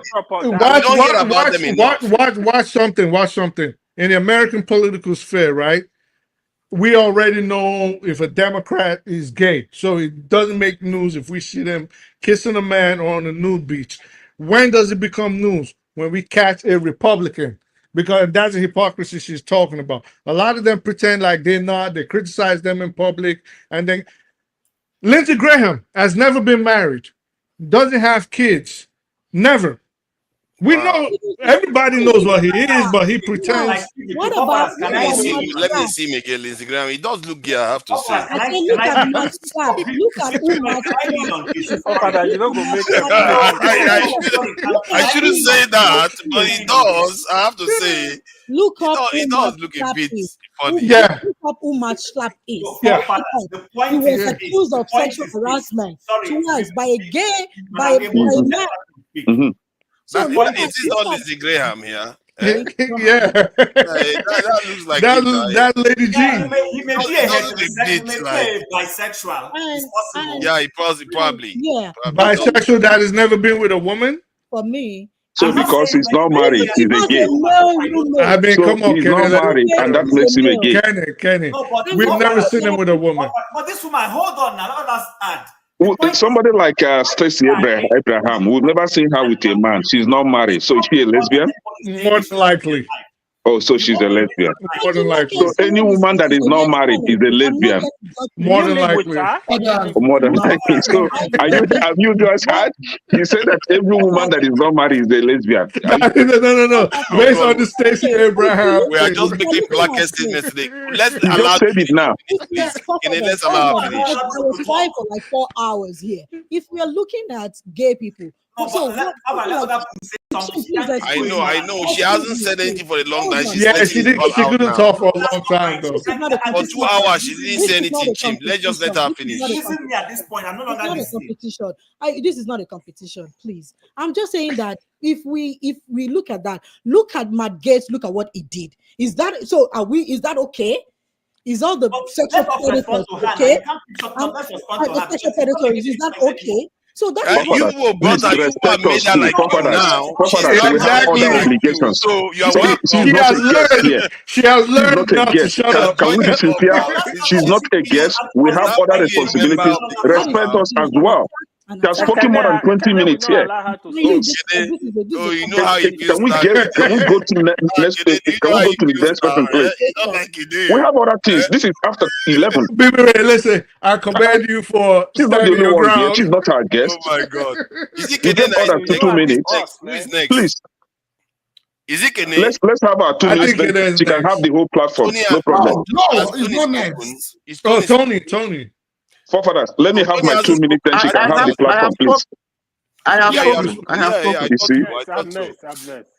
I'm the next person. Then I'm the next. Let me speak and go, please. You can. AY has spoken. AY has spoken. That's it. AY has spoken. So it's my turn then. Forefathers, it's my turn then. Jide have you spoken. Now Jide No, I haven't spoken. No, me, Jide, and Masca haven't spoken. Look at how Jide And speaks. Kenny hasn't spoken. Jide, no, I'm sorry, because you have to let the lady finish what she Yeah. needs to get it out of her system. She's now part of the club. Clearly, I like what she did this time. She did not get thrown off. She did not shut up. That was good. She got it. She was initiated into the club. Yeah. I take credit for it, by the way. I take credit for making her bold. For anybody, no grief for anybody for this channel. So you guys have a cult where you initiate people. So it has become a cult. Oh no, look at that now. You guys initiate everybody. It started now. You see, the point is that it's almost as if when people come here at first, they can be very civil at first. They just become when you buy new chicken, when you buy chicken in Africa, the first day the chicken will be standing with one leg. You think that the chicken is good, is behaving nicely. No, just keep the chicken for a few days. That's how it works. Okay, you know the proverb. All right, Jide, thank you for your patience. So where do you see this going? Please go ahead. It has gone in so many directions already. Yeah, I think Trump is trying to implement a protectionist policy in the US. And at the same time, too, he is aware that he has potential adversaries like China, and he's trying to isolate China and Russia. And that's part of what the Greenland adventure and Canada adventure is all about. They're trying to completely dominate their whole Western hemisphere and completely push Russia out, China, away from its influence in the Western hemisphere. And when I mean Western hemisphere, Canada is part of it, Latin America is part of it, Panama is part of it, Greenland is part of it. So that's the strategy. So this part of the strategy to contain China. And at the same time, they're trying to see if they can leverage Russia, because Russia is no longer the Soviet Union. Now, since after Russia became what it is, after the collapse of the Soviet Union, there are some political elements, not all. Russia's politics is very complicated, but there are some political elements in Russia that are very conservative, like the Republicans. They're very conservative and kind of white nationalists. The idea of fatherland and something, whatever it is. But they are very Republican-like in terms of political ideology. So they have elements of those Russian people in government. That's why those oligarchs, not all of them, but some of those oligarchs that are running Russia right now. So having said that, they're trying to leverage on Russia to separate Russia from China, so as to continue to find strategies in which they can. Do you think that strategy is smarter than the strategy that like the Biden kind of people are using to isolate Russia itself too? Is it better to bring Russia in from the point of view of Europeans than to push Russia away? Because that North Sea area, if it thaws, they said the journey from like China or those regions to other parts of the world will be cut by 4 hours. That's a significant amount. So do you think it's better for them to pull Russia closer and isolate China? It's a better strategy, because that's the one Trump is trying to follow.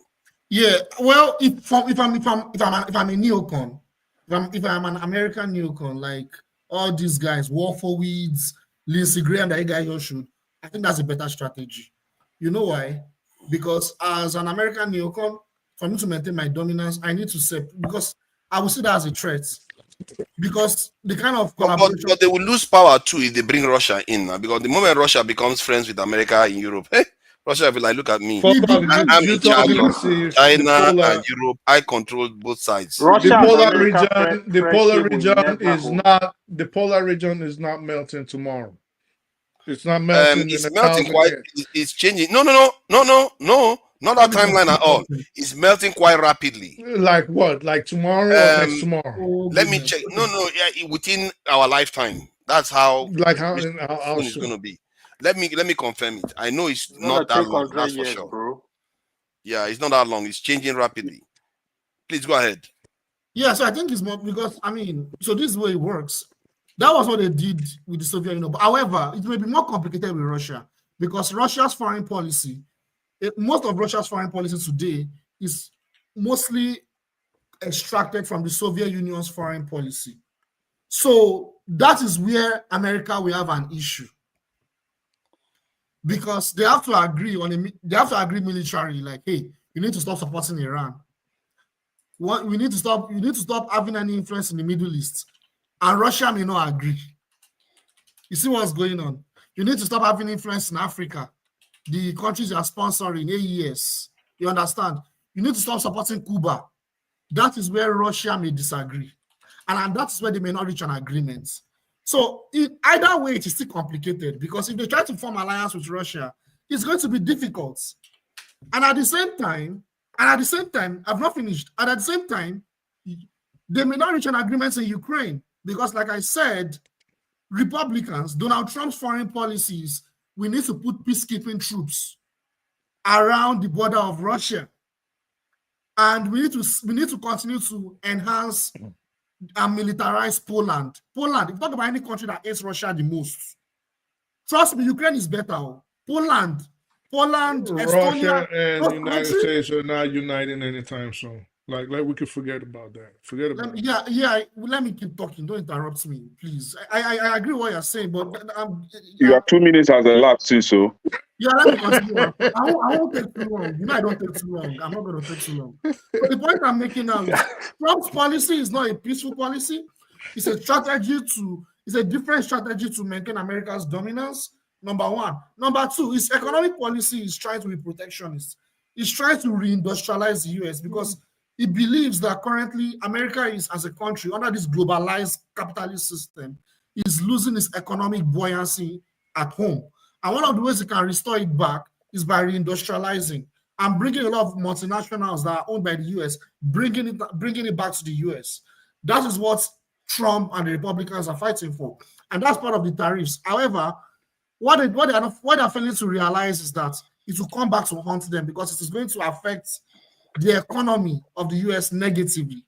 You understand? Because the economy of the US is tied to so many parts of the world that any way you can change it, it is going to impact, particularly when it comes to tariffs.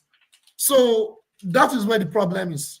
So I feel like the way Trump is going in this direction is going to make things worse, and they may actually lose more ground in terms of dominating the world. They will lose more ground because if they do not agree with Russia, that will actually make Russia and China to even be more united. And if they go and fight Iran and Russia supports Iran, that will be the beginning of the end of American empire. Trust me. But I'll stop there. Yeah, thank you for that. Who is next? Yes, I'm next. Okay. Thank you. Welcome.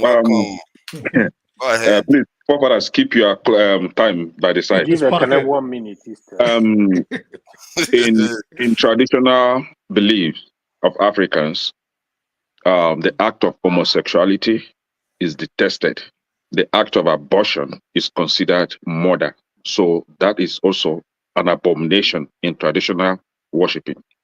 In Christianity, Leviticus chapter 18, verse 22 condemns homosexuality. Matter of fact, just hold on. Let me just, sorry for interrupting you. Let me just give that update that I was talking about in terms of our lifetime. They say currently the North Sea and the Arctic Circle is navigable 3 to 4 months of the year, by 2035.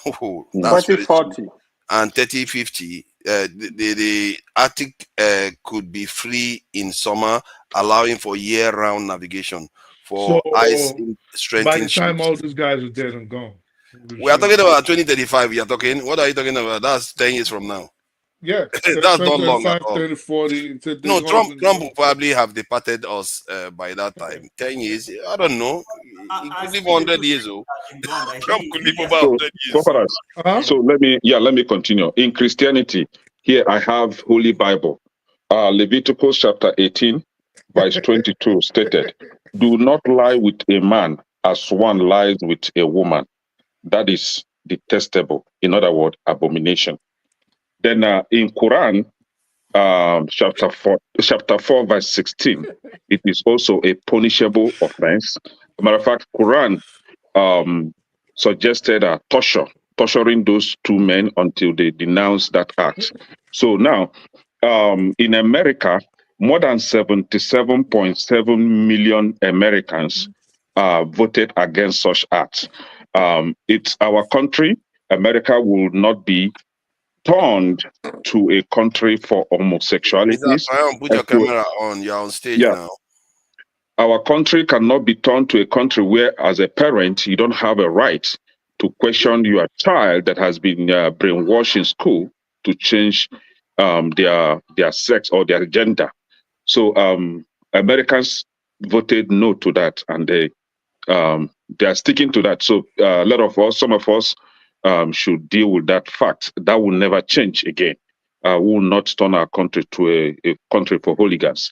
Now, we tend to come, wear our lenses of hate and racism on any issue that concerns America, especially when a Republican, or not even a Republican, when somebody like Trump is in the leadership authority, we turn blind eye to evils and corruption that is being exposed by the Department of Government Efficiency.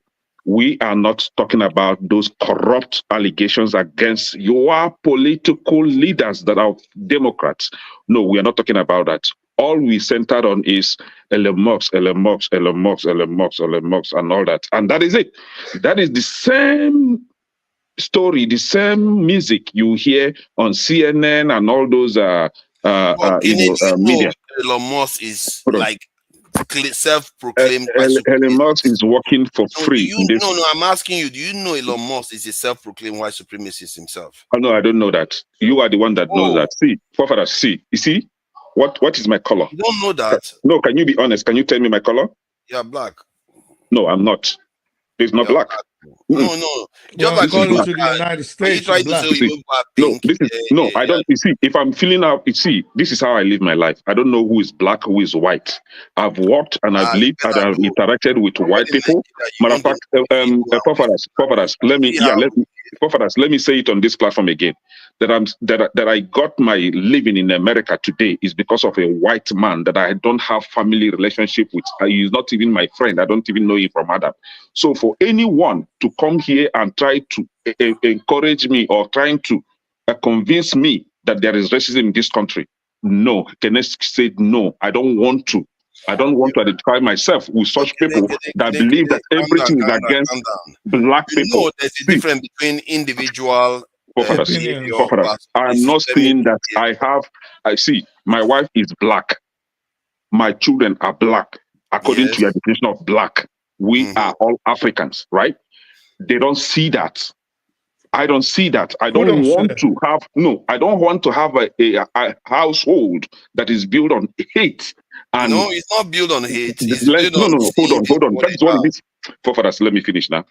I don't want to have such household that is all they talk about is hate, racism. Oh, you could not get to this position or you could not get to this because of your skin color. No, we encourage such evil to continue. Hold on now.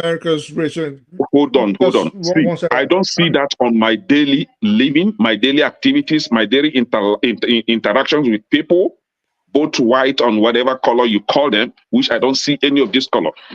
My interaction and relationship with people, I don't see your color. But if you're one that is full of hate and racism in your head all the time, I tend to stay away from you because I will consider you as a sick person that needs help, right? Yeah, but Ken, But let do me you just think ask that you they a see your question. color? Hold on now, Papa. Do you think other people see your color? Oh, no. See, whatever you are looking for, you will see it. I'll be telling you. I will tell you the truth. Choose not to see it. Whatever you make time. I wish you made that habit with Nigeria. No, Fathers, let me tell you, this is life experience. Whatever you made out time to seek for, and if you put your effort and energy in that, you will get it. Yeah, So but why how this you world not is taking that attitude in Nigeria? What? Why are you not taking that attitude in Nigeria? Which attitude are you talking about? Where you say you don't see color, you don't see anything, you just treat people as they tribe, are. race, whatever. Yeah. So for fathers, in Nigeria, we don't have colors in Nigeria. We are all the same color if you go by color. But the fact remains that, hold on, the fact remains that I use what I see, and which is my people being killed every day. That is what I'm acting on. So you're not seeing black people being killed in America? No, I see you are black people being killed by black people.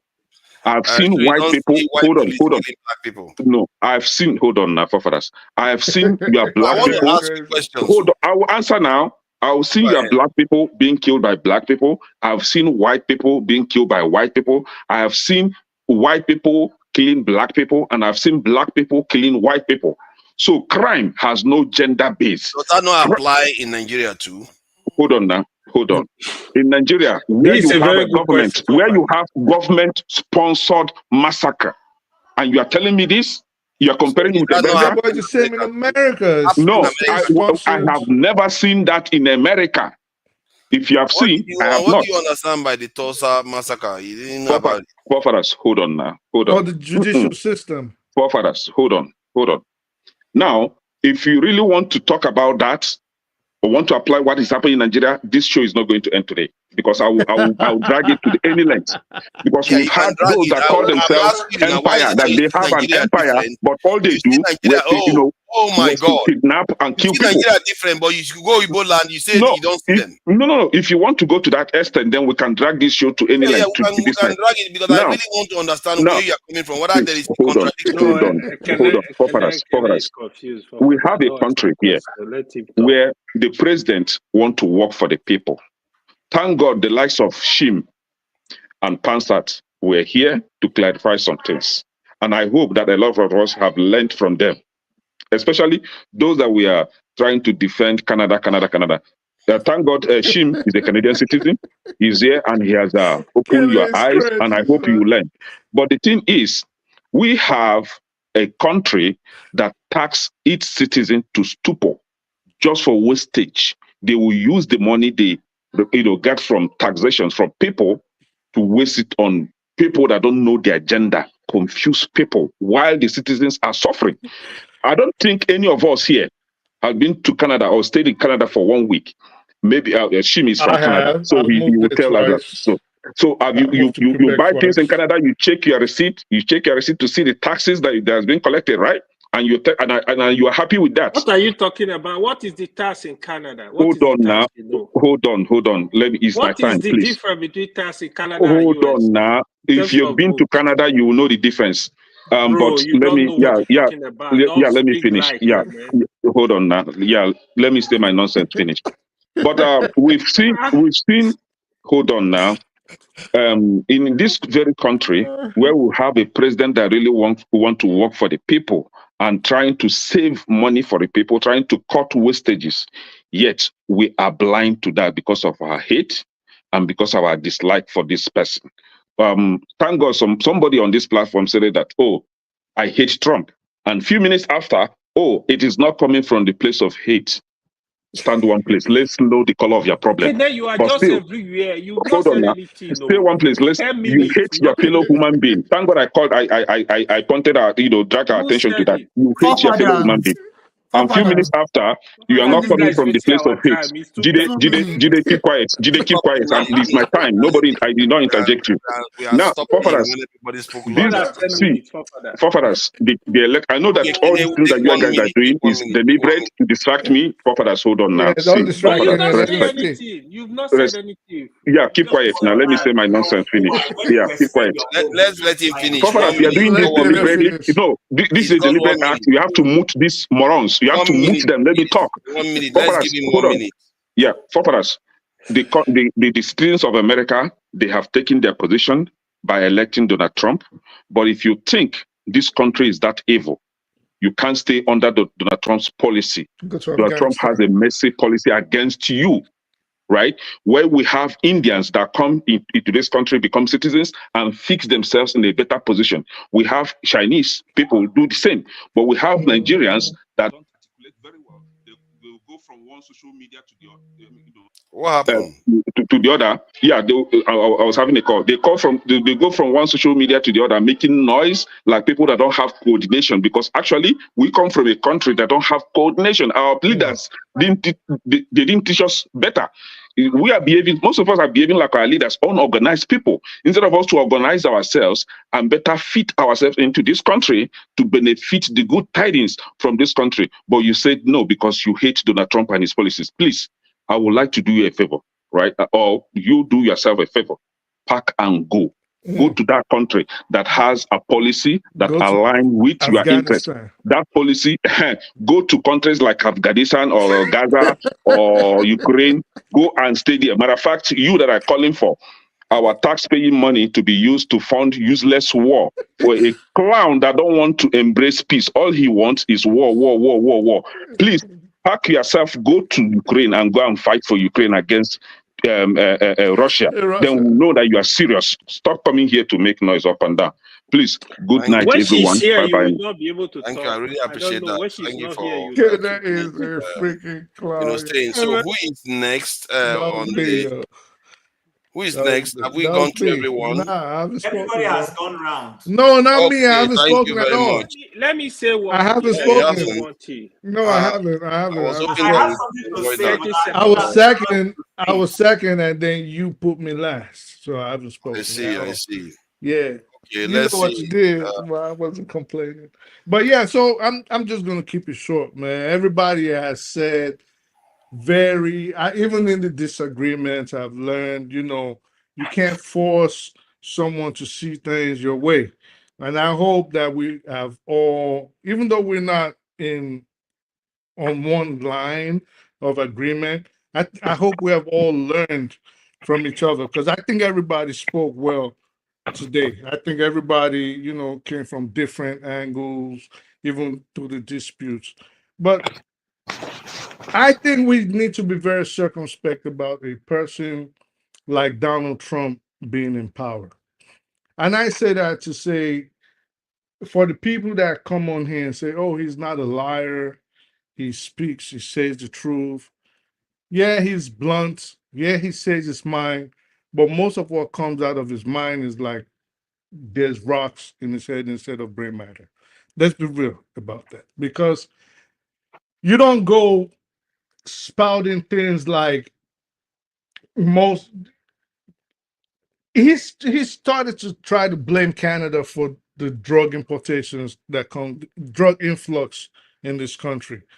Notice what he does now. When he mentions Mexico, he mentions Canada for the precursor materials that will enable people to make fentanyl. Not saying these countries could probably do better on their end of the border, but I think we also have to take into fact that most of the people that have been arrested for importing or trying to traffic narcotics into the United States, an overwhelming majority of them, over 90%, I reckon, are American citizens. So you've brought extradited 29 cartel members, including Rafael Carquintero. True. But most of the people, the mules, as we will call them, that you arrest at the southern border, happen to be U.S. citizens. So how do you now blame Mexico for that, or blame the Canadians for that? So someone like Ikene praising the $5 million price tag, the gold tag, the gold cars that he wants to bring. What kind of people do you think are going to invest in that? They will be the worst of the worst. They will be the biggest criminals in their area of the earth. Big corrupt politicians.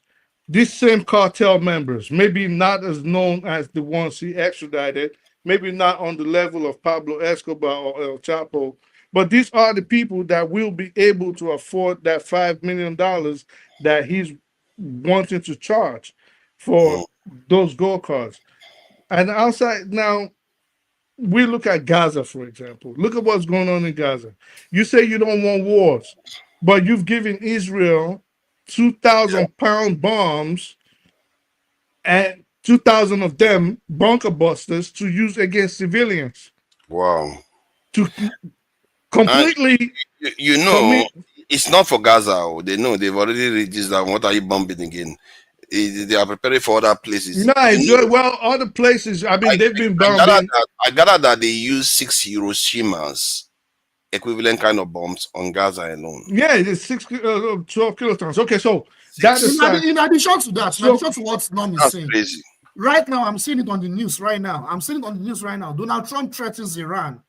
If Iran doesn't agree to a nuclear deal soon, which is very unlikely, well, he's threatening them since yesterday. America have to go in militarily. He's threatening them since yesterday. This is the war. This is the war. So you, when people, I don't see Trump going there. Trump doesn't want war. No, he's not going to go. But guess what? Well, I think the main thing, everybody, and I was waiting for at least one person to state this, and nobody did. America is in the pockets of the Israeli lobby, and the American citizens are starting to wake up to that this country has practically been annexed by Israel without them firing a bullet. You say that though, but are they waking up? I'm beginning to worry that people are definitely. That's not a new thing. People are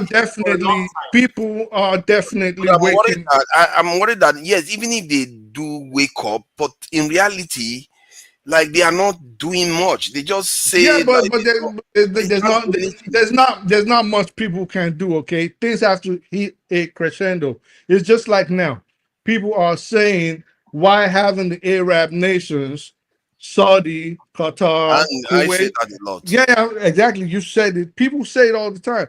Even Arabs themselves are saying it. Muslims themselves are saying it. Why haven't they done something? The Arab nations are the ones that are causing the problem. But that could be true. That could be true. But what they're doing is, in essence, smart.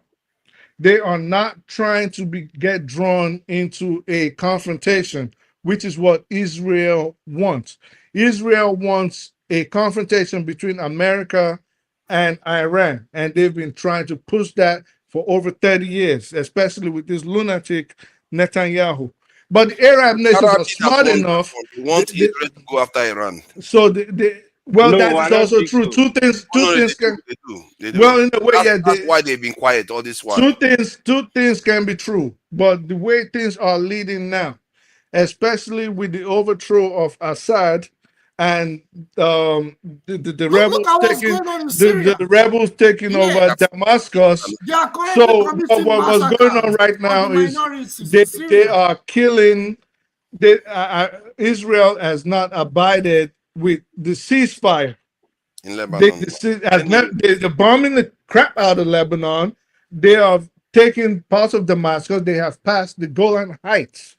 Okay. Well past the Golan Heights. They're into Damascus. So Turkey is busy trying to telling Syria not to put military in the other half of the country. Exactly. That is so just like, yeah, but now the Arab countries are realizing that, okay, maybe us going waiting for Israel to destroy Iran might have been a bad idea, because it is obvious now that Israel is intent on that greater Israeli project. What is going to happen? In my opinion, I'm not God, I don't have a crystal ball. I think they are waiting for Israel to implode. Barring that, it will be a case of mutual destruction if Tehran should get attacked. Tehran definitely will destroy Tel Aviv, Haifa, and all those other strategic Israeli cities. And this is what the mostly That is Sunni a Arabs, dangerous game to play, though. very dangerous game. With thousands of Palestinian lives like that. 40,000 Palestinians have been expelled from Jenin, this in West Bank. It's crazy. They are just doing stuff like it doesn't even make it to the news. It's like it's not a big deal anymore. They just do it easy now. People are tired. The Sorry, reporters can think I they're just also chime tired. in a little bit? Yeah, go ahead. I'm not I disagreeing. think it's loose now. Let's loosen it until we round up. I'm not disagreeing with what you said. I speak the truth. Yes, sir. Number one, in the American politics, there is a lot of Jewish influence in it. They fund a lot of things. Most of them own some of the biggest organizations that give, when you talk about super PACs and all those kinds of things for both parties, they are there. They are lobbyists. They fund. They are called the IPAC. They fund. AIPAC. Yeah, whatever you call them, they fund both parties. That is why you see that in the past, when I was younger, I used to think that the Republicans were the warmongers and the Democrats were not. But we've seen that each of both parties has access to the military-industrial complex. It depends on who is there. And for a person like Biden, who has been in the American politics and in the Senate since 1978, I was barely 5 years old then, he's been around. You saw how he pushed this war in Ukraine. The point I just want to make is that Trump, it's not like, say, people who back Trump sometimes, especially not everybody who supports Trump, like Pansat rightly said, is supporting Trump in the sheepish way that some people want to create it. No. The Democrats are also responsible for producing a candidate like Trump. It's a fact. Some of their policies, some of the things they do is what has hyped people, and people are basically looking for a messianic kind of person. And this guy shows up saying the right things. He's not a typical Republican, but he's riding on the wave and the tide of people being totally tired, which brings me to what I was trying to tell Madam Amos before she left. Now, we know there are a lot of hypocrites in the Republican Party who probably are, gays and lesbians. They are there. The difference between them and the Democrats is this. The Democrats want to make this kind of lifestyle a mainstream lifestyle. Now, it's not enough that, okay, Chimezie is gay, but let me do my gay with it's like I'm married. If I'm having conjugal relationship with my wife, I have it in the privacy of my home. I don't come to the streets and start doing those things. The Democrats are simply saying, we want to take this lifestyle, put it into books, and teach your children whether you like it or not. Bathroom thing, for instance. Explain to me, if Madam Amos is here, if she will agree with me. A man with, I don't know if it's permissible to start. Just a machine gun. Who has machine gun? A man who has machine gun will walk into the toilet of 12-year-old girls and open his machine gun before them. And Madam Amos is okay with that. That is the difference between the Democrats and the Republicans. The Democrats are not pushing those things. They know in their fold. After all, former vice president to the Junior Bush, the daughter is gay. Yes, his daughter is gay. He has a gay daughter. Even Elon Musk's child is Instead of transgender. anything that we don't know that is new, we know that both. Are you referring to Liz Cheney? Liz Cheney is gay. I don't know, I'm not saying it's Liz, but No, one not of Liz Cheney. One of his daughters is gay. One of his daughters is gay. I wonder And why he's that a one is doing in politics. So, but the difference is they take it to their privacy. It's your private life. The Democrats want to push some of these things into public center, and people are saying no. What should remain in the realm of privacy should remain in the realm of privacy. Why push it out in the public? That's the difference between them and the Republicans. Nobody's trying to say that Republicans are saints. No. Tim, you're 100% right. You're 100% So right. to round up, let me bring in Shola so that we can round up. So let me just round up with what the final thing I wanted to say. Kenneth made a statement saying, in the Quran, for example, homosexuals are supposed to be tortured. That is not true. The Quran is actually. I was shocked where he got that. Yeah, that's absolutely not true. The Quran is actually pretty vague on homosexuality, and it doesn't really speak about it. Maybe because in those days the notion of homosexuality as a lifestyle was not popular. So, if anything, the Quran actually talks about compassion. When you see people like that, you show compassion. At the same time, the Quran also condemned the people of Lot, which we know as Sodom and Gomorrah, right? So, but we don't know if those people were really homosexuals or they were just gang rapists. So the Quran is actually vague on homosexuality, but what we do know is it preaches compassion and understanding. It doesn't say anything about torture homosexuals or kill them or things like. No, it doesn't. I think the Quran spoke about Lot and some of the stuff that they experienced regarding those gay people.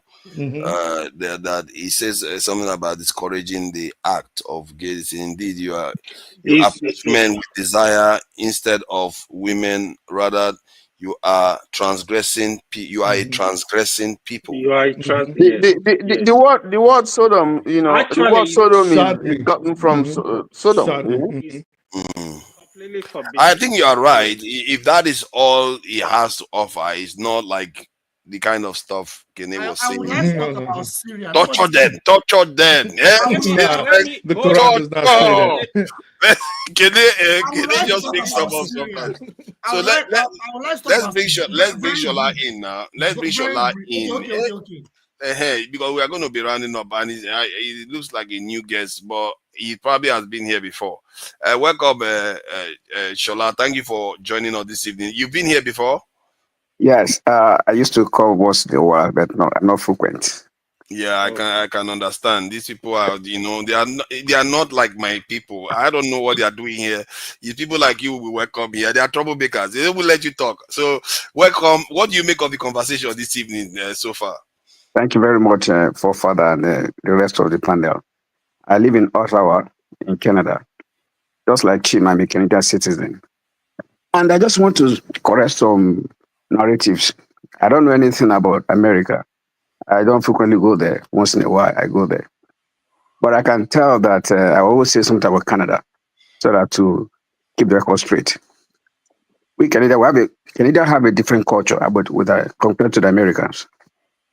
Right. So I just want to correct that every country in the West is great and not superpower. It depends on how you channel your energy and your resources. American resources is channeled towards the military. And we don't channel that because we're not troublemakers in the world. Americans are troublemakers. They cause more wars in the world. I mean, look at the war in Iraq, in Afghanistan. They have bases almost all over the place. In Germany, in Canada, in Great Britain. They have in some part of Africa and in Egypt. So I argue this with my colleagues that when you ask the NATO to pay 2%, 5%, my question is that who is the one that is using the military more? It's the Americans. It's the Americans. And we follow them to every war they go to. We stood by them in the 9/11.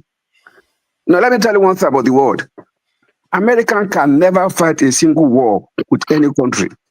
They need the support of the other allies, like the Canada, the Great Britain, the France.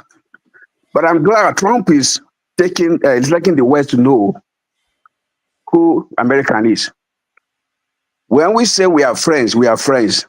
We stand together, right? And when they said he's putting tariffs and all that, and I hear they said, oh, because we put fentanyl, we use Canada is sending fentanyl to the American. But they've forgotten that the Americans are the one bringing legal guns to this land. But we don't say that on the news. During the time of Trump, illegal migrants were crossing from the American to this side. I know this because I work in the X sector.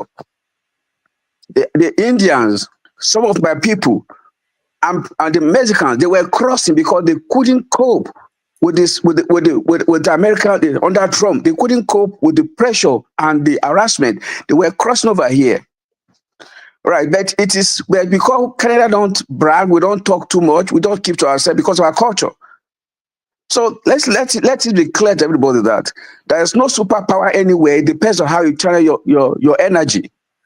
But it's a wake-up call to everybody for us to do what? To channel our resources to different places. Right. So, and I hear that I want to make a 54th state. It's an embarrassment, it's an insult. Why is it an insult? Regardless how you view the Canadian health system, but I can tell you, the Canadian health system is far better than the American health system. I'm a physician. I have the liberty to go to America to go and work. I still get invitation from Wisconsin and from Texas. I get invitation to come and practice, but I'm not going to go there. You know why? Regardless of how the waiting time may be in Canada, the Canada still have the better health system compared to the American. And I tell you why.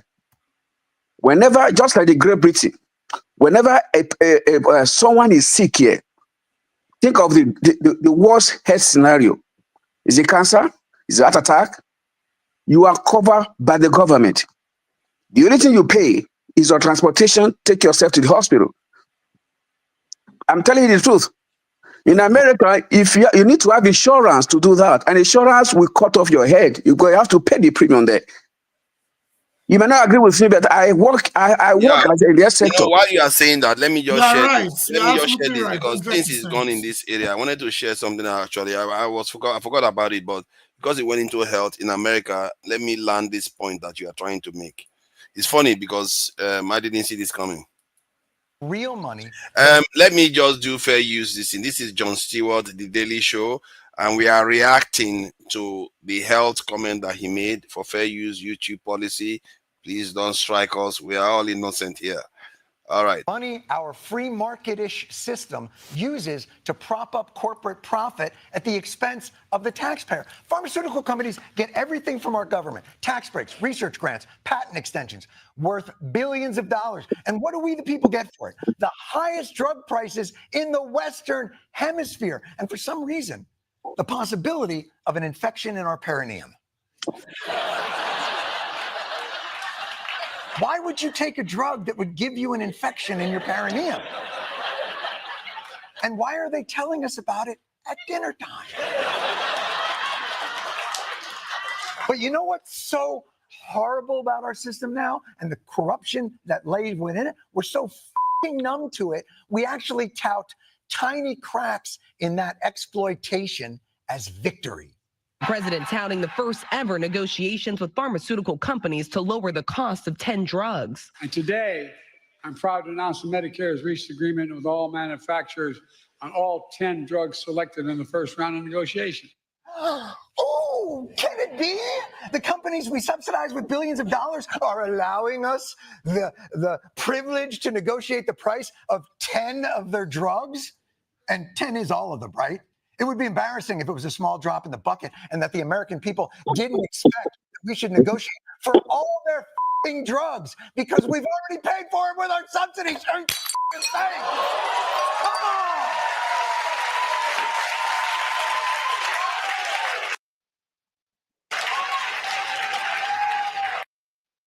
Yeah, he even started bleeding with the anger from what he was saying. So this is the American state, and I think he's making a solid point regarding the healthcare system in America. That is really, I don't know how Americans tolerate it. We like to think that we are like Western countries. People protest about things.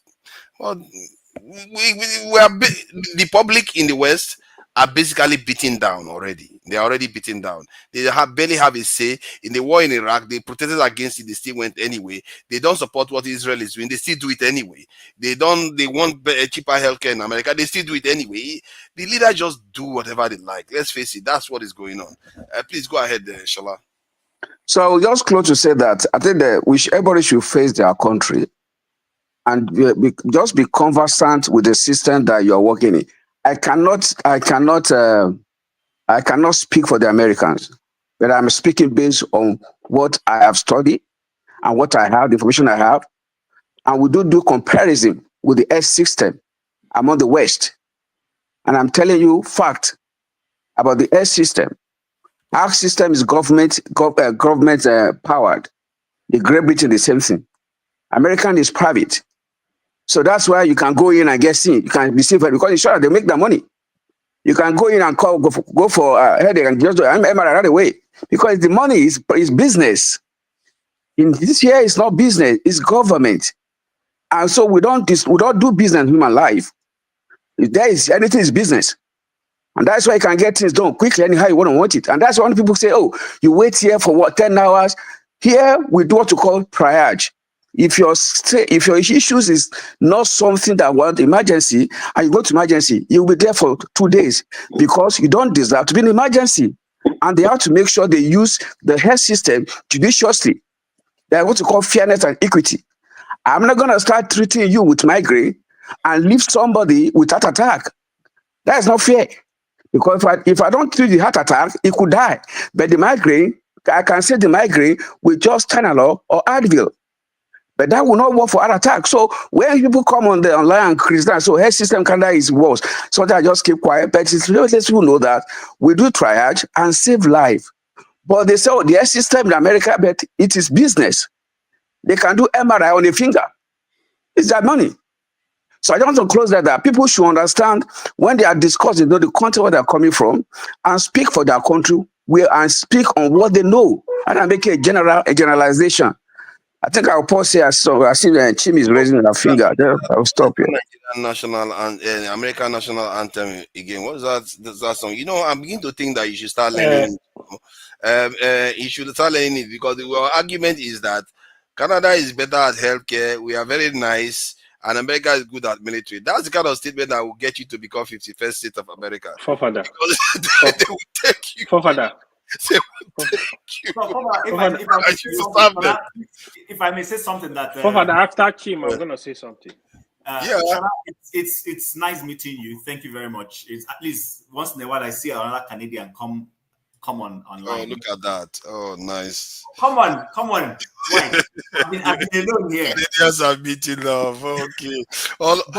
What's colonies of ours in the UK? It's all right. You're Commonwealth. Yeah, but I have a little disagreement with you. Sure. Sure. I agree with you. The Canadian medical healthcare system is better than the US one. I agree. But nonetheless, you know that the healthcare system in Canada is not a federal issue. It is a provincial matter. There is no unified healthcare in Canada. It's different provinces offering whatever they want to do. What Trudeau has done is to say, I will throw in an amount of money. If you do X kind of service to your people, I will give you this money, which is what people are taking advantage of. And it's not bad. But to say that, you can just walk in and get any kind of treatment is not correct. Because I live in Alberta, which similarly has one of the best healthcares in the entire country, better than Ontario. No, I'm talking about going to America to get assistance, to get I hear you. But here in Canada, you cannot just walk in on that same government and get any kind of treatment. It's not possible. There are certain things you will get, and there are certain things you must need insurance to cover you. If you don't have that insurance, nobody will give you that treatment. Like what? Okay. Because I used to work in British Columbia, and I do some work in Alberta before I moved to Ottawa. Okay, so I because I've had friends, to the God be the glory, I don't go to hospital, so I have healthcare that I don't use. So I'm okay like that. At least I'm not sick. But I've had people who had emergency.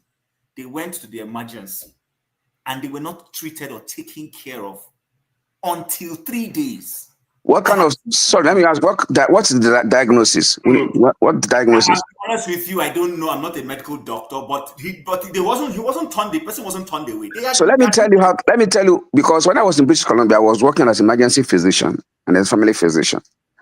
But here, so what I see, even here, what I do here is that I do my family practice, independent practice. So what I see here is that even in my practice, people will come to me and say, and I see all manners of nations. When I say nations, our people, the Arab, the white, I see none of them. I have a very huge practice. So when they come to me and said, oh, I have back pain, I need MRI. I said, why would you want to do MRI? So there's a checklist for you to get an MRI. And I know that I agree with you that the healthcare is provincial based. You are correct, Chim. I agree with you. So, and there's what you call Canadian criteria too that you can use, regardless of where you practice. You can still use that across Canada, not regardless of where you practice, because there's a consensus, there's a Canadian guideline and there's a provincial guideline. So when you use a provincial guideline, either for Ontario or for Alberta, if you use the Canadian guideline, you can still be within your practice, not doing any malpractice or substandard practice. So when you use the Canadian guideline, you can still be within the frame of practice and be guided so that no litigation against you. Now, if you come to me and say you have a back pain and you're asking for MRI, doesn't make sense. Why would you want to do MRI right away? The first thing is for me to ask you for red flag signs. So red flag signs include things like you can't pee, your sexual libido and stuff like that, tingling, weakness, numbness on one side and stuff like that. The red flags or fever, you want to ask for red flag. And what else have you done? Oh, you haven't done anything. You feel that one person had a back pain, you got MRI, so I need MRI. And you try to explain to them, they don't want to listen to you. Some people will go and say, oh, they didn't treat me well. So when you ask them to go to emergency room and they ask that question, and you are not able to mark those checklists, you can't get MRI, and they not use that for a triage for you. So that kind of person will wait 3 days. You know why? Yeah, because you did mention it earlier on that if you are not certain things, you yes. wait longer if you are not priorities. So because in the emergency room, as I'm seeing you, I'm seeing patient with cold blue. Meaning that this is emergency, maybe heart attack, or people that have a cardiac arrest. Am I going to leave that kind of patient and attend to somebody with non-emergent low back pain? Such people with that kind of, and 90% of people with low back pain, non-emergency issue will come to emergency room because they feel it's emergency. But once you have interviewed them, they are not emergency. They're going to wait. They might put them on the blue or the yellow. And then those with emergency will be seen. And if by the time you are coming closer to be seen and they bring another heart attack, they push you back again. So that's how the system works here. So when people talk and say, oh, it's worse, you need to ask them where they are coming from. You need to ask them what is their symptom, what is their diagnosis, what is their problems. And that is where people get it wrong. So people make a general statement and say, oh, I can be seen in Nigeria, I can be seen in America right away. But they refuse to understand that what you call medical triage, which we do in the emergency room, always. Anyway, let me ask the doctor a couple of questions on that. Hold on, AY. You haven't heard from me for a while. Hold on. Let's play the new national anthem of Canada, so they start practicing this from now. We have to start practicing. I have a serious question. You have to practice this song, You need to hold on. I'm here first. Doctor, let me ask you a question. At the rate you guys are going, you're going to be a colony. You're going to be a quick question. It can never happen. Why is it that when I want to talk, AY would not let me talk? Quick question. Forefathers, do your job now. I have a serious question. Mute this guy. Question too. Okay. Why do you always rule in favor of minorities when we're on a platform? No. I'm not ruling. You rule against the king all the time. You rule against me. Why? Because we're a majority tribe. Let him go. Let him speak. I said after Chief, right? All right. Well, go ahead. Okay. Thank you. Quick question, Dr. Shola. When you say don't call me Shola, man. Don't worry about doctor here. Canada health system is better than America health system. What exactly is better? What exactly do you mean? So let me tell you one thing here. So Canadian system, I think it's about policy and implementation, their guidelines. It's not about. Actually, hold on. Let me streamline that question. What I want you to speak to, right? Speak as regard insurance, Canada is clearly up, but as regard the manpower and the equipment. And what do you mean? Can you speak on that? What do you mean manpower equipment? It's not like manpower. Look, let me tell you one thing. If I want to go to US to practice in my field, so I think that's what they do. For example, just like somebody from Great Britain coming to practice here, if I want to go to America to practice here, I think what they do, I think I spoke with some of the people there who want to hire me to work. I think Wisconsin, I said a couple of Wisconsin as well as and Chicago. They told me, oh, don't worry, that once you, because I have, I'm CCFP, board satisfied here. So he said, just come in. When you come in, you don't need to, we allow you to practice. You don't even need to obtain your license for a few months, and then you can process your license. So I don't know what that means. I've not spoken with them because I wasn't interested. So education-wise, hold on. Education-wise, so the American system, if you have a fellow, if you have a family practice. I'm not talking education. Can you speak on the facilities, the medical facilities? I don't transfer. I don't refer patients to America. I don't refer to. I don't see that. No. What about facility? We get everything done here. Here is the reason why I'm asking you. Look, I'm conversant with both countries. I work in both countries. I'm very knowledgeable in both countries. Great. The Canada health system is good. Yes, it's free. Where even though it's not technically free because they collect that money from your paycheck. But in I don't understand. No, what does that mean? No. You need to. I don't understand what that means. Explain to me. The Paycheck. way Canada system work, the reason why they charge you more taxes, part of the taxes they charge you as a worker in Canada, they divert that money into the health system. That's how the system works. That is how they fund the Canada health system. So that is not technically free. Technically, because it is public funded. Let me go in. America is different.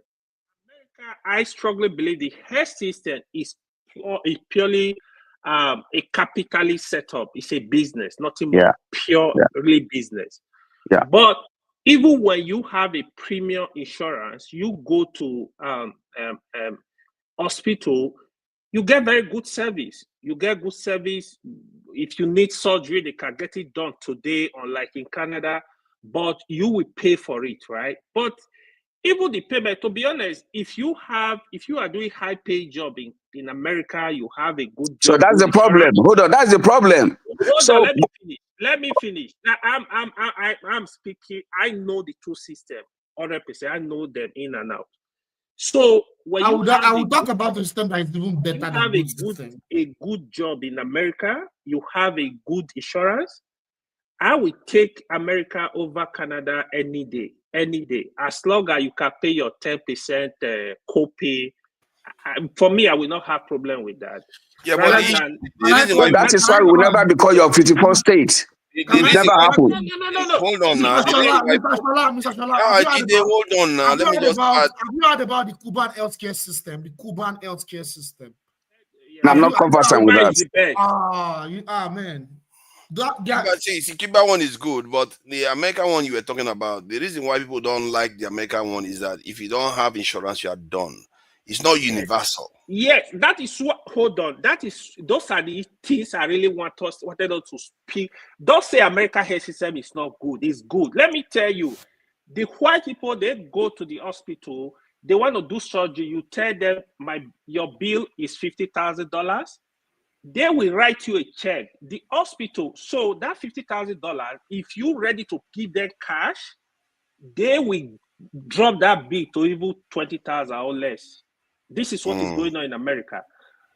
The difference is when you have insurance, premium insurance. For example, your wife want to give birth. By the time they throw bill to you, because the bill that are coming from America, you have doctor bill, you have hospital bill, you have year bill, all the year bill. You can go to hospital last year, the bill will still be coming today. That's true. So it's very tough. I know, but to me, I have a job good Your audio insurance. is gone. Your audio is fading out a bit. It's back now. Oh, it's gone again. Oh. So for me, right? Wow, Lord Chopper. Okay, hold on. Can you hear me now? Perfect. So for me, if I have good job, good insurance in America, I'm definitely gonna go with America. But the Canada system, don't worry. I know what Shola is talking about. I know what Chim is talking about. I'm in for Canada. If you have low paid jobs, you are underemployed, stay in Canada. That's what I tell people. Don't come to America. America, they don't have mercy. Even with that insurance, you go call hospital, you go to hospital. When they ask you what is your insurance, they know. They tell you, bro, they will just ignore you and be treating you like shit. America is just money game, survival for the fittest. They don't have mercy. In Canada, nobody cares. You know, they try to. It's a very organized system. I hope you understand that is how the entire Europe is. Europe is America. like, to be honest, it's even more universal than Canada. You need to get insurance. In Europe, you don't even have to get insurance. You just get free health. Bro, with the money America even wasting on all this war, do you know the homelessness in America? When you go to some place in America, my village is better than, I'm telling you. Like, you see people suffering. You know what Shola is talking about. Man of prestige neighborhood. Man of prestige neighborhood. If anything happened to you in America, you don't have good insurance, you are done. I know in America you have to pay tuition fees. In Canada, do you pay tuition fees as an overseas student to come and study in their universities? Yes, you pay tuition fees. International student, right? So that in Germany it's free. Many European countries Canada is not free, except you are a research student. 70% of students in Canadian universities are international students. Yeah. All right, wow. let me come in here. I think it's a good segue. Forefathers, please, let me get a word in here. Go ahead. We are going to be rounding up after these people, I know whenever I want to talk, you want to round up. That's okay. Dr. Shola, I'm going to come to you in a minute, but let me say with the segue of what AY said, because this is the way people make the case for Donald Trump. Trump say he wants to make America great again. All right? You just describe the neighborhood. Let's say it's an abstract neighborhood, because I know you won't be talking about man of prestige neighborhood. He lives in La Jolla, San Diego, that kind of thing. Those are a lot, very good neighborhoods over there. But so he wants to make America great again. You're knocking an American neighborhood where he sent hundreds of billions of dollars to Ukraine. I don't know how much we send to UK. It's a lot. No matter where anybody is, I know Canada is ripping us off here every day. They're living off of us. I don't know what you're talking about. Let me land now. So you have to say the truth. You have to say, don't say what your chief is saying, because it doesn't say. You always say things abstractly. Dr. Shola, let me land. I believe that it's a known fact. No. Nothing so far from that guy. Let me land. He doesn't speak facts. He just fabricate. No. You can't say that. Doctor, let me land. I know you're going to land, but on every spot you are saying, we need to make sure you are saying the truth. He fabricates issues and we don't believe him. He said we are pouring in fentanyl from here. It's not true. Let me land now. Right? So why do you want to bring out... please tell us. I can't respond to that kind of fabrication. Let me land. We don't believe him. Okay, let him land. Let him land. That's what we can move on. What I say. I'm known to just state the facts. Seldom do I give an opinion, right? I deal with facts all the time. Now, here's what I'm going to tell you. The president of the United States is privy to a lot of intelligence. You cannot compare yourself to the president of the United States. Well, I'm well educated and well informed. Let me land. So when the president of the United States, who has all manner of intelligence, comes out and he says, your country is allowing fentanyl to come in here and all kinds of stuff, and that he's going to make you the 54th state and he's going to do this and he's berating your country. Our neighbors say, we love Canadians. There's nothing wrong with that. But the point is this. When you are insulting one of our neighborhoods because we are giving all this money away, we're letting you send all kinds of stuff over here. The question I have for you is this. when you're talking about health, medicine, it includes pharmaceutical medicine, right? Drug discovery and drug design. Would you say that's part of medicine? Drug discovery. How many how many patents do you have on drug discovery? You don't even come in. Let me post over here on the private chat and you could then read it. Here's a quick snapshot of the top 10 countries in pharmaceutical manufacturing and their respective market shares. 2021. United States, 40% of the whole world. The United States have all this tied up. And then, of course, you have Europe. That's entire Europe. You know, Europe is a great bloc. You have all kinds of countries in Europe, Germany, all kinds of people. But all of them put together, it's like 8% or something like that. 18%. Okay, China, 11%. So Canada doesn't come in. We manufacture it. Do you know what it takes to go? Sorry, I think Europe 18%, China 11%, US 40%. Yeah. So now that's the key. This is what's part of making America great again. You're next to us here. You're boasting of how good your medicine is. We suffer, taxpayers, middle class, and otherwise. We develop drugs. It takes a lot of money for the efficacy, for whatever it is that to develop these drugs. And you sit there and just make the generic forms of it here and there, give licenses, and you're boasting. We're the ones making the thing. So when we keep complaining, say, "Well, why is it not cheaper? Are you done? Can I respond? I'm just making some. Why is it not cheaper for you if you are the one? Can I respond? Let me land now. I'm going to land. I'm going to land again. You've said everything you want to say. Where are you landing? Let me respond. Doc, if you are, I'm not going to let somebody who's interrupting somebody do an intrusive surgery on me. You're going to have to be a gentleman. I said, Doc. Well, if you are dying, you have no choice. I'm not dying, but let me say, in drug development, drug discovery, drug design, pharmaceutical medicine, the engineering of pharmacy, all that, manufacturing of it, we sweat it out here. This is just one area. Yeah, but why is drug not cheaper in America now? If you That's are the one what I'm about to tell you now then.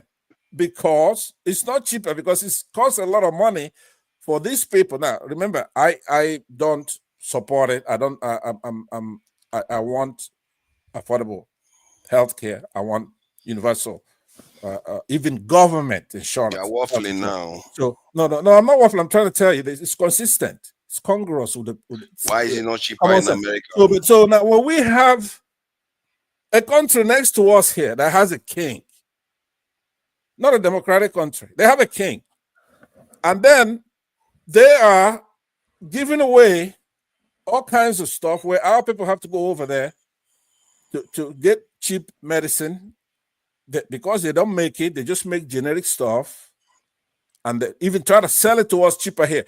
Those capitalists who invest money to develop those drugs, right? They have to recoup. They have to make some money somehow, because if the innovation it's trampled down, then we're gonna be like Canada. Yeah, but that is not what you see, though. No, hold on, Pansa. But that's not. I don't think I'm going to respond to all these things you are saying, because it's not what you see. These are facts. Unfortunately, I will respond because I don't see anything to respond to that. That's not what you see in other industries. You are asking me a question, or you are passing, you are already passing judgment. Just hold on. The point I wanted to add to it, shall I see, Pansat? Yeah, that is not reflective in other industries like automobile and other industry. Same Don't thing. say, okay, because America makes a automobile, it's more expensive for Americans than overseas. It's actually more expensive. They actually sell us parts here. You know Detroit, right? Let me tell you something. We invented automobile pretty much. In Detroit here was a Motown. That's where you heard about Motown. We made those. Yeah, but the point is that in America, the price is not more expensive than in other parts of the world. But why is it that drugs in America is more expensive, even if they make it in America? Listen to what I'm saying. Remember, what you don't understand is that what you call. What Pastor doesn't understand is that no country is an island. There's integration. All this, what I'm saying, America has a 40% produced in America. There's integration. Go and check very well. We have what you call multi-level, multinational corporation. It's not a country that, so let me tell you one thing. Do you know that insulin that you are using today was discovered in Canada? Do you know that? You don't know that, but what could do the with basketball that? you are playing your country. Hold on. The basketball you are playing your country was invented in Canada. Do you know that? Listen to me. Listen to me. So when you are talking, make sure you have your facts. There is multinational integration among all the West countries. Okay, that's true, but it has and to all be those fair. people who are all these people who are doing business, all those drug manufacturing companies, they kind of work together with all these medical scientists all over Europe, Canada, and US. I'm not arguing that. That's true. I bet you have to have fair trade. Listen, stop behaving like that as if you are on an island. You cannot do without the West. Listen to what I'm saying. Let me lower my voice. You're making me do it. So let me lower my voice so you can hear me. I don't disagree with you. All I'm saying is that it's not just free trade that we should worry about. We should worry about fair trade. It's not fair that you have all this, because let me tell you something. Even if Trump says what's his stuff different, and say, you know what, I'm gonna give you whatever deal you give me. Whatever you tariff me, I'll tariff you. You're gonna be in even a worse situation. We are ready. We are ready for whatever tariff is breaking. So don't be sorry for us. Okay. Listen to what I'm saying. We are not backing up. We're not backing down. We are staying on that. Let's go on. Mr. Panzer, don't argue. Don't leave it there. Would it be fair if the United States says this? Look, if you're charging me, Panzer, let's not. Hold on. That is not important. If you're charging me 10%, I charge you 10%. Is that fair? This is not right. Panzer, you are stretching this. We are supposed to have gone now. Jefferson is here. Jefferson, just have your say so that we can close out. Panzer, stop interjecting people and dragging this. I didn't land yet. Yeah, you are landed. You are landed. You've already had your say. We Americans will have no respect on this platform. We have to close out. It's our internet, right? It's our YouTube. It's our internet. If you get on this internet, you should have a little respect. No, don't say anything. Please, people, don't say anything. Let Jefferson just greet people and so that we can go. It's almost 10 hours. There's another show, this in live stream again, interview for a guest that Dr. Damage is going to come on. And so we need to round up. Internet. That's what I'm Today saying. Now we've done over 12 hours. It's our internet. What if we cut you out of this thing? What are you gonna do, Dr. Scholar? It's our internet here. You cut what? Don't listen to him. Don't listen to cut you off of the internet. That's how you make about. You brag a lot, and that's why you're going to fall. And he's an American. You don't brag, as if you're an island. Yeah. All these Canadians, when they drag them into America, what the hell they are going to resist with what? Don't worry, forefather. We are the one that can handle them. Just leave them. Honestly, Cuba can actually treat diabetes efficiently, even more than US and Canada.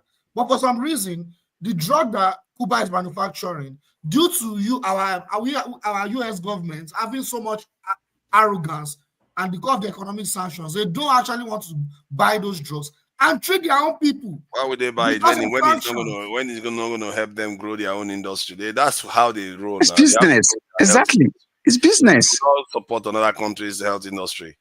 Welcome, Jefferson. Looks like you and that background are looking fresh. It's all good.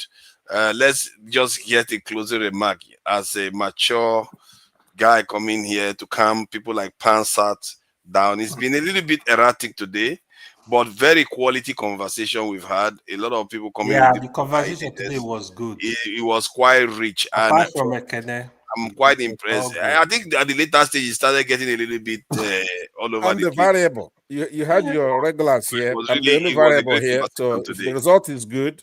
Yeah, Passat was really good today, man. I want you to use the superlative when you're talking about me. I'm the best.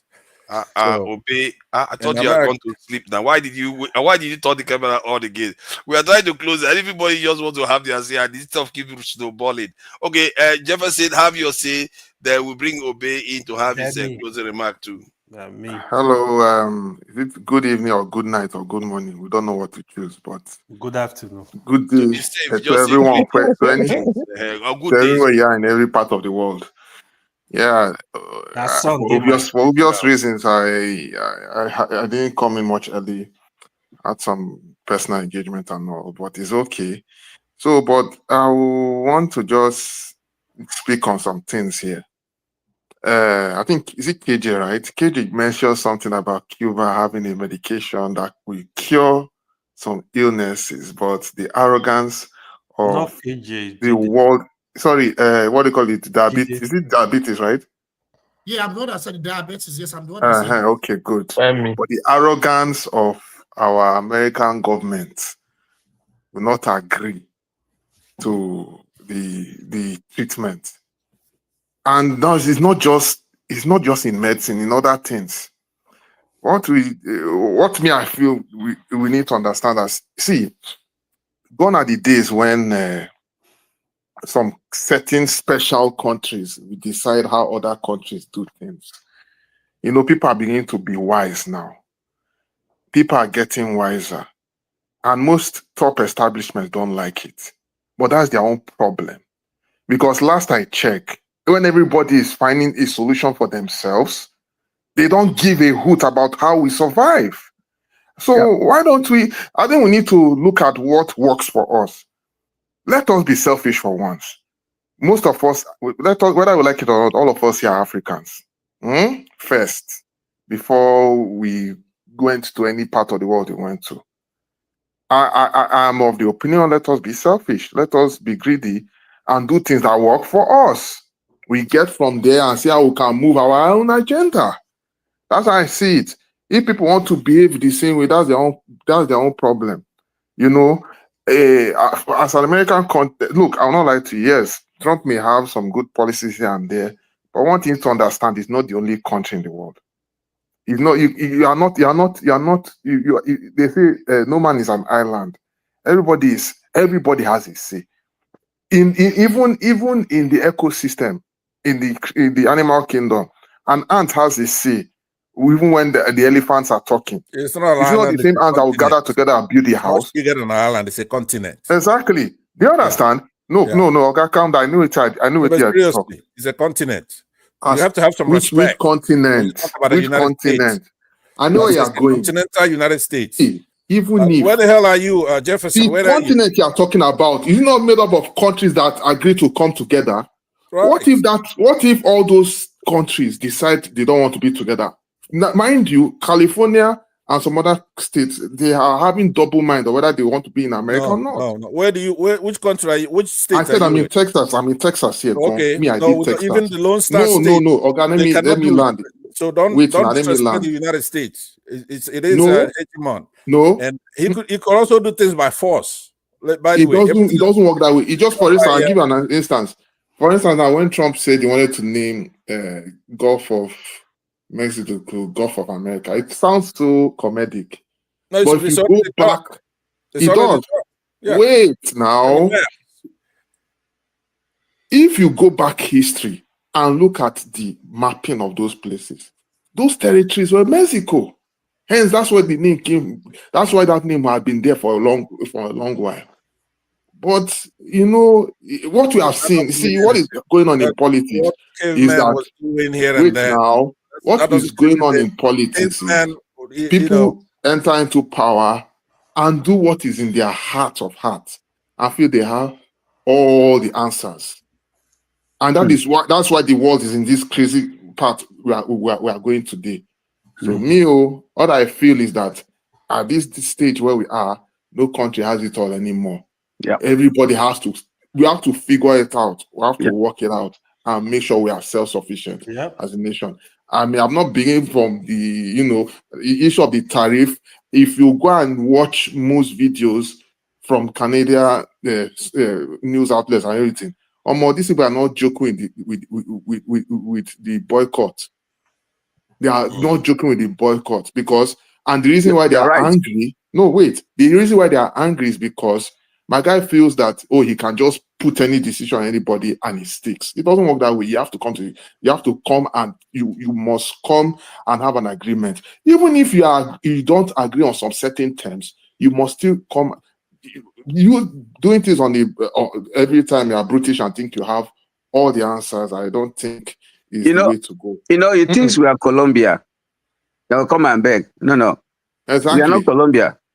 We are Canadians. Exactly. And we stand now, for together. instance, look at South Africa. Let's bring tariff 100%. We are waiting for him. Wait now. See South Africa. You recall what Mike Tyson says? Let me finish now. Says everyone has a plan until they're hit. They're punched in the nose.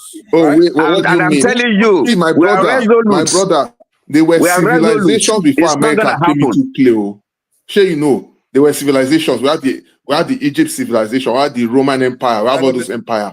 Empire we come and besides, let me even tell you the truth. Whether you like it or not, those American empire is nothing so special about it because there are other greater empires before these ones. There's never been anything like this.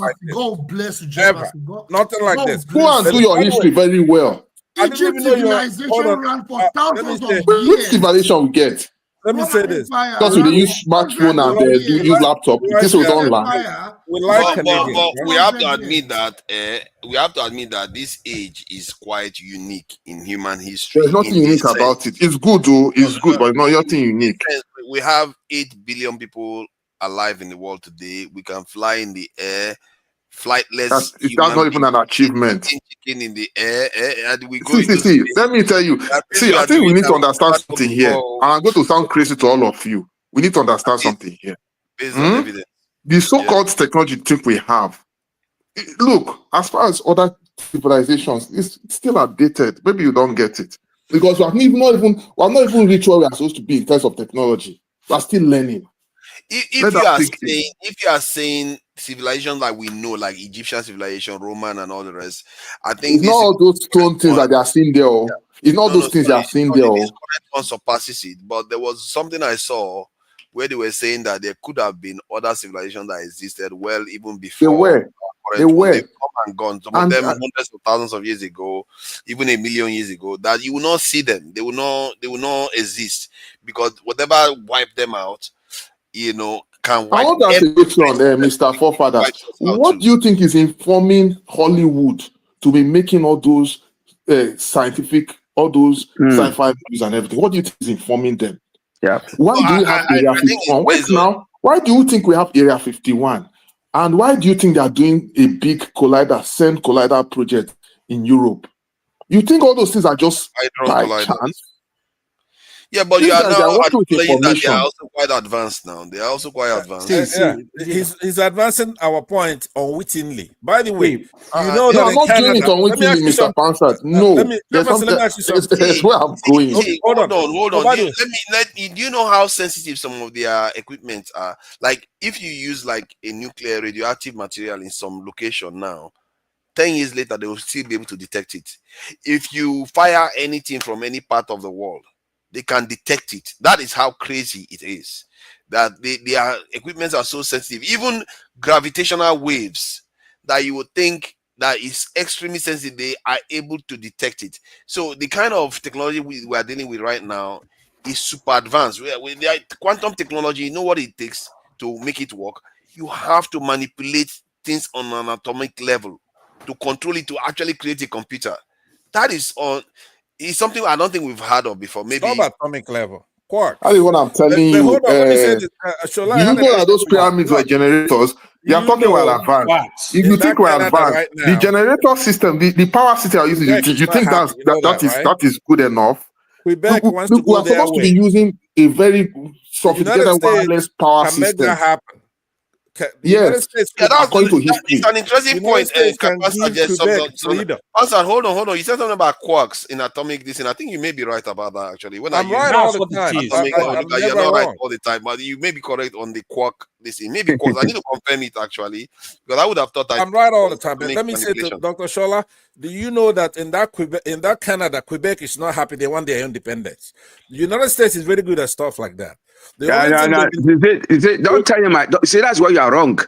Because let me tell you. You just listen to propaganda. I know that. See, it's simple. Let me tell you about Canada. Don't tell me about Canada because you are wrong. Your statement is wrong. There are some things that they need to learn. Shola Passat is lab grabber. Even in Nigeria, he grabs No, from I'm minority. saying you got people there who want to be free. He's Right? a lab grabber. Is that because white racism is making the United States spare Canada here with a king in the 21st century? We have a lot of I hope you don't reasons grab a lot of to this in say, America. look, why do you treat Iran the way you do? You don't treat Canada the same way. They're not a democracy. They have a queen. They have a king now, right? And you have Quebec that wants to be free, right? When they go for a plebiscite, you read the election. You read the election over there. If you're fighting us, we're gonna be able to make that happen. Very easy. Quebec is gonna go their way. Then you go, Alberta go their way.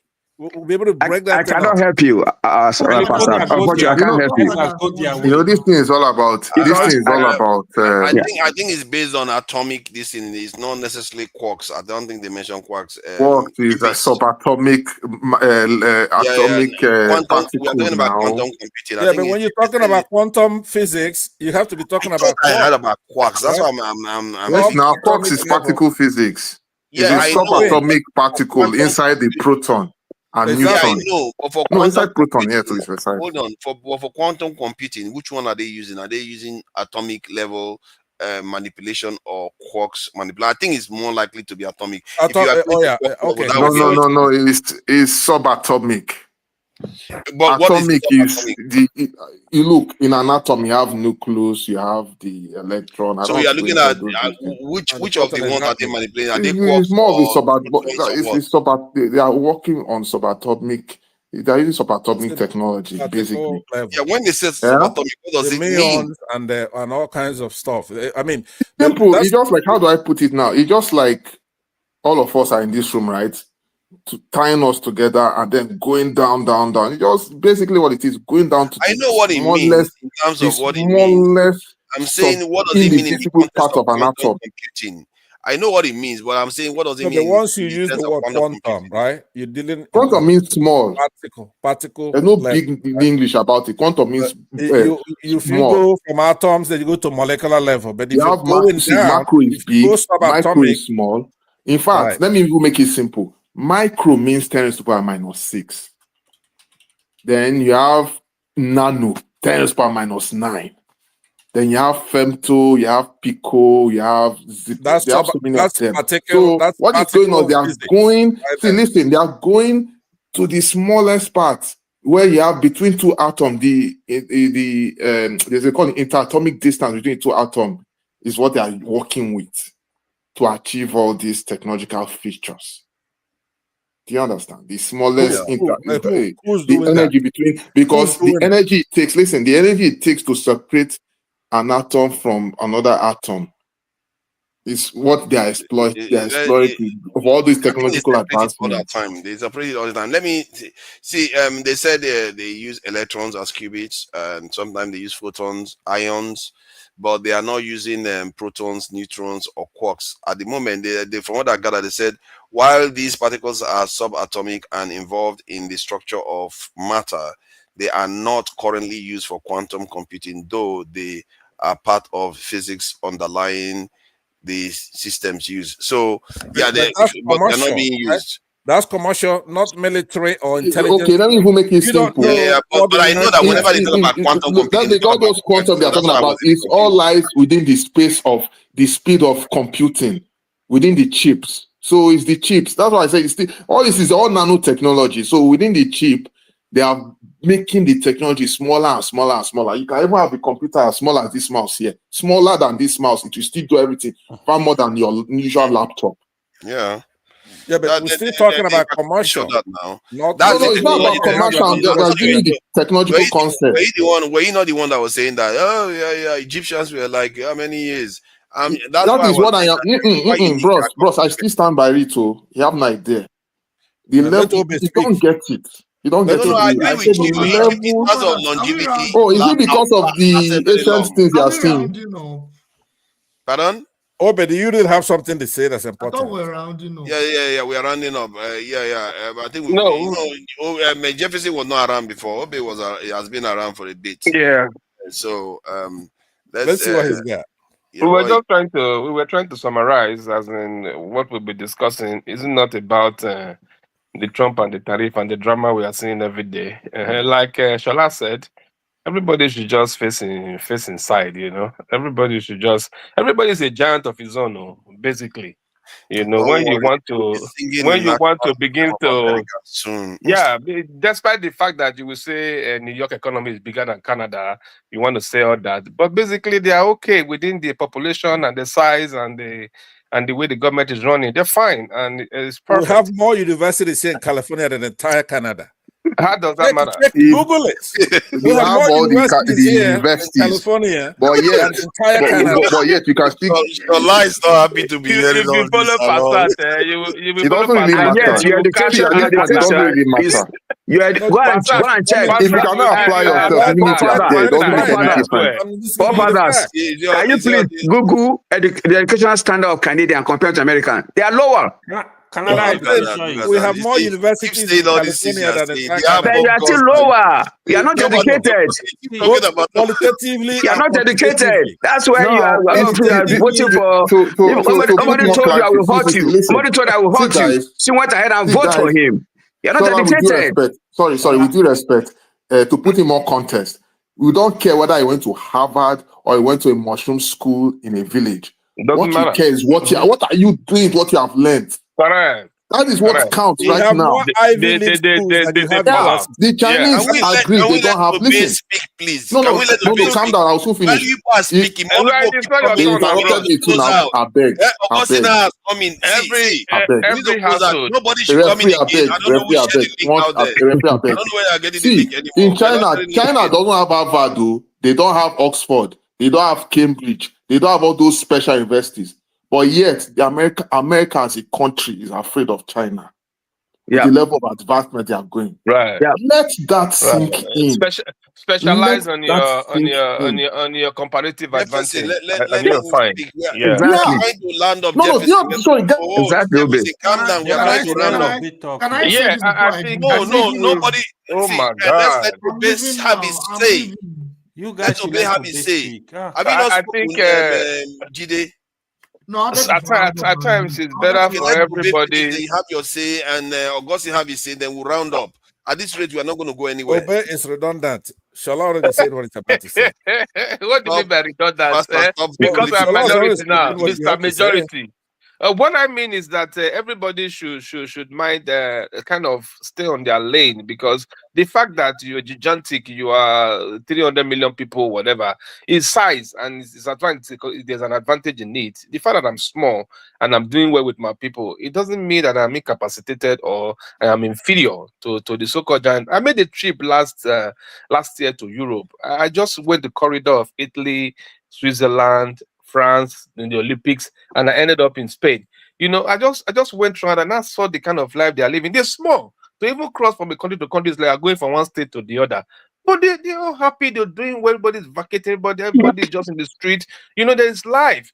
It doesn't really reduce anything from them. Basically, the fact that you are American, you are 50 states, you are this and that means that the whole world is on top of you. No. Those guys live a better life than some of us that think we are in the first class world, over here. When I was coming here, I was thinking the sky is coming down here now, until I came, and it's like the same shit over there. So we shouldn't overhype the situation, because the way Trump is bringing us out now, he's going to see that America is going to be well disrespected by the so-called people that respect us before, because it's bringing out the whole weaknesses, the whole unnecessary issues. It's just hyping them, just like the hype in those states, hyping the governor for the nonsense he's doing. You're hyping all over the place. Everybody's talking about nonsense. Now, China is trying to warn Mexico and the surrounding cities here that if they have to play with America, they're going to hit them too. So you're going to cause confusion along every corridor around us here. Then the people inside suffer more. We're going to suffer more at the end of the day. Just 1 second. No. We suffer more every day.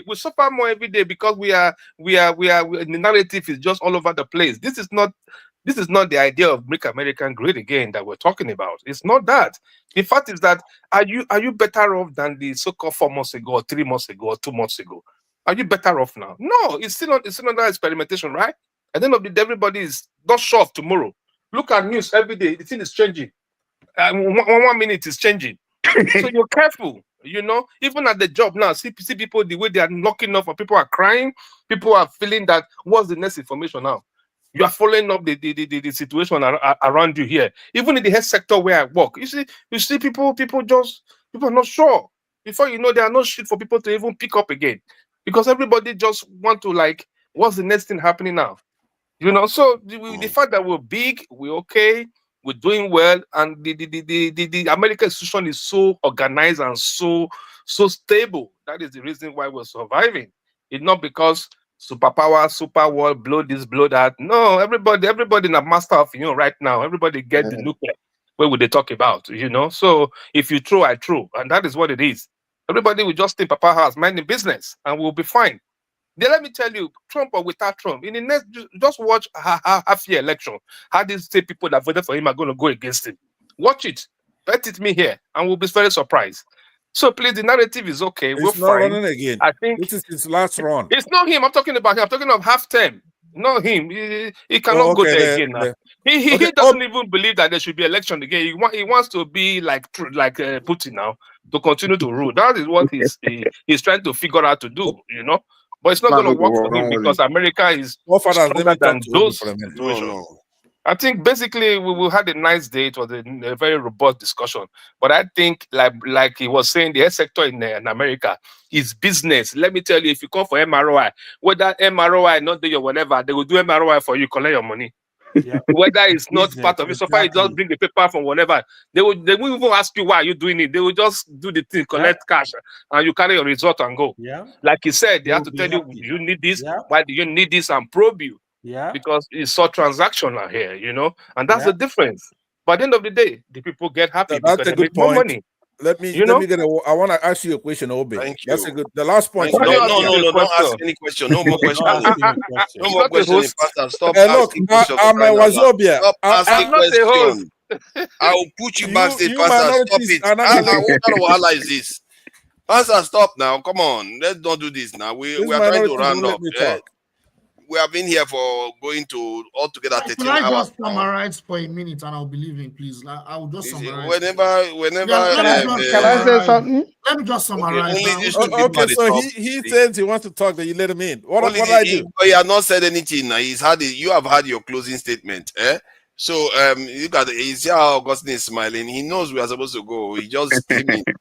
You come and crash. Get you out of this platform. Look at that. You want to get gone from here. Go to your people. Go to please. Let Britain make their own internet, right? So, Father, why do you put it beside the Pansat? I don't know. So, Jida, you going? You want me to say something? I don't know. Let's just I'll talk about Syria and America, Trump's foreign policy again. Let nobody start asking questions. Please go ahead. I want to talk about Syria currently, because it was going on. I don't know if everybody's following what's going on in Syria. Within the last 2 days now, about 2,000 people have died because of terrorists. They are killing people like animals right now. People that are not, like, they're killing minority groups that are not following the extremists, Wahhabis, Islam, and it's getting very serious now. And these were the people that were propped up by the West to take power from the dictator Bashar al-Assad, the dictator, the man that was killing the al-Assad forces. Who is sponsoring them? Did you just say we should not ask questions? Can we leave that alone? No, don't answer any questions. They're taking power from them now. They don't have power. They've all left. They've disbanded. They don't have any power. The people that are running the country right now, they are networks of ISIS and Al-Qaeda. And they are doing what everybody's afraid of. They're killing people like animals right now. It's on the news everywhere. This is what we're talking about when I come on this show. I'm not against any religion. I said this some weeks ago, that what has happened in Syria by kicking out that guy is going to be worse. And it's going on right now. But maybe I will touch more on that later. And you follow Americans, you're going to the ditch. Who is that? Don't follow them. Oshola, all these Americans to be. Don't follow America. Open your eyes before you follow them. Don't But they worry. will put the plug on you. Yeah, Trump worry. foreign policy is actually moving towards a third world war. If you know what's really going on. And the moment anything that resembles a third world war happens, you can see how let me tell you what your forefather before I know you want to close. Please. No, let's leave it. Let's leave it for now, please. Let's allow Okasi to speak first. Yeah, let me talk. Yeah, okay. I'll come again. Bye bye. I'll talk to you guys. All right. No problem. Welcome, Thank you. Been a while. Oh yes, thank you guys. I've been following you guys from the background. It's been a great day. Thank you. I'm very particular. I came in for AY. AY, thank you so much for making Dr. Shola to really speak the way he spoke. But one thing unique about Dr. Shola was that he said he doesn't know America. He's not talking about America. He wants to talk about Canada, but he ended up talking about America all through. It's Pansato. And there's one thing we should drove him to America. Yeah, when we begin to engage in the fight between America and Canada, I don't think that Americans will accept us as their own. Nor would Canada accept us as their own. So while we look at these things, let us always be conscious where we come from. That's where they will tell us we belong. Exactly. So, I don't know about Canada, but I work in a hospital. I have so many patients that come in from Canada, and they attest that what they are getting in our hospital. I work in a hospital in Florida. So they attest that what they get from our hospital is okay. But I'm thinking if we want to talk about health, you should look towards Europe that involves preventive medicine. Correct. Because I don't know if Canada is not doing the same thing America is doing, where they poison you and get you to the hospital and cut you into two and give you different heart from another. But in Europe, they make sure they don't need to cut you. Right. So yeah, Canada are trying. We don't want to start another topic because this one I don't know. So look at the kind of food you have there. What kind of the food we have here is the major problem of our health challenge. Then I don't know the kind of food you guys Canada have there. don't have that bad food. Okay. It's local. So that's why we want to make America great again. No, let's not go in there. Have you finished? It's been a great day. So when you guys speak about Trump, I just laugh. I laugh because whoever that is supporting a beast, she always be ready. Yeah. When the beast finishes the lions around, they will turn down to you guys. I mean, everybody will chop breakfast. Forefather, let me say one last thing. A leader that is very bullish. If you listen to his 30 seconds, if you listen to his last presentation, it was. I mean, if you were able to finish the whole presentation, then you're a great person. You're a very great fan of Trump. I couldn't stand the bullish method. I couldn't stand it. It was too much. It was too much. I mean, a leader should be a servant. A leader knows everything.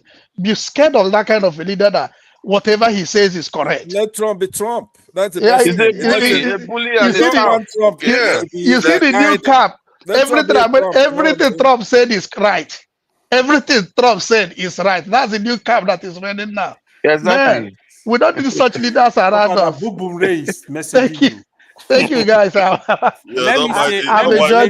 me give my closing statement. There's no closing statement, please. There's no closing statement. Let me say this. And let's the funny part is Trump is telling people the gold card, they call it the gold card, right? The permanent resident. That if you have $5 million, you are free to come. We will give you the listing. I don't put my own for sale. Hold on, Obe. I'm just thinking. If I'm in my village in Nigeria, I have $5 million. I will go America. I swear, I know. If you go give me passport, America. I know they go. If I have 100,000, I will not move. If I have $5 million, even say $5 million, where would I go? If you have 5 million here, why would you go home? Why will I be doing here? That's crazy. Go to a country where for $7 and get skilled every year. That's give them waka. But you know that our African politicians will come and buy it. Of course, and continue destroying Africa so that when anything happens, they come in here. That's only 7.7 Watch billion naira. Dangote them buy that thing. That's 7.7 billion naira.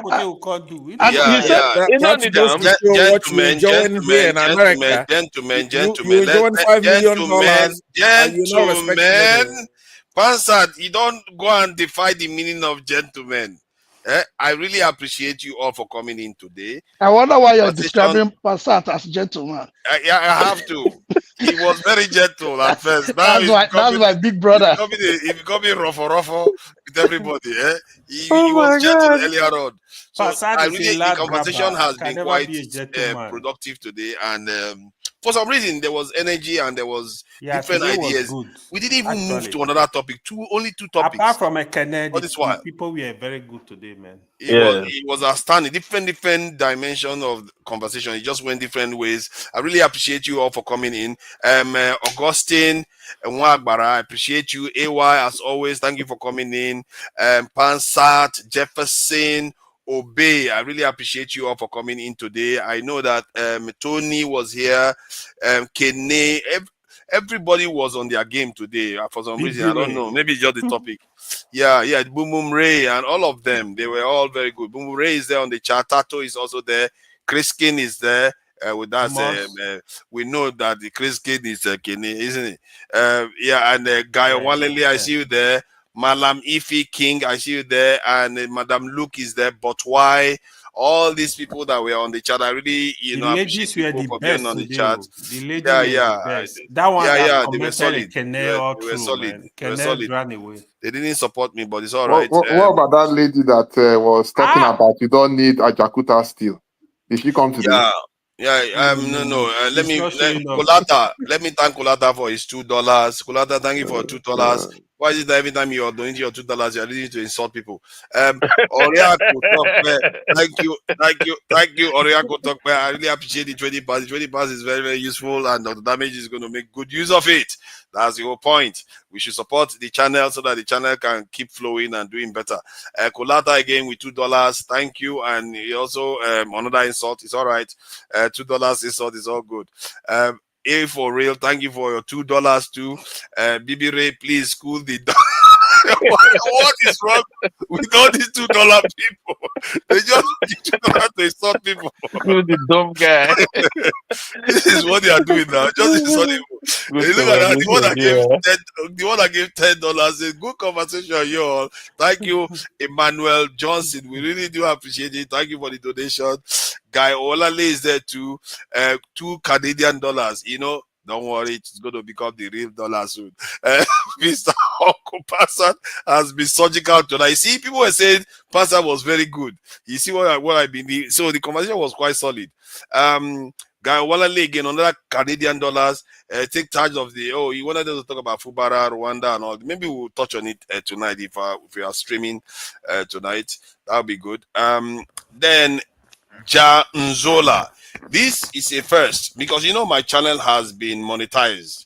So I really appreciate all the people that have supported the channel, all the 532 subscribers and the viewers that are on to Niger at the moment. Let me see. We have 5. That is quite a record. 5 people. What you from to Niger? We are breaking records out there.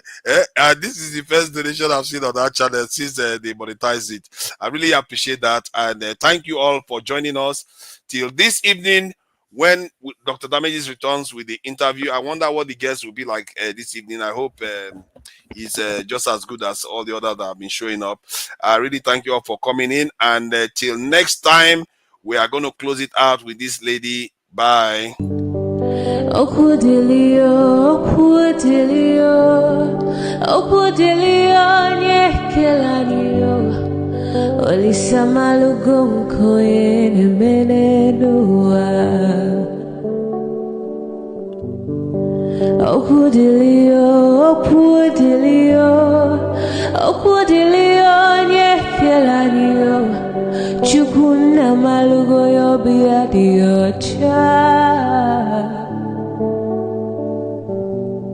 Agaranya chogo kowe bili, agaranya chogo kowe rienio. Owe chuku bezie chuku. Nuche chukwa busigi fege meo, nuche chukwa busia ifege meo. Ni fosolo ni asi alibazie. Owe bebe agaranya muliba, owe wuru agaranya mebibe solia, mano agaranya mua. Owe afyozi elipakwa. Agaranya chogo kowe bili, agaranya chogo kowe rienio. Owe chikubezi olisa. Kodili ma, kodili bemo, kodili wakema, kodili wanima. Naino kwane we beluge beluo. Kodili ma, kodili bemo, kodili kemo, kodili heyo. Ibedwe me wane, nikadiezi bohimo.